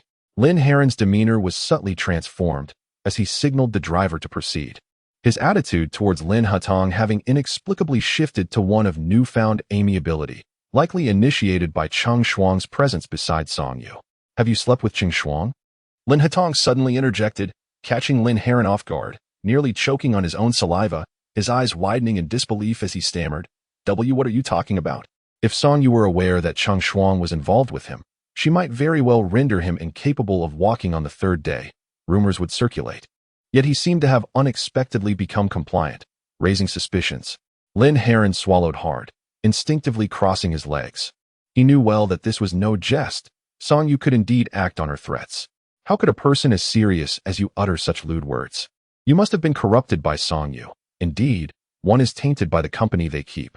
Lin Hatong regarded him coolly, prompting Lin Heron to wisely remain silent. Were it not for Cheng Shuang, he would have sought to eliminate him without hesitation. Now, tell me what you need. I won't be going to the company. I have to head to the film set. Cease the funding for the Qingqing project. Lin Heron had little interest in such matters and was too apathetic to inquire further. Lin Hatong's request warranted merely a nod of acquiescence. After all, the funds were provided by Lin Hatong himself. For many years, he has been operating clandestinely, engaging in unsavory businesses whose profits remain a mystery. The old man entrusted him with the most lucrative sector, and at that time, I was consumed with envy. Indeed, he has now emerged as the wealthiest among the three brothers. A week later, Song Yi reconsidered her decision while en route to the company, only to be approached by Xia Yun, who bore good news. Bai Qingfeng had indeed opened a mine overseas. You were right. His ambitions extend far beyond mere speculation in raw stones. Xia Yun handed a substantial stack of documents to Song Yi. Do these mineral resources fall within your sphere of influence? Song Yi scrutinized the comprehensive information, realizing she had underestimated Bai Qingfeng. For years, he had been indulging in extravagant ventures abroad, funded by the sale of antiquities from the Song family collection. Most of them are indeed within your reach. It is truly fortunate. These mines have been operational for no more than 2 years. He is just beginning and must have tasted considerable success. Now he is undoubtedly riding high. Song Yi's expression grew grave as she clutched the documents tightly. I have come to discuss a strategy with you. If you find it feasible, I can make the necessary arrangements. I recognize that this endeavor will incur expenses. Our family may lack in many aspects, but we possess a wealth of antiques from which you may choose freely. Song Yi was not one to be stingy, especially since this undertaking posed risks for Xia Yun as well. By assisting you, I effectively eliminate a rival, achieving a dual purpose. I may not be well versed in antiques, but I will remember your words. Xia Yun valued Song Yi as a person, recognizing that she might become an important connection in the future. Song Yi nodded, her eyes brimming with gratitude as she gazed at Xia Yun. Of course, I remember. After bidding farewell to Xia Yun, Lin Heron arrived, and Song Yi, having spoken excessively throughout the day, found her throat dry and scratchy. Upon seeing Lin Heron, she suddenly felt disinclined to speak. What's the meaning of this? Was it not you who summoned me? Yet, she remained silent. Lin Heron, noticing Song Yi's demeanor, furrowed his brows in displeasure. Qing Shuang entered with a cup of honey water and cast a fleeting glance at Lin Heron. She has been in meetings for several days, meeting numerous people. Her throat is nearly on fire. Can't you allow her a moment of respite? After being reprimanded by Qing Shuang, Lin Heron finally fell silent. Though he couldn't help but feel somewhat irked by the attentive care Qing Shuang afforded to Song Yi. It felt as if they shared an unspoken camaraderie that irked him further. Chapter 69. What does it matter if she has money? Why not let her indulge a little? As he observed Song Yi comfortably relishing Qing Shuang's attentions, Lin Heron's brow knitted tighter. He pondered whether she had always treated Qing Shuang in such a subservient manner over the years. Had Qing Shuang witnessed something nefarious? It seemed she served with unwavering loyalty and no complaints. After consuming half a cup of honey water, Song Yi's throat finally felt somewhat soothed, allowing her to speak more comfortably. Show him this. She handed a document to Qing Shuang. Qing Shuang took the file, turned, and shot a cold glance at Lin Heron, who slowly averted his gaze and reached for the document. As an investor, Lin Heron typically only reviewed these proposals when it was time for practical implementation. Song Yi, spending the investor's money, displayed an audacious disregard for Lin Heron, a singularly bold attitude. Lin Heron glanced through the documents, and with each passing moment, he felt increasingly suffocated. All he could perceive was an overwhelming ambition laid out before him.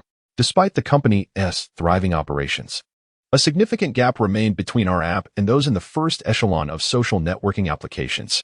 Outpacing competitors has never been a simple endeavor. Your eagerness for immediate results is palpable. Having invested for many years, Lin Heron could discern the inherent advantages and disadvantages at a glance. Logically, Song Yi was not known for such impatience. What had prompted her sudden desire to eliminate competitors and claim the top spot? Yet, he still harbored hopes that her aspirations would unfold smoothly. From a professional standpoint, Lin Heron wished to voice his concerns, but at that moment, Qing Shuang took a seat nearby, her cold, indifferent gaze compelling him to remain silent. When Qing Shuang was unexpectedly called upon, her heart skipped a beat, while Song Yu, who had intended to focus on other matters, paused and turned her attention to Qing Shuang.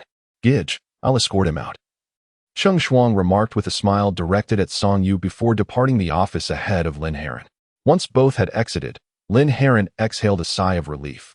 The look Song Yu had cast upon him just before leaving was rather intimidating. Would she harbor any doubts? Lin Heron observed her and, with a resigned chuckle, mused, were it not for my brother's connections, Song Yu's attitude towards investors would have seen her out of the game long ago. Their relationship is so sweet that this matter surely could have been discussed in private. Qing Shuang, appalled by Lin Heron's indiscreet remarks, firmly pinched his arm. Lin Heron grimaced in pain, exclaiming, ouch. I was wrong, all right. Is that not enough?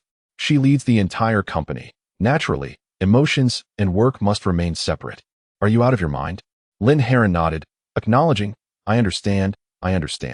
It is indeed my superficiality and my indecency. However, Miss Chung, I truly miss you. Are you free this evening? Qing Shuang gently pushed his head away with her finger. I am quite busy myself. If there is nothing else, I shall not see you off. As her words lingered, the elevator doors opened.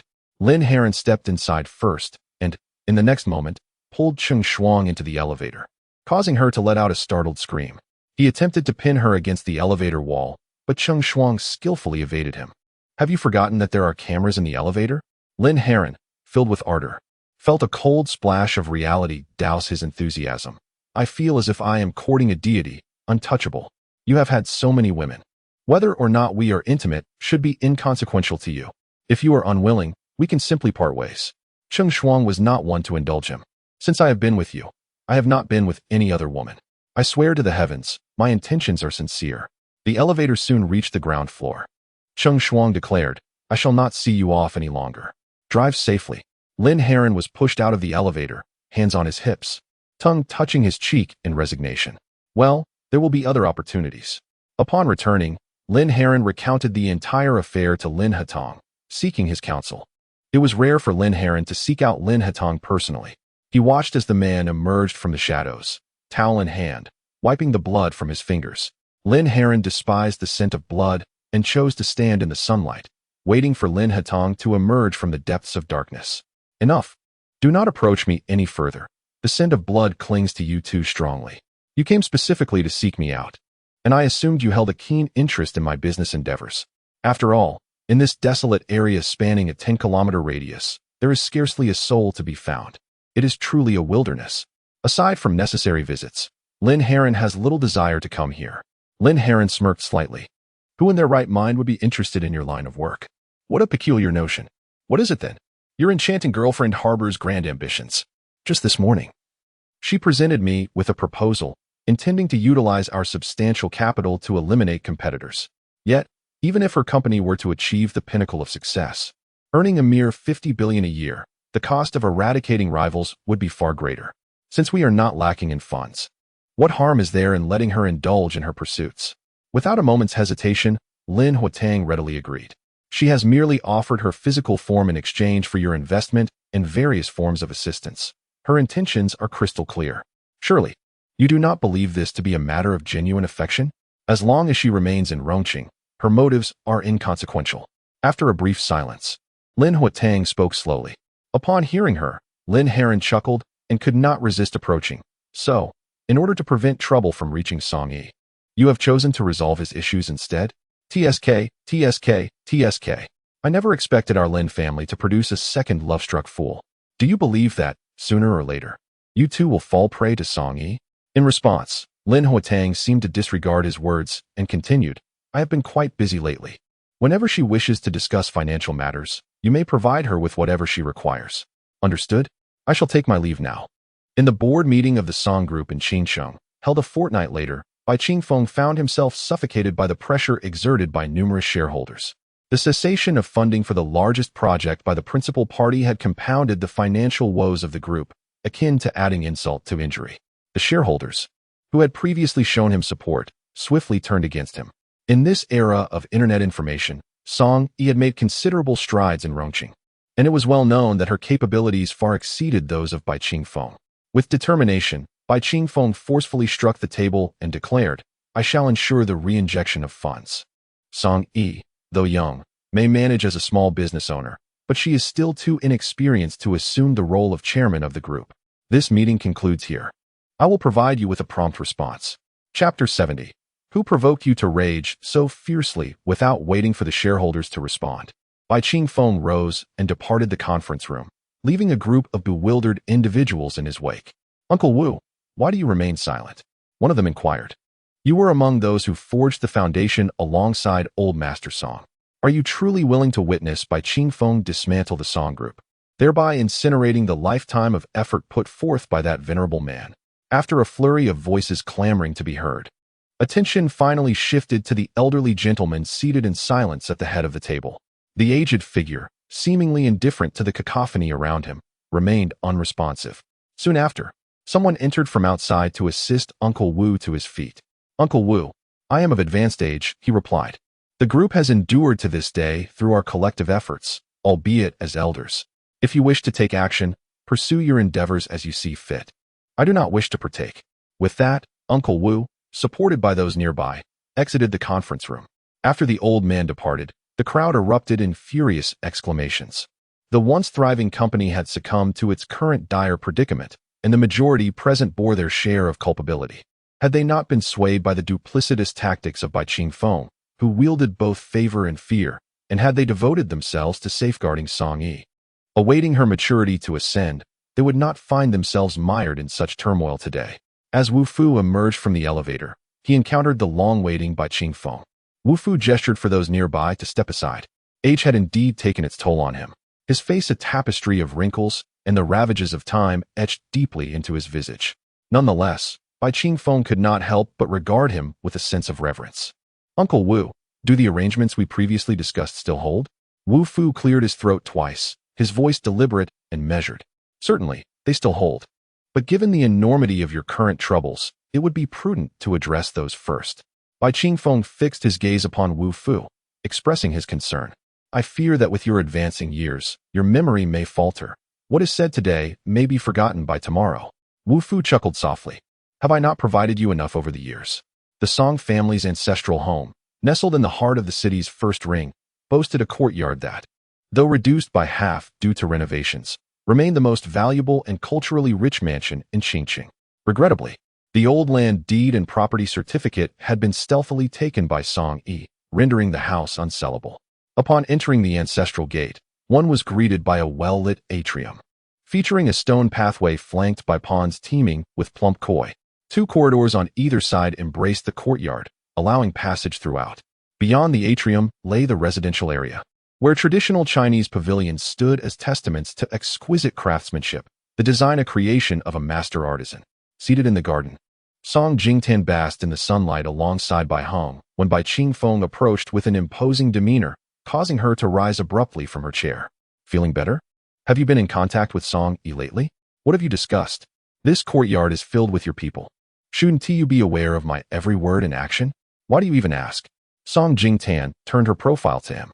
Bai Qingfeng gazed upon the still enchanting woman before him, gently reaching out to caress her cheek.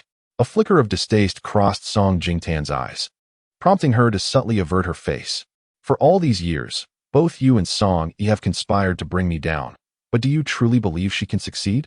I have never harbored such thoughts. I transferred my shares to you. What more do you desire? My life, or Bai Heng's? Her tone lacked severity and failed to evoke any particular reaction from Bai Qingfeng. Song Jingtan appeared unchanged, still fearful and timid in his presence. He then straightened slowly, casting a glance at the pale Bai Hong, whose eyes were closed as if in slumber. You should consider hospitalization tomorrow. Song Jingtan hesitated momentarily, looking up at Bai Qingfeng, who looked down upon her from his elevated stance. Once a suitable kidney source is available, we can proceed with the surgery. Really? Song Jingtan questioned, a hint of disbelief in her voice. However, this was contingent upon Song Yi's compliance. Should she act recklessly and endanger Bai Hong, the consequences would be dire. She needed to contemplate how to address this with her. Bai Qingfeng refrained from mentioning financial matters, instead leveraging Bai Hong to manipulate Song Jingtan. After Bai Qingfeng departed, Song Jingtan promptly called Song Yi. Mom, what happened? Song Yi answered the phone instantly, her tone laced with concern, fearing another crisis. Yi, have you done something in Rongcheng that might threaten your father? Song Jingtan's voice trembled with anxiety. Leaning back in her chair, Song Yi sought to relax. Has he come to trouble you again? Or is he doing something to a hang? He said that as long as you comply, he can arrange a surgery for a hang. Yi, perhaps. Song Yi interrupted her mother, unwilling to entertain her soft-hearted pleas. Mom, just convey to him that you understand my intentions. I will handle the rest. But a hang's condition is worsening. Song Jingtan expressed her deep concern. She worried not only about Bai Heng's health, but also about the lack of emotional connection between him and Song Yi. Fearing that her daughter might sacrifice Bai Heng for the sake of the Song family's assets, a result she dreaded. I will make all the necessary arrangements, Mom. Just focus on taking care of a hang. Tears streamed down Song Jingtan's face. Sometimes she felt estranged from her daughter, who had endured hardships over the years and was certainly not a person of compassion. After the call ended, Song Jingtan sat alone in silence, while Bai Heng slowly opened his eyes, his gaze not filled with anger, but resting on his frail mother.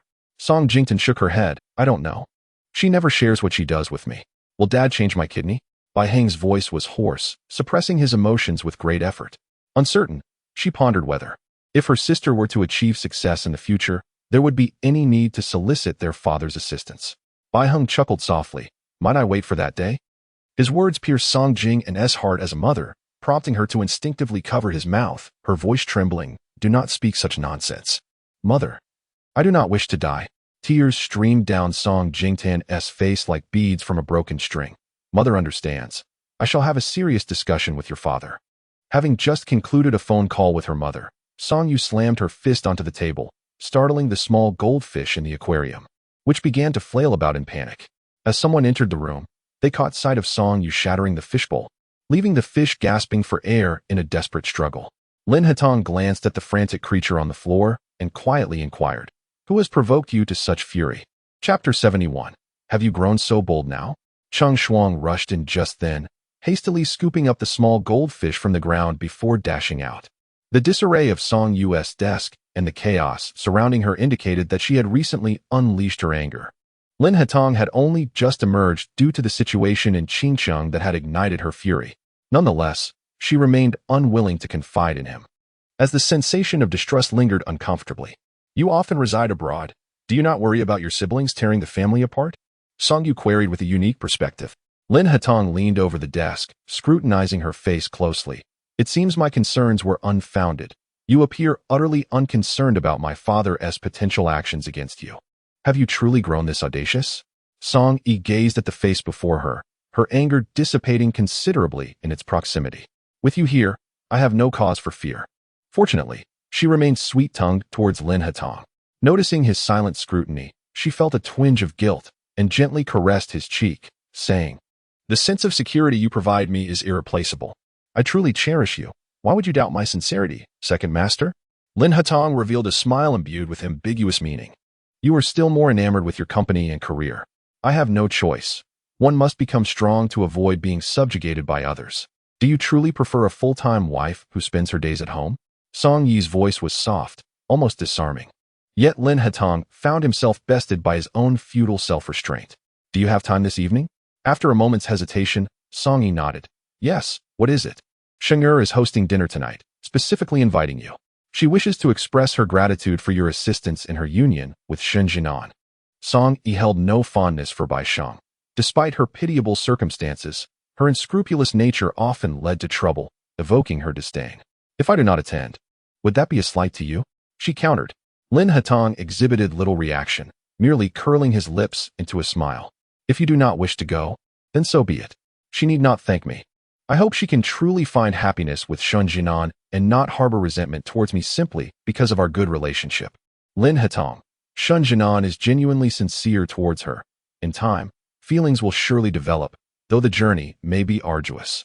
Song Yi sat in her chair, her mind wandering, utterly oblivious to Lin Hetong's approach until she found herself pulled to her feet.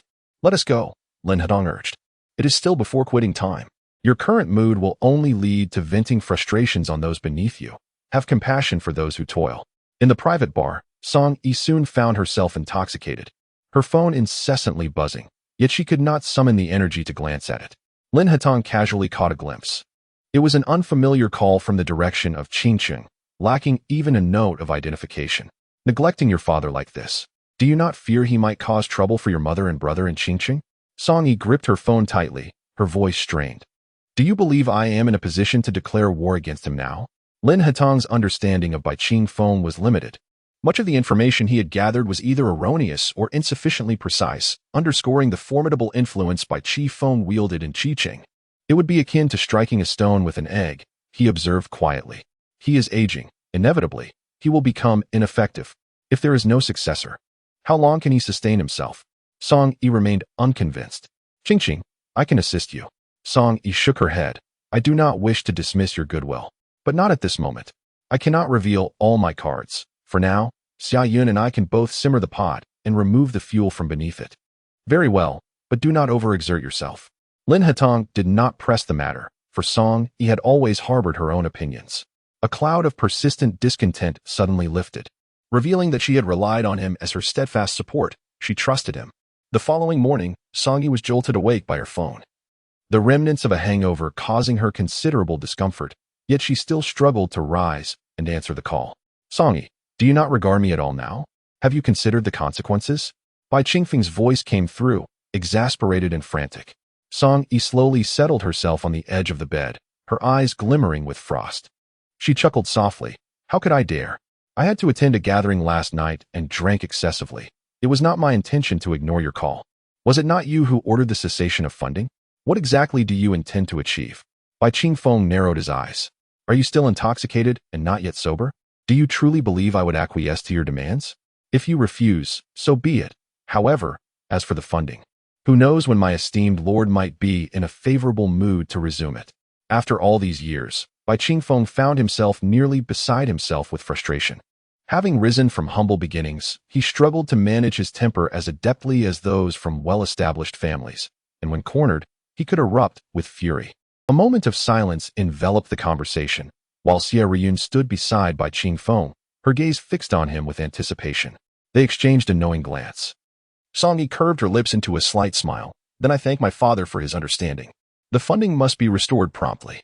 Bai Qi Feng maintained a frosty demeanor. Very well. Upon concluding the call, Song Yu often exhaled a sigh of relief, taking a few steps to the window to draw back the curtains. The early spring sunlight, though lacking warmth, now bathed her face in a comforting glow. With the call behind her, her mood had markedly improved. Lin Hatong embraced her from behind, tender kisses cascading upon her neck. Chapter 72. Returning to Qingcheng, I have a slight headache, Song Yu murmured, leaning against him, her small hand pressing down on his restless one. I steamed some apples. They can help with the hangover. Lin Hatong's hand ceased its movement. Song Yu paused, turning to gaze at him. You, who have never lifted a finger for trivial tasks, can actually steam apples? I am not incapacitated. Why can't I learn? His voice was as soothing as a mountain spring, clear and melodious. Yet, his simple remark struck a chord within Song Yu, causing her smile to falter momentarily. Gently, her hand covered his. Second master, you are of such noble stature. There is no need for you to alter anything for my sake. I am unworthy. Song Yu was uncertain of Lin Hatong's true feelings for her. If it were merely a fleeting whim, it could be brushed aside. However, should it be genuine affection, complications would surely arise. Your worthiness is not for you to determine. Now let us eat something. I will have Chung Che take you to the company later. Lin Hatong grasped her wrist, guiding her out of the bedroom. In addition to the steamed apples, a simple breakfast awaited, albeit store-bought. Lin Hatong observed her quietly. It seems you did not intend to include me. Although Song Yu focused on her meal, she sensed the chill in Lin Hatong's gaze and, after a moment's contemplation, chose not to meet his eyes. After a while, Lin Hatong let out an enigmatic smile and said, It's fine, but if you need any assistance, don't hesitate to let me know. Song Yi nodded in agreement. The following day, she boarded a flight to Qingcheng, with Lin Hatong personally escorting her to the airport. Ching Che, observing Lin Hatong's slightly somber expression, refrained from speaking out of turn. In the upper echelons of society, everyone was aware that his girlfriend had been made public. Yet Song Yi had never accompanied him to a single social gathering within his circle. It seemed she had no intention of genuinely integrating into Lin Hatong's world. Second master, Qingcheng is not a hell on earth. If you wish to go, we can certainly arrange that. After all, with the old man abroad, what is there to stop you from doing as you please within the country? Am I the kind of person who clings stubbornly? Lin Hatong retorted, a hint of displeasure in his voice. Chung Che cleared his throat. While this flight is destined for Qingcheng, it lands at Qingzhou Airport, which is 50 kilometers from the city center, whereas the Song family estate lies within the first ring. The airport in the third ring would be far more suitable.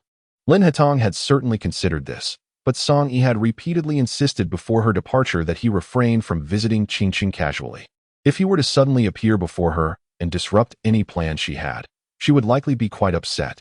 Never mind. The personnel arranged in Qingcheng will be able to update me on her situation. I will address any issues as they arise, he concluded. Chang Che nodded in understanding. By the time Song Yi disembarked, it was already 5 in the afternoon, yet the individuals dispatched by Qing Feng had not awaited her arrival. At that moment, Song Yi had already hailed a taxi on the lane, but just as she settled in, a hand suddenly grasped the car door, preventing her from closing it. Song Yi suddenly raised her eyes, confronting 2 young men with an air of nonchalance who regarded her with a bemused expression. Miss Song, one of them remarked, Brother Dong would like to invite you to dinner. I'm unsure if you would be inclined to grace us with your presence. They anticipated that such an abrupt approach would startle her, considering that most beautiful young women tend to be timid. Their gaze lingered on her exquisite and radiant face for an extended moment. Indeed, she was far more enchanting in person than in photographs, possessing a breathtaking beauty that was nothing short of mesmerizing. With a subtle smile gracing her crimson lips, Song Yi replied, It is my honor to be invited to dinner by Brother Dong. Why would I refuse? Saying this, she gracefully exited the car and politely closed the door behind her. The 2 men exchanged glances, their expressions revealing a hint of disappointment. It appeared that they had not succeeded in intimidating her. Following this, Song Yi accompanied them as they boarded another black Mercedes. The dining venue was rather remote, almost situated in a rural area, ultimately arriving at a quaint guest house.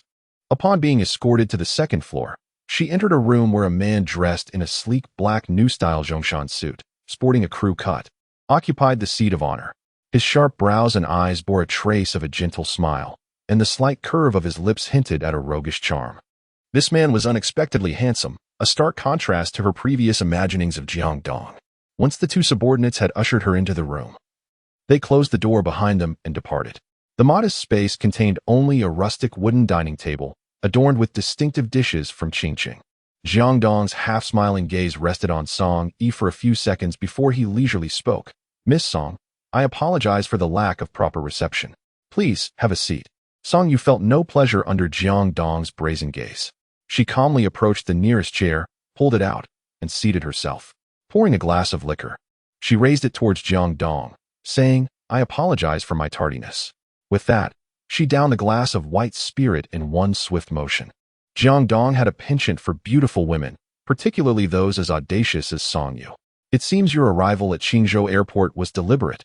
I was indeed narrow-minded." Jiangdong chuckled softly. Song Yu proceeded to fill a second glass, continuing, "Brother Dong, you have rendered me immense assistance in the past, for which I am profoundly grateful. Today, I finally have the chance to express my thanks in person." After toasting Jiangdong, she drained the second glass as well. The potent liquor burned fiercely.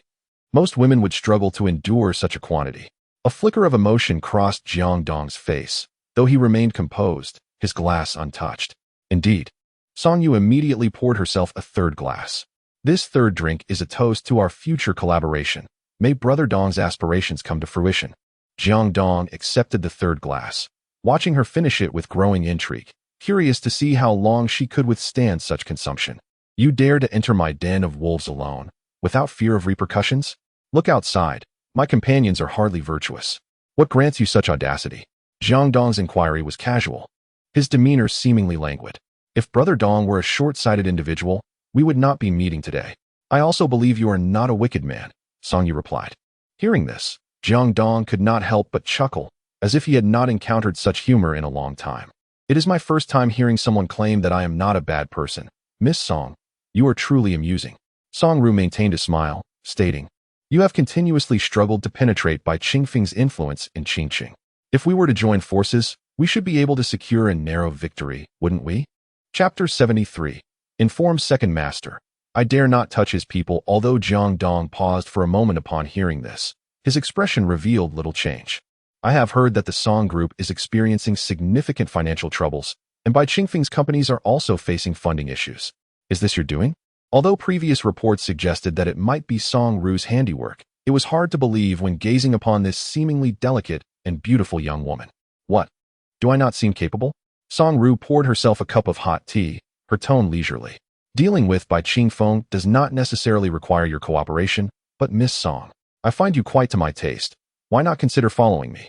Jiangdong jested, his gaze becoming increasingly playful. After a few cups of hot tea, Song Ru felt her throat soothe slightly from the fiery sensation. She slowly raised her eyes to him, yet her enchanting peach blossom eyes held no warmth. Jiangdong, a seasoned player in the game, could certainly perceive the underlying message in her gaze, but he chose to dismiss it lightly. "Miss Song, do take a moment to seriously contemplate this. It seemed my sincerity was of little value to Donggu. Thus, we shall act as if we have never met." With a cold expression, Song Ru declared as she prepared to rise. Jiangdong laughed with unrestrained amusement. "Miss Song, do you truly believe you can step out of this door today?" Song Yi couldn't help but inhale sharply. She should not have harbored any unrealistic fantasies about a man entangled in both the legitimate and illegitimate realms. She fixed him with a cold gaze. "You are aware of my beauty. So do you truly think that a woman as striking as I can survive in a place as decadent as Rongcheng solely by relying on her wits?" Jiangdong raised an eyebrow, seemingly unfazed. "Well, since you can navigate the company of so many men, what is one more to add to the mix? I only engage with one man, and his name is Lin Hatong."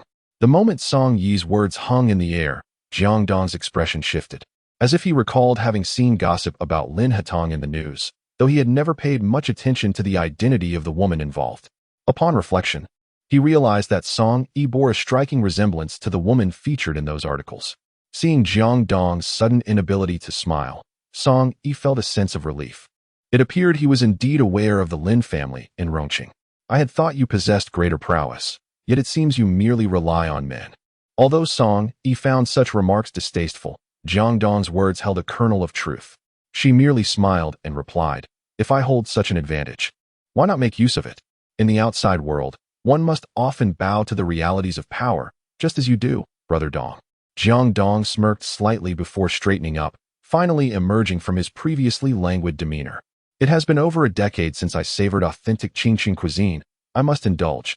As Song Yi gazed at the lavish spread before her, she found her appetite lacking, the 3 glasses of wine she had just downed leaving her feeling quite uncomfortable.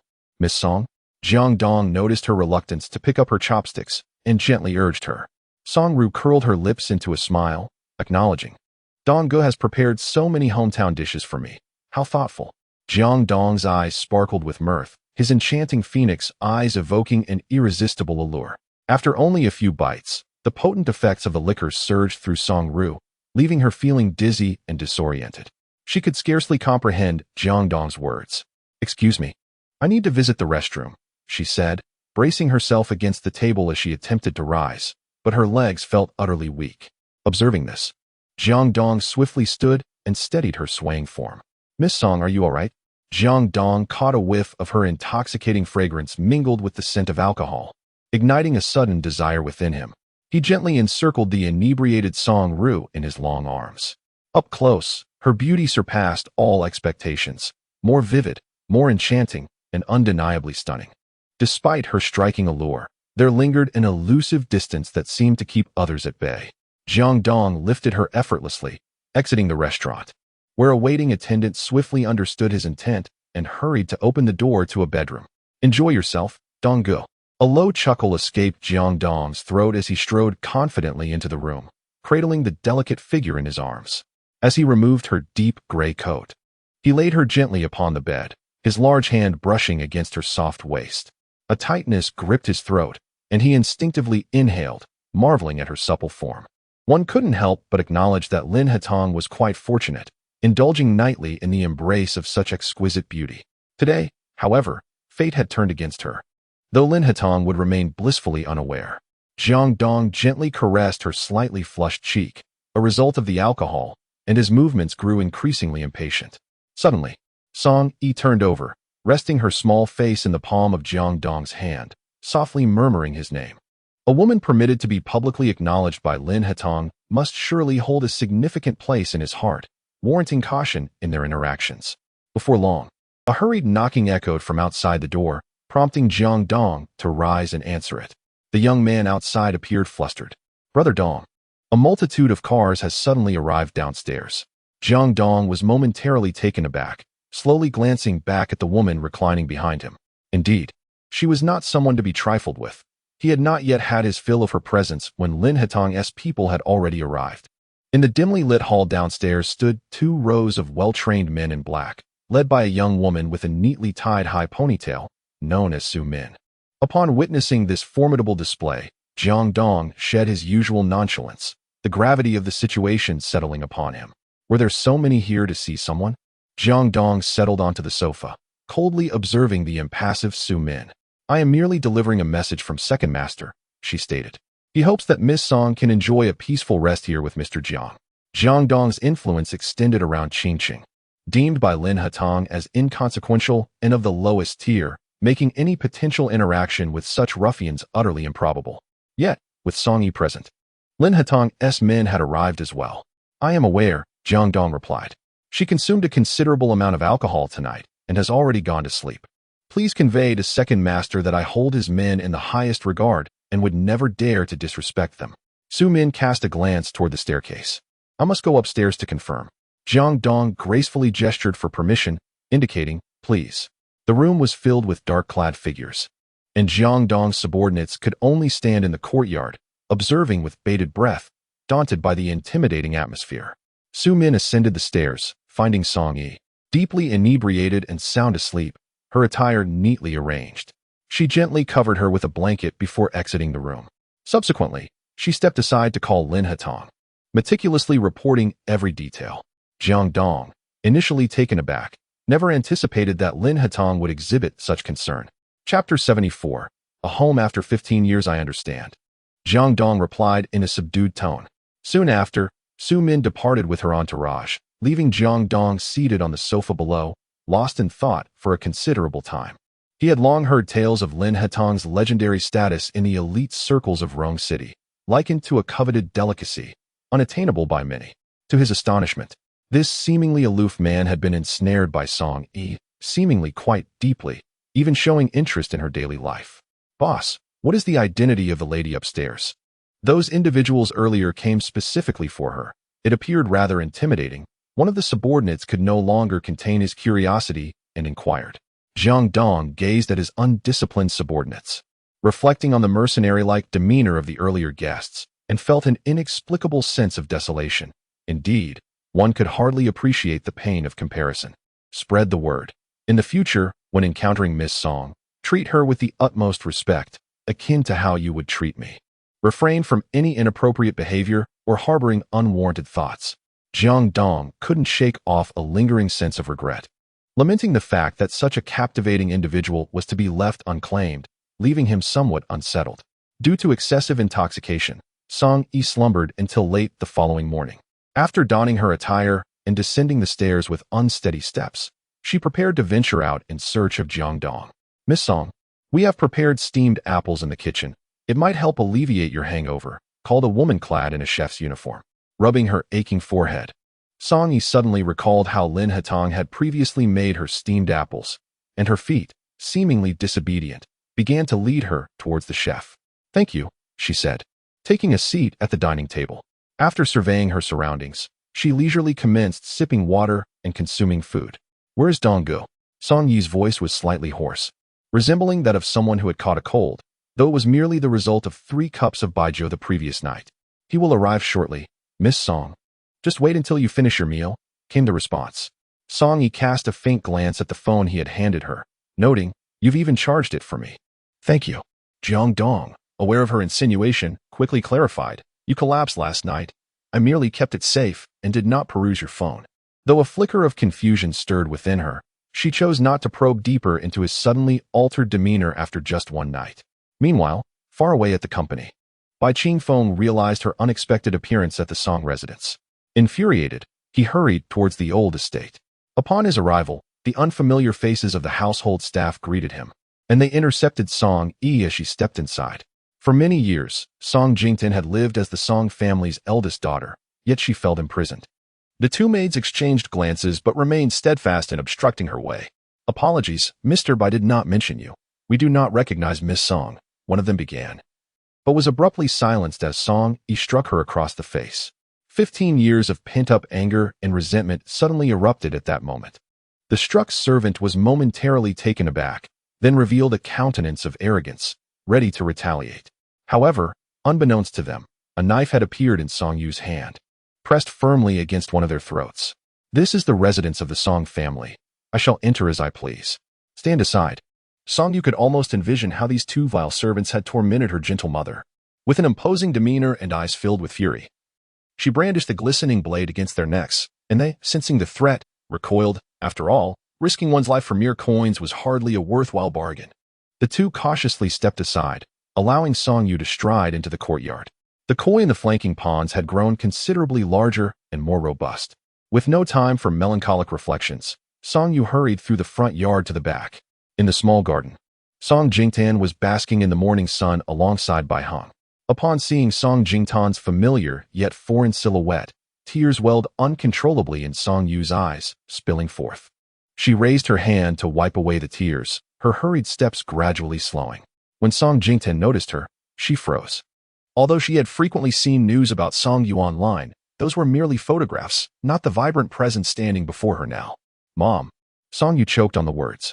It had been 15 years since their last meeting, and though Song Jingtan had aged, her grace remained, marked by the passage of time. "Is it you? My you?" Finally recognizing her daughter's voice, Song Jingtan stumbled to her feet and hurried towards her. In the garden, a mother and daughter embraced tightly, with Song Yu striving to suppress her emotions, the heart-wrenching cries of Song Jingtan echoing in the air.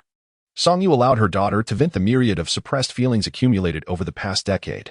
As Song Jingtan's emotions gradually calmed, Song Yu's gaze fell steadily upon the frail, yet strikingly handsome youth who had risen from the lounge chair, Bai Hong. It was only then that Song Jingtan realized the moment and immediately pulled Song Yu towards Bai Hong, exclaiming, "Ah Hong, ah Hong." this is your sister. Bai Heng appeared sickly and weak, merely 15 or 16 years old, devoid of any vitality. Song Yu recalled the day she left Qingqing. He had been scarcely a year old, chubby and cherubic, resembling a figure from a traditional Chinese painting. Yet, after all these years, his body had been worn down to such a state. How cruel was Bai Qingfeng to treat his own flesh and blood in this manner. However, when Bai Heng's cold gaze fell upon Song Yu, it revealed only unfamiliarity, lacking the joy typical of a sibling reunion. Heng, it's your sister. Song Jingtan urged him, but he remained silent. Only then did Song Jingtan remember the two guard dogs in the front yard, anxiously looking at Song Yu and asking, "How did you get in with those two watching?" With a half-smile, Song Yu replied jestingly, "I just had to give them a good beating to get through." Chapter 75, But what can I do? I miss you so much. Song Jingtan's eyes remained fixed on her mother's face, unwilling to divert her gaze for even a moment, fearing that should Bai Qingfeng arrive, their mother-daughter bond would once again be severed. Song Yi, composed and steady, bore an air of maturity that belied her years, signaling to her that her daughter had grown up, capable of standing on her own and even engaging in a contest of wits with Bai Qingfeng. She settled into the spot where her mother had recently occupied, gazing at the garden filled with flowers on the verge of blooming. The image of her grandfather meticulously pruning branches resurfacing in her mind. At that moment, her phone suddenly rang, and her sorrowful emotions dissipated momentarily as she instinctively reached for it. After a brief hesitation, she decided to answer the call. Second master. Lin Hatong could discern through the phone that her mood was far from ideal. Why didn't you inform me that your flight had landed? His voice remained as calm and indifferent as ever, seemingly casual in his inquiry. Do you truly not require my assistance? Lin Hatong reiterated his question, conveying a strong desire to go to Qingqing. Yet, all he received in response was prolonged silence from Song Yi on the other end. Second master, I merely worry about you. Lin Hatong gently interrupted her explanation. He subtly adjusted the collar button of his shirt, his deep voice resonating with a magnetic allure. But what can I do? I miss you. As he perused photographs on another phone, his clear brows were devoid of emotion. I will wait for you. Ensure they are cautious and do not let her discover anything. These photos were taken too closely. After ending the call, Lin Hatong glanced at Cheng Che, who nodded initially but then appeared bewildered. Isn't second master's arrangement for someone to follow Miss Song in Qingqing a form of protection? Why keep it from her? Lin Hatong leisurely brewed tea and gently remarked, she is not one to appreciate being followed incessantly. There is no need to disturb her peace over such trivial matters. As long as she remains safe in Qingqing, that is all that matters. Cheng Zhe tugged at the corner of his mouth. Lin Hatong had just unabashedly expressed her affection for Song Yi, a clingy demeanor that was utterly incongruent with the image of an untouchable beauty in the eyes of others. Just as Song Yi hung up the phone, Bai Qingfeng conveniently approached. It was evident that he had overheard her conversation with Lin Hatong, and though he had arrived in a state of rage, his gaze towards Song Yi softened considerably. Since yesterday, many unfamiliar faces had appeared around the old Song family residence in Qingqing. He must have realized that even if Lin Hatong did not come personally, she would send someone to watch over Song Yi. Although he had not heard the specifics of the conversation, Song Yi's reaction suggested that this man treated her quite well. Just as she was on the verge of securing his everlasting protection, she clung to Lin Hatong like a lifeline, truly a testament to being Song Si's granddaughter. Why does Dad look at me like that? Is he upset that I intervened with those two? Song Yi turned to meet Bai Qingfeng's gaze, instinctively raising an eyebrow. You disappeared right after you landed yesterday. Where did you go? Bai Qingfeng fixed his gaze upon her, hoping for a reasonable explanation. Narrowing his eyes slightly, he added, You know I am not without options regarding you, and do not assume that the Lin family's influence can extend into Qingqing. I hope you will conduct yourself with more propriety. Song Yi ultimately had no intention of confronting Bai Qingfeng openly at this moment. She feigned compliance and nodded. Of course I will adhere to the rules, but I wonder what my father can offer in exchange for my compliance? You lack the standing to bargain with me. Heng is your biological son. Do you truly intend to watch him perish? Bai Qingfeng, his demeanor distant, displayed little emotion, merely a hint of regret gracing his features. His health has deteriorated to this extent. I have done my utmost over the years. At his words, Song Yi inhaled deeply, suppressing her fury. If you cannot provide him with adequate treatment, I am unable to assist you either. If the second master discovers that you have misappropriated project funds to cover other losses, he is likely to be quite displeased. As she spoke, a sense of sorrow tinged her tone. You seem to possess a considerable understanding of the company's financial issues. You wouldn't be contemplating an alliance with the Lin family to bring down the Song Group, would you? That organization embodies your grandfather's lifelong dedication. Song Yi shook her head with a smile. You misunderstand. The subsidiaries of the Song Group are unable to disburse salaries, which clearly indicates a problem at the headquarters. Is it really so difficult to investigate? Bai Qingfeng found himself in a precarious financial situation. Both the Song Group and his own enterprises were struggling to manage substantial capital. Currently, the project in Rongcheng represented the best source of funding. Thus, he could not afford to act against Song Yi. I will engage the finest doctors to treat him, ensuring that, if possible, Aheng regains his health. I can arrange for a traditional medicine practitioner to reside in this estate, Song Yi replied, her tone measured, neither affirming nor dismissing Bai Qingfeng's suggestion. Upon hearing this, Bai Qingfeng's expression darkened with displeasure, just as he was about to refuse. Song Yi spoke first. You may decline my request, but should Aheng's health deteriorate in any way, I will hold you entirely accountable. Faced with such a dire ultimatum, Bai Qingfeng, despite his reluctance, could only grit his teeth and concede. Very well. I sincerely wish for Aheng's recovery. Do you understand? Song Yi's gaze was laden with warning as it fell upon Bai Qingfeng. He nodded in affirmation. I too wish for his well-being. However, Song Yi could discern not a shred of genuine concern for the child in Bai Qingfeng's eyes. It seemed as though Aheng's fate was merely a tool to manipulate her. Chapter 76, an intriguing prey after watching Bai Qingfeng depart. Song Yi slowly turned and gazed upwards. Song Jingtan had been observing them discreetly, her palms slick with sweat from the tension of the moment. She never anticipated that the unruly Bai Qingfeng would exhibit such courtesy towards Song Yi. Once inside, Song Yi settled onto a traditional Wangwali wood sofa, while Song Jingtan hurriedly descended the stairs. Song Yi, with measured grace, began to brew tea from the tray before her, as Song Jingtan silently assisted by handing her the teacup. What of Aheng? Song Jingtan hesitated, then explained. He said he was tired and did not wish to come down. That is of no consequence. When the opportunity arises for him to venture outdoors, his spirits will surely lift. Song Yi displayed a certain indifference towards Aheng's emotional state. As Song Jingtan breathed a sigh of relief, her eyes brimmed with tears. At her age, Song Yi should have been vibrant and youthful, yet one could only wonder how much hardship she must have endured to cultivate such composure and depth. He seems to treat you with great courtesy, even disregarding your marriage with Xie Jingfan. Song Jingyan spoke somewhat hesitantly, her uncertainty evident. Song Rue smiled at her. Isn't it displeasing to mother? Song Jingtan forced a smile. Of course she is happy. I merely worry about the paths you might take in these years away. If I were merely beautiful, I would only become a plaything for men. But that is not the case. I have inadvertently entered a relationship with a powerful man from Rongcheng. At this, Song Jingtan's face tightened visibly. Rue. He is young, healthy, and treats me well. Song Rue's demeanor remained calm and unhurried. Song Jingtan silently gazed at her for a long while, a tear falling. For she had always been meant to grow up like a young lady, and such suffering was unwarranted. Song Rue placed the brewed tea before Song Jingtan. My current peace and health is the best state. She gently patted her mother's hand, offering comfort. Do not worry. I will be fine. In a couple of days, I will bring a traditional Chinese medicine practitioner to stay here, someone I have earnestly sought out. We must ensure Aheng cooperates well.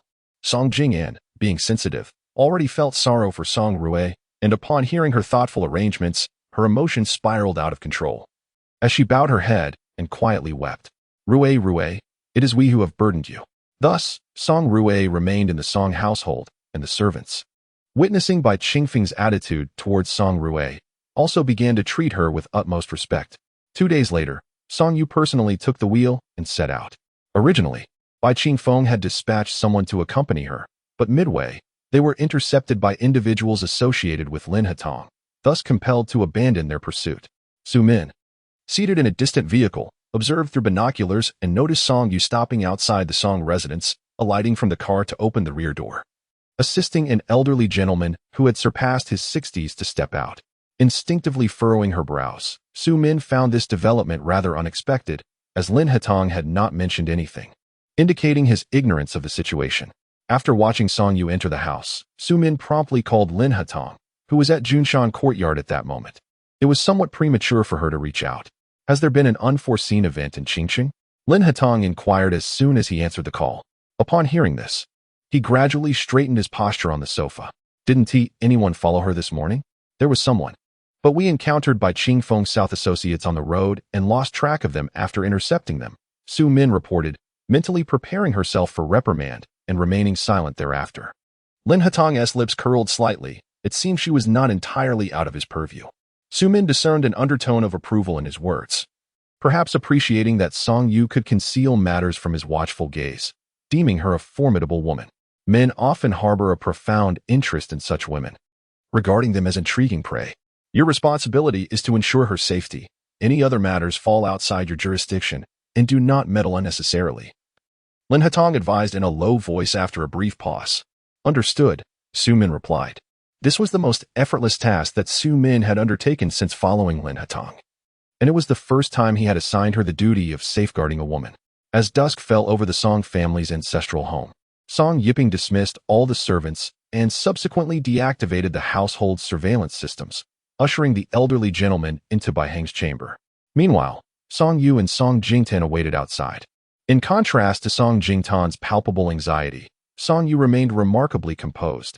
She had previously elucidated Bai Heng's condition to the old gentleman on multiple occasions. The elderly man had also provided some prognosis, and she was well aware of the likely outcomes. Is the room for the old gentleman prepared? Song Yu suddenly inquired after a prolonged silence.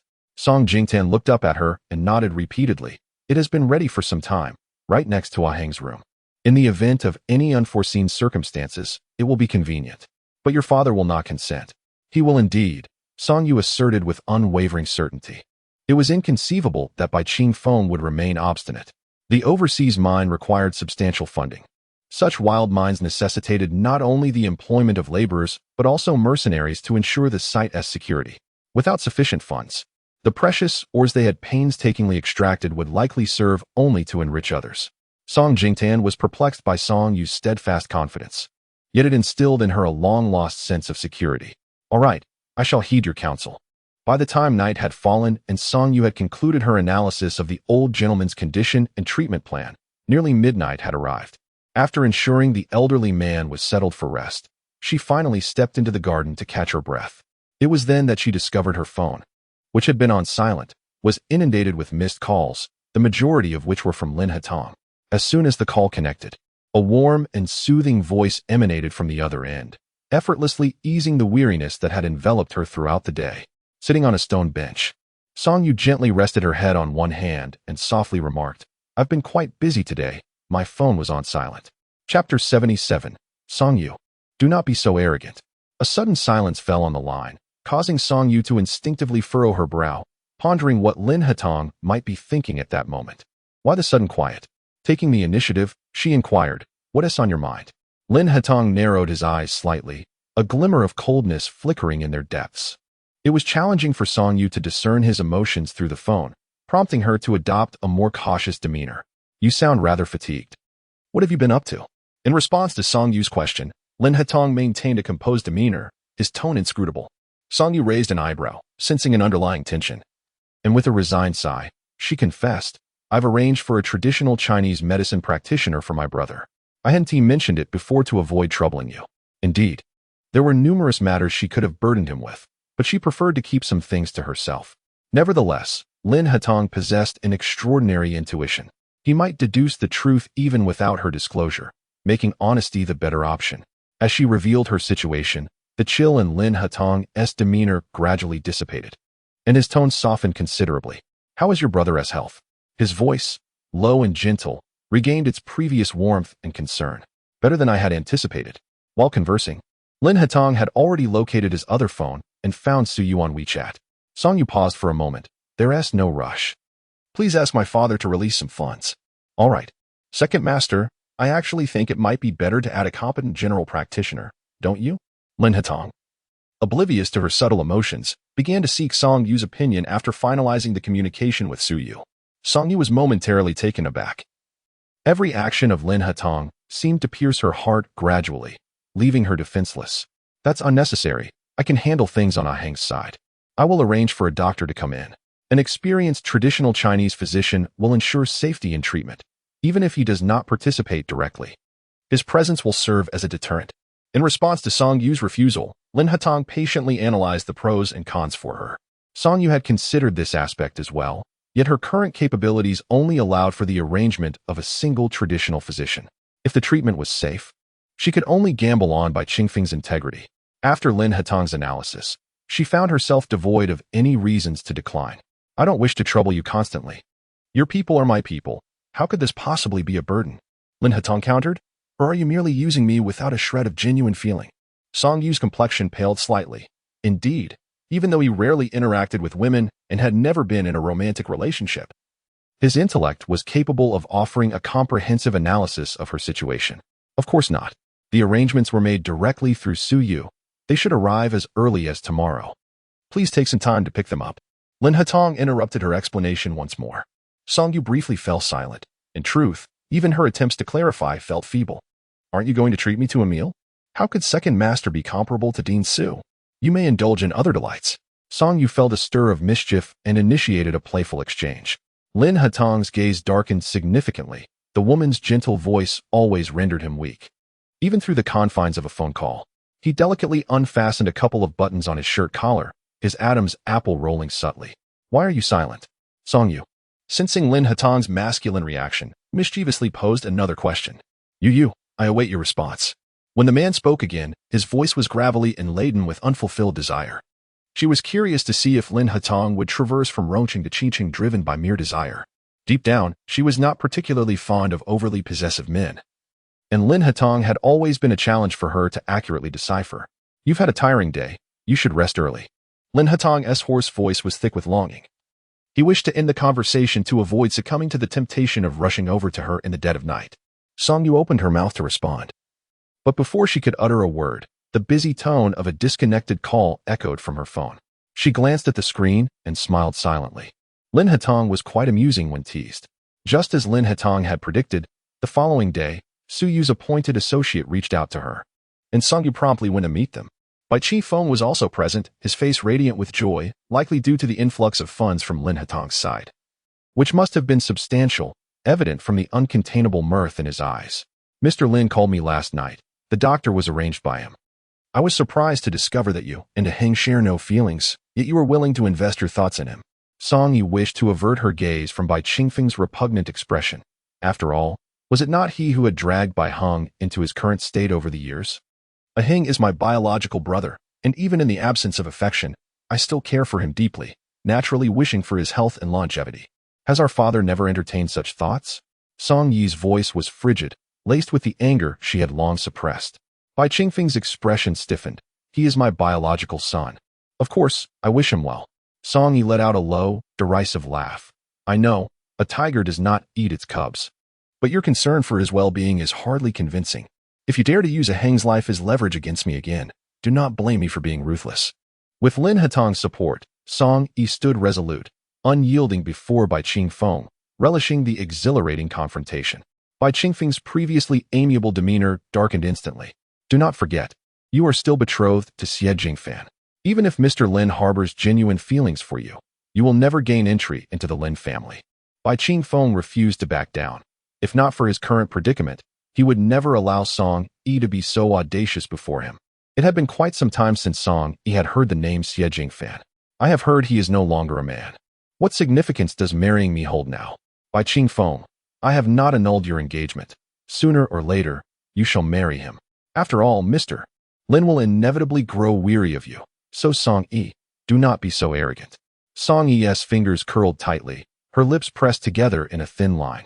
Indeed, the day she separates from Lin Hatong, she would still be under Bai Qingfeng's control. Chapter 78. If you knew you were yearning for your first love, every word from Bai Qifeng struck Song Yi like a hammer. He was convinced that she would sacrifice herself for the Song family, that she would suffer for the sake of her mother and younger brother. Song Yi fell silent, and the father and daughter parted in discord. Lying in the bed she once occupied, Song Yi found herself tossing and turning each night, struggling to find sleep. Her predicament truly warranted her to cling tightly to Lin Hatong's support.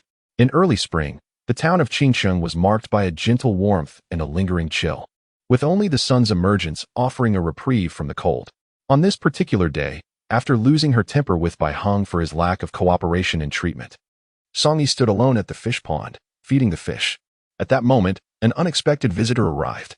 The instant Xie Jingfan crossed the threshold, Song Yi seemed to sense his presence, lifting her gaze to him. The fish food slipped from her grasp, cascading into the pond, drawing the plump koi into a frenzy. In the brief span of time since, Xie Jingfan appeared shrouded in an even deeper chill than before, his figure more gaunt and pallid, yet his eyes, as they scrutinized her, remained a blend of malice and obsession. Song Yi stood motionless, silently observing as he approached her step by step. To Xie Jingfan, her lack of retreat or evasion was a silent provocation.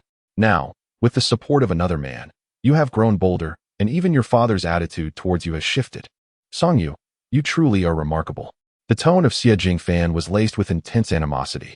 No matter how close Xie Jingfan leaned in, Song Yu remained steadfast, her gaze as cold as ice, as though she were an entity beyond humanity. Song Yu, it is you who has transformed me into this state. I shall not let you escape unscathed, Xie Jingfan warned, his teeth clenched. Yet, Song Yu maintained her composure, seemingly oblivious to his words. It is clearly your own doing. How can you blame me? If you harbored fewer improper thoughts, who could possibly inflict harm upon you? A hint of an enigmatic smile lingered in Song Yu's eyes. Upon witnessing that glimmer, Xie Jingfan's pupils constricted slightly, and he suddenly grasped her arm with force. It is indeed you. Song Yu, do you believe I would kill you? Song Yu felt the pain of his grip, but stifled her discomfort, lifting her chin slightly to regard him with indifference. If you wish to endure all that you experienced in Rong City, you may certainly kill me. However, given that you struggle even to see me now, Xie Jingfan, perhaps you should take a good look in the mirror. Each word from Song Yu pierced Xie Jingfan's acute sensibilities, and his bloodshot eyes bore into her, yet his once vice-like grip gradually loosened. Those brief days had been a veritable nightmare for him. Having thrived in Qing City's lawlessness, he had never contemplated that there were realms beyond his own. You had best pray that the second master of the Lin family remains intrigued by you. Otherwise, I will ensure your demise. Xie Jingfan glared at her fiercely, his words dripping with venom. Song Yi took a slow step back, replying, You need not concern yourself with that. After scrutinizing her for a considerable time, Xie Jingfan suddenly appeared to have an epiphany, a wicked smile spreading across his face. A man like Lord Lin should not tolerate any grains of sand in his eyes. If he were to discover that you harbored an unattainable white moonlight in your heart, do you truly believe he would continue to treat you with such kindness? Xie Jingfan was taken aback by the unexpected amiability that the noble Lin Hatong showed towards Song Yi, to the extent that no one dared to lay a finger on her. Consumed by anger, he momentarily forgot about Song Yi's past romantic escapades. As he resurrected old tales, Song Yi's expression gradually turned frigid, her eyes reflecting a flicker of barely concealed hostility. You may very well try it, and see whether he chooses to eliminate you first or to punish me. Those are merely bygone events. What impact could they possibly have? Watching Xie Jingfan depart, an inexplicable unease enveloped Song Yi. Regardless of how distant the past may be, she wished for Lin Hatong to remain oblivious to it. For Xie Jingfan had deftly grasped her sentiments regarding that man. The following day, Song Yi found herself in a private room at the club that Jiang Dong had established in Qingqing. The once lively space was now deserted, the only remnant of its former vibrance being the lingering scent of alcohol in the air. Miss Song, your arrival is rather sudden. Have you installed a tracking device on me? How is it that you know my every move? Jiang Dong jested as he poured her a glass of wine. However, Song Yi declined the drink. I have not been feeling well lately. I shall forego the wine. Is it truly that difficult to find you? It is widely acknowledged that Dong Gu is a notorious philanderer, reveling in the decadent allure of extravagant nightclubs, a fact easily verifiable with a mere inquiry. So, what brings you to me? Jiang Dong found himself captivated by her exquisite visage, unable to divert his gaze, his eyes betraying a hint of reckless indulgence. After all, they were alone, and a little unabashed scrutiny seemed harmless. Song Yi, avoiding his gaze, turned to retrieve a document from her bag, presenting it to him. This is a detailed dossier on all the high-end establishments my father operates in Qingqing. I have marked which are legitimate and which delve into more sensitive matters. Each report is precise. Jiang Dong was momentarily taken aback, glancing at the open document. Are you truly willing to turn against your own flesh and blood? After all, he is your biological father. Can you truly bear to act so ruthlessly? If this gift does not please you, I can easily bestow it upon someone else. Jiang Dong, unabashed, chuckled. No, No, I appreciate it. But do you believe reporting will yield any results? If he can operate so many illicit ventures here, it suggests he has powerful connections. Song Yi shot him a glance. Indeed, your origins as a rogue are evident. Your perspective remains somewhat pedestrian. Jiang Dong felt a twinge of discomfort at her remark, his handsome features falling slightly. They say that a hero does not inquire about one's background. Surely, you cannot be so narrow-minded? At her words, Jiang Dong paused, recalling that it was his high school teacher who had once urged him to pursue his studies. Regrettably, in his youthful folly, he had chosen to abandon academia for a life on the streets. Do I truly appear so uncultured? Song Yu commented indifferently. It is not a lack of culture, but rather a deficiency in depth and cunning. Those who can only flaunt their power are destined to be nothing more than petty ruffians. Chapter 79. Surprised Jiang Dong felt a pang, scratching his head awkwardly, realizing the woman's piercing gaze. Your father is indeed wise. He directly married your mother. This affluent beauty, and ascended in one fell swoop. Upon hearing this, Song Yu slowly lowered her eyelids, concealing the emotions that flickered deep within her eyes. The path may seem smooth at the outset, but a lack of virtue will inevitably lead to backlash. Jiang Dong listened, somewhat understanding, and nodded in agreement. What you say makes sense. To establish oneself in Qingcheng, engaging with certain individuals is unavoidable. As long as you can contribute to the city's GDP and make their achievements shine among peers, they will certainly take notice. It would be wise to pursue further education. Song Yu's subsequent words were laced with sincerity. Jiang Dong had reached his current position not only through bravery but also through wisdom. However, ascending to higher echelons demanded a broader perspective. After all, Jiang Dong displayed a hint of potential. He ran his hand over his short hair, a look of regret crossing his face. If only you weren't involved with Lin Hetong. Together, we would be invincible. Song Yu's tranquil eyes regarded Jiang Dong's carefree demeanor, and she remained silent for a considerable time. Feeling uneasy under her gaze, Jiang Dong gradually restrained his boisterousness and asked earnestly, "It seems you have conditions. What are they?" "It is not a significant matter. It is merely to investigate whether my father has any other illegitimate children." Jiang Dong paused momentarily, contemplating. This may be quite difficult to ascertain. If there truly are others, he would likely conceal them very well. How could one easily uncover such secrets? He added, "If your capabilities are limited to this, then my assistance would be in vain. Donggu, I still hold a rather favorable opinion of you." Song Yi has always possessed a remarkable talent for persuasion, and Jiang Dong found himself somewhat dazed by her words. "All right, let us drink." Jiang Dong agreed with a smile, presenting his glass to Song Yi. However, she merely picked up her bag and stood, looking down at him with an air of authority. "I am out alone. I do not drink indiscriminately. Who would dare to touch you?" "I am not foolish enough to provoke trouble," Jiang Dong replied, feeling unjustly accused. Was this woman suffering from a persecution complex? It seemed that people like them were viewed as unprincipled scoundrels. Alas, this world holds too much prejudice against us. Song Yi chose to disregard his remarks and left the private room without a backward glance. After she departed, Jiang Dong chuckled to himself, realizing that having backing made a considerable difference. One's demeanor and actions could become remarkably assertive. Exiting the establishment, Song Yi stood restlessly by the roadside, with taxis coming and going, yet she remained ensnared in her own turbulent emotions. Su Min was still seated in a distant car, observing her situation. Despite having accomplished many tasks in an orderly manner over the past few days, she consistently appeared unsettled, finding no solace in Qingcheng. Of course, Su Min reported these anomalies to Lin Hetong, who exhibited no particular reaction. "Song Yi." As Song Yu stepped over the threshold, a sharp female voice pierced the air. Instinctively, she turned toward the sound. Suddenly, a resounding slap caught her off guard, causing her to stagger back unsteadily. Outside, Su Min and several bodyguards witnessed the scene.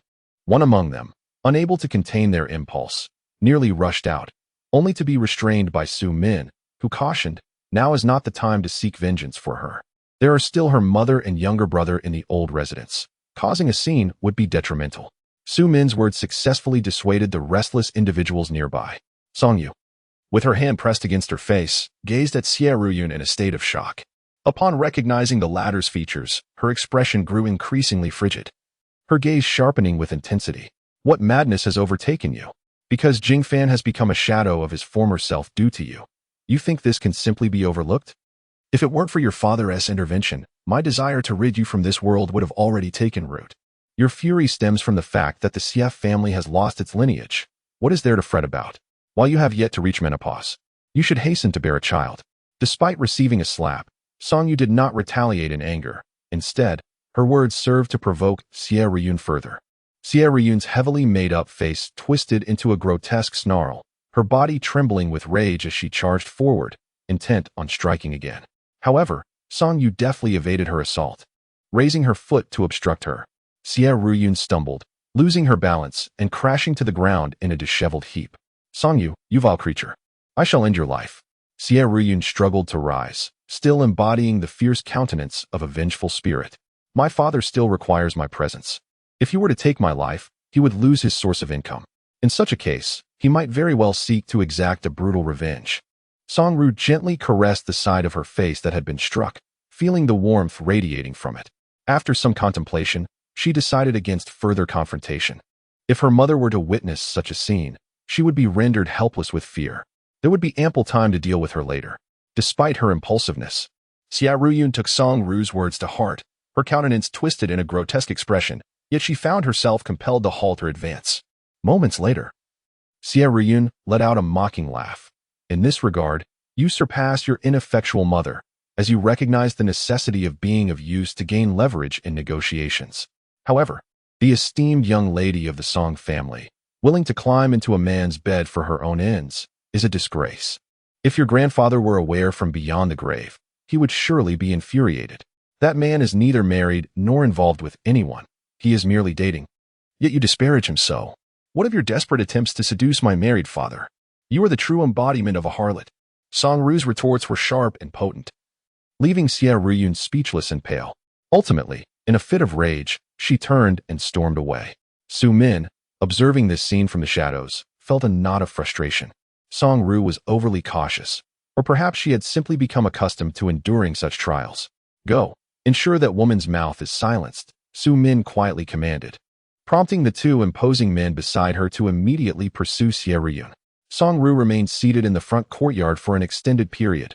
For now, she needed to maintain a solid relationship with Lin Hatong, for otherwise, all her meticulously crafted plans would come to naught. Chapter 80, Little One. You seem to have taken my life away. Songru's delicate and fragile arms gently encircled his neck, her voice soft and tender. I wanted to surprise you, but I didn't expect you to be unreachable for an entire day and absent from the office. I had no choice but to wait here for you.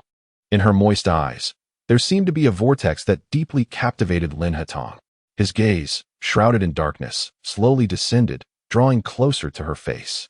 His palm cradled her petite visage, and his warm breath subtly brushed against Songru's nose and cheeks, causing her alabaster skin to blush a delicate crimson. I am quite surprised, he murmured in a low, husky tone before capturing her enticing lips with his own. Songru felt the man's hands, somewhat impatient, slipping beneath her clothing, the heat of his palm pressing against her slender waist, provoking a gentle shiver from her. She was pinned against the door, tilting her face slightly to meet his desires, gradually blossoming in the fervent atmosphere. I miss you so much. Lin Hatong buried his face in the crook of her neck, planting kisses on her alluring collarbone. Songru did not suppress the desires that had been ignited within her, soft moans escaping her throat, nearly pushing Lin Hatong to the brink of tearing her garments apart and claiming her fiercely. Perhaps from the very first encounter, he had unknowingly become addicted. This woman was simply a living enchantress. Little one, you seem to have taken my life away. The man's deep, husky voice resonated with uncontainable yearning. In the late-night Junshan courtyard, the spring light was nearly overflowing from the room. Eventually, Songru succumbed to exhaustion and fell into a deep slumber, lacking even the strength to take a bath. Lin Hatong adjusted the room to a comfortable temperature and gently tucked her in before slipping out. Su Min had intended to reach out to Lin Hatong, yet her attempts throughout the day were thwarted by an unreachable phone. To her surprise, in the dead of night, Lin Hatong arrived first, ready to seek accountability. Is it that you cannot even keep an eye on one person? Perhaps your usual duties have become so effortless that you've grown complacent? Lin Hatong's tone was frigid, devoid of the warmth it typically bore. Su Min, chastised by Lin Hatong, dared not retort. It was only upon Song Yu's arrival in Rongcheng that she learned of Song Yu's departure from Qingsheng, a clear dereliction of her duties. I have failed in my responsibilities. I implore you to impose punishment, second master. Lin Hatong's brow furrowed slightly, her demeanor suggesting something was amiss. What had transpired in Qingcheng? After a moment's contemplation, Su Min recounted, last night, Bai Qingfeng's mistress came to the Song residence and slapped her. She did not retaliate. But I had that woman's face severely damaged afterward. I wonder if this is the cause of her distress. Indeed. Well done, Lin Hatong replied, her eyes narrowing slightly. Anyone bold enough to strike him deserved such a fate. Su Min expressed her concern. But, second master, she will encounter considerable difficulties ahead. Your skills should not go unutilized. Lin Hatong's succinct response dispelled her worries. Yes, I will diligently protect Miss Song, Su Min affirmed. After a night fraught with turmoil, Song Yu awoke in the morning, her eyelids heavy and unyielding. Yet, she forced herself to open her eyes, struggling to rise from the bed as she sensed movement in the room. After taking only a few steps, Song Yi felt a distinct ache in her legs, a minor discomfort that was merely a remnant of her indulgence the previous night. At that moment, Lin Hatong emerged from the cloakroom. Observing her struggle to stand on the floor, he cleared his throat and swiftly approached, lifting her into his arms. You were so exhausted last night. You may continue to rest. I shall not go to the office today, but remain here to keep you company, he said, his voice imbued with a tenderness that only a satisfied man could possess, showing her an extra layer of care. Leaning her head against his shoulder, Song Yi replied in a languid tone, lacking any vigor. I thought the maid was tidying up and couldn't help but come to take a look. This minor task I can handle myself. You are so remarkable. I trust that one day you will come to my rescue in a critical moment. Lin Hatong gently tapped her lips, chiding her. This mouth of yours is prone to nonsense. Yet, Song Yi remained unfazed. If I were to clash with my father, he would undoubtedly go mad, so any unexpected developments wouldn't be surprising. Rest assured, I shall not allow such unforeseen events to transpire. Nestling like a delicate kitten in his embrace, she wrapped her small hands around his waist. You treat me so well. Those women who adore you must be green with envy. Lin Hatong caressed her cascading hair. Then you must not let go carelessly. Song Yi nuzzled against his chest. Her voice sweet and playful, I could never bear to. Her soft tones sent a shiver through Lin Hatong, igniting the primal spark within him anew. Reflecting on the excesses of the previous night that had caused her distress, Lin Hatong restrained his impulses and gently extricated her from his embrace. Rest assured. I have arranged for the doctor to bring the medication. I shall fetch it for you, he said. Song Yi nodded obediently, and watched him rise and leave the bedroom. Once Lin Hatong had departed, Song Yi felt her body succumb to the softness of the bedding, her energy utterly drained. How exhausting it was. Lin Hatong seemed to grow increasingly addicted to their encounters, especially after a brief separation of just 1 or 2 days. His relentless desire to exhaust her was truly daunting. Later, he applied the medicine to her wounds, and although Song Yi felt a tinge of embarrassment, she did not refuse. She wished to avoid causing him any displeasure. By afternoon, after consuming a light meal, Song Yi gradually regained her strength and wandered downstairs. She stood before the floor-to-ceiling window, gazing at the meticulously crafted garden outside, when suddenly a woman clad in a black, androgynous casual outfit appeared amidst the greenery. A few moments later, she entered the house and approached Song Yi directly. Miss Song, greetings. My name is Su Min, and I shall be your personal bodyguard from now on, she stated, somewhat abruptly extending her hand for a handshake. Song Yi's brow furrowed slightly, revealing her reluctance, just as Lin Hatong made his way down the stairs. Second master of this. Song Yi hurried towards him upon seeing Lin Hatong. Su Min exuded an air of coldness, her striking features radiating a fierce intelligence tinged with an unsettling intensity that evoked a sense of fear. Lin Hatong wrapped his long arm around her waist and casually leaned down to kiss the top of her head. Indeed, she is the bodyguard I have arranged for you. A female bodyguard is far more considerate and accommodating than a male one. Chapter 81. Control. Song Yi widened her eyes slightly, gazing incredulously at Lin Hatong. I truly do not require a bodyguard. Although her expression remained relatively calm, her heart surged with tumultuous emotions. Despite her silence, Lin Hatong had discerned her state in Qingcheng. What an alarming intuition that was. Her hesitation prompted Lin Hatong to raise an eyebrow. What troubles you? Do you not fancy her? I can arrange for someone else. Second master, I am accustomed to traversing alone. Even Cheng Shuang does not shadow me at all times. I am not quite used to. Lin Hatong had extended so much assistance to her, she felt it would be ungracious to refuse his considerate arrangement for her safety. Swiftly, her demeanor shifted. and she gently acquiesced to his intentions. Thank you, second master, for your thoughtful consideration. Miss Su appears quite youthful. May I inquire about her age this year? Su Min replied, I am 30 this year. You may address me as sister. This was yet another tactic to foster closeness. Lin Hetong's features softened, revealing his satisfaction with Su Min's demeanor. Song Yi smiled faintly. Sister Su Min, I shall rely on you moving forward. Su Min nodded. I will do my utmost to ensure your safety, and I hope we can collaborate harmoniously in the future.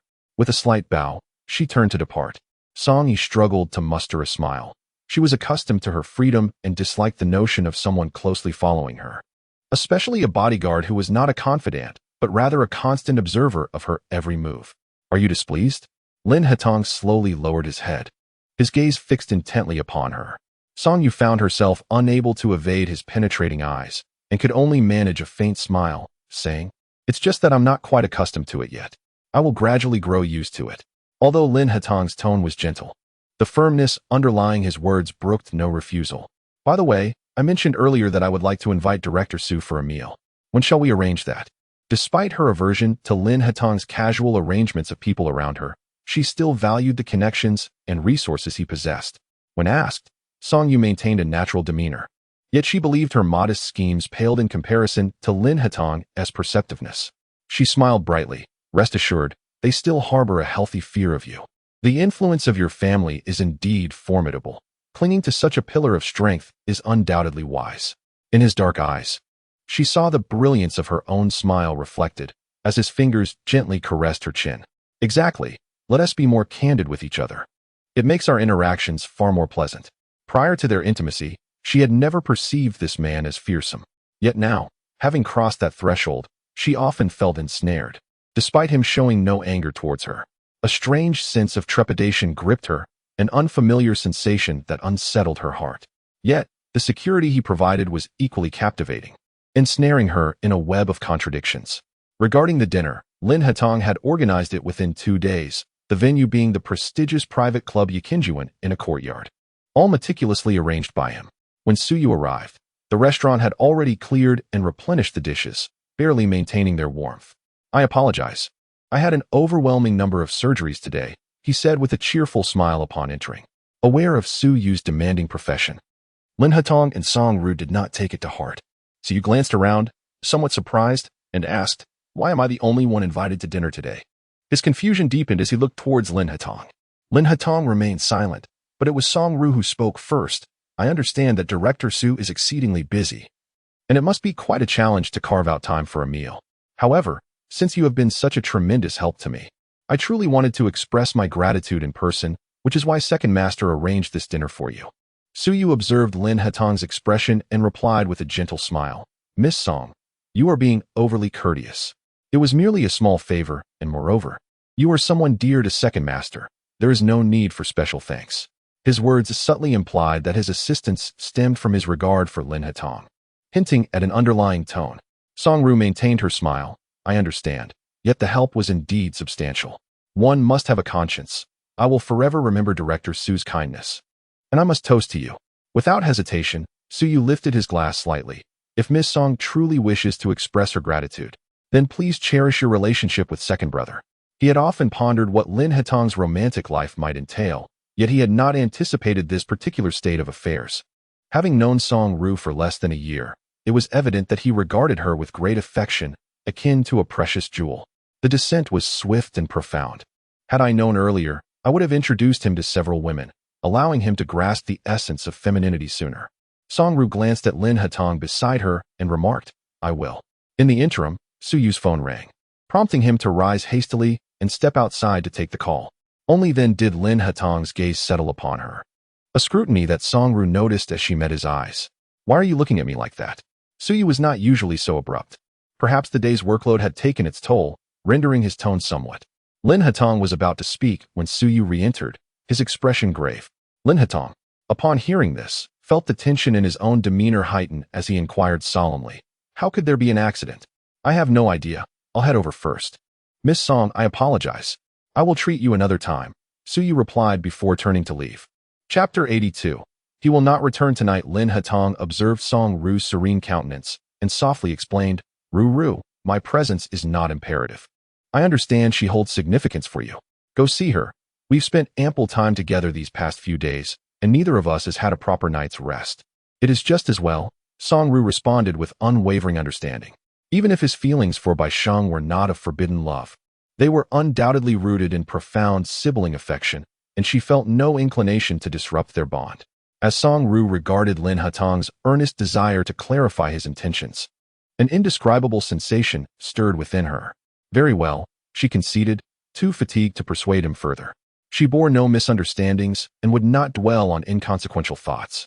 Yet, Lin Hatong appeared almost fearful of her misinterpretation. Regardless, he personally escorted her to the vehicle before departing with Su Yu. Su Min drove with remarkable steadiness, while Song Yu reclined comfortably in her seat, exuding a languid demeanor, her gaze towards the streets outside marked by a sense of indolence. This reasoning, though somewhat pretentious, held a semblance of truth, leaving Su Min with no grounds for rebuttal. Lin Hatong had merely tasked her with safeguarding Song Yu, without imposing any constraints on her freedom. Meanwhile, Song Yu toyed with her phone, contemplating the complexities surrounding Lin Hatong and Bai Sheng. Sister Su Min, may I pose a question? Miss Song, please do. With so many men in the Lin family, why does the second master treat Bai Sheng with such exceptional kindness? Su Min tightened her grip on the steering wheel, glancing at Song Yu through the rearview mirror. The second master harbors genuine feelings for you. You are both his first love and his only woman. A resigned sigh escaped Song Yu's lips. Su Min's unwavering loyalty to Lin Hatong was evident. She began to explain without fully grasping the situation. As if fearing a misunderstanding might arise. I harbor no misconceptions, my curiosity is purely innocent. Seeing Song Yu's expression remain unchanged, Su Min felt a sense of relief wash over her. As an observer, she recounted the tale, while Song Yu maintained an impassive facade, yet internally, she was deeply stirred. It was poignant to learn of the sorrowful story that lay beneath his seemingly calm and refined exterior, a personality as gentle as jade, concealing such heart-wrenching experiences. With a long, contemplative sigh, Song Yu's emotions were a tangled web. The second master is inherently a remarkable individual. A faint smile graced her lips, the corners of her eyes and brow hinting at an enigmatic expression. Have each of you told me not to let him down?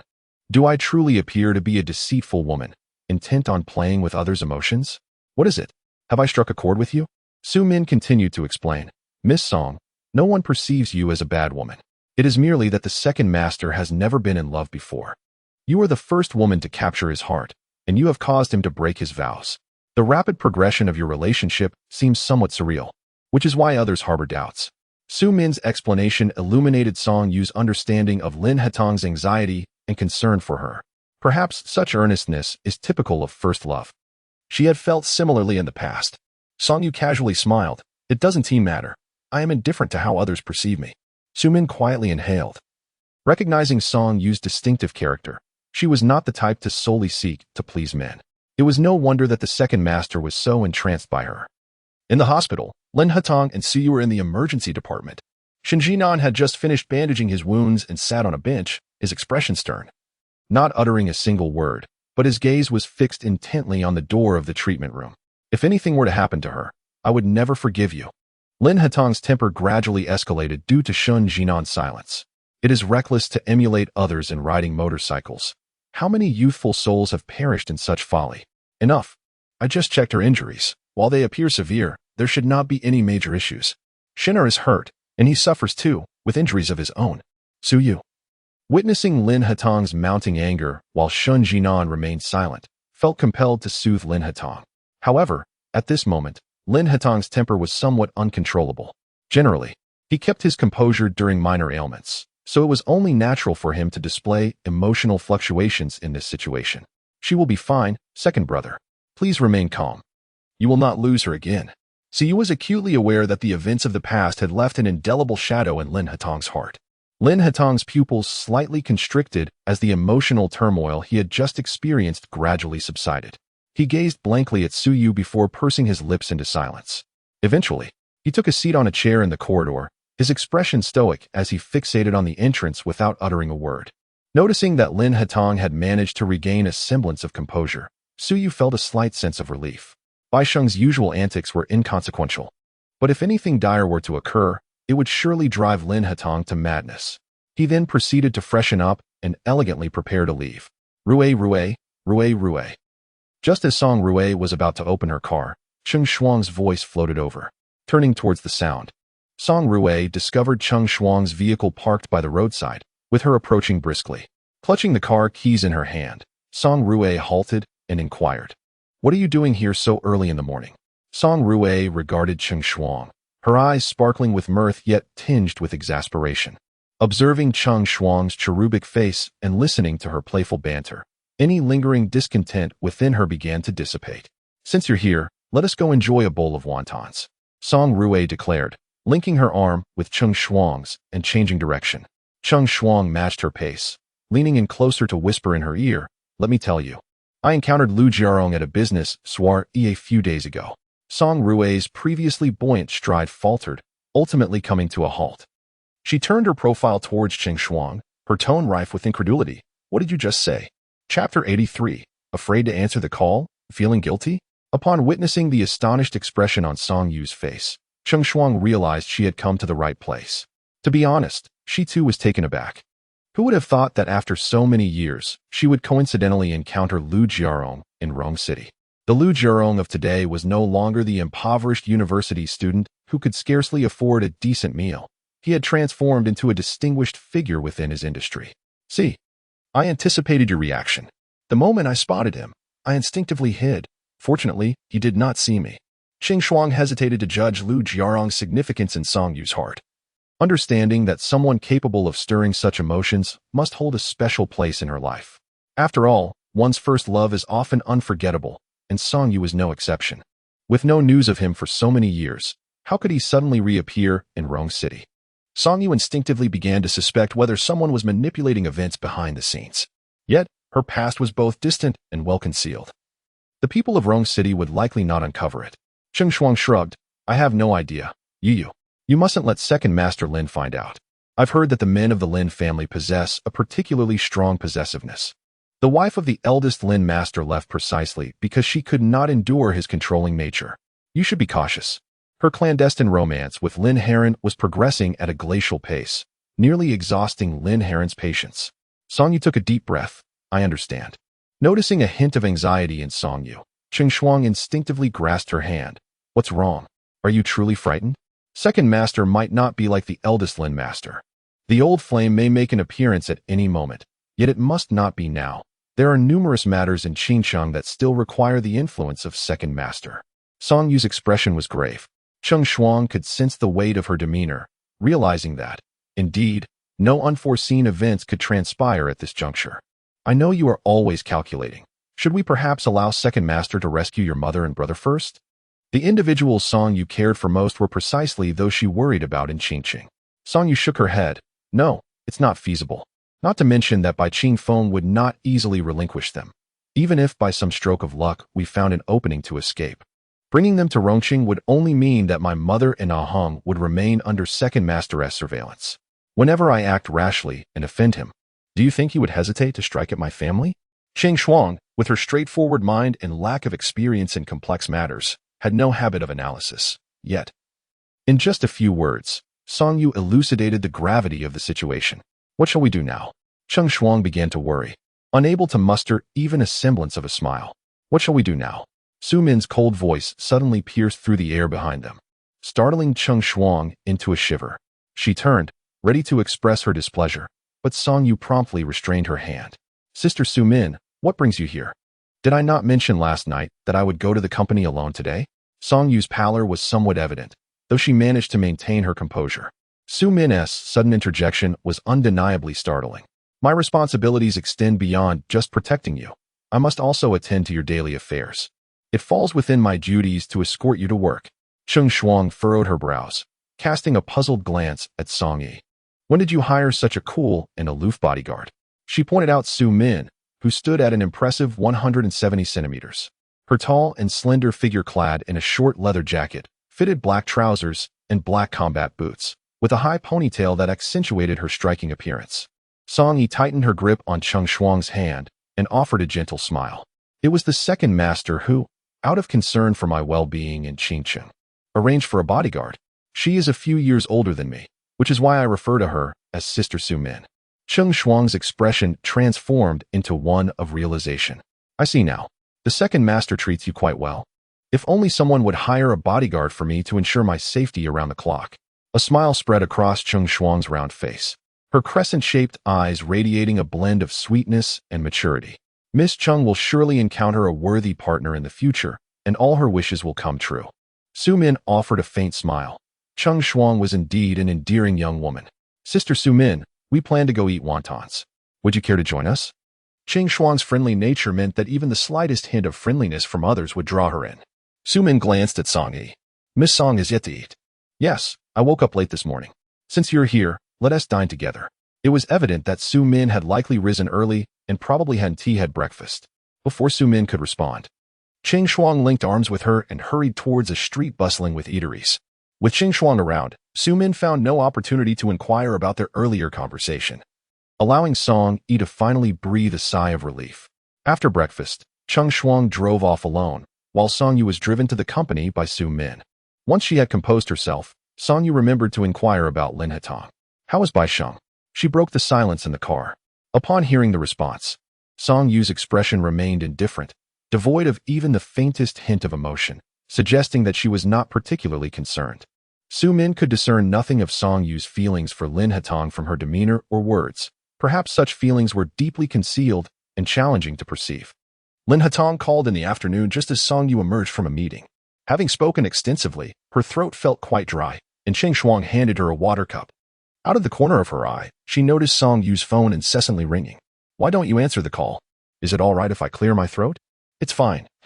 But I sense your hesitation in not answering, Cheng Shuang replied. When the discussion turned to Lu Jiarong that morning, it was likely that Song-yu had lost her composure. After all these years, she had not truly moved on. Song-yu shot her a cold glance. Could you refrain from bringing up sensitive topics? I've already had someone inquire. If the opportunity arises to meet him, I shall test the waters. Who knows? He might have moved on from the events of the past. And you wouldn't have to be on edge all the time. After taking a sip of water, Song-yu added, Thank you. I hope he has let go. Obsession can be perilous. Cheng Shuang clicked her tongue and turned to head towards her office. You, a man's raspy voice called out. Song-yu replied, Su-min has assured me that she is safe and sound, so you need not worry too much. Chapter 84. She shall not be my adversary. Upon hearing her calm and steady voice, Lin Hetong felt an immense sense of solace wash over him, leaving him momentarily speechless with the phone pressed to his ear. Noticing his silence, Song-yi couldn't help but inquire with concern, Second Master, what's the matter? Nothing. Just hearing your voice is truly delightful. The weight of all his emotions was encapsulated in this single statement, stirring something within Song-yi. In truth, she felt a twinge of fear, apprehensive that Lin Hetong might uncover her past love, even more so that he might learn that her first love was in Rongcheng. If she were to falter now, all would be lost. I've nearly finished my work for today, Second Master. Shall I come find you? Lin Hetong glanced at the small clock on the table, his voice lowered to a near whisper. Wait for me at Junshan Courtyard. He did not acquiesce. Song-yi wanted to decline but refrained, not because she harbored any dislike for Lin Hetong, but rather because her affection was not rooted in such eagerness to please him. Yet, she found herself devoid of alternative options. All right. After a prolonged silence, she finally responded softly. By the time Song-yi became aware of her surroundings, the man had already appeared before her. As she lifted her gaze, his cool lips descended upon hers.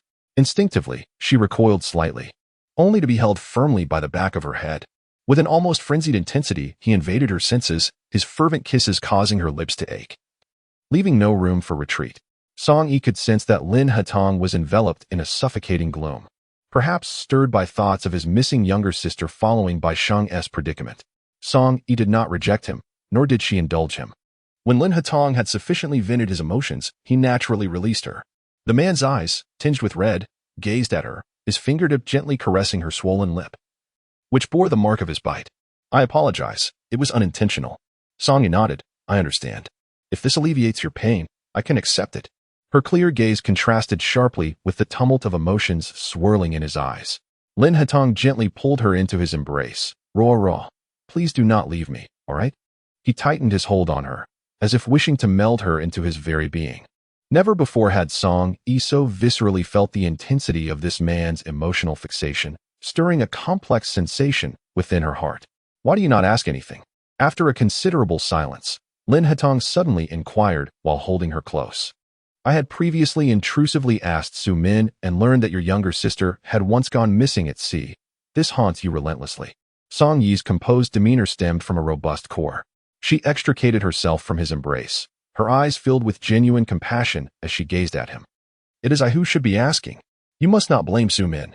After a moment's contemplation, she sought to exonerate Su Min, asserting that she need not face any repercussions for her actions. Lin Hatong caressed her face gently. She will tell you. This matter is not a secret. It is simply that for many years, everyone has avoided discussing it with me, and gradually, no one brought it up.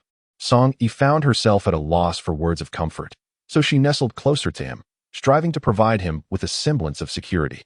In order to accommodate Lin Hatong's emotions, Song Yu had no choice but to reside in Junshan Courtyard.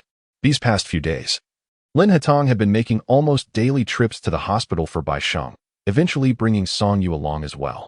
However, as soon as she exited the elevator, her pace slowed considerably, watching Lin Hatong stride purposefully towards the ward. Later, Shun Jinan intercepted her at the door of the ward. Miss Song, perhaps it would be best if you do not enter. Song Yu turned her face slowly to look at Shin Jinan. He was not known for his lightheartedness, and his gaze often bore a coldness. Yet, Song Yu discerned an unusual nuance in his demeanor. Intelligent as she was, she swiftly drew a conclusion after a moment's reflection, then let out a derisive laugh. So, you still harbor some unwillingness, do you? Shun Jinan was taken aback by her question, fearing that his gaze had betrayed him. Instinctively, he averted his eyes. I do not comprehend what you mean, Miss Song. Song Yu fixed her piercing gaze upon him, her eyes sharp as a blade. Are you truly unaware? Your affection for her is so humbly concealed. It seems you are quite the self-sacrificing individual. Shun Jinan maintained a stoic expression, opting not to respond, turning away as if to evade further confrontation with Song Yu. Yet, she was unwilling to let him off the hook so easily. Do not be foolish. She won't be more grateful to you for this. If you do not impose some restraint now, she may only escalate her behavior, bringing disgrace upon your family. That would be a most regrettable outcome. Miss Song, it seems you possess a rather discerning eye. Bai Sheng's affection for her brother is merely a matter of attachment, yet you have interpreted it with such depth. Indeed, you are quite shrewd. Song Yi gazed at him with a piercing look, her expression growing increasingly frosty. Some individuals are simply impervious to reason, their stubbornness and insistence utterly absurd and laughable. Shun Jinan's shadowy gaze lingered on Song Yi's graceful silhouette, reluctant to divert his eyes. What courage did she possess? Did she truly believe that her modest skills in bed could leave the second brother utterly bewitched? After ensuring that Bai Sheng was calm, Lin Hatong emerged. Noticing the absence of Song Yi, he glanced at Shun Jinan, who had been waiting outside. Where is Yi? He inquired, using a term of endearment that caused Shun Jinan to frown slightly. I didn't allow her to enter, so she left. Shun never liked her. Why did the second brother still bring her along? In response to Shun Jinan's questioning, Lin Hatong's eyes suddenly turned cold as he drew closer. If you insist on indulging Sheng Er's whims, it is you who will suffer in the end. Your wedding date is approaching. Do ensure that no unforeseen complications arise. Otherwise, my father might very well arrange for her to marry an old man. Upon hearing this, Shin Jinan's expression shifted dramatically, the earlier annoyance dissipating completely. I understand. It won't happen again. He observed that she was recovering well and decided he wouldn't visit daily anymore, promising to care for her properly. However, the second brother added, if she doesn't see you, she will throw a tantrum. Shun Jinan paused, momentarily at a loss for words, while Lin Hatong was displeased that he had upset Song Yi. Chapter 85. If Song Yi lost her virginity originally, Song Yi had intended to find a relatively quiet place to wait for Lin Hatong, but unexpectedly she encountered Xia Yun, who had spotted her first. Song Yi, what are you doing at the hospital? Are you feeling unwell? Song Yi observed Xia Yun changing her direction to approach her, a smile adorning her face. No. I merely accompanied the second master to visit Bai Sheng. I am waiting for him downstairs. She had also heard about Bai Sheng's car accident, which had turned her into a subject of ridicule within the affluent circles. Engaged yet still harboring feelings for her own brother, such muddled thinking. You were so supportive of her. And what was the outcome? A thankless wretch indeed. Song Yi felt no particular displeasure regarding this. My assistance was merely a means to gain favor from the second master. I have not suffered any loss. Xia Yun nodded in agreement. That is indeed the case. However, with your busy schedule, what brings you to the hospital? Curiosity piqued. Song Yi noted that Xia Yun appeared in excellent spirits, her complexion radiant, not at all indicative of illness. Upon addressing the topic, Xia Yun's expression shifted slightly, her cheeks flushing. It's nothing. I just came to inquire about some health matters. Today is rather inconvenient. Next week marks the patriarch of the Yu family's 80th birthday. Do remember to attend, as I wish to discuss your father's affairs with you in detail. Xia Yun glanced at her watch, retrieved a gold-embossed invitation from her bag, and handed it to her before hurriedly vanishing into the crowd. Clutching the invitation, Song Yi realized she had not yet confirmed her attendance. Shortly after Xia Yun departed, Lin Hatong descended, spotting Song Yi lost in thought from a distance. He swiftly approached her, but just then, someone carelessly rushed past and collided with Song Yi. She stumbled, teetering unsteadily, yet Lin Hatong arrived just in time to steady her. With so many people around, why are you standing here in a daze? Lin Hatong lowered his head, his gentle tone laced with a hint of reproach. Song Yi waved the invitation in her hand. I just ran into Xia Yun. The old master of the Yu family is turning 80 and has invited me. Did he not send you an invitation earlier? Yes. I was actually planning to take you along, but I overlooked the fact that you and Xia Yun share a good rapport. Song Yu's gaze fell, her eyes downcast. To be honest, I am not particularly fond of such gatherings. Those affluent ladies always cling to me and refuse to let me leave. Lin Hatong, amused by her predicament, couldn't help but smile, the corners of his lips curling into a subtle arc. Given the nature of your work, it is to be expected. With so many clients, are you truly worried about making money? Song Yu offered a resigned smile and fell silent. Her profession often ruffled feathers. While she assisted numerous wealthy ladies, she inadvertently antagonized their husbands, who were likely eager to dismantle her company. Unfortunately, with a shareholder bearing the surname Lin, they could only seethe in silence. The earnings she garnered came with a constant sense of trepidation.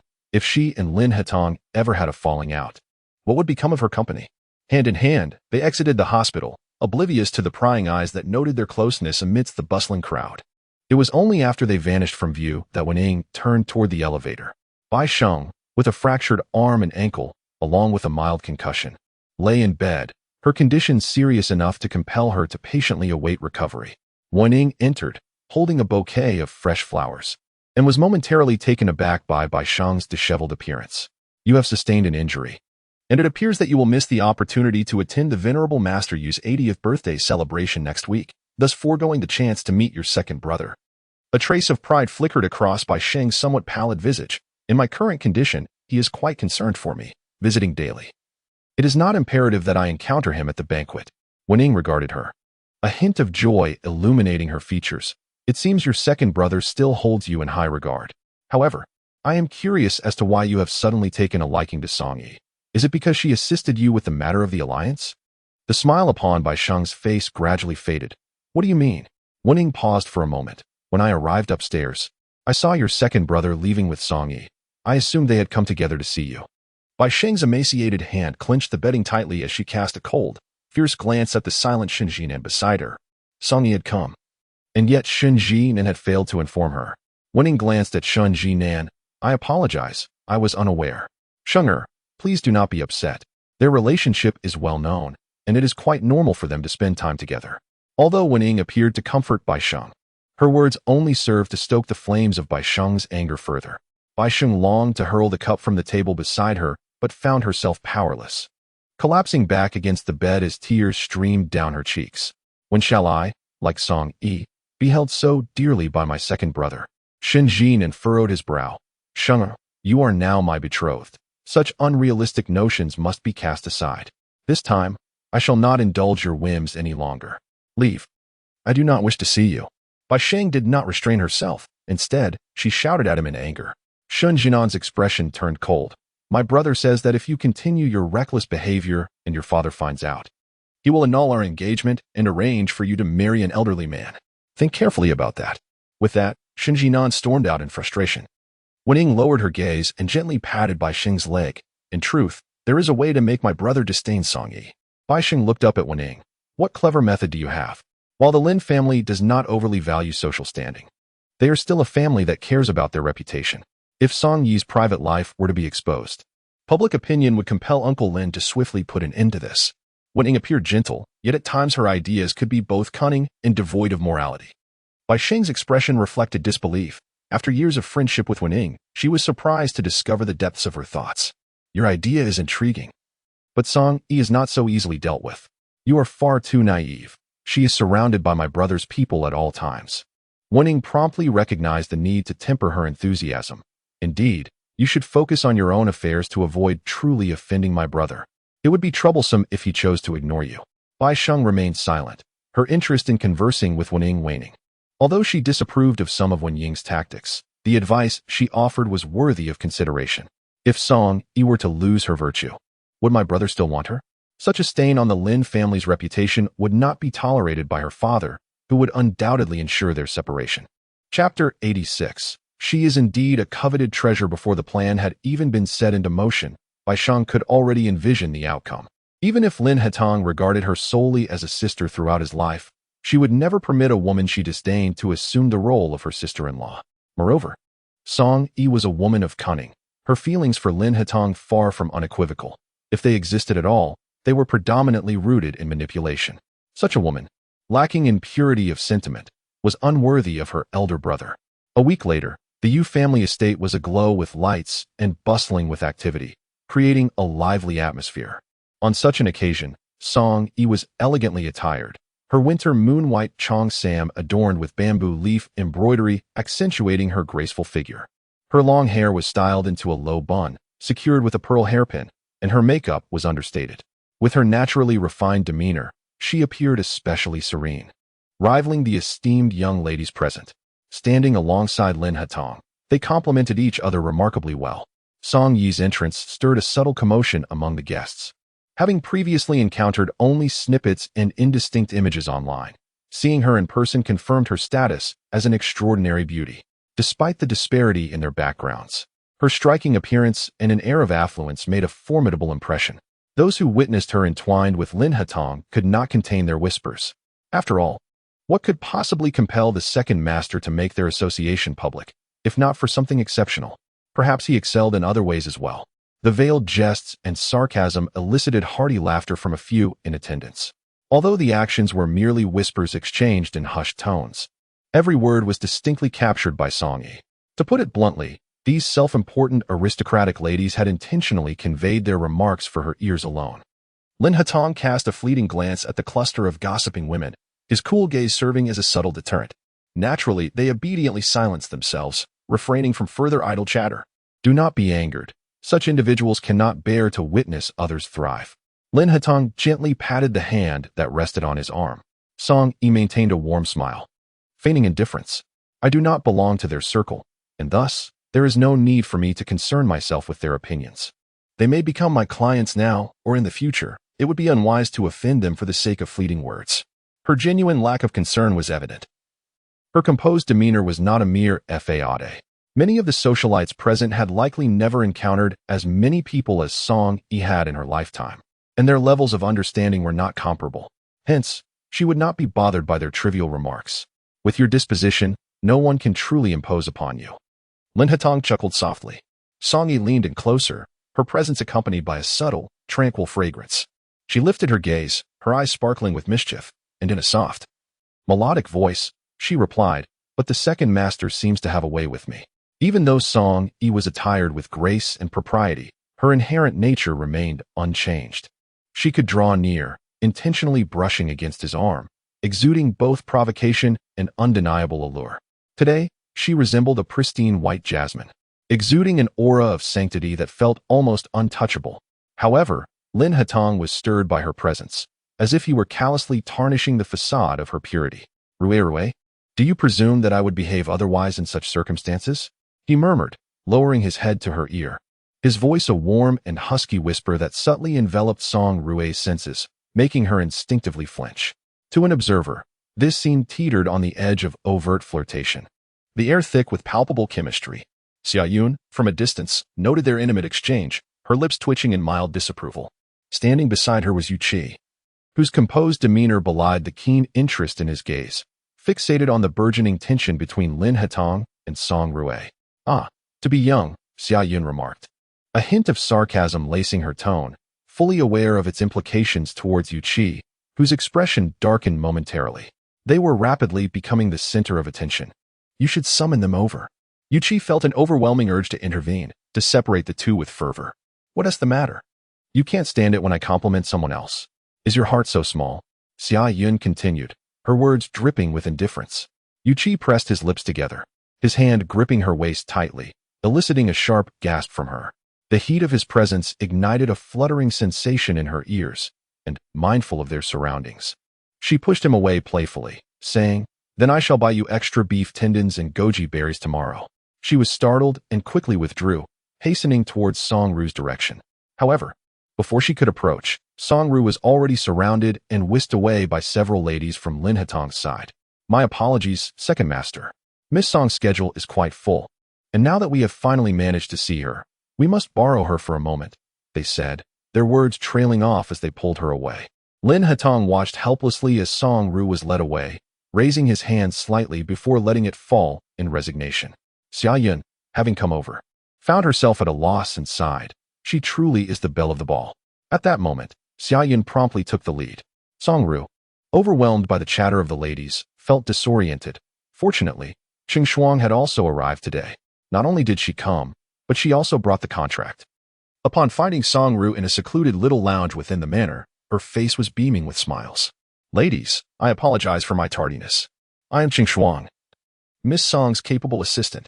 Please, do not fret. I have brought the contract with me." Qing Shuang patted her briefcase and approached, greeting each lady with a handshake. With Qing Shuang mediating, the small lounge gradually quieted down. "Mrs. Wang, please go ahead," Songru said, slowly removing her shawl and signaling Qing Shuang to begin taking notes. As time ticked by, once Songru had finished her discussions with the ladies, the banquet had already commenced. Only after confirming the contract with Qing Shuang did she rise to head towards the banquet hall. However, just as they stepped out of the corridor, both Songru and Qing Shuang halted abruptly in their hurried tracks. A man, impeccably dressed in a suit, approached from another direction. His demeanor was as gentle as jade, and his features were soft and handsome, his gaze intensely fixed upon Songyu. Her complexion paled, and she instinctively clenched her fingers, while Qing Shuang, beside her, was far from composed, her face a picture of alarm. "Heavens, it's Lu Jiarong." Qing Shuang's voice trembled with fear as she hurriedly positioned herself in front of Songyu. Fortunately, they were in the banquet hall at that moment. Otherwise, it would have been disastrous.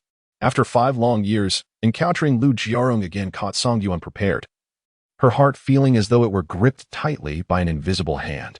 A pang of bittersweet discomfort washing over her as memories flickered through her mind like scenes from a film. Lu Jiarong had not changed significantly. He bore the same mature demeanor he had in youth, now perfectly suited to his current age. "Stop right there. Remain where you are." Qing Shuang, witnessing Lu Jiarong's approach, raised her hand to indicate he should halt at a distance of 1 meter. Lu Jiarong gazed deeply at Songyu but complied with her request and paused. Qing Shuang was about to voice another concern when Songyu gently patted her shoulder. "It's all right. There's no one else around. Please keep an eye out for me. If anyone approaches, just give me a heads up." Qing Shuang turned, momentarily taken aback. She was well aware of Songyu's character in the past 5 years. She had never once brought up Lu Jiarong. Yet, for someone like Songyu, the more she refrained from mentioning him, the more he occupied her thoughts. "Gugu. The second master is waiting for you in the banquet hall." Songyu smiled faintly, a hint of amusement gracing her lips. "I know. I'll speak with him for a moment and then join you." Observing Songyu's unwavering determination, Qing Shuang found herself at a loss and had no choice but to personally grant them some leeway. Lu Jiarong remained a meter away, refraining from stepping forward, while Songyu stood her ground. Her makeup and attire today accentuated her gentle beauty, rendering her captivating and difficult to look away from. "Congratulations on your success," she said, meeting Lu Jiarong's gaze with a calmness that belied the turmoil within her. Lu Jiarong, however, was far from composed. Beneath his surface, a tempest of emotions brewed, the excitement of their long-awaited reunion seeping through. "How have you been?" he inquired, a multitude of sentiments swirling within him, yet only this singular question escaped his lips. Songyu smiled and nodded. "You must have seen the news. There's no reason for me to be anything but well." Her words served as a reminder that she was no longer alone, urging him to refrain from voicing thoughts that should remain unspoken or actions that should remain undone. Lu Jiarong silently regarded her, yearning to ask whether Lin Hatong treated her well, yet the words lodged in his throat. Just moments ago, he had been filled with eagerness and anticipation, but after hearing Song Yu's words, his enthusiasm gradually waned.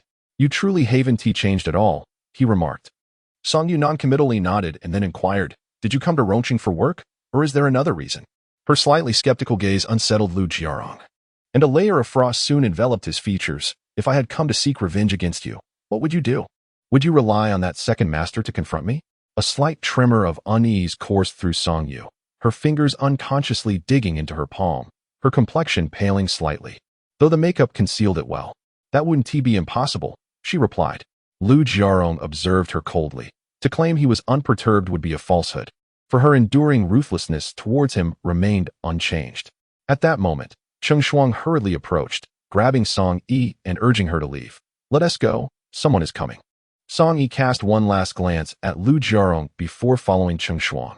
Although Cheng Shuang reacted swiftly, the high heels they wore hindered their speed. Before they could reach the banquet hall, Lin Hatong emerged. The man caught a glimpse of another figure from afar, his features obscured by distance. Anxiety gripped Song Yi, causing her to suddenly lose her balance and tumble into Lin Hatong's embrace. In a hushed tone, she uttered, nothing. Lin Hatong's strong, reassuring arm encircled her waist, nearly lifting her off her feet. You seem a bit flustered, what's wrong? Did those ladies say or do something? In response to Lin Hatong's concern, Song Yi steadied herself by holding onto his wrist and raised her head to smile at him. I just signed so many contracts all at once. I've never done that in my entire life before. I'm a little overwhelmed. Of course, he was well aware of her passion for earning money. Lin Hatong continued to support her playfully, teasing, conducting business at someone else's birthday banquet is rather impolite. This elicited a genuine laugh from Song Yi. Subsequently, Lin Hatong took her hand and led her into the banquet hall. As long as she remained at the Yu residence, Song Yi felt restless. She observed Lu Jiarong mingling with many guests, engaging in lively conversations, and occasionally, when his gaze drifted in her direction, it would deliberately lose focus. Sitting there felt like sitting on pins and needles, all the while ensuring that Lin Hatong remained unaware of her distress. After enduring the lengthy banquet, Song Yi finally found a reason to send Lin Hatong to wait in the car for her, following Xia Yun to her study. These are the minerals your father invested in while in West Africa. He truly wagered all his fortune on this venture. The documents Xia Yun produced were quite substantial, causing Song Yi to momentarily pause in astonishment. Bai Qingfeng's eagerness to amass quick wealth likely indicated ulterior motives, but regrettably, she would not permit him to reap exorbitant profits. Thank you. Xia Yun observed her hesitation for a moment before speaking up, yet, I feel compelled to remind you that he is not a fool. He is not easily deceived. The compensation he offers his subordinates exceeds what we provide at our mines. He possesses a remarkable ability to win people over. Song Yi was not surprised, merely nodding in acknowledgement. I understand, so success is not imperative. Your efforts alone are immensely beneficial to me. Xia Yun wished to offer her comfort, yet upon seeing Song Yi's composed demeanor, she felt that any consolation would be futile. Song Yi's resilience surpassed that of an ordinary woman, and she exhibited a patience forged through her prolonged struggle against Bai Qingfeng. By the way, may I inquire about your relationship with a certain Lu Jiarong? As Song Yi contemplated her departure, she hesitated before posing the question to Xia Yun. Xia Yun paused, the name somewhat unfamiliar yet oddly resonant. After a moment of reflection, she recalled, he seems to be an old friend of my father-in-law's. I believe he works in finance. Though I do not know much about him. Do you know him? Song Yi fixed her gaze on Xia Yun. To some extent, but I must ask you not to disclose anything about this individual to a third party. Xia Yun's gaze immediately turned contemplative, and she nodded. All right. I must take my leave. I will continue to trouble you with matters overseas. Upon seeing Song Yi turn to depart, Xia Yun hesitated, contemplating her words, but ultimately decided against speaking up. After all, someone like Song Yi was not one to be easily influenced. Her reluctance to utilize Lin Hatong's resources to rescue her mother and brother surely stemmed from her own considerations and concerns. Chapter 88. A supportive mountain Song Yi also noticed Lin Hatong's unusual gaze and slowly lifted her head to meet his eyes. What is it, second master? Nothing. You look particularly beautiful today, and I have been quite distracted all evening. Do you understand the consequences of casually flirting with me? Lin Hatong said, lifting her chin with his hand, his commanding position exuding an inexplicable sense of pressure. Song Yi's eyes remained tranquil. The corners tinged with a hint of amusement. How does the second master intend to punish me? Her words were a blatant invitation to intimacy, causing Lin Hetong's throat to tighten and his gaze to darken with an intensity that concealed any light. In an instant, he pulled her up, effortlessly lifting her and placing her upon the low cabinet. He grasped her chin with his fingers and leaned down to kiss her deeply. After the lengthy kiss, he buried his face into her neck, nibbling gently, causing Song Yi to frown slightly. Typically, Lin Hetong presented a gentle and amiable demeanor in public, yet in intimate moments, he could be not only domineering but also wild. Feeling a surge of desire, Song Yi found it increasingly difficult to endure, gently wrapping her arms around his head. Murmuring softly, "Second master, shall we go upstairs?" In the past, Lin Hetong would have honored her requests, but today, his palm pressed firmly against her hip bone, forbidding her to move. Song Yi furrowed her brow slightly. She was not particularly adept at sensing the myriad emotions of Lin Hetong. He typically maintained a consistent demeanor, only revealing his feelings when something as significant as Baisheng's incident occurred. Suddenly, the allure that enveloped her dissipated. Her shawl had fallen to the ground, and the buttons of her qipao were forcefully torn open by him. There was no playful foreplay, only a raw, impulsive desire yearning for release. Song Yi did not resist, yet she ceased to acquiesce. It was only when half of her qipao was stripped away that Lin Hetong halted his actions, breathing heavily, his breath scorching and unsettling. He slowly turned his face to her, saying, "Song Yi, if you intend to toy with me and then flee, it would be wise to abandon that thought at once." His hoarse voice was deep and frigid, sending shivers through her. Song Yi swallowed nervously, feeling a wave of relief within her heart, regardless of his motives tonight. As long as they did not pertain to Lu Jiarong, her fear was somewhat alleviated. The second master did not trust her. He could easily bid her leave now. Tears glistened in her eyes, her eyelids reddening with a sense of grievance. Lin Hetong, who had just been consumed by desire, gradually regained his composure, his breathing steadying. He bent down to pick up the shawl from the ground and draped it over Song Yi's shoulders, concealing her embarrassment.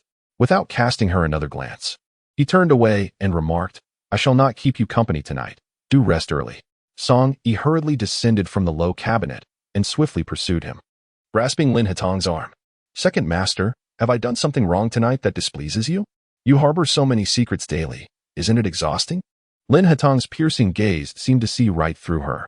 Instinctively, Song Yi recalled the incident with Lu Jiarong at the Yu family's house that evening. Yet she maintained her composure, regarding Lin Hetong with a look of perplexity. "Do you believe I should be entirely transparent with you? But what of you, second master? Do you not hold back from me?" Lin Hetong paused, evidently taken aback that Song Yi would turn the tables and confront him in such a manner. "I am your girlfriend, not your pet. I deserve my own privacy. Forgive me, I have lost my composure." After uttering these words, Song Yi inhaled deeply, fastening the buttons of her qipao and draping her shawl before turning to leave. "Where are you going at this late hour? If the second master does not wish to see me, I shall certainly go to a place where you cannot find me, lest I succumb to the urge to argue with you." The man's hand tightened around hers, the veins on the back of his hand standing out, a clear indication of his rising anger. Song Yi attempted to break free from his grasp, but her struggles were futile against his strength. Rue, perhaps I have overthought things and should not have taken out my frustration on you." Lin Hetong drew her into his embrace, holding her tightly. Song Yi chose not to elaborate further. It was likely that Lin Hetong had noticed Lu Jiarong, and given his nature, skepticism was to be expected. Lin Hetong swallowed hard and softly said, Rue, please do not be angry. I shall personally escort you to the airport tomorrow. Please do not leave tonight. You have caused me pain." Suddenly, Lin Hetong's grip loosened, and Song Yu gently twisted her arm, lowering her gaze as she attempted to extricate herself from his embrace, only to be pulled back by Lin Hetong once more. "I am going upstairs to rest." Song Yu was acutely aware that escape was not an option. "I will accompany you upstairs." That night, Song Yu tossed and turned, finding little solace in sleep, waking early the following morning. Upon rising, she stumbled upon news regarding public safety in Qingsheng, revealing that Bai Qingfeng had lost control of half of his establishments due to last night's enforcement activities. After her prolonged absence, this was the most uplifting news Song Yu had encountered. It seemed Jiang Dong still possessed some capabilities. Soon after, Jiang Dong's call came through, his excitement unmistakable. Song Yu massaged her scalp with her fingers. I have seen the news. It appears that Brother Dong is one step closer to consolidating power in Qingqing. Congratulations. She continued, I must also express my gratitude for your guidance and willingness to sever familial ties for the greater good. However, your father is undoubtedly furious. And it seems the Song family residence may be quite lively today. Jiang Dong was there to prepare her for the psychological ramifications. Given the magnitude of his loss, Bai Qingfeng would likely suspect Song Yu almost immediately, especially since her intentions towards him had been evident for quite some time. The mention of the Song family residence caused Song Yu's spirits to dampen. Thank you for arranging someone to keep an eye on things. She acknowledged with a soft before ending the call. Turning around, she found Lin Hatong already standing behind her. I overheard someone on the phone suggesting you seek refuge. Lin Hatong's earnest gaze rested upon Song Yu's face. Song Yi gazed at the man before her, pondering the adage that one nurtures soldiers for 1,000 days only to use them in a moment. She smiled faintly and countered, Isn't it true that you doubt me? Second Master? How could I possibly enlist your support? Chapter 89. Have you forgotten the pain after the wound is healed? Lin Hatong lowered his gaze, observing her vengeful demeanor with a sense of helplessness. You need not ask. I shall accompany you to Qingqing. His tone was sincere, imbued with earnestness. Despite Jiang Dong's grave warnings over the phone, she was acutely aware that Bai Qingfeng would retaliate against Song Jingtan and her child. Nevertheless, she harbored numerous reservations concerning the man who sought to intrude upon her territory. If I continuously resist your wishes, will you withhold all assistance from me? She inquired, clearly intent on excluding him from her plans. The warmth in the man's gentle eyes gradually dissipated, replaced by a chill. Indeed, he was genuinely angered. His expression had turned stern, devoid of any affection. Song Yi's fair hand caressed his face lightly, her lips curving into a delicate smile. Why must you be so angry? Second Master, I never said I wouldn't take you along. He removed her hand from his face. If you are unwilling, there is no need to force it. Without waiting for her response, Lin Hatong turned and walked towards the cloakroom. Song Yi silently watched his retreating figure, saying nothing, allowing him to dress and depart. By 10 in the morning, she arrived at the airport, utterly unaware that Lin Hatong's car trailed her the entire way. Second Master, Su Min is following closely. Nothing will go awry. Cheng Che observed the gloomy expression etched upon Lin Hatong's handsome face and could not help but voice his concern. After accompanying him for so many years, he had never witnessed such a profound emotional upheaval, let alone a scowl. Song Yi truly was an extraordinary individual, capable of unsettling a man with such an amiable disposition. The man, lowering his head and methodically adjusting his cuffs, inquired in a tone devoid of emotion. How is Bai Heng's health? Cheng Che replied, that traditional Chinese medicine practitioner is indeed formidable.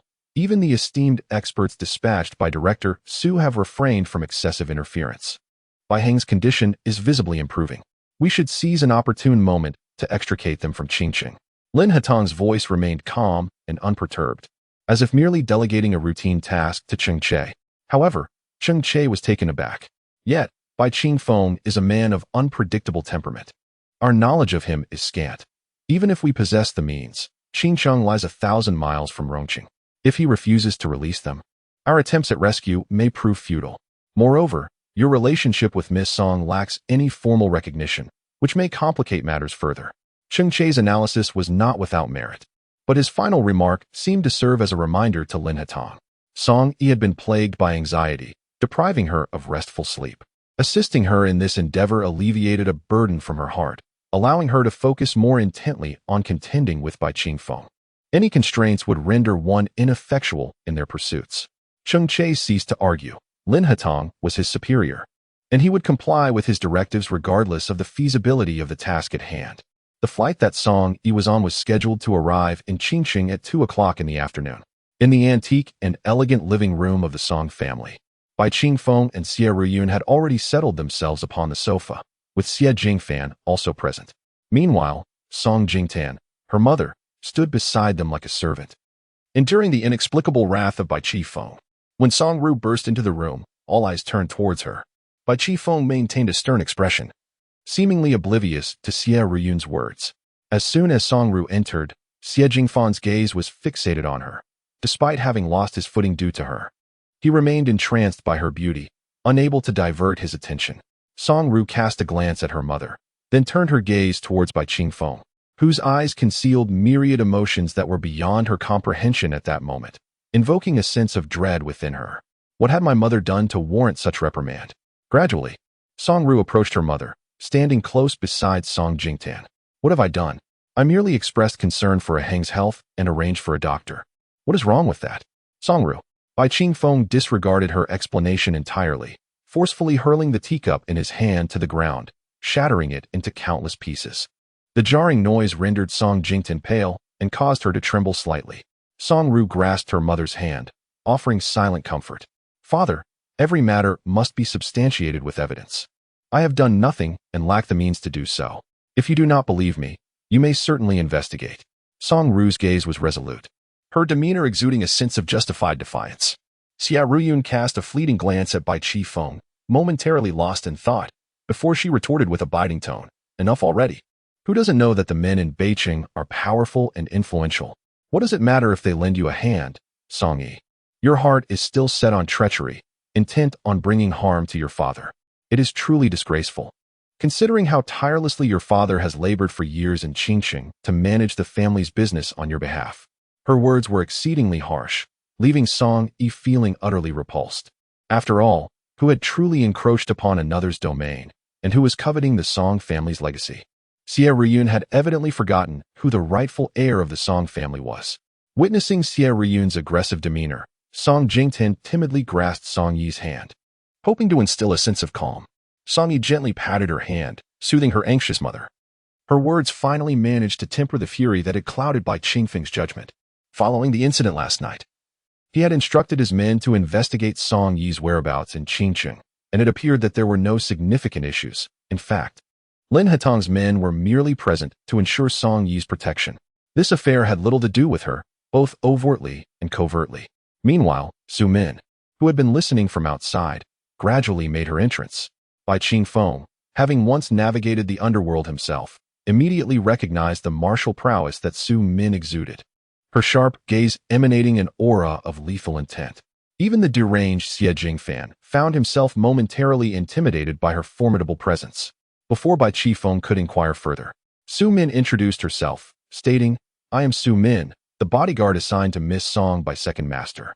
Her icy gaze fell upon Xia Riyun's face, and she slightly raised an eyebrow, her tone laced with amusement. It seems the wounds on this lady's face have nearly healed. Has she forgotten the pain after the scars have faded? Chapter 90. Without Lin Hatong, Song-yi is nothing. Upon hearing Su Min's words, everyone present gasped in shock. At her utterance, the entire room fell silent, as if gripped by an icy chill. Xia Riyun's face drained of color, while Xie Jingfan, who had suffered at Lin Hatong's hands, could only cast a cold glare at Song-yi. Bai Qingfeng maintained a stoic expression, his fists tightening on his knees, before forcing a smile. Today, I acted impulsively. Henceforth, Father, such matters shall not arise again. And I do not wish to see Xie Riyun and Xie Jingfan in this household any longer. Song-yi interrupted Bai Qingfeng's words without hesitation. At a disadvantage, Bai Qingfeng naturally did not wish to make an enemy at this moment. He readily acquiesced to whatever Song-yi proposed. Fine, they shall not come again. Today, I frightened your mother. You should comfort her. I shall take my leave now. After speaking, Bai Qingfeng rose and carefully stepped over the shards of ceramic littering the ground. He made a deliberate effort to maintain distance from Su Min, yet she, being courteous, followed closely behind. Mr. Bai, may I accompany you? Upon hearing her ambiguous remark, Xia Riyun was struck with fear, hastily quickening her pace as if the ground had been coated in oil. No need. Bai Qingfeng's expression was hardly more favorable. He too departed in haste. Xie Jingfan's gaze, initially fixated on Song-yi, was about to indulge in some mischief when he caught sight of Su Min instantly. All his shameful thoughts were compelled to retreat, and he prudently steered clear of Song-yi. Mom, it's all right now. Song-yi supported Song Jingtan, gently patting her back. Song Jingtan stared blankly at Song-yi, rendered speechless for a considerable time. It seemed that Song-yi was more formidable than she had anticipated, and the person behind her was someone who instilled trepidation in Bai Qingfeng. Over the years, apart from the bloodline she bore, she had become almost an entirely unfamiliar individual. Go check on Ahong. Don't let my presence affect his mood. Noticing that Song Jingtan was momentarily lost in thought, Song-yi directed her to head upstairs. Obediently, Song Jingtan ascended as instructed. It was not until the two of them stirred downstairs that Song Yi furrowed her brow and approached Su Min with purpose. How did you get in? I certainly did not admit you. In response to Song Yi's inquiry, Su Min's face betrayed a hint of apology. I'm sorry. Your father had arranged for numerous people at the entrance, so I had to find an alternative route. I was merely concerned that you might become trapped here. Despite their numbers, I could still assist you in leaving. Observing Su Min's nonchalant demeanor, Song Yi realized that her skills were far from ordinary, and she was merely an associate of Lin Hatong. The thought of how formidable others might be was daunting. It's fine. He won't harm me. He still covets many of my grandfather's hidden assets and would not allow me to perish prematurely. But being trapped by him is unacceptable. Song Yi's unwavering loyalty to Su Min was beyond reproach. It was akin to living surveillance. Deep within, Song Yi harbored a sense of aversion, yet at that moment, there was no way to express it. He nodded and escorted Su Min out the door. Initially, the overseas mineral ventures were progressing smoothly, filling him with satisfaction. But little did he anticipate that someone would seize the opportunity of his distraction from Qingcheng to surreptitiously pilfer his home. That wretched little vixen was now someone he could not afford to offend. It seemed the clandestine wealth of her grandfather would remain out of reach, leaving Bai Qingfeng to realize that his years of effort had been in vain. Xie Riyun's face was a mask of fury, her words dripping with derision towards Bai Qingfeng. He shot her a cold glance and commanded, silence. In the passenger seat, Xie Jingfan fiddled with an antique ring, suddenly interjecting, it's not entirely hopeless. Her bond with Master Lin may not be as unbreakable as it appears. Bai Qingfeng's gaze shifted to Xie Jingfan. What? Do you believe you can uncover some flaw? Song Yi was destined to be his. Once she fell into his grasp, he could treat her as he wished, ensuring she experienced a torment that made life unbearable. The vehicle plunged into a brief silence until Bai Qingfeng finally spoke. You're right. Once Lin Hatong is removed from the equation, I shall arrange for Song Yi to marry you, so your years of devotion to her will not be in vain. Do you wish for me to see this matter through? He continued. After all, you have no pressing obligations. This endeavor could determine whether you ever win Song Yi's heart. Don't you want to make an effort? Bai Qingfeng found himself unable to allocate the time and energy required for this endeavor. Thus he entrusted it to Xie Jingfan. You must keep your word, he asserted. Of course, I shall honor my promise. Should I succeed, I can bestow upon you the vast wealth possessed by Song Yu. Do you understand? Bai Qingfeng regarded Xie Jingfan with an indifferent gaze. This declaration did not particularly stir Xie Jingfan. Rather, it was Xie Riyun, who stood nearby, whose eyes widened in astonishment upon hearing Bai Qingfeng's words. Qifeng, are you serious? She inquired. Bai Qifeng affirmed with a nod. Indeed, I am sincere. Xie Riyun fell silent. The Song group represented merely the tip of the iceberg of the Song family's fortune. The greater portion had eluded discovery. For Song Yu had been quite young at the time and possessed limited knowledge. However, it was evident that Song Yu was the sole key to unlocking this treasure. I will ensure she becomes my wife, Bai Qingfeng declared. Xie Jingfan did not immediately assure that he would accomplish this. He merely harbored an unwavering determination regarding Song Yu. Meanwhile, at the Song family's old residence, after seeing off Su Min, Song Yu exited through the back door. Jiang Dong presumed she might be followed. But to his surprise, Song Yu appeared unaccompanied. You are quite impressive. You managed to shake off both parties, Jiang Dong remarked with a smile as he welcomed her into the room. If you had endured the years of wandering I have, you could do the same. Song Yu replied, removing her cap to let her long hair cascade down. Jiang Dong handed her a USB drive. This contains information about the women connected to your father over the years. Take a look, there are too many. It would be more prudent for us to divide our efforts in our investigation. At a tender age, Jiang Dong became well acquainted with the world of indulgence, making inquiries of such nature remarkably effortless for him. However, the investigation into illegitimate offspring posed a unique challenge.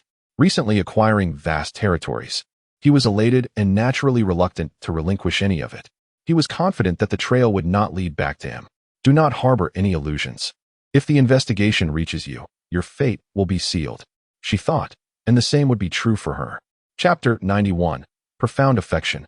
Beyond endurance, are you afraid I might betray you? What do you have to fear? Behind you stands Lin Hatong, your protector. What could your father possibly do to you? Jiang Dong was a man of daring. Even if White Qingfeng's inquiries traced back to him, he would confront him head-on. eager to discover if a frail steed could indeed bring about his demise. Song Yi gazed intently at him. My father has maintained his stronghold in Qingqing for many years, and there is a reason for that. He harbors grander ambitions. Eliminating you would be as simple as crushing an ant. Should he discover my involvement, he would not hesitate to disregard Lin Hetong, confining me within Qingcheng without a second thought. Song Yi contemplated various outcomes for her fate, yet regardless of the scenario, the conclusion remained one of mutual destruction between her and White Qingfeng. Jiang Dong met her gaze, rendered speechless. Impetuous and somewhat lacking in strategic foresight, he would have recklessly engaged White Qingfeng had there been no restraint. However, Song Yi's words resonated deeply with him today. All right, I shall heed your counsel. In his heart, Jiang Dong held a profound respect for Song Yi, acknowledging her superior strength as a woman, which compelled him to follow her lead. He nodded, understood. I shall take my leave. Be cautious. After Jiang Dong escorted her to the entrance of the room and offered a brief admonition, he ceased his steps. Song Yi had ultimately emerged from the shopping mall, but unfortunately, she encountered Su Min head-on. Su Min wore a rather expressionless demeanor, her gaze towards Song Yi equally indifferent, as she seized her wrist with a firm grip. Miss Song, your recklessness poses a great challenge for me. If anything were to happen to you, how am I to explain it to the second master? Momentarily at a loss for words, Song Yi contemplated an explanation, yet found her thoughts too feeble, bordering on insincere. Sister Su Min, I merely. Today's events will not be disclosed to the second master. I implore you to trust me. Mutual trust is essential for our enduring collaboration. Song Yi was momentarily taken aback, recognizing the seriousness in Su Min's expression, indicating she was not jesting. I apologize. There are numerous matters I wish to keep from the second master, and many tasks I must undertake myself. Unless absolutely necessary, I prefer to avoid involving him. Do you understand? Su Min maintained her detached demeanor but nodded slightly. Understood. Miss Song, please exercise discretion in your future endeavors. She then extended a room card to Song Yi. The second master is awaiting you. As Song Yi held the room card that Su Min had pressed into her hand, her expression shifted instantly. When did he arrive? Without uttering a word, Su Min turned and opened the car door. Anxiously, Song Yi climbed into the vehicle, which then transported her to the hotel. Standing at the entrance of the hotel room, she resembled a fool, hesitating on whether to enter. Just then, the door swung open, and as she looked up in surprise, she was abruptly pulled inside the room. Lin Hetong embraced her, his large hand gently caressing her long hair. I feared your father would give you a hard time, so I couldn't help but seek you out. Feel free to scold me if you wish. His warm voice flowed like a gentle stream, washing away all of Song Yi's anxieties as she melted into his embrace. Nestling against him, she murmured hoarsely, It's my fault. I actually enjoy having you by my side. Yet, she harbored a fear that one day her love might ensnare her beyond escape. The person in her arms seemed to be teasing, their soft voice stirring a delightful itch within Lin Hetong's heart. He pressed a kiss to the crown of her head, saying, I'm glad you're not upset. Lin Hetong's open presence in a hotel indicated that Bai Qingfeng was surely aware of his arrival. However, given Bai Qingfeng's overwhelming commitments, it was unlikely he would come to inquire. His restrained affection for her suggested that his visit was solely out of concern. Song Yi leaned back against the sofa, exhaling a long sigh. She was fatigued. The man's hand aptly settled on her shoulder, kneading her aching neck with a blend of gentleness and strength. Song Yi found the touch immensely soothing, unable to resist closing her eyes. You possess such a skill, second master. It's truly remarkable. A skill reserved solely for you. Of course, he replied. Deep within her, a familiar softness was stirred. She had always been defenseless against such tender-hearted men. Her initial infatuation with Lu Jiarong had been no different. All these years, her heart had remained steadfastly drawn to this type of man. Second master, may I ask you for a favor? Song Yi opened her eyes, the angle allowing her to admire the man's perfectly chiseled jawline. Upon hearing her, he lowered his gaze to meet hers. What is it?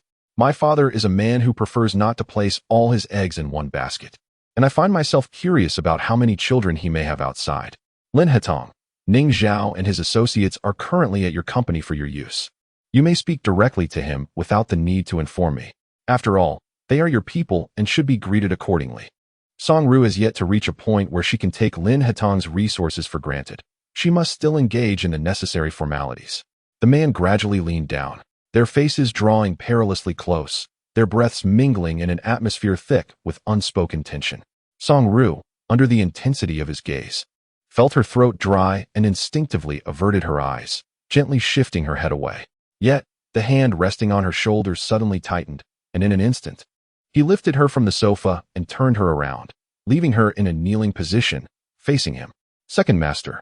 Lin Hatong grasped her chin with a firm yet gentle touch, observing her innocent demeanor, his throat constricting with an undeniable longing. From now on, call me Hatong. His voice was soft and husky, yet laced with an authoritative undertone. Song Ru's heart fluttered slightly. Lin Hatong's gaze seemed to engulf her entirely. Hatong. She looked at him with glistening eyes, her ruby lips parting. You may utilize all my resources as you wish. It is both a privilege I grant you and a willingness on my part. The man's low, raspy voice betrayed an insatiable desire. Song Ru swallowed hard, unable to find her voice. It dawned on her that Lin Hatong's feelings for her had deepened, and it was a depth she felt ill-equipped to bear. Yet we shall not reach a conclusion. Song Yu gently furrowed her brow, softly reminding him. Lin Hatong's gaze sharpened. Whether or not there is a conclusion is for me to determine. Song Yu opened her mouth as if to speak, but was swiftly silenced by Lin Hatong's fervent kiss, which caught her off guard and left her breathless. Kneeling upon the sofa, she found herself utterly weakened by his passionate assault. The man's palm gently cradled her waist, firmly supporting her as she nearly faltered. Chapter 92. A silent warning in the throes of emotion. Song Yu vaguely sensed that Lin Hatong was speaking to her, yet her distracted mind failed to grasp his words clearly. Later, she fell asleep in the hotel. Song Jingten suddenly froze, hastily ending the call. Bai Hong observed her flustered demeanor but chose to avert his gaze. It was apparent what she was up to. Why the panic? Song Jingten shot Bai Hong a scornful glance. She is your sister. Others may view her however they wish, but you must not. Bai Hong pressed his lips together, remaining silent. He bore a slight resemblance to Song Yu, though it was not pronounced enough for them to appear close even when standing side by side. To him, this sister was merely a label, a figure he had always found somewhat unfamiliar. I know your father sometimes whispers disparaging remarks about your sister. At 16, you should possess the discernment to judge for yourself, and I do not wish to impose my views upon you. Song Jingtan caught a fleeting glimpse of the indifference lurking in Bai Hong's eyes, which left her feeling a chill in her heart. Song Yi had done so much for him, yet it seemed it could not compare to a few grandiloquent words from Bai Qingfeng. It is often said that sons find it difficult to empathize with their mothers, and it appears this is indeed the case. Perhaps the seed of their relationship was flawed from the very beginning. With Lin Hatong by her side, Song Yi felt comparatively better. At least she had managed to sleep soundly through the night. Upon exiting the suite, she found Lin Hatong seated alone on the sofa, a laptop resting on his lap, seemingly engrossed in work. Upon hearing her approach, Lin Hatong slowly closed the laptop. I apologize. I took the liberty of answering the call from your mother last night.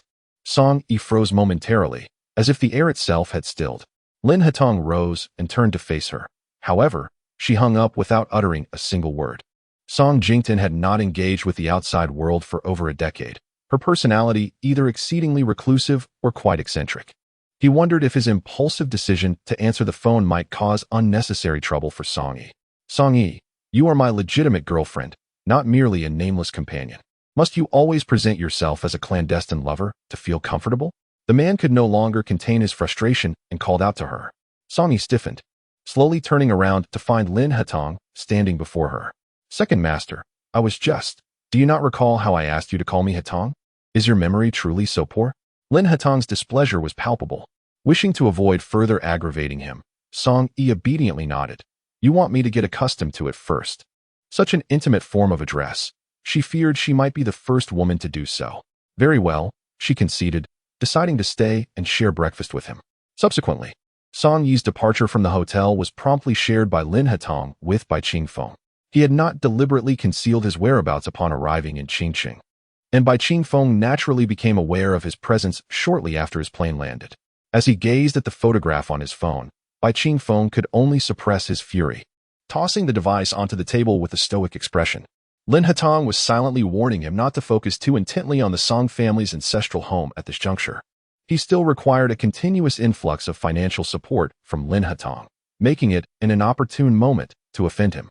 Lin Hatong's vehicle was parked less than 200 meters from the Song family residence. Second master, Miss Song has safely returned home. Do we intend to remain in Qingqing?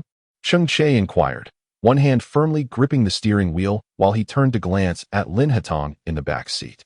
Lin Hatong appeared somewhat preoccupied today, last night. He had hastily sought out Song Yi without taking necessary precautions. Despite following her closely, he had failed to ascertain which pharmacy she visited to procure emergency contraception. Thus, he pondered Song Yi's true feelings. Was she, perhaps, not entirely averse to the prospect of pregnancy? In truth, Cheng Che felt a sense of joy for him. After all these years, it seemed a woman had finally inspired Lin Hatong to approach his emotions with such seriousness. What is it, mother?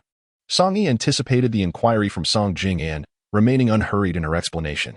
Were you with that man last night? Song Yi nodded. Yes. He was concerned that my father might scheme against me, so he came to provide reassurance. Her explanation was straightforward and clear, leaving no room for misunderstanding. Yet Song Jing regarded her with a somber gaze. The kiss mark on her collarbone was too conspicuous to conceal. No matter how she insisted that this man treated her well, Song Jington still perceived it as a fruitless transaction of power and desire. I know what you want to say. Rest assured, I am well aware of my boundaries. Besides, to have experienced a romance with him, I consider it a gain. A man who has never been in love before can be remarkably innocent when it comes to matters of the heart. Ultimately, Song Jingtan chose not to elaborate further. The youth of today differ vastly from her generation, and certain perspectives are indeed due for transformation. Aheng's temper was rather foul at the moment, so it would be best for you not to visit him. Nevertheless, Song Jingtan still barred Song Ru from entering. Song Ru paused, yet astutely surmised. He does not wish to see me? Ru, Aheng has been indoctrinated by your father over the years, lacking discernment. You have already done enough for him. He will understand when he grows older. Upon hearing this, Song Ru refrained from insisting on entering. I understand. I will exit through the back door. Do not be angry, Ru, grant him some time. I know. I never expected him to be grateful. I merely wish for his well-being, and you need not worry about his health any longer. Song Ru expressed her understanding, harboring no particular feelings towards Bai Hong. Song Jingtan could not help but feel her eyes welling with tears. It is I who have wronged you. He should never have been born. It is my cowardice. My incompetence. Chapter 93. She is very safe here. Song Ru pressed her lips together. Mom, the past is the past. I shall take my leave now. Before Song Jing could utter another word, Song Ru's figure swiftly vanished from her sight. As she walked towards the back door, she engaged in a phone conversation with Lin Hatong. Surprised by Song Yi's call, Lin Hatong answered without hesitation, what's the matter? I know you're nearby. Could you come to the back door to pick me up? Lin Hatong raised an eyebrow, realizing she was quite familiar with him. All right. The man's voice was gentle, laced with an excessive tenderness. Once in the car, Song Yi patted Cheng Che's shoulder, instructing, drive, raise the privacy partition, and I will send you the address shortly. Cheng Che promptly complied, and Song Yi sent him a location as the vehicle began to navigate through the bustling crowd. Your mother didn't say anything to you, did she? Lin Hatong's gaze remained fixed on her face since she entered the car. After putting her phone away, Song Yi turned to the man beside her. I explained everything, so she didn't ask further. She's rather timid. Even if she wishes to inquire, she often feels powerless to do so. Therefore, she usually refrains from asking. But from now on, please don't answer my mother's calls. You frightened her last night. Lin Hatong awkwardly cleared his throat. Did she think I had kidnapped you? Pretty much, Song Yi replied. Lin Hatong couldn't help but chuckle. Then won't she be utterly shocked if she sees me in the future? Upon hearing him speculate about this potential future, Song Yi unconsciously licked her lips. Then shifted the topic. I'm going to meet someone very important shortly.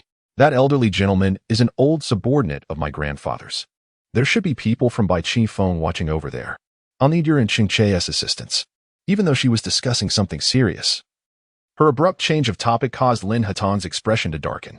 Seeing this, Song Yu gently placed her hand on his. You were even more stingy than I imagined. I never said you couldn't meet my mother. It's just that she dislikes meeting people. For years, she has been kept in seclusion, and her personality has become quite reclusive. Despite her words, Lin Hatong's expression did not soften much. Song Yu slowly leaned in, attempting to kiss him. But the man turned his face away. I will not hold this against you now. After you meet the person you wish to see, we can discuss this matter further. Song Yu felt a sense of comfort in Lin Hatong's unwavering composure at critical moments. His emotional stability was truly admirable, preventing impulsive actions. Before Song Yu arrived at the Wu family residence, Su Min had already received orders to arrive early. discreetly removing the obstacles set by Qingfeng. By the time Song Yu arrived, she could freely exit the car. The security at the Wu family estate was quite formidable. After presenting her token, she was ushered inside.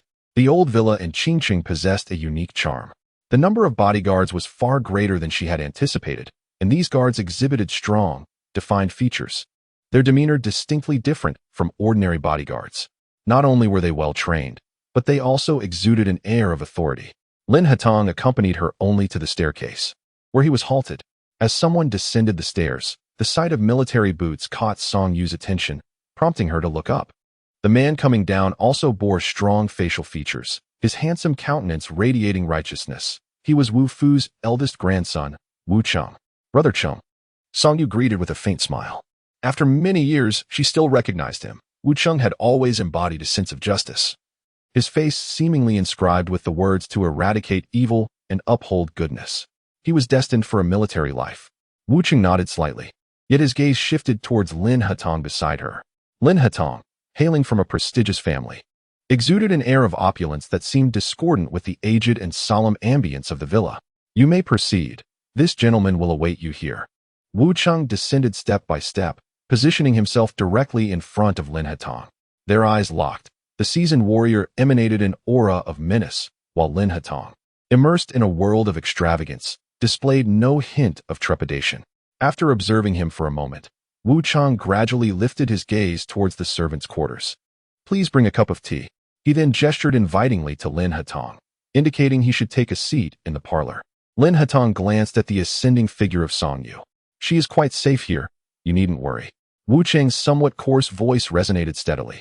The man, accustomed to the military life, spoke sparingly. After a few initial pleasantries, he fell into a near silence, rendering the atmosphere in the parlor somewhat delicate. Fortunately, Lin Hatong was familiar with such individuals and remained unfazed, exhibiting a rather amiable demeanor. Upon reaching the third floor, Song Yu pushed open the door to discover an elderly man with graying hair and a weathered visage reclining in an armchair. Hearing her entrance, the old man slowly opened his eyes, and upon seeing Song Yu at the threshold, his expression softened. You've grown so much, I can hardly recognize you. Come closer. Let me have a look. Song Yu approached the elderly gentleman step by step, eventually settling into the chair beside him. Wu Fu finally discerned the visage of Song Yi. Despite the passage of time, she had persevered, remaining healthy, intelligent, and beautiful. Grandfather Wu, who could have imagined that after years of silence, upon reconnecting, you have blossomed into a capable young woman, fulfilling the expectations your grandfather once held for you. Song Yi felt a warmth at the corners of her eyes. Yet she refrained from displaying too much emotion, her demeanor starkly contrasting with the feelings she had experienced during her encounters with her mother. I have come with a singular purpose, to ascertain Grandfather Wu's sentiments towards my father. Over the years, Bai Qingfeng has employed every conceivable tactic against the other four major shareholders, compelling them to divest their shares and ultimately depart from the Song Group. However, Wu Fu has seemingly remained untouched by Bai Qingfeng's machinations, still holding the largest stake in the Song Group, standing defiantly alongside Bai Qingfeng under the same roof. Wu Fu, amused by Song Yi's suspicions, chuckled lightly. Do you believe that our previous collaboration lacked sincerity? She paused, her tone both gentle and resolute. Grandfather Wu, that is not my intention.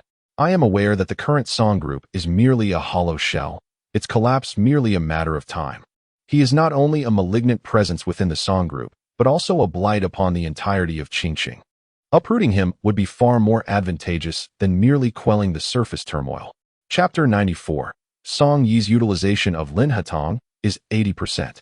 Wu Fu regarded her thoughtfully, attempting to sit up, while Song Yi carefully assisted the elderly man. You seem to harbor such distrust towards me, articulating your thoughts so clearly. Are you not concerned that I might turn around and disclose this to your father? Wu Fu could not help but chuckle. Was this child cunning or naive? I held my doubts. However, the decades-long friendship between Grandpa Wu Fu and my grandfather was perhaps something my father could never replace. Having navigated society for many years, Song Yi was acutely aware of the multifaceted nature of humanity. The bonds forged in youth do not always endure. Yet they do not typically deteriorate within a mere few years. Over the years, as Song Yi struggled alone in the world, she led a life both cautious and arduous. After encountering countless individuals and experiences, it was only natural for one to become somewhat indifferent and skeptical. Do you think your brother, Chung, would collude with Bai Qingfeng? Song Yu paused slightly, responding, his status does not permit it. Wu Fu nodded. There is nothing inherently wrong with being skeptical, but excessive doubt may lead to counterproductive outcomes. You are still too inexperienced. You are no match for Bai Qingfeng. I can't. Wu Fu looked at her, understanding her intense desire for vengeance. In her anger, she might even wish to personally confront Bai Qingfeng. Yet, what could such fury truly change? Song Yu's throat felt dry. Grandpa Wu Fu. In the murky depths of Wu Fu's eyes reflected Song Yu's resolute demeanor as he reached out to gently pat her head. If you let him stumble this time, he will eventually uncover the truth and make you pay the price. Yu, have you forgotten what your grandfather taught you? To subdue the enemy without battle, to resolve matters without bloodshed, is the highest form of strategy. Song Yu was somewhat taken aback that Wu Fu was aware of her clandestine actions. This indicated that complete secrecy was unattainable, and her momentary rage was suddenly soothed. I understand. Song Yu nodded, gradually calming herself. She remarked, I shall visit you again when time permits. In her current state, she did not appear to be a competent heir in Wu Fu's eyes, and she found herself unable to inquire about the matters entrusted to him by her grandfather. As she descended the stairs, Song Yu noticed Lin He-tang and Wu Cheng seated in the living room, the atmosphere inexplicably oppressive, as if the quietness was palpable. Wu Cheng was the first to notice her arrival, lifting his gaze and precisely fixing it upon her. The tranquility of Song Yu's expression concealed the outcome of their discussion. For a fleeting moment, Wu Cheng regarded her with admiration, acknowledging her growth over the years spent away. Have you finished your conversation? Song Yu naturally took a seat beside Lin He-tang. Yes, Brother A. Cheng. It appears that Grandpa Wu's health is not very good. He may not have visited the Song family in quite some time. Wu Cheng replied, it is natural for the elderly to suffer from age-related ailments. Song Yu nodded gently. I shall return when I have the opportunity. Wu Cheng scrutinized Song Yu for a moment, expressing, I hope that when you return, there will be some resolution. Song Yu's expression shifted slightly, and she then linked her arm with Lin He-tang's, stating, it is time for us to leave. Wu Cheng made no move to see them off, and instead retreated upstairs. Upon reaching the upper floor, Wu Fu had risen from his recliner and was comfortably preparing tea at the side table. I had anticipated that Grandpa would return to her the belongings that belonged to her. Wu Cheng approached and sat down, adopting a relaxed demeanor as he began to sip his tea. Wu Fu glanced at his stern grandson and inquired, what do you think of the man who accompanied her? He should possess considerable skills. Before their arrival, his people had already discreetly removed the nails that Bai Qingfeng had planted, and they did so with remarkable precision. In comparison, he is indeed an impressive figure in Rongcheng. Wu Fu has little interest in gossip. He has never delved into the affairs of prominent families or influential business figures, and thus remains oblivious to the significance of Lin He-tang. He can only judge based on what he currently observes. What about Song Yi? She appears to be treated quite well. Their feelings seem genuine. Wu Fu had long heard that the second master of the Lin family had never engaged in romantic relationships, maintaining a pristine reputation and avoiding female company. Capturing his heart must have required tremendous effort from Song Yi. If he is a dependable man, her association with him could provide her with a decent future. I hope she refrains from getting involved in the Qingqing matter. Wu Fu gradually made his stance clear. Song Yi is far too audacious and acts too swiftly, which will undoubtedly alert Bai Qingfeng. Any subsequent attempts may not be so easily successful.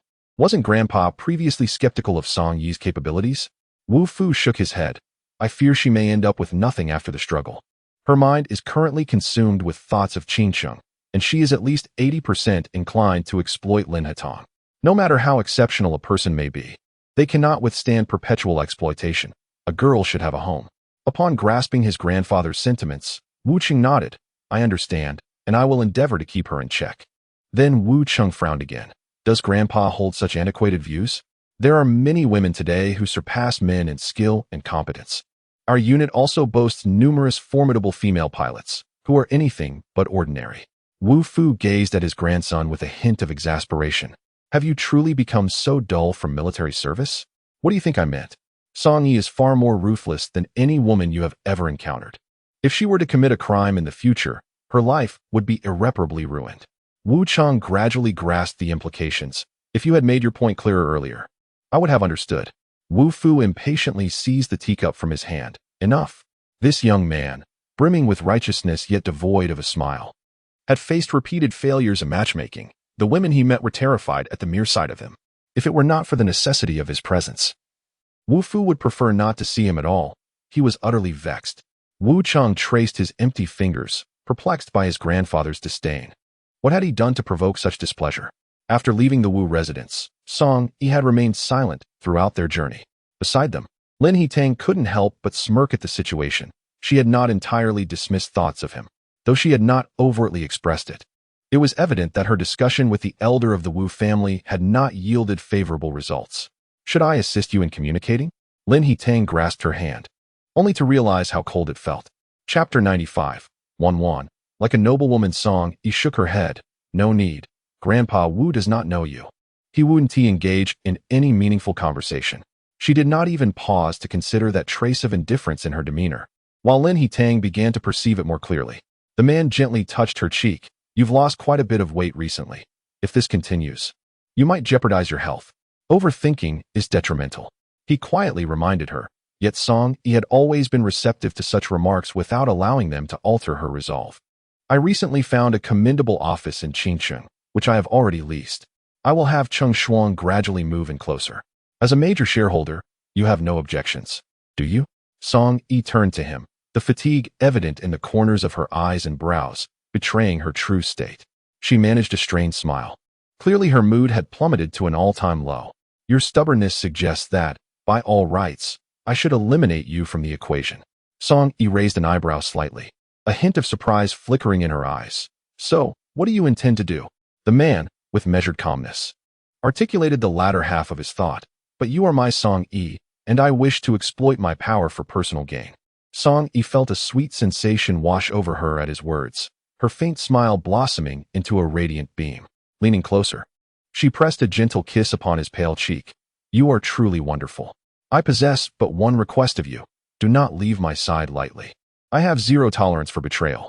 Though his voice remained gentle, the underlying authority and dominance starkly contrasted with his otherwise warm and serene demeanor. Her unremarkable statement seemed to please him, as he easily drew her onto his lap, bending down to claim her lips in a kiss. Just after disembarking from the plane, Lin He-tang was summoned by work, granting Song Yi her freedom, which led her to exhale in relief. One afternoon, during tea time, Song Yi and Xia Yun found a rare moment to ride horses at her ranch before indulging in tea. The spring sunlight glimmers with golden hues upon the verdant grass, enveloping the entire racetrack in a vibrant vitality that brings a sense of comfort. Do you mean to say that we should temporarily disregard your father's gold mines? Song Yi lazily swayed the teacup in her hand and responded with a nonchalant murmur. Are you not eager to strike at the root of the issue? The previous impatience to take action stemmed entirely from Bai Heng's deteriorating condition, which had left Song Jingtan in a state of perpetual tears. She had been deeply affected. Xia Yun nodded in agreement, affirming that it was indeed wise to remain calm, as it could avert unnecessary losses. Song Yi's gaze lingered outside the window. From their vantage point, they could almost oversee the entire racetrack. Suddenly, a familiar figure intruded upon her otherwise wandering thoughts. Though at a distance, she recognized him, Lu Jiao. Her attention fixed on him, gradually entranced. Xia Yun, observing Song Yi's rapt expression with keen interest, exclaimed, Is he your first love? Song Yi maintained her composure, as if he were merely a stranger to her. Recently, Bai Sheng and Shun Jinan had also been drawing close to him. He seemed particularly affable, willing to engage with anyone. Do you think that one day, you and Erye might also become his friends? Song Yi's heart raced upon hearing that Bai Sheng and Shun Jinan were becoming closer to Lu Jiao. She felt an immediate sense of alarm. It was as if she instinctively sensed Bai Sheng's ulterior motives. Could it be that she had discovered something? Xia Yun, seemingly oblivious to the subtle changes etched upon Song Yi's face, continued, There has been a rumor circulating lately. Do you know what they are saying? She deliberately piqued his curiosity, arching an eyebrow and smiling at Song Yi. With her gaze lowered, Song Yi averted her eyes from Xia Yun and quietly inquired, What rumors? It was said that this Mr. Lu bore a striking resemblance to the second master of the Lin family, sharing 6 points of similarity in temperament, and even their brows and eyes appeared somewhat alike. Upon hearing this, Song Yi felt as though her heart had been struck repeatedly with a hammer, and her legs trembled uncontrollably beneath the table. Observing Song Yi's utterly composed demeanor, Xia Yun couldn't help but admire her remarkable psychological resilience. Anyone unfamiliar with her would be unable to detect any flaws. "Oh, is that so? I hadn't noticed," she replied, feigning indifference. However, Xia Yun, with an intense gaze, remarked, "You possess quite the audacity, Song Yi. You better keep your secrets well, or else you shall face dire consequences." Song Yi's face had grown painfully numb, rendering her expressionless. Though she appeared frighteningly calm on the outside, her heart was in a state of turmoil. From Xia Yun's description, it was evident that Lu Jiarong was thriving, attracting numerous individuals eager to befriend him, a clear indication of his elevated social standing. Yet, she lacked the means to extricate such a person from Rong City. "Oh, why are your hands so cold?" Xia Yun subtly reached over to grasp her hand. Turning her gaze towards the entrance, Xia Yun suddenly burst into laughter. Even a television drama wouldn't dare concoct such a plot. "Song Yi, you are truly in a predicament." Song Yi's departure from the horse-riding venue appeared somewhat flustered. She found her car in the parking lot and was about to enter when Lu Jiarong approached. Seeing him, she hurriedly opened the car door, ready to get in. "Why are you so flustered upon seeing me? Am I a ghost? Look at how you've been startled." Lu Jiarong stood 2 meters away from her, his gaze lingering for a moment on her somewhat pale face. "Lu Jiarong, I have already stated that our grievances will be resolved once I have completed all my affairs. Do not complicate matters for me at this moment," Song Yu said icily, her tone equally frigid. However, when her eyes met the man's warm and gentle gaze, her heart softened in helplessness. Lu Jiarong's intense stare fixed upon her as he began to take deliberate steps closer. "I have recently heard some astonishing rumors circulating in Rongcheng." Chapter 96. Preparation is key. Song Yu immediately recalled the explosive yet unsettling rumors that Xia Yun had just shared with her. "That's enough. I have nothing to discuss with you. It would be wise for you to minimize your interactions with the Lin family, especially with Baisheng." After delivering her warning, Song Yu swiftly entered her car, reversed out of the garage, and executed a sharp drift, leaving in a cloud of dust. However, the moment she pushed open the door, Song Yu was petrified by the scene before her in the office. Cheng Shuang was unexpectedly seated on Lin Heron's lap, the two of them locked in an intimate embrace. The jarring visual impact rendered Song Yu momentarily blank. She instinctively took a step back before shutting the door. Yu. Upon seeing Song Yu close the door, Cheng Shuang abruptly pushed Lin Heron away and stood up to pursue her. Lin Heron, consumed by desire and discomfort, was unwilling to let Cheng Shuang leave. "You've seen it. Don't go," he insisted, pulling her back into his arms in an attempt to continue their previous engagement. Yet, without hesitation, Cheng Shuang raised her hand and delivered a sharp slap across his face. Lin Heron found herself at a loss to articulate her current emotions. It felt akin to being caught in an affair by her legitimate husband. In a moment of impulse, she slapped him without hesitation and promptly sought out Song Yi. Goodness gracious, could it be that they truly have something going on? Lin Heron muttered curses under her breath, while one hand gingerly touched her stinging cheek, a surge of unnameable anger igniting within her. Cheng Shuang pursued Song Yi to her office, locking the door behind her as she entered. "Yi, please let me explain. I intended to tell you, but feared your disapproval. I. Cheng Shuang rushed to Song Yi, stammering in her explanation. Song Yi's cool gaze settled upon her face, indicating that she still sought to clarify matters, suggesting that she had not yet become entirely ensnared in the situation. Noticing that Song Yi remained silent, Cheng Shuang felt an unsettling dread, akin to that of a child caught in wrongdoing, standing stiffly. "Yi, please do not look at me like that. I was wrong. I should have consulted you from the very beginning." Cheng Shuang bit her lip, acutely aware of her fault, and chose to remain silent. "I do not possess the right or the position to advise you on your relationship, yet after all these years of friendship, I hope we do not repeat past mistakes. How much better do you believe Lin Heron is compared to that scoundrel from before?" Song Yi restrained herself from uttering the harshest truths. I will not repeat the past. If Lin Heron treats me poorly in the future, I will not hesitate to walk away. I am no longer the same person." Song Yi inhaled deeply, with Cheng Shuang's declaration. She realized that her words would have no effect. She nodded slightly, acknowledging that she understood the situation. Song Yi, however, did not truly explode with anger. Given her own troubles, she had little inclination to concern herself with Cheng Shuang's trivial matters. Cheng Shuang paused, gazing at Song Yi for a considerable time before sensing that she seemed troubled. You were in such a rush to find me. Is there something important at hand? What is Lu Jiarong doing in Rongcheng? He was dispatched by the overseas headquarters to establish a new company here and won't be leaving anytime soon. Did you encounter him today? Song Yi looked at Qing Shuang, a profound sense of helplessness washing over her. Bai Xing is in contact with him, and I can't help but wonder if she knows something. Qing Shuang's expression shifted dramatically. What should we do now? We need to extract my mother and brother before I break up with Lin Hatong. I need to liquidate assets. Having cash flow is safer for me. Song Yi regarded Qing Shuang with a grave expression. I must prepare for the worst. You must safeguard the company. Do you understand? Qing Shuang felt a surge of fear at Song Yi's earnestness.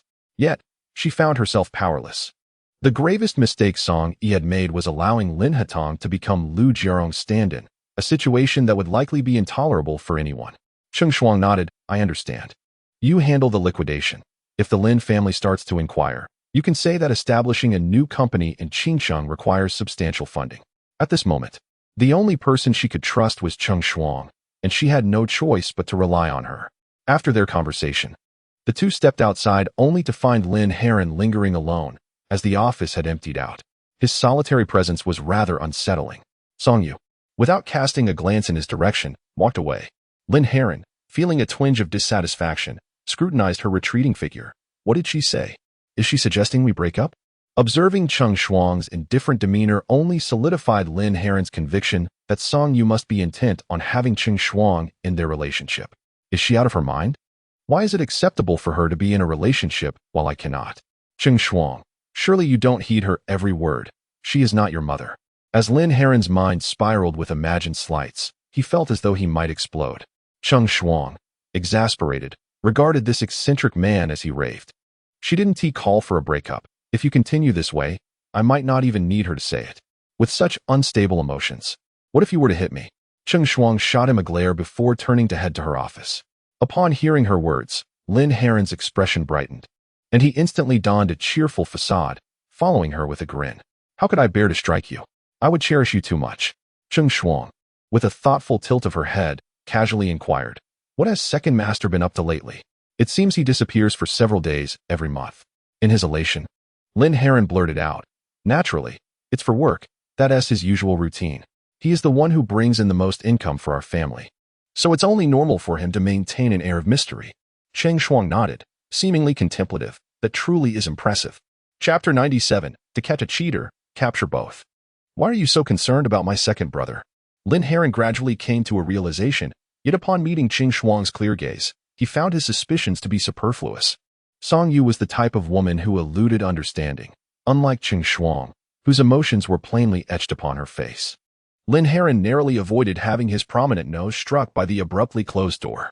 It had been long enough. She had kept him dangling for such an extended period, yet still refused to allow him any proximity. There had been an atmosphere today, even in the stimulating confines of the office. But then Song Yu had appeared out of nowhere, forcing him to stifle his ardent desires. Discontent, Lin Heron departed, only to find Song Yu seated in the lounge area, her unwavering gaze fixed upon him. At times, Lin Heron truly felt that Song Yu and Lin Hugong were a match made in heaven, both exuding a facade of gentleness while harboring a chilling coldness within. Their expressions, even in their glances, bore an unsettling resemblance. Initially, Lin Heron intended to ignore her, yet the expression on Song Yu's face rendered him powerless. Before he knew it, he found himself standing before her. Are you waiting for me? Qing Shuang was a straightforward individual. If one could not provide her with a sense of belonging, that would suffice. Song Yu's tone was calm and courteous, yet still conveyed an underlying tension. Qing Shuang was no longer at an impressionable age, easily deceived. She was not her guardian and did not wish for this matter to lead to mutual discomfort. Am I so despicable in your eyes? Engaging in affairs with your company's starlet, do you possess no moral compass? Are you truly unaware of your own depravity? Should you dare to harm her, I shall not let you go unpunished. With a few succinct words, Song Yu articulated her thoughts before rising to depart. My feelings for Qing Shuang are earnest. Lin Heron, unwilling to accept Song Yu's reprimand, nonetheless expressed his genuine emotions. Song Yu's penetrating gaze, which seemed to perceive everything, was quite piercing, leaving Lin Heron with no retort. Marriages of unequal standing are rare in the upper echelons of society, especially considering the cautionary tale set by Lin's elder brother. If you understand the concept of social compatibility, you should also recognize that the second brother would not marry you either, so why persist in this relationship? Is it merely for monetary gain? A faint smile graced Song Yu's face, softening her previous disdain. Of course, I also admire his appearance. At the very least, his principles and character far exceed yours. And I have never aspired to marry him. This statement was rather extreme. For reasons unknown, Lin Heron found a certain grandeur in Song Yu's words, which struck him as inexplicably cool. After casting him a look that urged him to reconsider, Song Yu exited the lobby of the office building. As the vehicle departed from the city center towards the peony garden, Song Yu, lost in thought, failed to notice that a car was trailing her. It was only upon entering her residential complex that she became aware of a man in a gray SUV who slowly emerged from the vehicle. His expression grave as he surveyed the aging neighborhood before him. Upon hearing his younger sister's emotionally charged remarks, Lin He frowned slightly, his demeanor remaining composed. Lin Hatong was currently abroad. Despite the rampant rumors, as long as Song Yu staunchly denied them, Lin Hatong would not easily take action against her. Brother, she began. To catch a cheater, one must ensnare both parties. Given the depth of my second brother's infatuation, he would not be easily swayed by mere words. Lin Hewen leisurely interrupted Bai Sheng's thoughts. Bai Sheng momentarily paused, realizing that in her eagerness to inform her elder brother, she had not contemplated how to instill a profound disdain for Song Yi in her second brother. I have been too hasty, she clenched her fists tightly. From where did you obtain the information regarding Lu Jiarong's complicated relationship with Song Yi? Lin Hewen inquired, casting a casual glance at Bai Sheng. This younger sister, with her dubious intentions, was woefully lacking in guile, often executing plans that fell short of expectations. I happened upon it by chance. During university, Lu Jiarong came from humble beginnings, and his liaison with Song Yi was brief before they parted ways. Lin Hewen's words hung momentarily in the air, reminiscent of a certain someone's approach. Now that an opportunity had presented itself, it seemed as if elder brother was not particularly concerned. What shall we do now? Bai Sheng pressed. What can we do? If your second brother happens to catch them in a clandestine meeting, that would be our success. Beyond that, we are powerless. Lin Hewen's tone bore a barely perceptible hint of mockery. Bai Sheng's eyes widened in disbelief. Brother, how can you say we cannot do anything? An opportunity lies before us. I am rather busy. If you wish to disrupt their affair, you may either take matters into your own hands or enlist the help of your wayward third brother. Lin Hewen's tone grew increasingly impatient, clearly disinterested in the matter. Understanding her brother's temperament, Bai Sheng chose to remain silent. It is well understood that even if Lin Hewen disregards this matter, he will not voluntarily disclose his intentions to Lin Hetang. After all, for many years, as the eldest son of the family, he has maintained a stance of observing from a distance. For 3 consecutive days, Bai Sheng stealthily followed Lu Jiarong, and on this day, she finally managed to capture a moment where the two appeared together. Just as she was about to take a photograph, a shadow suddenly loomed outside the car window. Bai Sheng lowered her phone and gazed intently, startled by Su Min's frigid expression. Su Min tapped on the car window, signaling her to lower it. Overwhelmed by fear, Bai Sheng complied. Su Min reached in, her gaze demanding that she hand over her phone. Bai Sheng's expression stiffened. Sister Su Min, I didn't take any pictures. The phone. Su Min disregarded her protests, insisting on inspecting the device. Reluctantly, Bai Sheng surrendered her phone. Su Min examined the photo album, scoured her call logs, and even perused her WeChat messages, only returning the phone once she confirmed there were no irregularities. The affairs concerning the second master will be handled by him. Miss Bai Sheng should refrain from intervening. Su Min's warning was as frigid as ice, the oppressive atmosphere nearly suffocating. Chapter 98. Deep Love is Desire. Bai Sheng clutched her phone tightly, hesitant to speak for a long while, cautiously swallowing her anxiety. She feigned obedience and nodded. I understand. I will be more cautious in the future. With the wedding date approaching, it would be prudent for her to focus on her own matters. If I catch you again, do not blame me for being ruthless. Su Min's voice, as cold as ice water poured over Bai Sheng's head, left her no choice but to acquiesce. All right. At the entrance of the peony garden community, Song Yu spoke to Lu Jiarong, maintaining a distance of 1 or 2 meters. Her expression was one of displeasure, while Lu Jiarong's demeanor was complex. I can call the police. Do you understand? Song Yu gazed at the face that perpetually haunted her dreams, feeling an immense frustration with no outlet. Her heart heavy with pent-up emotions. If you're with him, why are you still living here? Lu Jiarong attempted to approach, but upon noticing Song Yu's vigilant stance, he retreated. Song Yu's gaze wandered aimlessly. Where I reside is my own choice. It seems irrelevant to you. When she had severed ties with him years ago, she had been ruthless and heartless, unmoved by his desperate pleas in the rain. She uttered the most hurtful words and committed the most merciless acts. Her past bravery still whispered among the halls of Nanda. Yet, all these years later, there was not a trace of animosity in his eyes. Understanding human nature, she could not believe that Lu Jiarong bore no hatred towards her. He must be biding his time, waiting for the perfect opportunity to exact his revenge. She would never grant him that chance, especially not at this moment. So, you are utterly unconcerned about the possibility of never marrying him, are you? Song Yu scoffed. This is my affair, Mr. Lu. Please don't concern yourself excessively. If you insist on dwelling on the past, I cannot help you.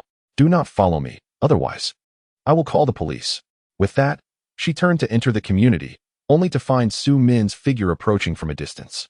Song Yu's feet felt as though they were weighed down by lead, rendering her immobile, and her complexion drained of color. Sister Su Min. Lu Jiarong furrowed his brow as he observed the stoic woman approaching from the opposite direction, apprehensive about what she might do to Song Yi, and prepared to intervene. As Song Yi watched Lu Jiarong's car depart, she finally exhaled in relief. She silently regarded Su Min, who was scrutinizing her, and chose not to offer any explanation. Is this attitude of yours also how you intend to confront Second Master in the future? Su Min's tone was frigid, as if encased in ice. For now, do not inform Second Master about this matter. He will learn of it eventually, and I will accept the punishment I deserve. There is no rush, wouldn't you agree? Song Yi replied calmly, seemingly already aware of the events that would unfold. You are hurting him. Do you not realize how sincere he is towards you? He is striving to win your hand in marriage, taking on excessive work to appease the old master. Song Yi, do you possess no heart? Su Min had never before lost her composure in such a manner, her furious gaze fixed upon Song Yi as if ready to devour her whole. Upon hearing this, Song Yi's heart quivered, yet she managed to maintain her composure. A man like Second Master should understand the significance of social standing and fleeting romance. I have a fondness for him, but marrying him would come at too great a cost. Song Yi was never one to be blinded by the notion of love, nor did she prioritize romance above all else in her life. Su Min felt an overwhelming surge of anger with no outlet, incredulous that Song Yi could utter such words. You are his first love, the one he has cherished most. Miss Song, you cannot treat him this way. Everyone experiences a first love, a cherished memory. And who among us moves through life without a few lingering regrets? A resounding slap interrupted Song Yi's words. Su Min, a practitioner of martial arts, delivered the blow with considerable force, sending Song Yi crashing to the ground, her ears ringing, momentarily deafened. Su Min loomed over her for a prolonged moment, but refrained from offering assistance, instead turning on her heel and walking away. Sister Su Min, I implore you, do not reveal it to him at this juncture. Su Min understood her motivations, her mother and younger brother in Qingcheng, her company, and for Cheng Shuang. Yet, she had not spared a thought for Lin Hatong. It had not been apparent before, but this woman was indeed selfish to the core. Without pausing for even a moment, Su Min departed swiftly, leaving Song Yi gazing at her retreating figure, enveloped in a profound sense of despair. At midnight, Song Yi sat cross-legged on the living room carpet, still immersed in her work. It was not until the doorbell rang unexpectedly that she relaxed from her heightened state of concentration. Glancing at the monitor, the familiar silhouette outside tightened her heart, prompting her to hastily open the door. The man entered, bringing with him a chill from the outside, and without ceremony, he pressed her against the low cabinet, capturing her lips with his. Having not seen him for several days, compounded by the weight of her thoughts, Song Yi found herself momentarily overwhelmed by his fervor, even as she longed for him deeply. As the kiss ended, she nestled into his embrace, her arms gently encircling his lean waist. Have you missed me? His voice, tinged with desire, was husky. I have missed you, but I couldn't reach you. It has been truly difficult. He grasped her waist with one hand, while the other ventured boldly between her legs, making a somewhat savage contact with her most sensitive areas. Song Yi wished to speak, but as she opened her mouth, only a breathy sound escaped. Let's take a shower. Instinctively, she squeezed her legs together and gently pushed him away.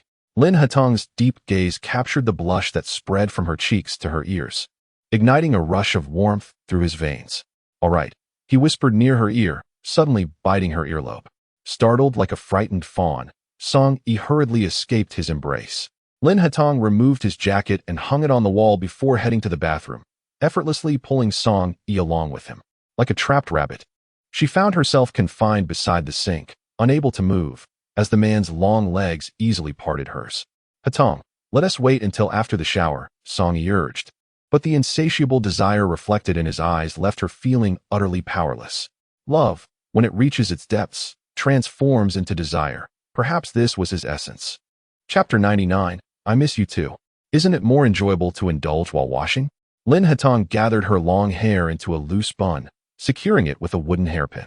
Though he was utterly eager for her, he still considered her feelings, ensuring ample foreplay until Song Yi's own desires peaked. He turned her over, supporting her waist from behind while lifting her chin with one hand. At that moment, her face, flushed with passion, glowed with a vibrant allure, her cheeks a striking crimson. It was the first time Song Yi had so directly witnessed her own vulnerable state, leaving her too embarrassed to look, overwhelmed by the intensity of shame. After a restless night that stretched until the early hours of 3 or 4, Song Yi finally settled down, forcing her weary legs to rise and turn off the computer before surrendering to sleep. The aftermath of her indulgence left her struggling to awaken in the morning, eventually rousing only when the sun reached its zenith. Upon waking, she discovered a man's arm draped around her waist, constricting her gently, encapsulating her within his embrace, making even the slightest movement a challenge. He seemed to be in a deep slumber, yet as Song Yi stirred, he effortlessly opened his eyes. His hand wandered over her delicate waist, and soft kisses grazed her shoulder and neck. I never asked you last night, what happened to your face? His voice, low and intimate, reached her ears, leaving Song Yi momentarily taken aback. She could hardly confess that it was Su Min who had struck her. I'm sorry, I lost control last night, she admitted.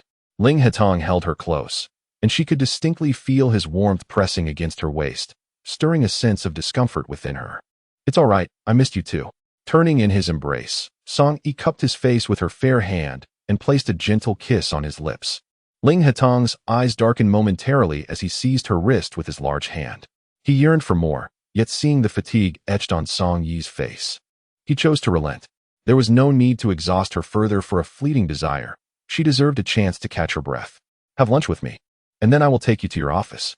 Song Yi gazed at Ling Hatong, her thoughts teetering on the brink of expression.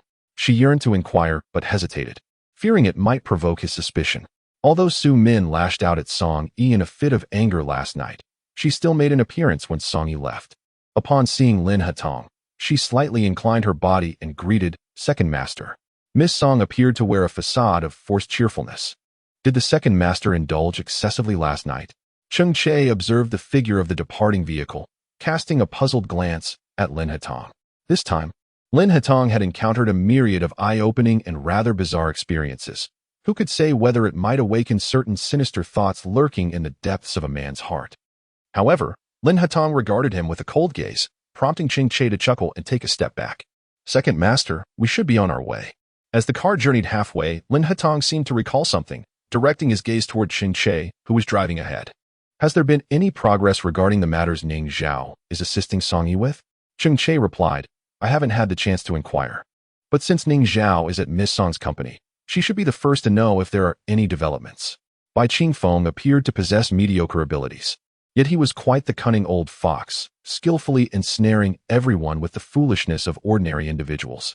What of the investigation into the Song Group's debts that I tasked you with? Lin Hatong proceeded to pose his next inquiry. With lowered eyes, he toyed with his phone, contemplating that she should be aware of the financial state of the Song Group. She was not the legal person in charge. Bai Qingfeng had taken over her shares, and the legal representative of the company was Song Yi's mother. Thus it was not yet Song Yi who would face imprisonment. He pondered how Song Yi intended to navigate such a deadlock and how the Second Master might offer his assistance. It is true that foolishness accompanied by wealth cannot withstand the profound emptiness of the Song family's financial abyss. With debts exceeding 1,000 billion, one cannot simply expect to resolve such matters with a mere blink. When she requires my assistance, she will come to me of her own accord. The man's voice was clear and soothing, devoid of any superfluous emotion. He was curious to see how Song Yu intended to wield him as a sharp instrument at a pivotal moment. As they approached the company, Su Min gradually decelerated the vehicle. I was impulsive last night. I had no right to strike you, Su Min stated coldly, offering her apology. Song Yu replied, "Your loyalty to the second master is commendable. Your actions were not misplaced. My affection for him is genuine. Yet it is also a means to elevate myself through connections with the powerful. I am, after all, a flawed woman." Su Min furrowed her brow, taken aback by Song Yu's candid self-assessment, leaving her momentarily speechless. It could be said that Song Yu is a rational individual who understands the balance of interests. She is not inherently wicked. The only flaw lies in her use of Lin Hatong as a mere substitute. Such behavior in matters of the heart is unforgivable. Miss Song, I merely hope you can cultivate a more sincere affection for the second master. A person like him, if wounded emotionally, can easily turn dark. And the one who will ultimately suffer will be you. Song Yu paused slightly. She was not indecisive. She harbored feelings solely for him, sharing her bed only with him. Lu Jiarong belonged to her past, and erasing that reality was impractical. Thank you for the reminder. I will strive to do better. Upon arriving at the office, Song Yu discovered Cheng Shuang waiting within. As Song Yu entered, Cheng Shuang regarded her with a knowing smile that was both amused and enigmatic. What are you doing here? Of course, I am waiting for you. I initially intended to call you, but then I recalled your insistence on discussing important matters face-to-face, so here I am, awaiting your arrival. What could be so significant that you would forego lunch to wait for me at midday? Song Yi now felt utterly fatigued. Her body languid as she leaned back in her chair, closing her eyes to gather her strength. Cheng Shuang fixed her gaze upon Song Yi's captivating beauty. This morning, someone approached us again regarding investment, specifically in the Qingqing branch. At times, Song Yi found Cheng Shuang's tendency to speak only in half-truths quite exasperating. She lifted her eyelids to inquire, "Who is it?" "Your old flame, Lu Jiarong." As soon as Song Yi settled into her seat, she froze, unable to decipher Lu Jiarong's intentions. Was he seeking revenge? Cheng Shuang observed the complex emotions etched across Song Yi's face and offered a resigned smile. "It's not your fault. Who could have predicted that the impoverished university student of your would achieve such success in merely a few short years? Regarding anything connected to him, I shall refrain from intervening. You handle it. I wish for him to cease bothering me." Song Yi was already weary of the ongoing complications. Cheng Shuang nodded in agreement. Understood. Song Yi furrowed her brow as she regarded Cheng Shuang, who subtly indicated her neck as a reminder. "Song Yi, we now find ourselves besieged on all fronts. You have offended every man in Rongcheng, and I am now marginalized wherever I go by those vile men. They are truly insufferable." Cheng Shuang struggled to manage this predicament, yet found herself with no alternative. Song Yu leaned back in her chair, releasing a long sigh. "It's all right. The largest shareholder of this company is Lin Hatong. Even if they harbor resentment, there's little they can do. However," she pondered, "you're not marrying the second master. Isn't a breakup inevitable?" "Well, I am considering it," she replied. Cheng Shuang lingered, hesitant to depart, prompting Song Yu to sense that there was more on her mind. "Speak up, what else is there?" Cheng Shuang suggested. "How about I head to Qingqing to prepare for the branch office?" Song Yu turned her gaze back to Cheng Shuang. Understanding well her timid nature, it was only natural for her to feel apprehensive. "All right," she nodded. "In the circle of Rongcheng, if anything were to transpire, it would not implicate Cheng Shuang." Upon hearing this, Cheng Shuang's face lit up with joy. "I knew you cared for me the most. Do not think of Qingcheng as a paradise. My father is still there, though he is preoccupied with his own matters. He will undoubtedly keep a watchful eye on our branch office," she added. Cheng Shuang shrugged indifferently. "I'm running a business. What does it matter if he is monitoring me constantly? As long as you are aware, let us go. I didn't sleep well last night. I shall take a brief rest." Song Yu, somewhat exasperated by her, waved her hand dismissively, urging her to leave. Once Cheng Shuang was gone, Song Yu finally relished a moment of tranquility, dozing for over an hour before slipping into a productive mindset. Before the workday concluded, she made a visit to the background check department. Ning Zhao, upon seeing her, picked up a USB drive from the desk and approached her. "President Song, I was just about to look for you." As Song Yi observed the bustling individuals in the office, she pondered the current workload of their company, which did not appear sufficient to justify such fervent activity. It was likely that much of the busyness stemmed from unrelated external matters. "So soon, there are results?" Ning Zhao paused before responding. "Indeed, there are results, albeit not particularly clear ones. Your father does have an illegitimate child, but whether it is a son or a daughter remains elusive, as this occurred prior to his marriage to your mother. The only information available is that he has one child, along with a photograph from the child's infancy. Upon hearing this revelation, Song Yi felt a pang of distress. It was evident that Bai Qingfeng had not only had affairs before marrying Song Jingtan, but had also fathered a child. His ambition to ascend the social ladder had led him to devise a meticulous scheme to approach Song Jingtan. Thank you. This is what I ought to do. If you require any further investigations, please do not hesitate to ask, Ning Zhao stated with a composed demeanor. In truth, Song Yi held little authority over the background check department, which was primarily staffed by Lin Hetong's personnel, who were loyal solely to him. Song Yi glanced at the towering stack of documents on her desk, then turned to Ning Zhao and inquired softly with a slight smile, "You all seem quite busy. What occupies your time?" "Nothing of great importance," Ning Zhao replied. Song Yi scoffed. "Not important, yet I am not permitted to know, am I?" Who could say whether Lin Hetong had discreetly investigated Lu Jiarong? Though she had expended some resources to keep her college romance under wraps, Lin Hetong, possessing greater wealth and connections, could easily uncover any information he desired. Ning Zhao nodded with a smile, but Song Yi's expression darkened as she turned and walked away decisively. In the vibrant month of March, the city of Rome flourishes under the radiant sun, adorned with lush greenery and an air of vitality.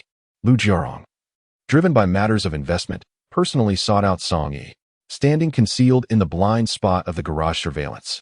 Song Yi regarded Lu Jiarong with a mixture of frustration and defiance. "Is it not enough for you to disrupt my life completely? Is this your form of retribution?" Observing her nearly exasperated demeanor, Lu Jiarong's eyes glinted with cold disdain. "When has your tongue ever refrained from such harshness?" Song Yi's phone incessantly buzzed. It was Lin Hetong calling, yet she found herself unable to answer. "I am aware of your current predicament. I merely wish to assist you. Even if we have spoken of this before, that was in the past. Why must you hastily distance yourself from me? Are you so fearful of Lin Hetong discovering this?" "I care for him. Naturally, I fear his knowledge of it." "Is it that you dread he might learn you sought him out in my image?" Taking a gentle breath, Song Yi replied, "Lu Jiarong, do not misconstrue my intentions. I simply have a preference for this type. He has never been a mere substitute for you. You may be unaware, but his father has already arranged a marriage for him abroad, with a family of equal standing, in less than half a month. His sister's wedding will coincide with his formal introduction to a prospective match. Roro, can you truly remain untroubled by this?" Song Yi paused momentarily, wishing to maintain her composure. Yet she found herself unable to suppress the tremor within her heart, instinctively retreating a step. Lu Jiarong's dark eyes held an unmistakable glimmer of despair, as he discerned the genuine affection Song Yi harbored for Lin Hetong. "Were you intentionally here to convey this news to me? His father issued an order. She must be dealt with before the blind date. You should break up with him. The assistance you seek, I can provide." Lu Jiarong gazed at her, a flicker of sorrow passing through his gentle eyes. Song Yi silently smiled, then shook her head in disappointment. "Lu Jiarong, you cannot offer me any help. The bond between us has come to an end." He longed to aid her, recognizing the perilous situation that lay ahead. Yet could she not perceive the impending calamity? Song Yi walked from the garage to the ground level, her high heels causing her feet to ache with each step. After a short distance, she spotted Lin Hetong, who had come searching for her. She wished to smile, but Lu Jiarong's words had extinguished any semblance of joy within her, leaving her numb as she watched Lin Hetong approach with palpable urgency. "How did you get up here?" Without waiting for an answer, Lin Hetong swept her up in his arms. "Nothing much, just decided to take the stairs instead of waiting for the elevator." He carried her to the car, removed the high heels that had caused her to walk with a limp, and only then did Song Yi notice the significant abrasion on her ankle, an alarming sight indeed. Why were shoes that don't fit? His hand gently grasped her ankle, his brow furrowing as if he could feel the pain of her injury. Then, he produced a small first aid kit from somewhere, beginning to tend to her scraped ankle. Naturally, addressing a wound would involve some discomfort, yet Song Yi appeared almost insensible, her gaze fixed on Lin Hetong's nearly flawless profile. "Does it not hurt?" Lin Hetong did not hear her soft grunt and involuntarily raised his head to look at her. Her words, spoken with an air of nonchalance, truly referred to mere superficial injuries, which she had not taken to heart at all. It was Lin Hetong who was making a mountain out of a molehill by insisting on treating her, when in fact, a simple band-aid tomorrow would suffice, and the wound would heal in 2 days. However, the genuine affection he bore for her was evident, making her feel cherished as a first love, which indeed offered numerous advantages. "Speaking of which, you appear quite resilient to pain." Lin Hetong observed her carefree demeanor and casually joked. Song Yu couldn't help but chuckle at his words, a lazy sparkle spreading in her eyes as she leaned closer. Oh, do you wish to hit me? The man bore the countenance of a gentleman, which made one desire to peel away his stoic faade. Lin Hatong's gaze darkened. He had always been defenseless against Song Yu's overt flirtation. Very well, Cheng Che replied while maintaining a serious posture as he drove. Acutely aware of the suggestive atmosphere behind him, and dared not steal a glance. Song Yu placed one hand on the man's thigh, intentionally caressing. To be honest, I think you've become rather playful lately. Where did you learn that? The driver, Cheng Che, was suddenly caught off guard by Song Yu's unabashed remark, choking slightly and coughing vigorously. Miss Song, the second master is known for his integrity and has never mingled in disreputable circles. Please do not misunderstand. Cheng Che clarified appropriately. Those young scions often indulged in wild and extravagant behavior, treating women with little regard. And Song Yu's comment implied a suspicion that Lin Hatong might have been led astray by someone. Lin Hatong paused for a moment, furrowing his brows as he turned to glance at Song Yi, his expression tinged with displeasure. Do you suspect that I have been out socializing? He inquired. Song Yi smirked slightly. Who knows if you have grown weary of me? After all, the circles of the wealthy indulge in extravagant pursuits. What if someone has taken you out for entertainment? The man's gaze darkened, his lips pressed into a thin line as he turned away, choosing silence.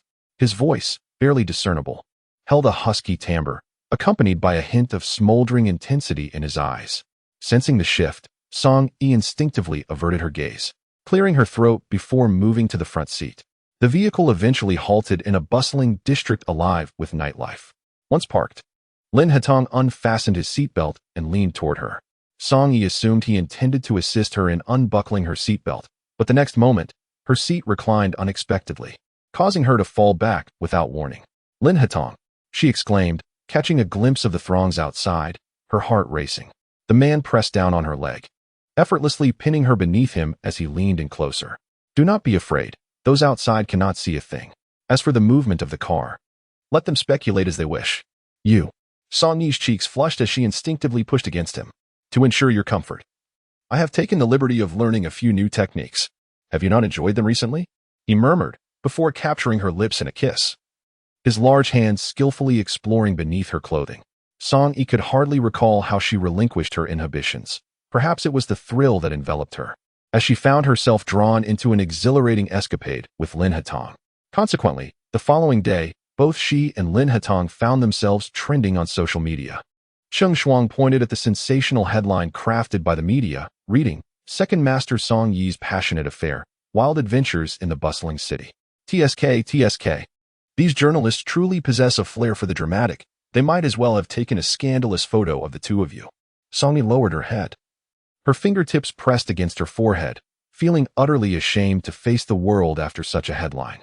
If you have nothing else to do, you may as well leave, she said. Cheng Shuang laughed even louder. Ha ha ha. And yet you still feel embarrassed. You seem to be enjoying yourself quite a lot. You've turned a perfectly respectable monk into a rogue. Song Yi suddenly lifted her head, her eyes wide with disbelief as she glared at her friend. What nonsense are you spouting? How have I corrupted him? He was the one who took me there. However, Cheng Shuang believed not a word of her explanation.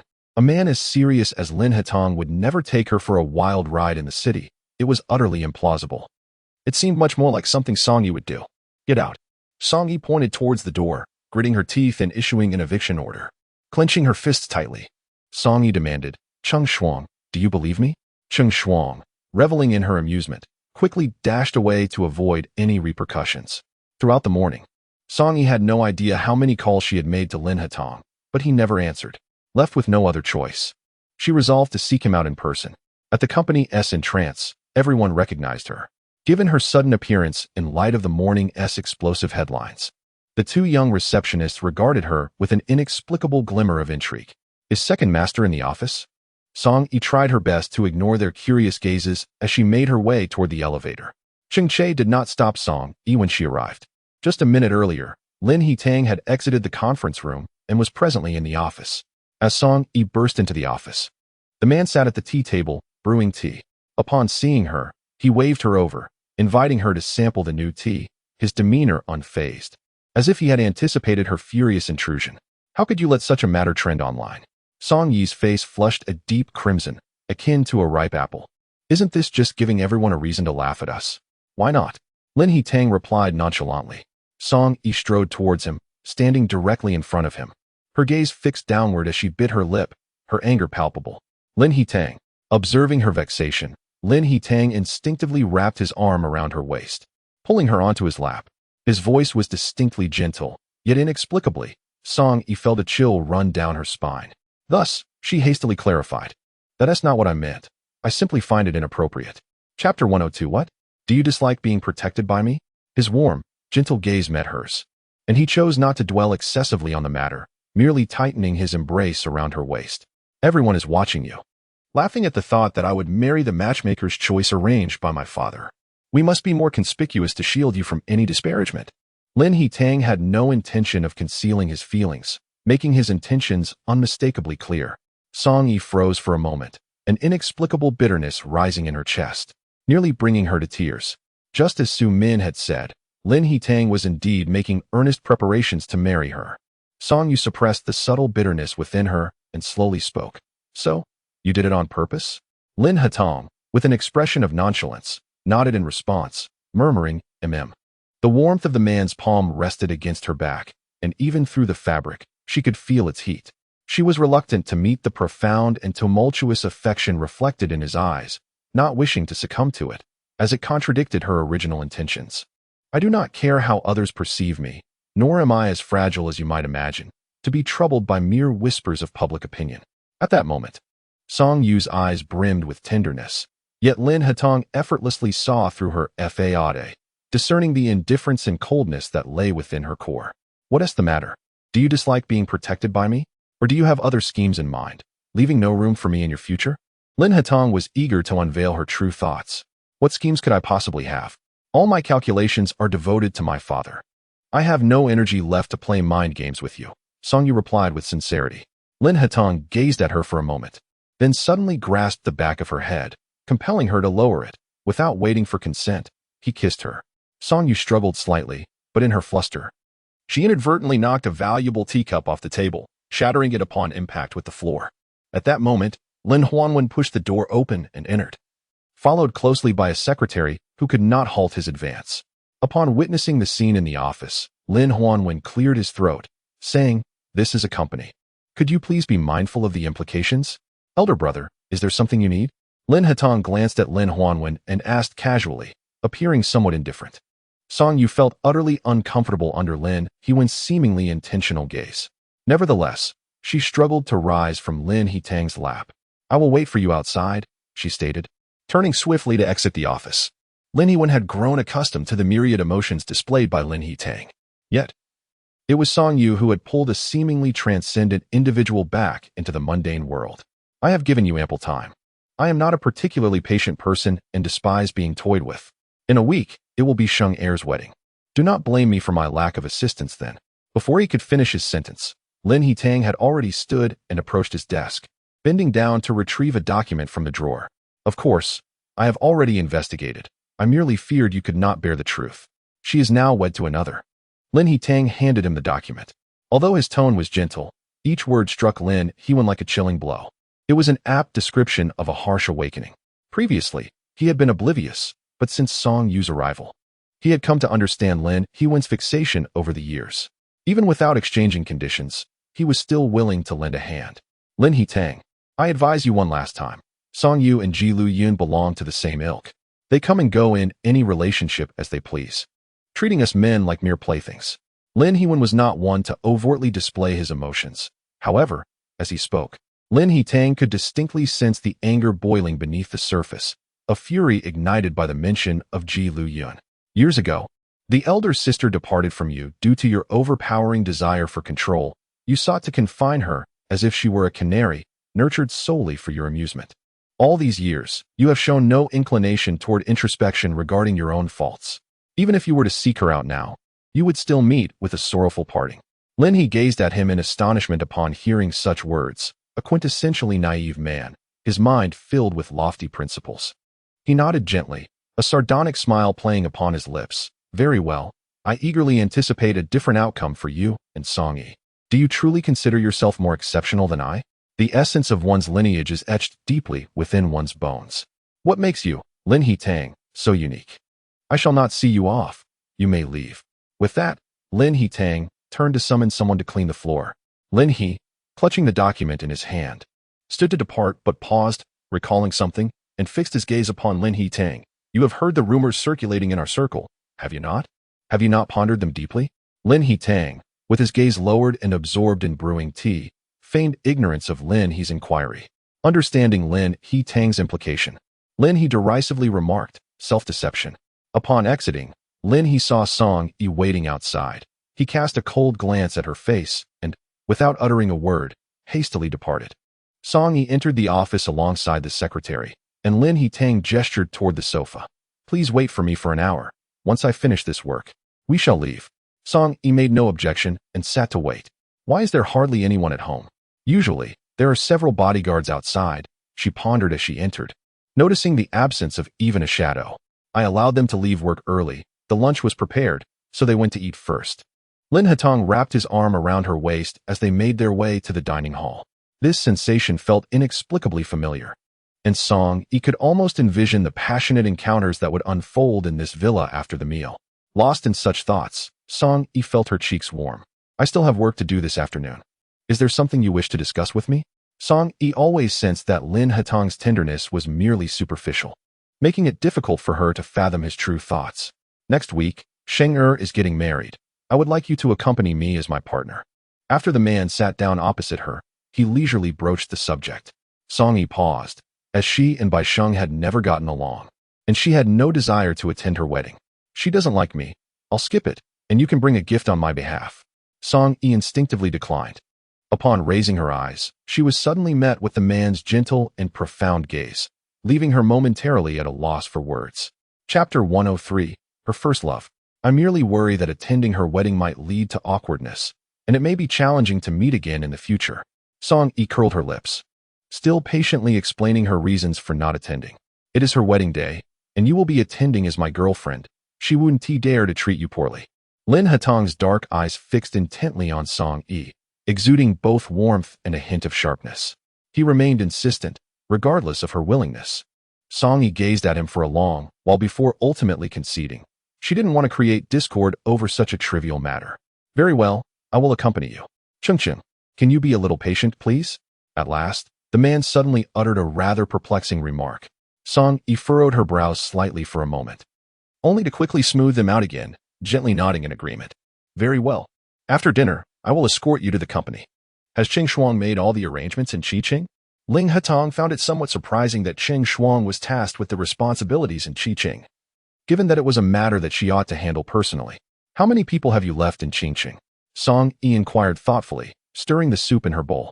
Ling Hatong, fearing she might misunderstand, explained with some urgency, I am not surveilling you. I have merely stationed a few individuals near the Song family residence in Qiqing. Your father is aware of their presence there, and he has not sent anyone else to the old Song residence. I believe this will greatly aid in your brother's recovery. Song Yi nodded and took a delicate sip from her soup. I harbor no misunderstandings. Given your attentiveness, I ought to express my gratitude. Seeing that she held no further suspicions, Ling Hatong felt a sense of relief. How could he prove that he was unlike his brother, whose controlling nature bordered on the obsessive? He wished to show Song Yi the respect she truly deserved. As for the marriage, both families appeared satisfied. Bai Sheng, fully aware that everything was settled, ceased her struggles. When Ling Hongsheng approached her, she felt a twinge of unease until he broached the subject of Song Yi. I have seen everything you sent me. What is the authenticity of that information? Ling Hongsheng's tone was cold, and he did not deign to glance at Bai Sheng. Bai Sheng was taken aback, momentarily rendered speechless by his imposing demeanor. In the face of her father's silent yet palpable authority, she felt a surge of trepidation as she awaited his next inquiry. Whence do those tidings of yours originate?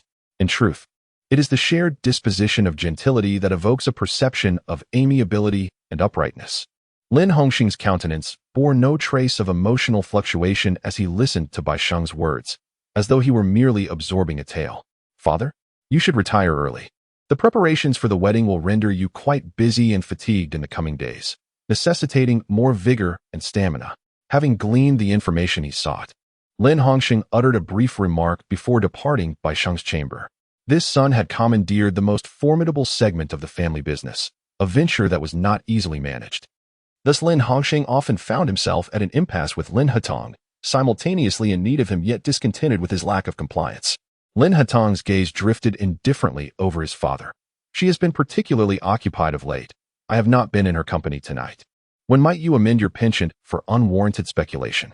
Lin Hongsheng regarded his seemingly amiable yet inherently rebellious son with a sardonic smile. Do you genuinely believe she harbors affection for you? Upon hearing this, Lin Hatong lost his patience, turning instead towards his own quarters. She had a first love who bears a resemblance to you. Lin Hongsheng's expression shifted slightly as his son turned to leave. This obstinate boy had always relished opposing him. In that moment of calm, Lin Hongsheng realized that Lin Hatong had long been aware of the past connection between Lu Jiarong and Song Yi. With that revelation, Lin Hongsheng fell silent, scoffing softly before retreating in the opposite direction. The fate of Song Yi remains uncertain, whether it be a blessing or a curse. On the day of Bai Sheng's grand wedding, the event resembled a lavish business banquet, attended by the elite and influential of Rong City.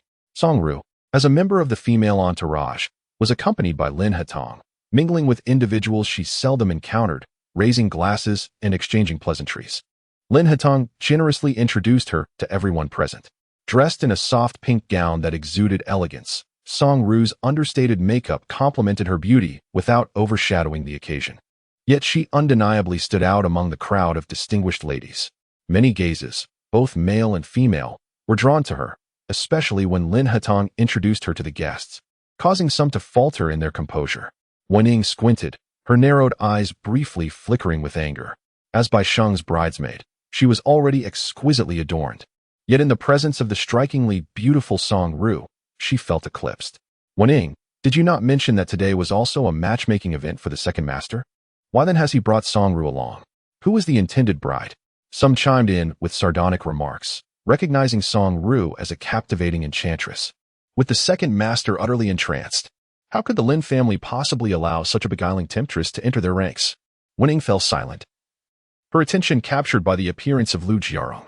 The women around her, noticing her quietude, followed her gaze with curiosity. My goodness, is that Lu Jiarong? He possesses such an exquisite appearance, his features gentle and refined.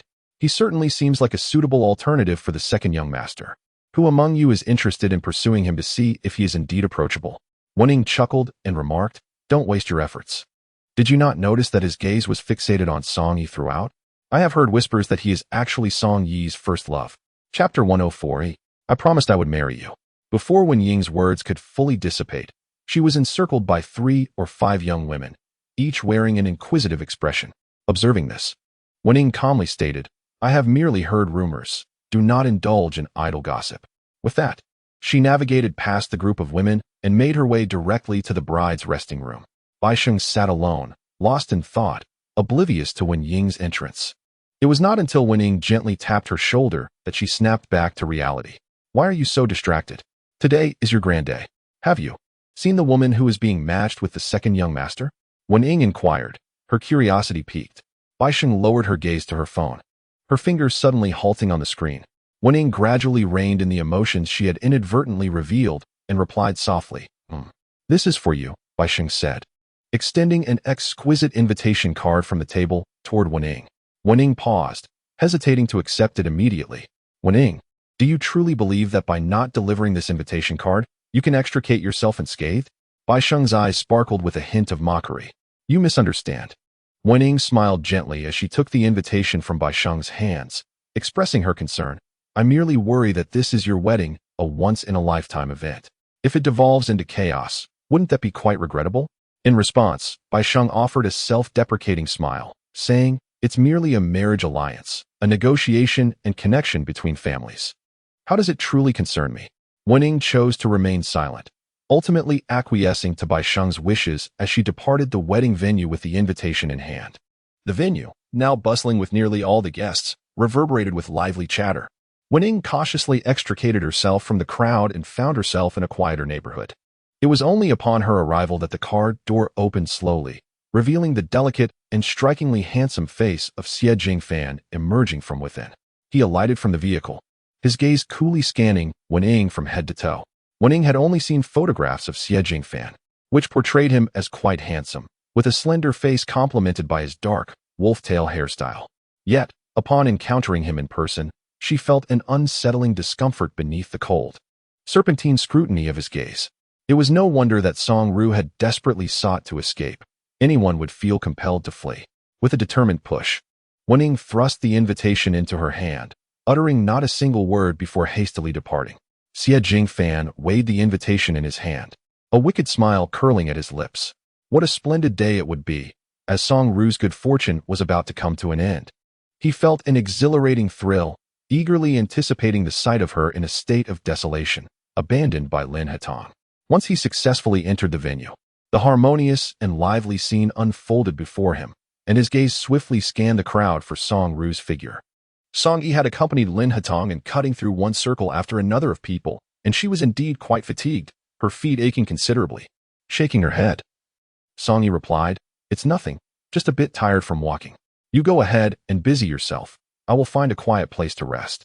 She could sense the myriad of complex gazes directed towards her, most of which were laden with ill intentions. Despite being a person of considerable mental fortitude, she felt a distinct discomfort at these subtle stares. "I will escort you to a room to rest," Lin Hetong said, observing her expression and surmising her thoughts. He placed a reassuring hand on her waist and guided her towards the inner lounge. Song Yi had no objections and obediently followed him. Meanwhile, Xie Jingfan had also sought out Song Yi and discreetly trailed her until Lin Hetong ushered her into a room, at which point he slowly concealed himself. "You have always been indifferent to others' opinions. Today, do not let their perceptions trouble you. It is pointless to burden yourself with unnecessary sadness," Lin Hetong said as he assisted Song Yi into a seat, kneeling on one knee to help her remove her shoes, allowing her feet to find greater comfort. "You need not go to such lengths. I am aware that you will meet a very important woman here today. They see through everything and are mocking me." Song Yi finally spoke after a prolonged silence. Lin Hetong's hand paused abruptly, lifting his gaze to meet hers. His dark eyes bore a profound emptiness, contrasting with Song Yi's gentle smile, as he suddenly tightened his grip around her ankle. "It is merely a matter of courtesy. It is not as you perceive," he clarified. Song Yi reached up to caress his handsome face, assuring him, "I know, and I trust you." She remained remarkably tranquil, as if this matter were entirely disconnected from her.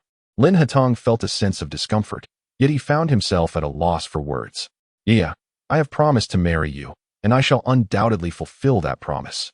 Please grant me a little time, and extend some patience to yourself as well." Song Yi nodded. "Yes, go ahead, I shall wait for you here." Lin Hetong rose, gently cradled her face, and pressed his lips to hers, saying, "Rest well, I will come to fetch you when the wedding begins." Song Yi repeatedly affirmed, "All right." And only then did Lin Hetong depart. As he exited, Song Yi's shoulders slumped, and the light in her eyes dimmed gradually. It serves as a reminder not to invest too deeply in unreciprocated affections. If it feels this painful now, the heartache upon parting will be unbearable. Just as Lin Hetong left and had not yet reached the main hall, Cheng Che rushed in search of him. "Second Master, I finally found you. Miss Yang is waiting for you. We must hurry." Cheng Che urgently seized Lin Hetong and began to pull him along. "I just took Song Yu around. She saw everything and still wishes to see me?" Cheng Che replied. "She, like you, has familial obligations." Lin Hetong's brows furrowed slightly, his expression growing increasingly taut as he followed Cheng Che in silence. After Lin Hetong departed, Xie Jingfan had already changed into suitable attire and approached the door of Song Yu's room, raising his hand to knock. Song Yu moved to the door and quietly inquired, "Who is it?" The second master was concerned you might be waiting too long, so he sent some refreshments. Song Yu had not eaten all morning and had just consumed some alcohol, leaving her stomach in an indescribably uncomfortable state. She opened the door without any guard, and Xie Jingfan, wearing a hat and slightly bowing his head, entered the room with a tray in hand. "I would like something warm, is there any?" Song Yi inquired softly, glancing at the plate of cold pastries. Xie Jingfan closed the door with a swift motion, lifting his head to cast a chilling gaze upon her. "How warm do you desire it? Shall I feed it to you?" Upon recognizing Xie Jingfan's face, Song Yi felt her weariness dissipate instantly, and she reached for the door handle. Chapter 105. Don't be afraid. Gung Gung dressed in an elegant gown, Song Yi found her movements constrained. She had not even managed to utter a cry for help before Xie Jingfan seized the opportunity to cover her mouth, forcefully pressing her against the wall. His other hand, nearly ravenous, roamed over her form, which, beneath the gown, was exquisitely shaped and alluring. I once held great respect for you, Song-yi, but you have disregarded me. You were meant to be mine. Mine. The perverse desire ignited in Xie Jingfan's eyes instilled fear in Song-yi. He had lost his anchor, and his mind had undoubtedly twisted into something even more grotesque. Memories of her previous captivity under his torment sent a shiver down her spine. Xie Jingfan reveled in the terror reflected in her eyes as she struggled to speak. Yet, Song-yi was no match for a man as strength. Despite Xie Jingfan being as thin as a wisp, he was still a man. Her slender arms and legs could not break free from his grasp.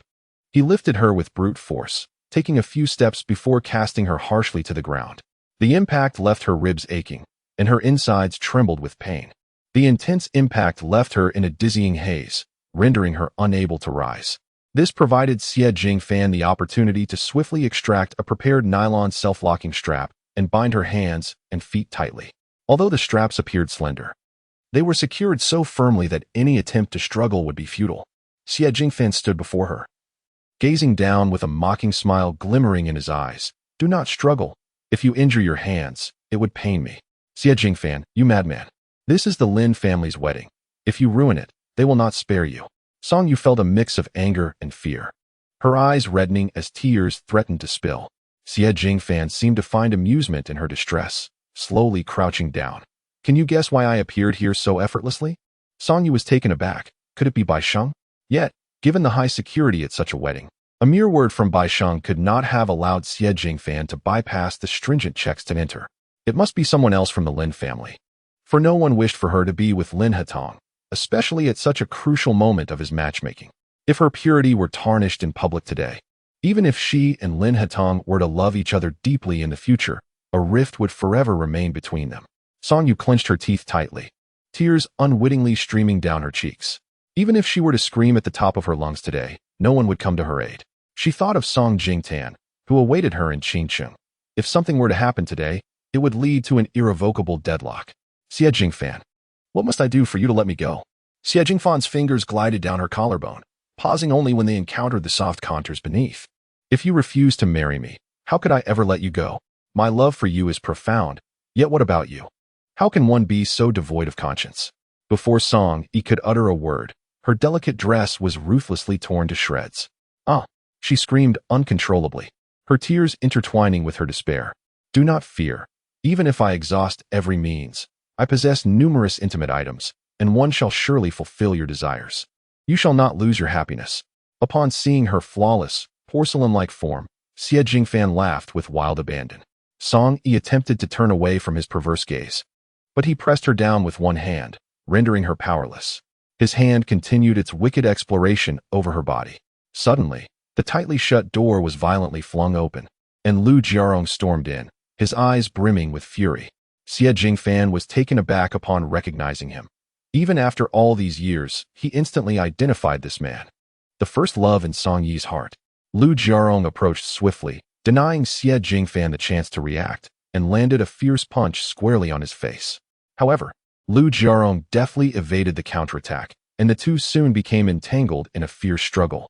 The room's furnishings were tossed about in the chaos, quickly transforming the space into a scene of utter disarray. Lu Jiarong's overwhelming strength sent Xie Jingfan crashing to the ground, unconscious. Yet, the commotion had drawn attention. Heavens! Is that not Song-yi? What has happened to her? Upon seeing Song-yu, some individuals instinctively reached for their phones to capture the moment. Lu Jiarong swiftly approached, closing the door once more, and turned to assist the fallen Song-yu to her feet, his gaze never lingering upon her for long. He draped his suit jacket over her shoulders, concealing her disheveled appearance. It's all right. Lu Jiarong's tone remained remarkably calm. Yet Song-yu noticed the blood oozing from his hands, raw from tearing away the self-locking restraints. Silent tears streamed down her face as Lu Jiarong gently wiped them away with his unblemished hand. It's all right, be careful, Song-yu exclaimed, observing Xie Jingfan rise, brandishing a shard of sharp glass. Alarmed, she reached out as Lu Jiarong, unable to evade in time, gently pushed her aside, the glass gliding across his neck. In an instant, blood gushed forth, and Song-yu felt as though her heart had been brutally pierced, a gasp escaping her lips. At that moment, the door swung open, revealing onlookers who had come to witness the commotion. only to be confronted by the sight of blood streaming from Lu Jiarong's neck, the ground around him drenched in crimson. Xie Jingfan, realizing the gravity of his actions, scrambled to escape the encircling crowd. Song Yu instinctively pressed her hands against his wound, her eyes reddening with tears that flowed incessantly as she trembled and called out his name, Jiarong. Lu Jiarong knelt before her, his white shirt collar and chest nearly saturated with blood. As he gazed at Song Yu, his vision blurred, breaths growing labored. Erye, don't be afraid. Song Yu watched helplessly as he collapsed before her sobs gradually transforming into anguished cries. No. Jiarong, it cannot end like this. The paramedics have arrived. The bystanders instinctively parted, and truth be told, witnessing Song Yu's heart-wrenching tears moved them deeply. The paramedics rushed in, carrying a stretcher, and after a brief assessment, they hoisted the unconscious Lu Jiarong onto it. Song Yu felt a profound disorientation, struggling to rise and unsteadily pursuing them outside. Yu.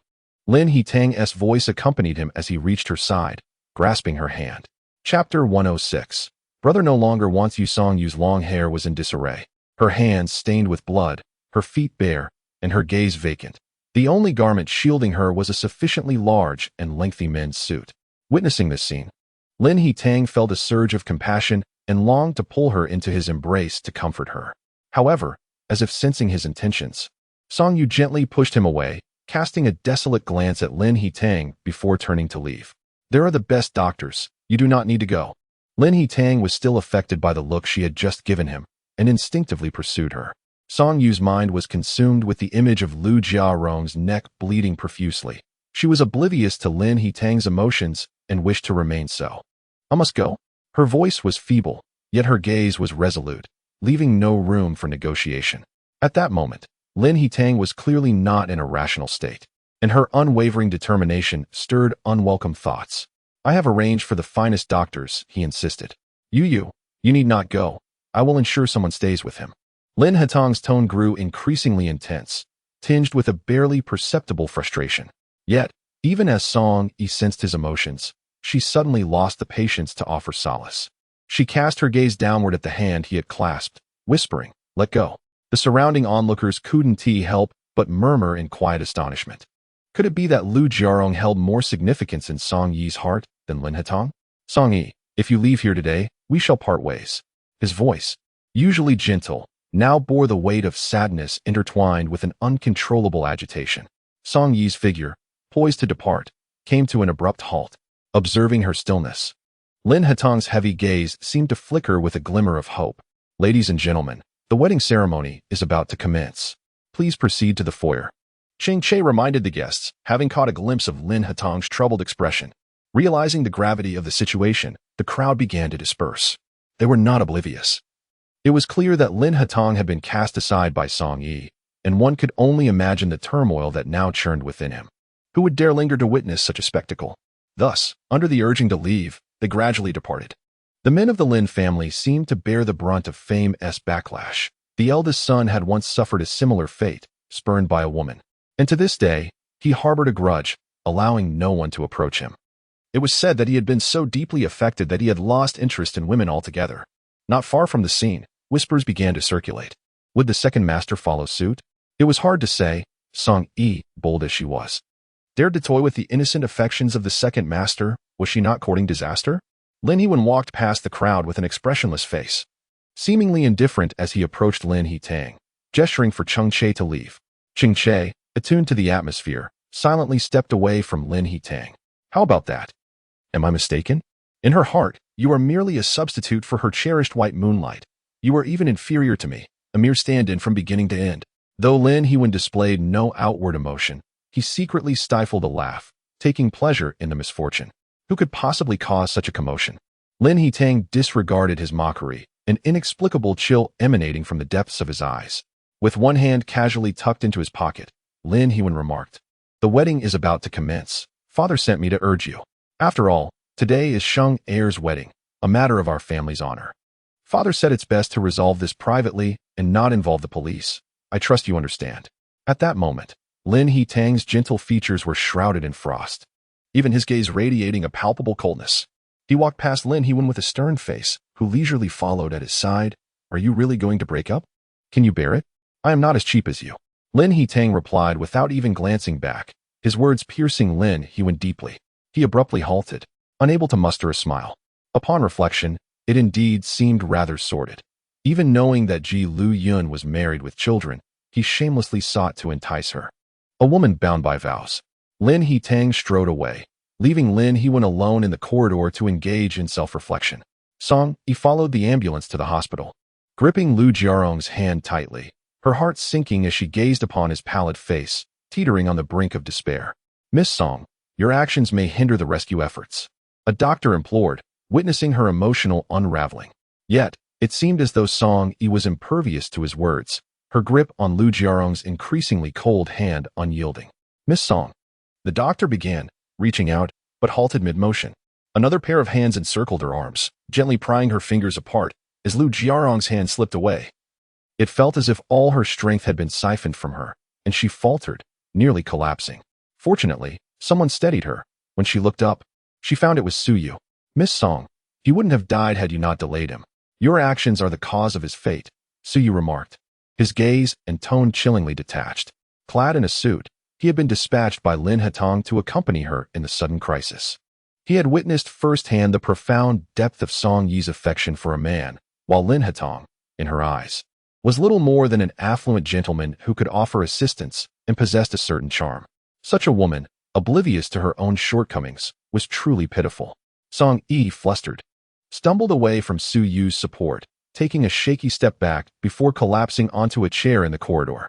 Su Yu regarded her from above, a mixture of anger and disdain in his expression. Her disheveled appearance seemed to him a fitting consequence of her reckless behavior, having invited such unnecessary turmoil upon herself. Song Yu's gaze remained fixed at the entrance of the emergency room, oblivious to Su Yu's scrutiny. He had faith in the seasoned and authoritative doctors within. If fortune favored him and no major artery was severed, he would emerge unscathed. Noticing Song Yu's deep concern for the individuals inside, Su Yu's mind flickered back to the moment when Lin He-tang was cast aside by Song Yu in front of everyone, igniting a surge of uncontainable rage within him. "Director Su, I appreciate your earnestness, but I am not in the mood to debate right or wrong with you. I hope you can understand." Having regained her composure, Song Yu lifted her head, calmly directing her gaze towards him. The intensity of her stare made Su Yu distinctly uncomfortable. He smirked dismissively, a sardonic smile gracing his lips. "What can I possibly argue with you about? Your brother no longer desires you. Everything you hold dear will dissipate into nothingness. Even your mother and brother in Qingcheng, who might very well perish without his protection." In Chapter 107, she seems to love her white moonlight even more. Su Yu finally stepped onto the minefield of Song Yu's emotions. Her expression shifted abruptly, turning menacing as she rose, unwavering in her confrontation. "Director Su, my actions are unrelated to my mother and brother. If you choose to speak with such malice, I suggest you silence yourself." Su Yu furrowed his brow slightly. Song Yu's fearlessness revealed that she was no pushover, unwilling to be molded or manipulated by others. "It was you who acted shamelessly first. What wrong did your brother commit to deserve such treatment from you?" Su Yu was incensed, yet rendered speechless.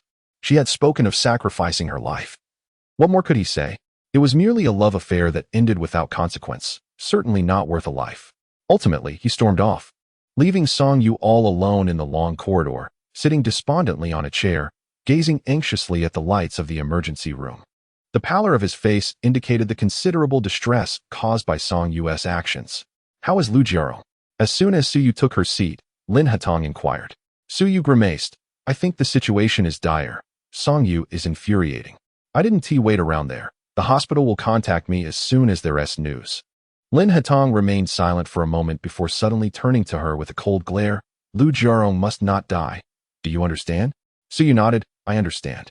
All I can say is that they will do their utmost." Su Yu dared not say more. Lu Jiarong simply could not perish. If he did, Song Yu would forever harbor a place for him in her heart. Even if she were to reconcile with Lin He-tang in the future, a rift would remain, which was not the outcome Lin He-tang desired. The wedding was grand and lively, yet Lin He-tang had long since lost his enthusiasm. Given the gravity of today's events, why had no one contacted the authorities? After a while, Su Yu could no longer suppress her doubts. Lin He-tang gently closed his eyes, remaining silent. Today's events had made him acutely aware of the peril of being overshadowed by Lin Rongcheng. "Do you still want Song Yu?" She seems to love her white moonlight even more, Suyu babbled incessantly, unable to restrain herself from questioning. If you cannot keep silent, I shall have someone gag you. Lin Hatong cast a fierce glare at him, and Suyu remained quiet for quite some time under Lin Hatong's intense gaze. Although the wedding appeared serene on the surface, whispers about the Lin family were already swirling in the air following the ceremony. After the wedding concluded, Bai Sheng changed her attire in the lounge, while Wen Ying assisted her with the removal of makeup. Today's event was a resounding success. Are you pleased? Bai Sheng gazed at her reflection in the mirror, her expression somewhat numb. Ultimately, the events of the day had the tacit approval of Lin Hongsheng, and by aiding him, she had positioned herself in opposition to Lin Hatong. What do you think of Miss Xiang? Bai Sheng's response was tangential. Wen Ying's hands hesitated momentarily, subtly concealing her mild displeasure. I've heard her family is quite prominent, and she manages key enterprises. She seems quite compatible with your second brother. Bai Sheng chuckled softly at this remark. If you believe so, then surely the guests here today must see them as a match made in heaven? Perhaps, Wen Ying nodded. I understand. I will make a note of it. At the hospital, Song Yi sat rigidly for several hours before finally witnessing the doors of the emergency room swing open. The doctor emerged, scanning the area, and, upon failing to locate Suyu, locked eyes with Song Yi. He is out of danger, Miss Song, so you may rest assured. However, he has suffered significant blood loss, resulting in physiological instability, and will need to be monitored in the ICU until his vital signs stabilize before being transferred to a general ward. In that moment, the weight that had been pressing on Song Yi's heart finally lifted. She nodded. I understand. As long as he is safe. Several hours after the unexpected incident at the wedding, Cheng Shuang arrived at the hospital with a change of clothes for Song Yi. Once Song Yi had changed, Cheng Shuang presented her with a bowl of wonton that had lost much of its warmth. It's still warm. You should eat a bit, she urged. Obediently, Song Yi accepted the wonton and began to eat. Cheng Shuang's gaze bore into her, seeking to decipher her emotions. Yet, Song Yi, always composed and restrained, was not one to easily reveal her feelings. The Lin family had chosen today to allow Xie Jingfan to enter, and Lu Jiarong had come to rescue me, resulting in her injury. Despite Cheng Shuang's prolonged scrutiny, Song Yi patiently recounted the events of the day. Upon hearing this, Cheng Shuang's eyes widened in shock, and her anger surged. Was it intentional by the Lin family? This is attempted murder. We can file charges against them. Observing Cheng Shuang's flustered reaction, Song Yi felt a sudden pang of envy. No matter how many years passed or how many experiences they endured, Cheng Shuang always retained a pure heart. In the face of the powerful, do you really believe that reporting it would yield any results? Cheng Shuang opened her mouth to respond, but found herself at a loss for words. After all, had she not witnessed such matters over the years? Lin Hatong truly seemed to be a worthy refuge. Song Yi suddenly felt a stiffness envelop her, her gaze toward Cheng Shuang becoming somewhat dulled. It's all right. One must take responsibility for their choices. There is nothing that cannot be accepted. The current situation in Qingcheng had arisen due to the second master's significant support. Rue, is this not acceptable? For reasons unknown, Cheng Shuang harbored a persistent feeling that Song Yi was feigning her calmness, convinced that her heart was, in truth, writhing in anguish. She merely accustomed herself to soothing her various emotions and adeptly accepted the myriad realities she faced. There must be alternative methods. Perhaps this moment presents an opportunity more favorable than any before. Song Yu appeared contemplative. With the Lin family having reached such a juncture, she could now engage in negotiations with them. Cheng Shuang furrowed her brows, utterly perplexed by Song Yu's implications. It's all right. I shall wait here for him to awaken. He is innocent and should not be entangled in my disputes. Merely observing her friend's demeanor weighed heavily on Cheng Shuang, prompting her to rise. I need to go to Qingcheng in the coming days. Is there anything you wish for me to convey to Andy? Song Yu lowered her gaze. Aside from continuing her subservience, she may offer some of the precious shares collected by my grandfather to Bai Qingfeng, thereby ensuring their temporary tranquility. Chapter 108. Can we begin anew? Cheng Shuang committed her words to memory. Given the current circumstances, Song Yu had to consider the safety of her mother and younger brother in Qingcheng. If this continued, she would inevitably be worn to the bone. Very well. At this moment, Song Yu could not contemplate far into the future. She could only strive to ensure that the immediate situation would not deteriorate further. The news of her incessant vigil at the hospital had somehow spread, and the incident at Bai Shang's wedding had become fodder for gossip among the elite. Presently, the company appeared tranquil, as though nothing had transpired. Yet, a sense of unease lingered. After the incident, Lin Hatong had not reached out to her again. Given the commotion of that day, she found herself unable to initiate contact with him. So be it, let it end here. Ning Zhao knocked and entered, finding Song Yu lost in thought as she sat in a chair. He approached step by step and placed the documents he held on the desk, smiling at her. It seems that President Song is lacking spirit today. Are you unwell? His question was clearly feigned ignorance, laced with a hint of teasing. Your master has already ended things with me. What are you still doing here? Without lifting her gaze, Song Yu picked up the documents and began to examine them. Ning Zhao casually leaned against the edge of the desk, chuckling softly. The company is invested by Second Master, and he is the largest shareholder. This is his company.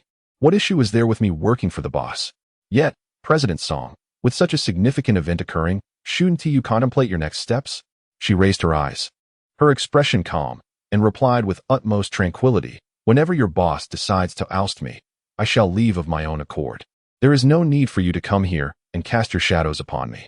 In the afternoon, the hospital called to inform her that Lu Jiarong had awakened. Song Yu hurried to the hospital, her hurried figure appearing particularly ironic in the eyes of a man in a car at a distant corner. Cheng Che cautiously observed Lin Hatong's emotions through the rearview mirror. He rarely spoke, merely waiting silently for Song Yu to approach him, to apologize of her own volition. Second Master, should we follow? Cheng Che remarked helplessly as he watched Song Yu's car vanish from view. Lin Hatong, expressionless, replied, follow her. Upon arriving at the hospital and seeing the vibrant Lu Jiarong sitting on the hospital bed, the mental preparation Song Yu had been constructing for herself suddenly crumbled. She hurriedly approached and cautiously sat at the edge of the bed, ensuring his safety. The patient had just awakened and required tranquility, as exertion was inadvisable. It was now time to examine the wound. When the doctor and nurse entered and beheld this scene, their expressions were indescribable, prompting them to urgently dissuade Song Yu from this perilous behavior. Upon hearing their words, Song Yu immediately retreated with utmost care, allowing the nurse to assist him in lying down for the doctor to assess the injury. Apologies ensued. The other nurses, captivated by Song Yu's striking beauty, couldn't help but steal glances. The past few days had seen a flurry of gossip on various social media platforms regarding her and Lin Hatong. The tales were so dramatic that they rivaled cinematic plots. Some claimed that the Second Master chose Lu Jiarong over Song Yu on the spot, while others asserted that Song Yu decisively ended her relationship with Lin Hatong for the sake of the handsome Lu Jiarong. And there were even reports of Lin Hatong shadowing her at the hospital. In light of contemporary romantic ideals, Song Yu's actions were undeniably bold. In the past, male protagonists would torment female leads, but now the roles had reversed, providing a sense of vindication for the women. The young nurses watched with eyes gleaming with admiration. Noticing their gaze, Song Yu lightly glanced at them, sensing no malice, and chose to remain silent. Her eyes were truly captivating, filled with a certain spirit. One young nurse whispered to another, such a face is rare in the entertainment industry. Otherwise, how could the Second Master be so utterly enchanted? The seasoned nurse turned and playfully tapped the foreheads of the two younger nurses, questioning their attentiveness. The young nurse pouted in a somewhat aggrieved manner. I'm watching. Miss Song, I apologize. They have just begun their internship and are unfamiliar with proper etiquette. The older nurse offered a conciliatory smile as she apologized to Song Yu. It's quite all right. I can understand the youthful exuberance. Subsequently, the two young nurses were gently escorted away by the older nurse, who continued to admonish them. Just as Lu Jiarong attempted to move slightly on the hospital bed, Song Yu's hand pressed firmly on his shoulder. Your supervising nurse is rather stern. It would be wise for you to remain still and obedient. Before your arrival, I had already instructed my assistant to call the authorities. You need not feel troubled. Lu Jiarong suppressed the tumult of emotions within him, responding with calm and gentle words. Song Yu settled into the chair beside the bed, gazing at his still somewhat pallid face, her eyes brimming with gratitude for his miraculous survival. You risked your life to save me, a debt I can never repay. You are your mother's only son. How heart-wrenching it would be for her to learn of your peril. Back then, your ruthless decision to part ways with me was, in fact, a means of saving my life. Lu Jiarong's obsidian eyes were filled with thoughts of Song Yu. Suddenly, she hesitated, a serene smile gracing her lips. I ended our relationship because your financial circumstances were dire, and my situation did not permit me to share in such hardship. Her tone was light and breezy. as if the events of the past had faded from her memory. Yet, Lu Jiarong saw through her facade with ease. He gazed deeply into her eyes. It was Xie Jingfan who sought to eliminate me quietly. It was you who made our breakup a matter of public discourse. You did not fail to bear the burden of the infamy that accompanied our separation. Lu Jiarong's success is inevitable. Born into poverty, he possesses an indomitable spirit and a diligent nature, ensuring that he will shine in any industry he ventures into. I can protect you just as Lin Hatong does. What he offers you, I can provide as well. Can we start anew? Lu Jiarong gazed at Song Yi with hopeful anticipation, choosing this moment to express his feelings. Chapter 109. Is this the extent of your sincerity? Song Yi appeared to have anticipated Lu Jiarong's words. Her expression calm and her gaze unwavering. Do you believe this is the right moment? The youthful innocence she once possessed had long since faded, replaced by a demeanor of poise and restraint cultivated over the years. Though she said nothing, her tranquil eyes conveyed a clear rejection. Lu Jiarong felt a slight discomfort under Song Yi's gaze, masking his embarrassment with a smile. Let's pretend I never said anything. I won't bring this up again. Nor will I intrude upon your life until you have concluded your relationship with Lin Hatong.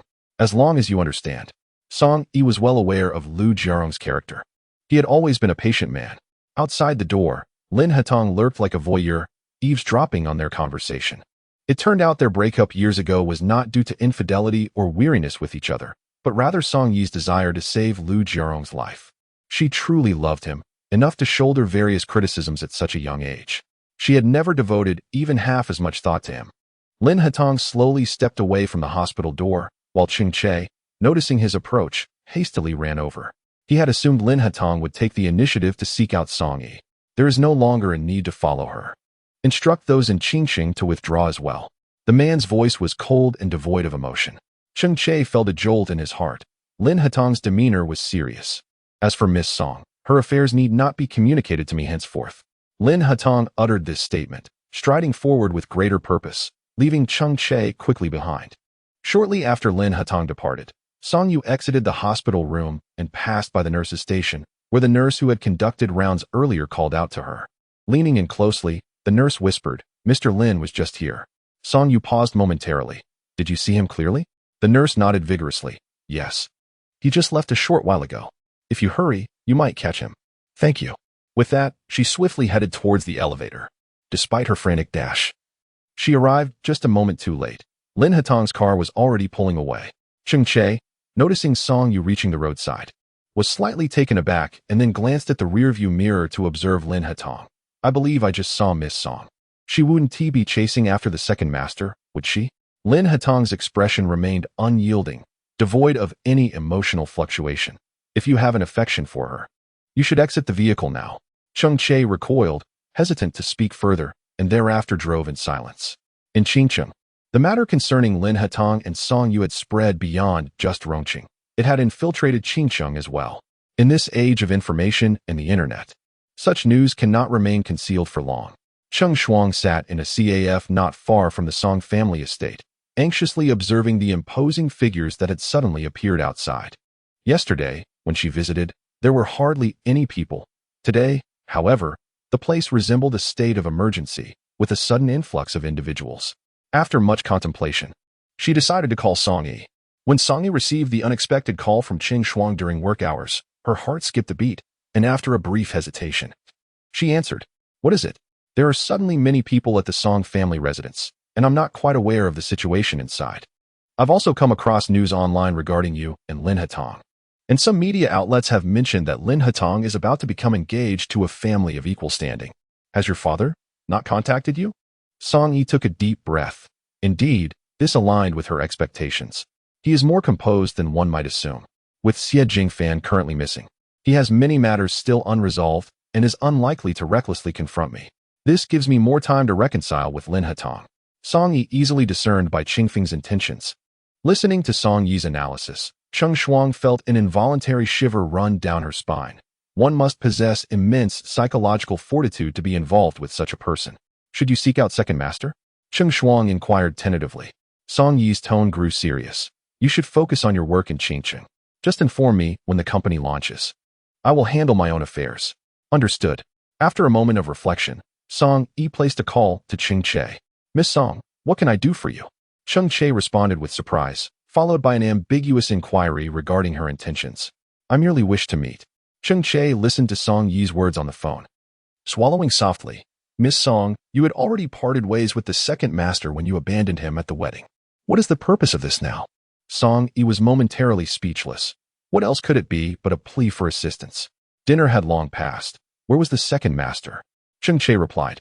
The second master is accompanying Miss Xiang.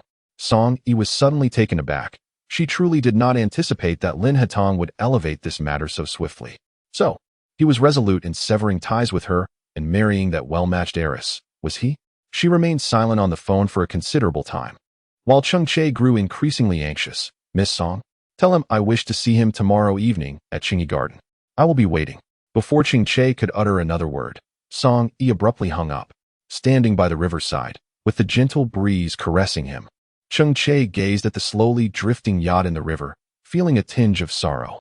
Where had Song Yi been all this time? The second master had waited for so many days without a trace of her. Now that she needed something from him, she reappeared, as if disregarding him entirely. An hour later, after Lin Hetong personally assisted Xiang Qinglan into her car, he gradually approached. Cheng Che opened the car door, casting a peculiar glance at Lin Hetong. Did the second master enjoy his conversation with Miss Xiang? The man's indifferent gaze swept over Cheng Che's expression. What exactly are you trying to convey? Miss Song just called me.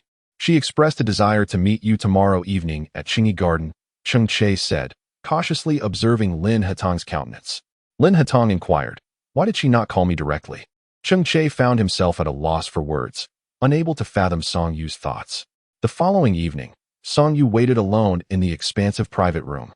From 7 until 11, yet Lin Hetong did not arrive. She stared at her phone for a prolonged period, harboring no real hope for his appearance. As midnight approached, she ultimately emerged from Qingyi Yuan by herself. Standing on the meticulously paved path outside, her heart ached with a profound bitterness. After many years, she once again felt a heart-wrenching pain akin to being sliced open. With such scant sincerity, what right did he have to demand a meeting with her? A cool male voice suddenly shattered the serene stillness of the midnight hour. Chapter 110. Are you refusing me without taking any measures? Upon hearing that familiar yet slightly mocking voice, Song Yu's spine stiffened abruptly, and after a moment, she turned mechanically. For days on end, she had been entangled in overwhelming matters, yet even amidst the chaos, thoughts of him would occasionally intrude. Her eyes were reddened, the mistiness not yet dissipated. Though she bore no makeup today, her innate beauty, accentuated by her striking bone structure, remained captivating. Coupled with the gentle sadness reflected in her eyes and brows, she appeared both fragile and pitiable, igniting a protective instinct within the man. Lin Hetong maintained his usual indifferent demeanor, yet his gaze remained cold and unyielding. Seeing such a Song Yu seemed to stir no emotions within him, as if he had seen through all her ploys. It was a disconcerting clarity, revealing his awareness of her every stratagem. Lin Hetong was certainly no saint, and she could not expect him to act as if nothing had transpired, reverting to their former way of life. Otherwise, how could I possibly choose? After all, how did Xie Jingfan manage to infiltrate the heavily guarded scene? Wasn't he that tacitly sanctioned by your father? Song Yi chuckled self-deprecatingly. It was evident to any discerning observer, yet public opinion chose to disregard her plight as a victim, focusing instead on sensationalizing her romantic entanglements. In this era, a powerless individual like her had little room for resistance. Lin Hetong's fingers paused momentarily, his tone chillingly calm as he remarked, so you are blaming me for not protecting you. Song Yi inhaled lightly, sensing that beneath Lin Hetong's outwardly gentle and handsome facade lay a core of ruthless indifference. His statement, though devoid of reason, struck a nerve. Was she truly mistaken? Since the second master had chosen to appear, let them part ways with dignity. With red-rimmed eyes, she gazed at him, her words crystal clear. Yet, deep within Lin Hetong's gaze lurked an inky darkness, betraying his irritation and ire. Dignity? What kind of dignity was he referring to? Suddenly, he grasped her chin, applying pressure that compelled her to step back several paces. The oppressive weight of his presence loomed over her, and as Song Yi swallowed hard, she resolutely maintained her gaze. Lin Hetong, release me. Lin Hetong was taken aback, clearly unprepared for her sudden outburst, especially as she addressed him so pointedly. Meeting her furious eyes, he instinctively loosened his grip. I know you visited the hospital that day and overheard my conversation with Lu Jiao. You are merely upset that I did so much for him in the past, while it seems I have offered you nothing in return.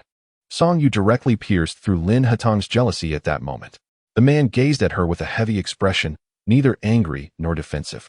Indeed, he had felt disheartened and nearly driven mad with envy, often pondering why he had not encountered Song Yu first in their youth. You are no one's substitute. Lin Hatong, with your appearance and background, there is no need for self-deprecation. I once loved Lu Jiarong, and now I love you. Song Yu spoke with clarity and conviction, each word resonating powerfully. Lin Hatong frowned. She had just openly admitted to having loved Lu Jiarong before him. Wait, she had also said she loved him now. I have explained everything. From now on, may we both find peace in our lives. I wish you happiness. Although this was a strategic retreat, a wave of inexplicable sorrow washed over her as she uttered those words. After speaking, she turned to leave, leaving Lin Hatong standing in place. His gaze complex as it followed her silhouette. She walked to the intersection and was about to hail a taxi when, suddenly, someone pulled her into an embrace from the corner. The man buried his face in her neck, greedily inhaling her faint, delicate fragrance. If you dare to leave today, your mother and brother will lie lifeless on the streets of Qingcheng by tomorrow. He gripped her waist with a forceful intensity, lowering his voice to threaten her. Song Yu lifted her chin, her eyes drifting towards the distant neon lights.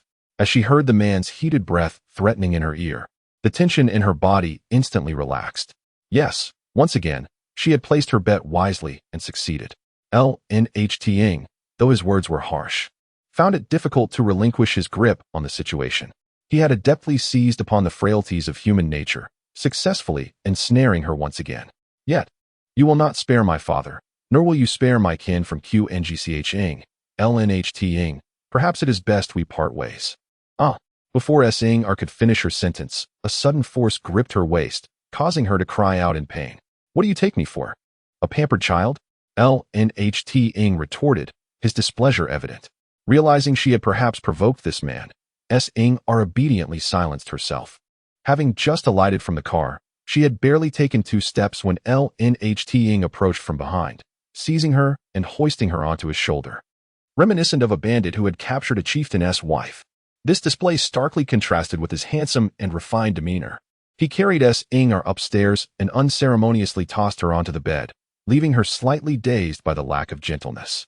Attempting to rise, she found her ankle firmly grasped by Lnht, who effortlessly pulled her back down. He did not hasten to remove his clothing, yet hers quickly dwindled to near nothingness. The man pressed down upon her, his kisses rough, causing Erye to feel as though her very skin was being bruised. Just as he lifted one of her legs, she fiercely resisted, exclaiming, I am currently in my ovulation period. Her words seemed to extinguish the smoldering desire that had ignited moments before. Lnht, gripping her smooth calf, forcefully pushed it aside, compelling her to adopt a posture of complete submission. Breathless, Erye's chest heaved, her long hair splayed chaotically across the bedding, exuding a sense of vulnerability that beckoned for fierce domination. Without taking any measures, are you going to reject me? Lin Hatong surveyed the graceful figure beneath him, her delicate skin tinged with a passionate blush, seemingly issuing a silent invitation for him to possess her wholly. Song Yu's complexion paled considerably. She understood that Lin Hatong would no longer be as considerate as he once was. Of course, she would not refuse. Resigning herself to the inevitable, Song Yu surrendered to his fierce and relentless desires, leaving her nearly sleepless throughout the night, their vigorous activities persisting until dawn broke. Chapter 111. If it happens, I will give birth. Morning sunlight filtered through the gaps in the curtains, casting scattered beams upon Song Yu's weary eyelids. Exhausted, she lay still, not wanting to move a muscle. Suddenly, the curtains were thrust open, and the blinding sunlight flooded her face, rendering her unable to open her eyes. He never anticipated that there would come a day when he would show no tenderness towards Song Yu. He was indeed correct. There were few normal sons in the Lin family, and he could not bear the thought of Song Yu having once loved Lu Jiarong. Yet he was unwilling to let her go. At that moment, Song Yu's phone unexpectedly rang, compelling her to rise. Wrapped in a blanket, she hesitated before retrieving the phone from his hand. Shuang, what is it? She inquired, her voice hoarse, the soreness spreading through her sensitive senses, causing her to frown involuntarily. Cheng Shuang detected something amiss in her tone, her mind racing briefly before she tentatively asked, Have you reconciled with Second Master? Did you go to my house again this morning? She also wished to ascertain whether Lin Hatong was a man of his word. If he merely slept with her without taking any action, she would certainly have unfinished business with him today. Cheng Shuang was grateful that she made this call only after leaving the Song family estate. It would have been troublesome if her mother had overheard anything. With no one around today, her father's pragmatism was evident. Now that she had reconciled with the second master, he promptly withdrew his people. Cheng Shuang couldn't help but mock by Qing Feng. What about the doctor? Everyone is present. Your mother has likely been a bit shaken these past few days. Her complexion is not great.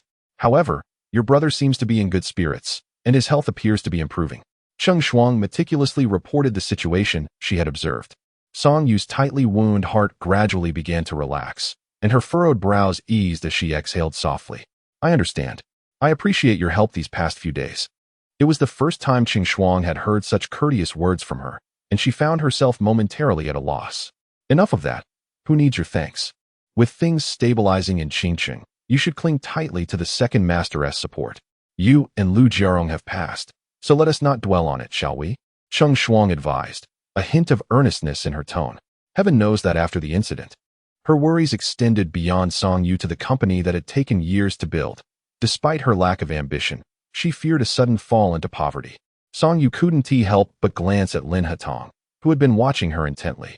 Although she hadn't activated the speakerphone, the quietness of the room allowed Lin Hatong to hear every word clearly from this distance. You carry on. Remember to remind me before the opening.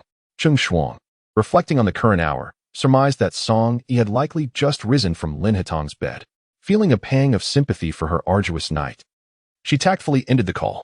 You are not as astute as Cheng Shuang, who knows that to ensure tranquility, one must cling tightly to my leg. When did your mind become so befuddled? Lin Hatong's words were harsh. Song Yi replied softly, if time could rewind, I would still accompany Lu Jiarong to the hospital.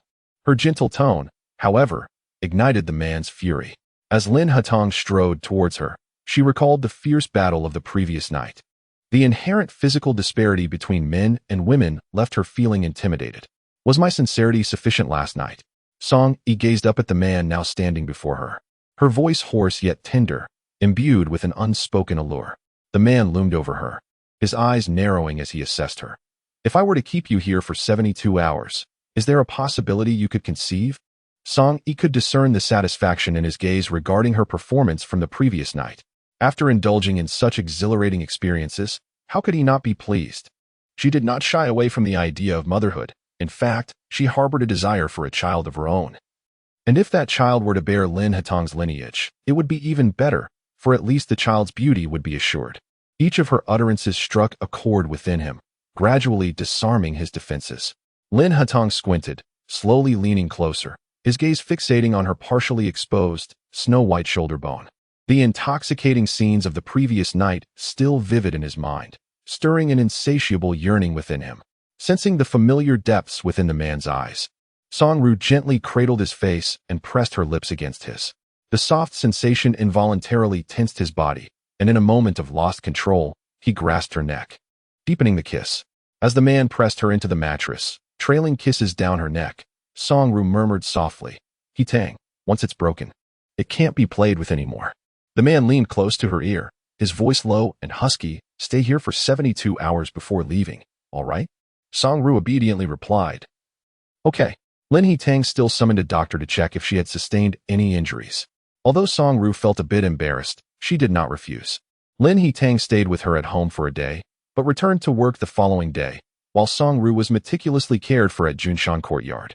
The matters concerning Qingcheng, which weighed heavily on her mind, were also stable, granting her a brief respite. On the afternoon of the third day, while savoring red soup, glutinous rice balls, an unexpected guest arrived at Junshan Courtyard. Her mind felt as if it had been struck by lightning, leaving her in a blank state.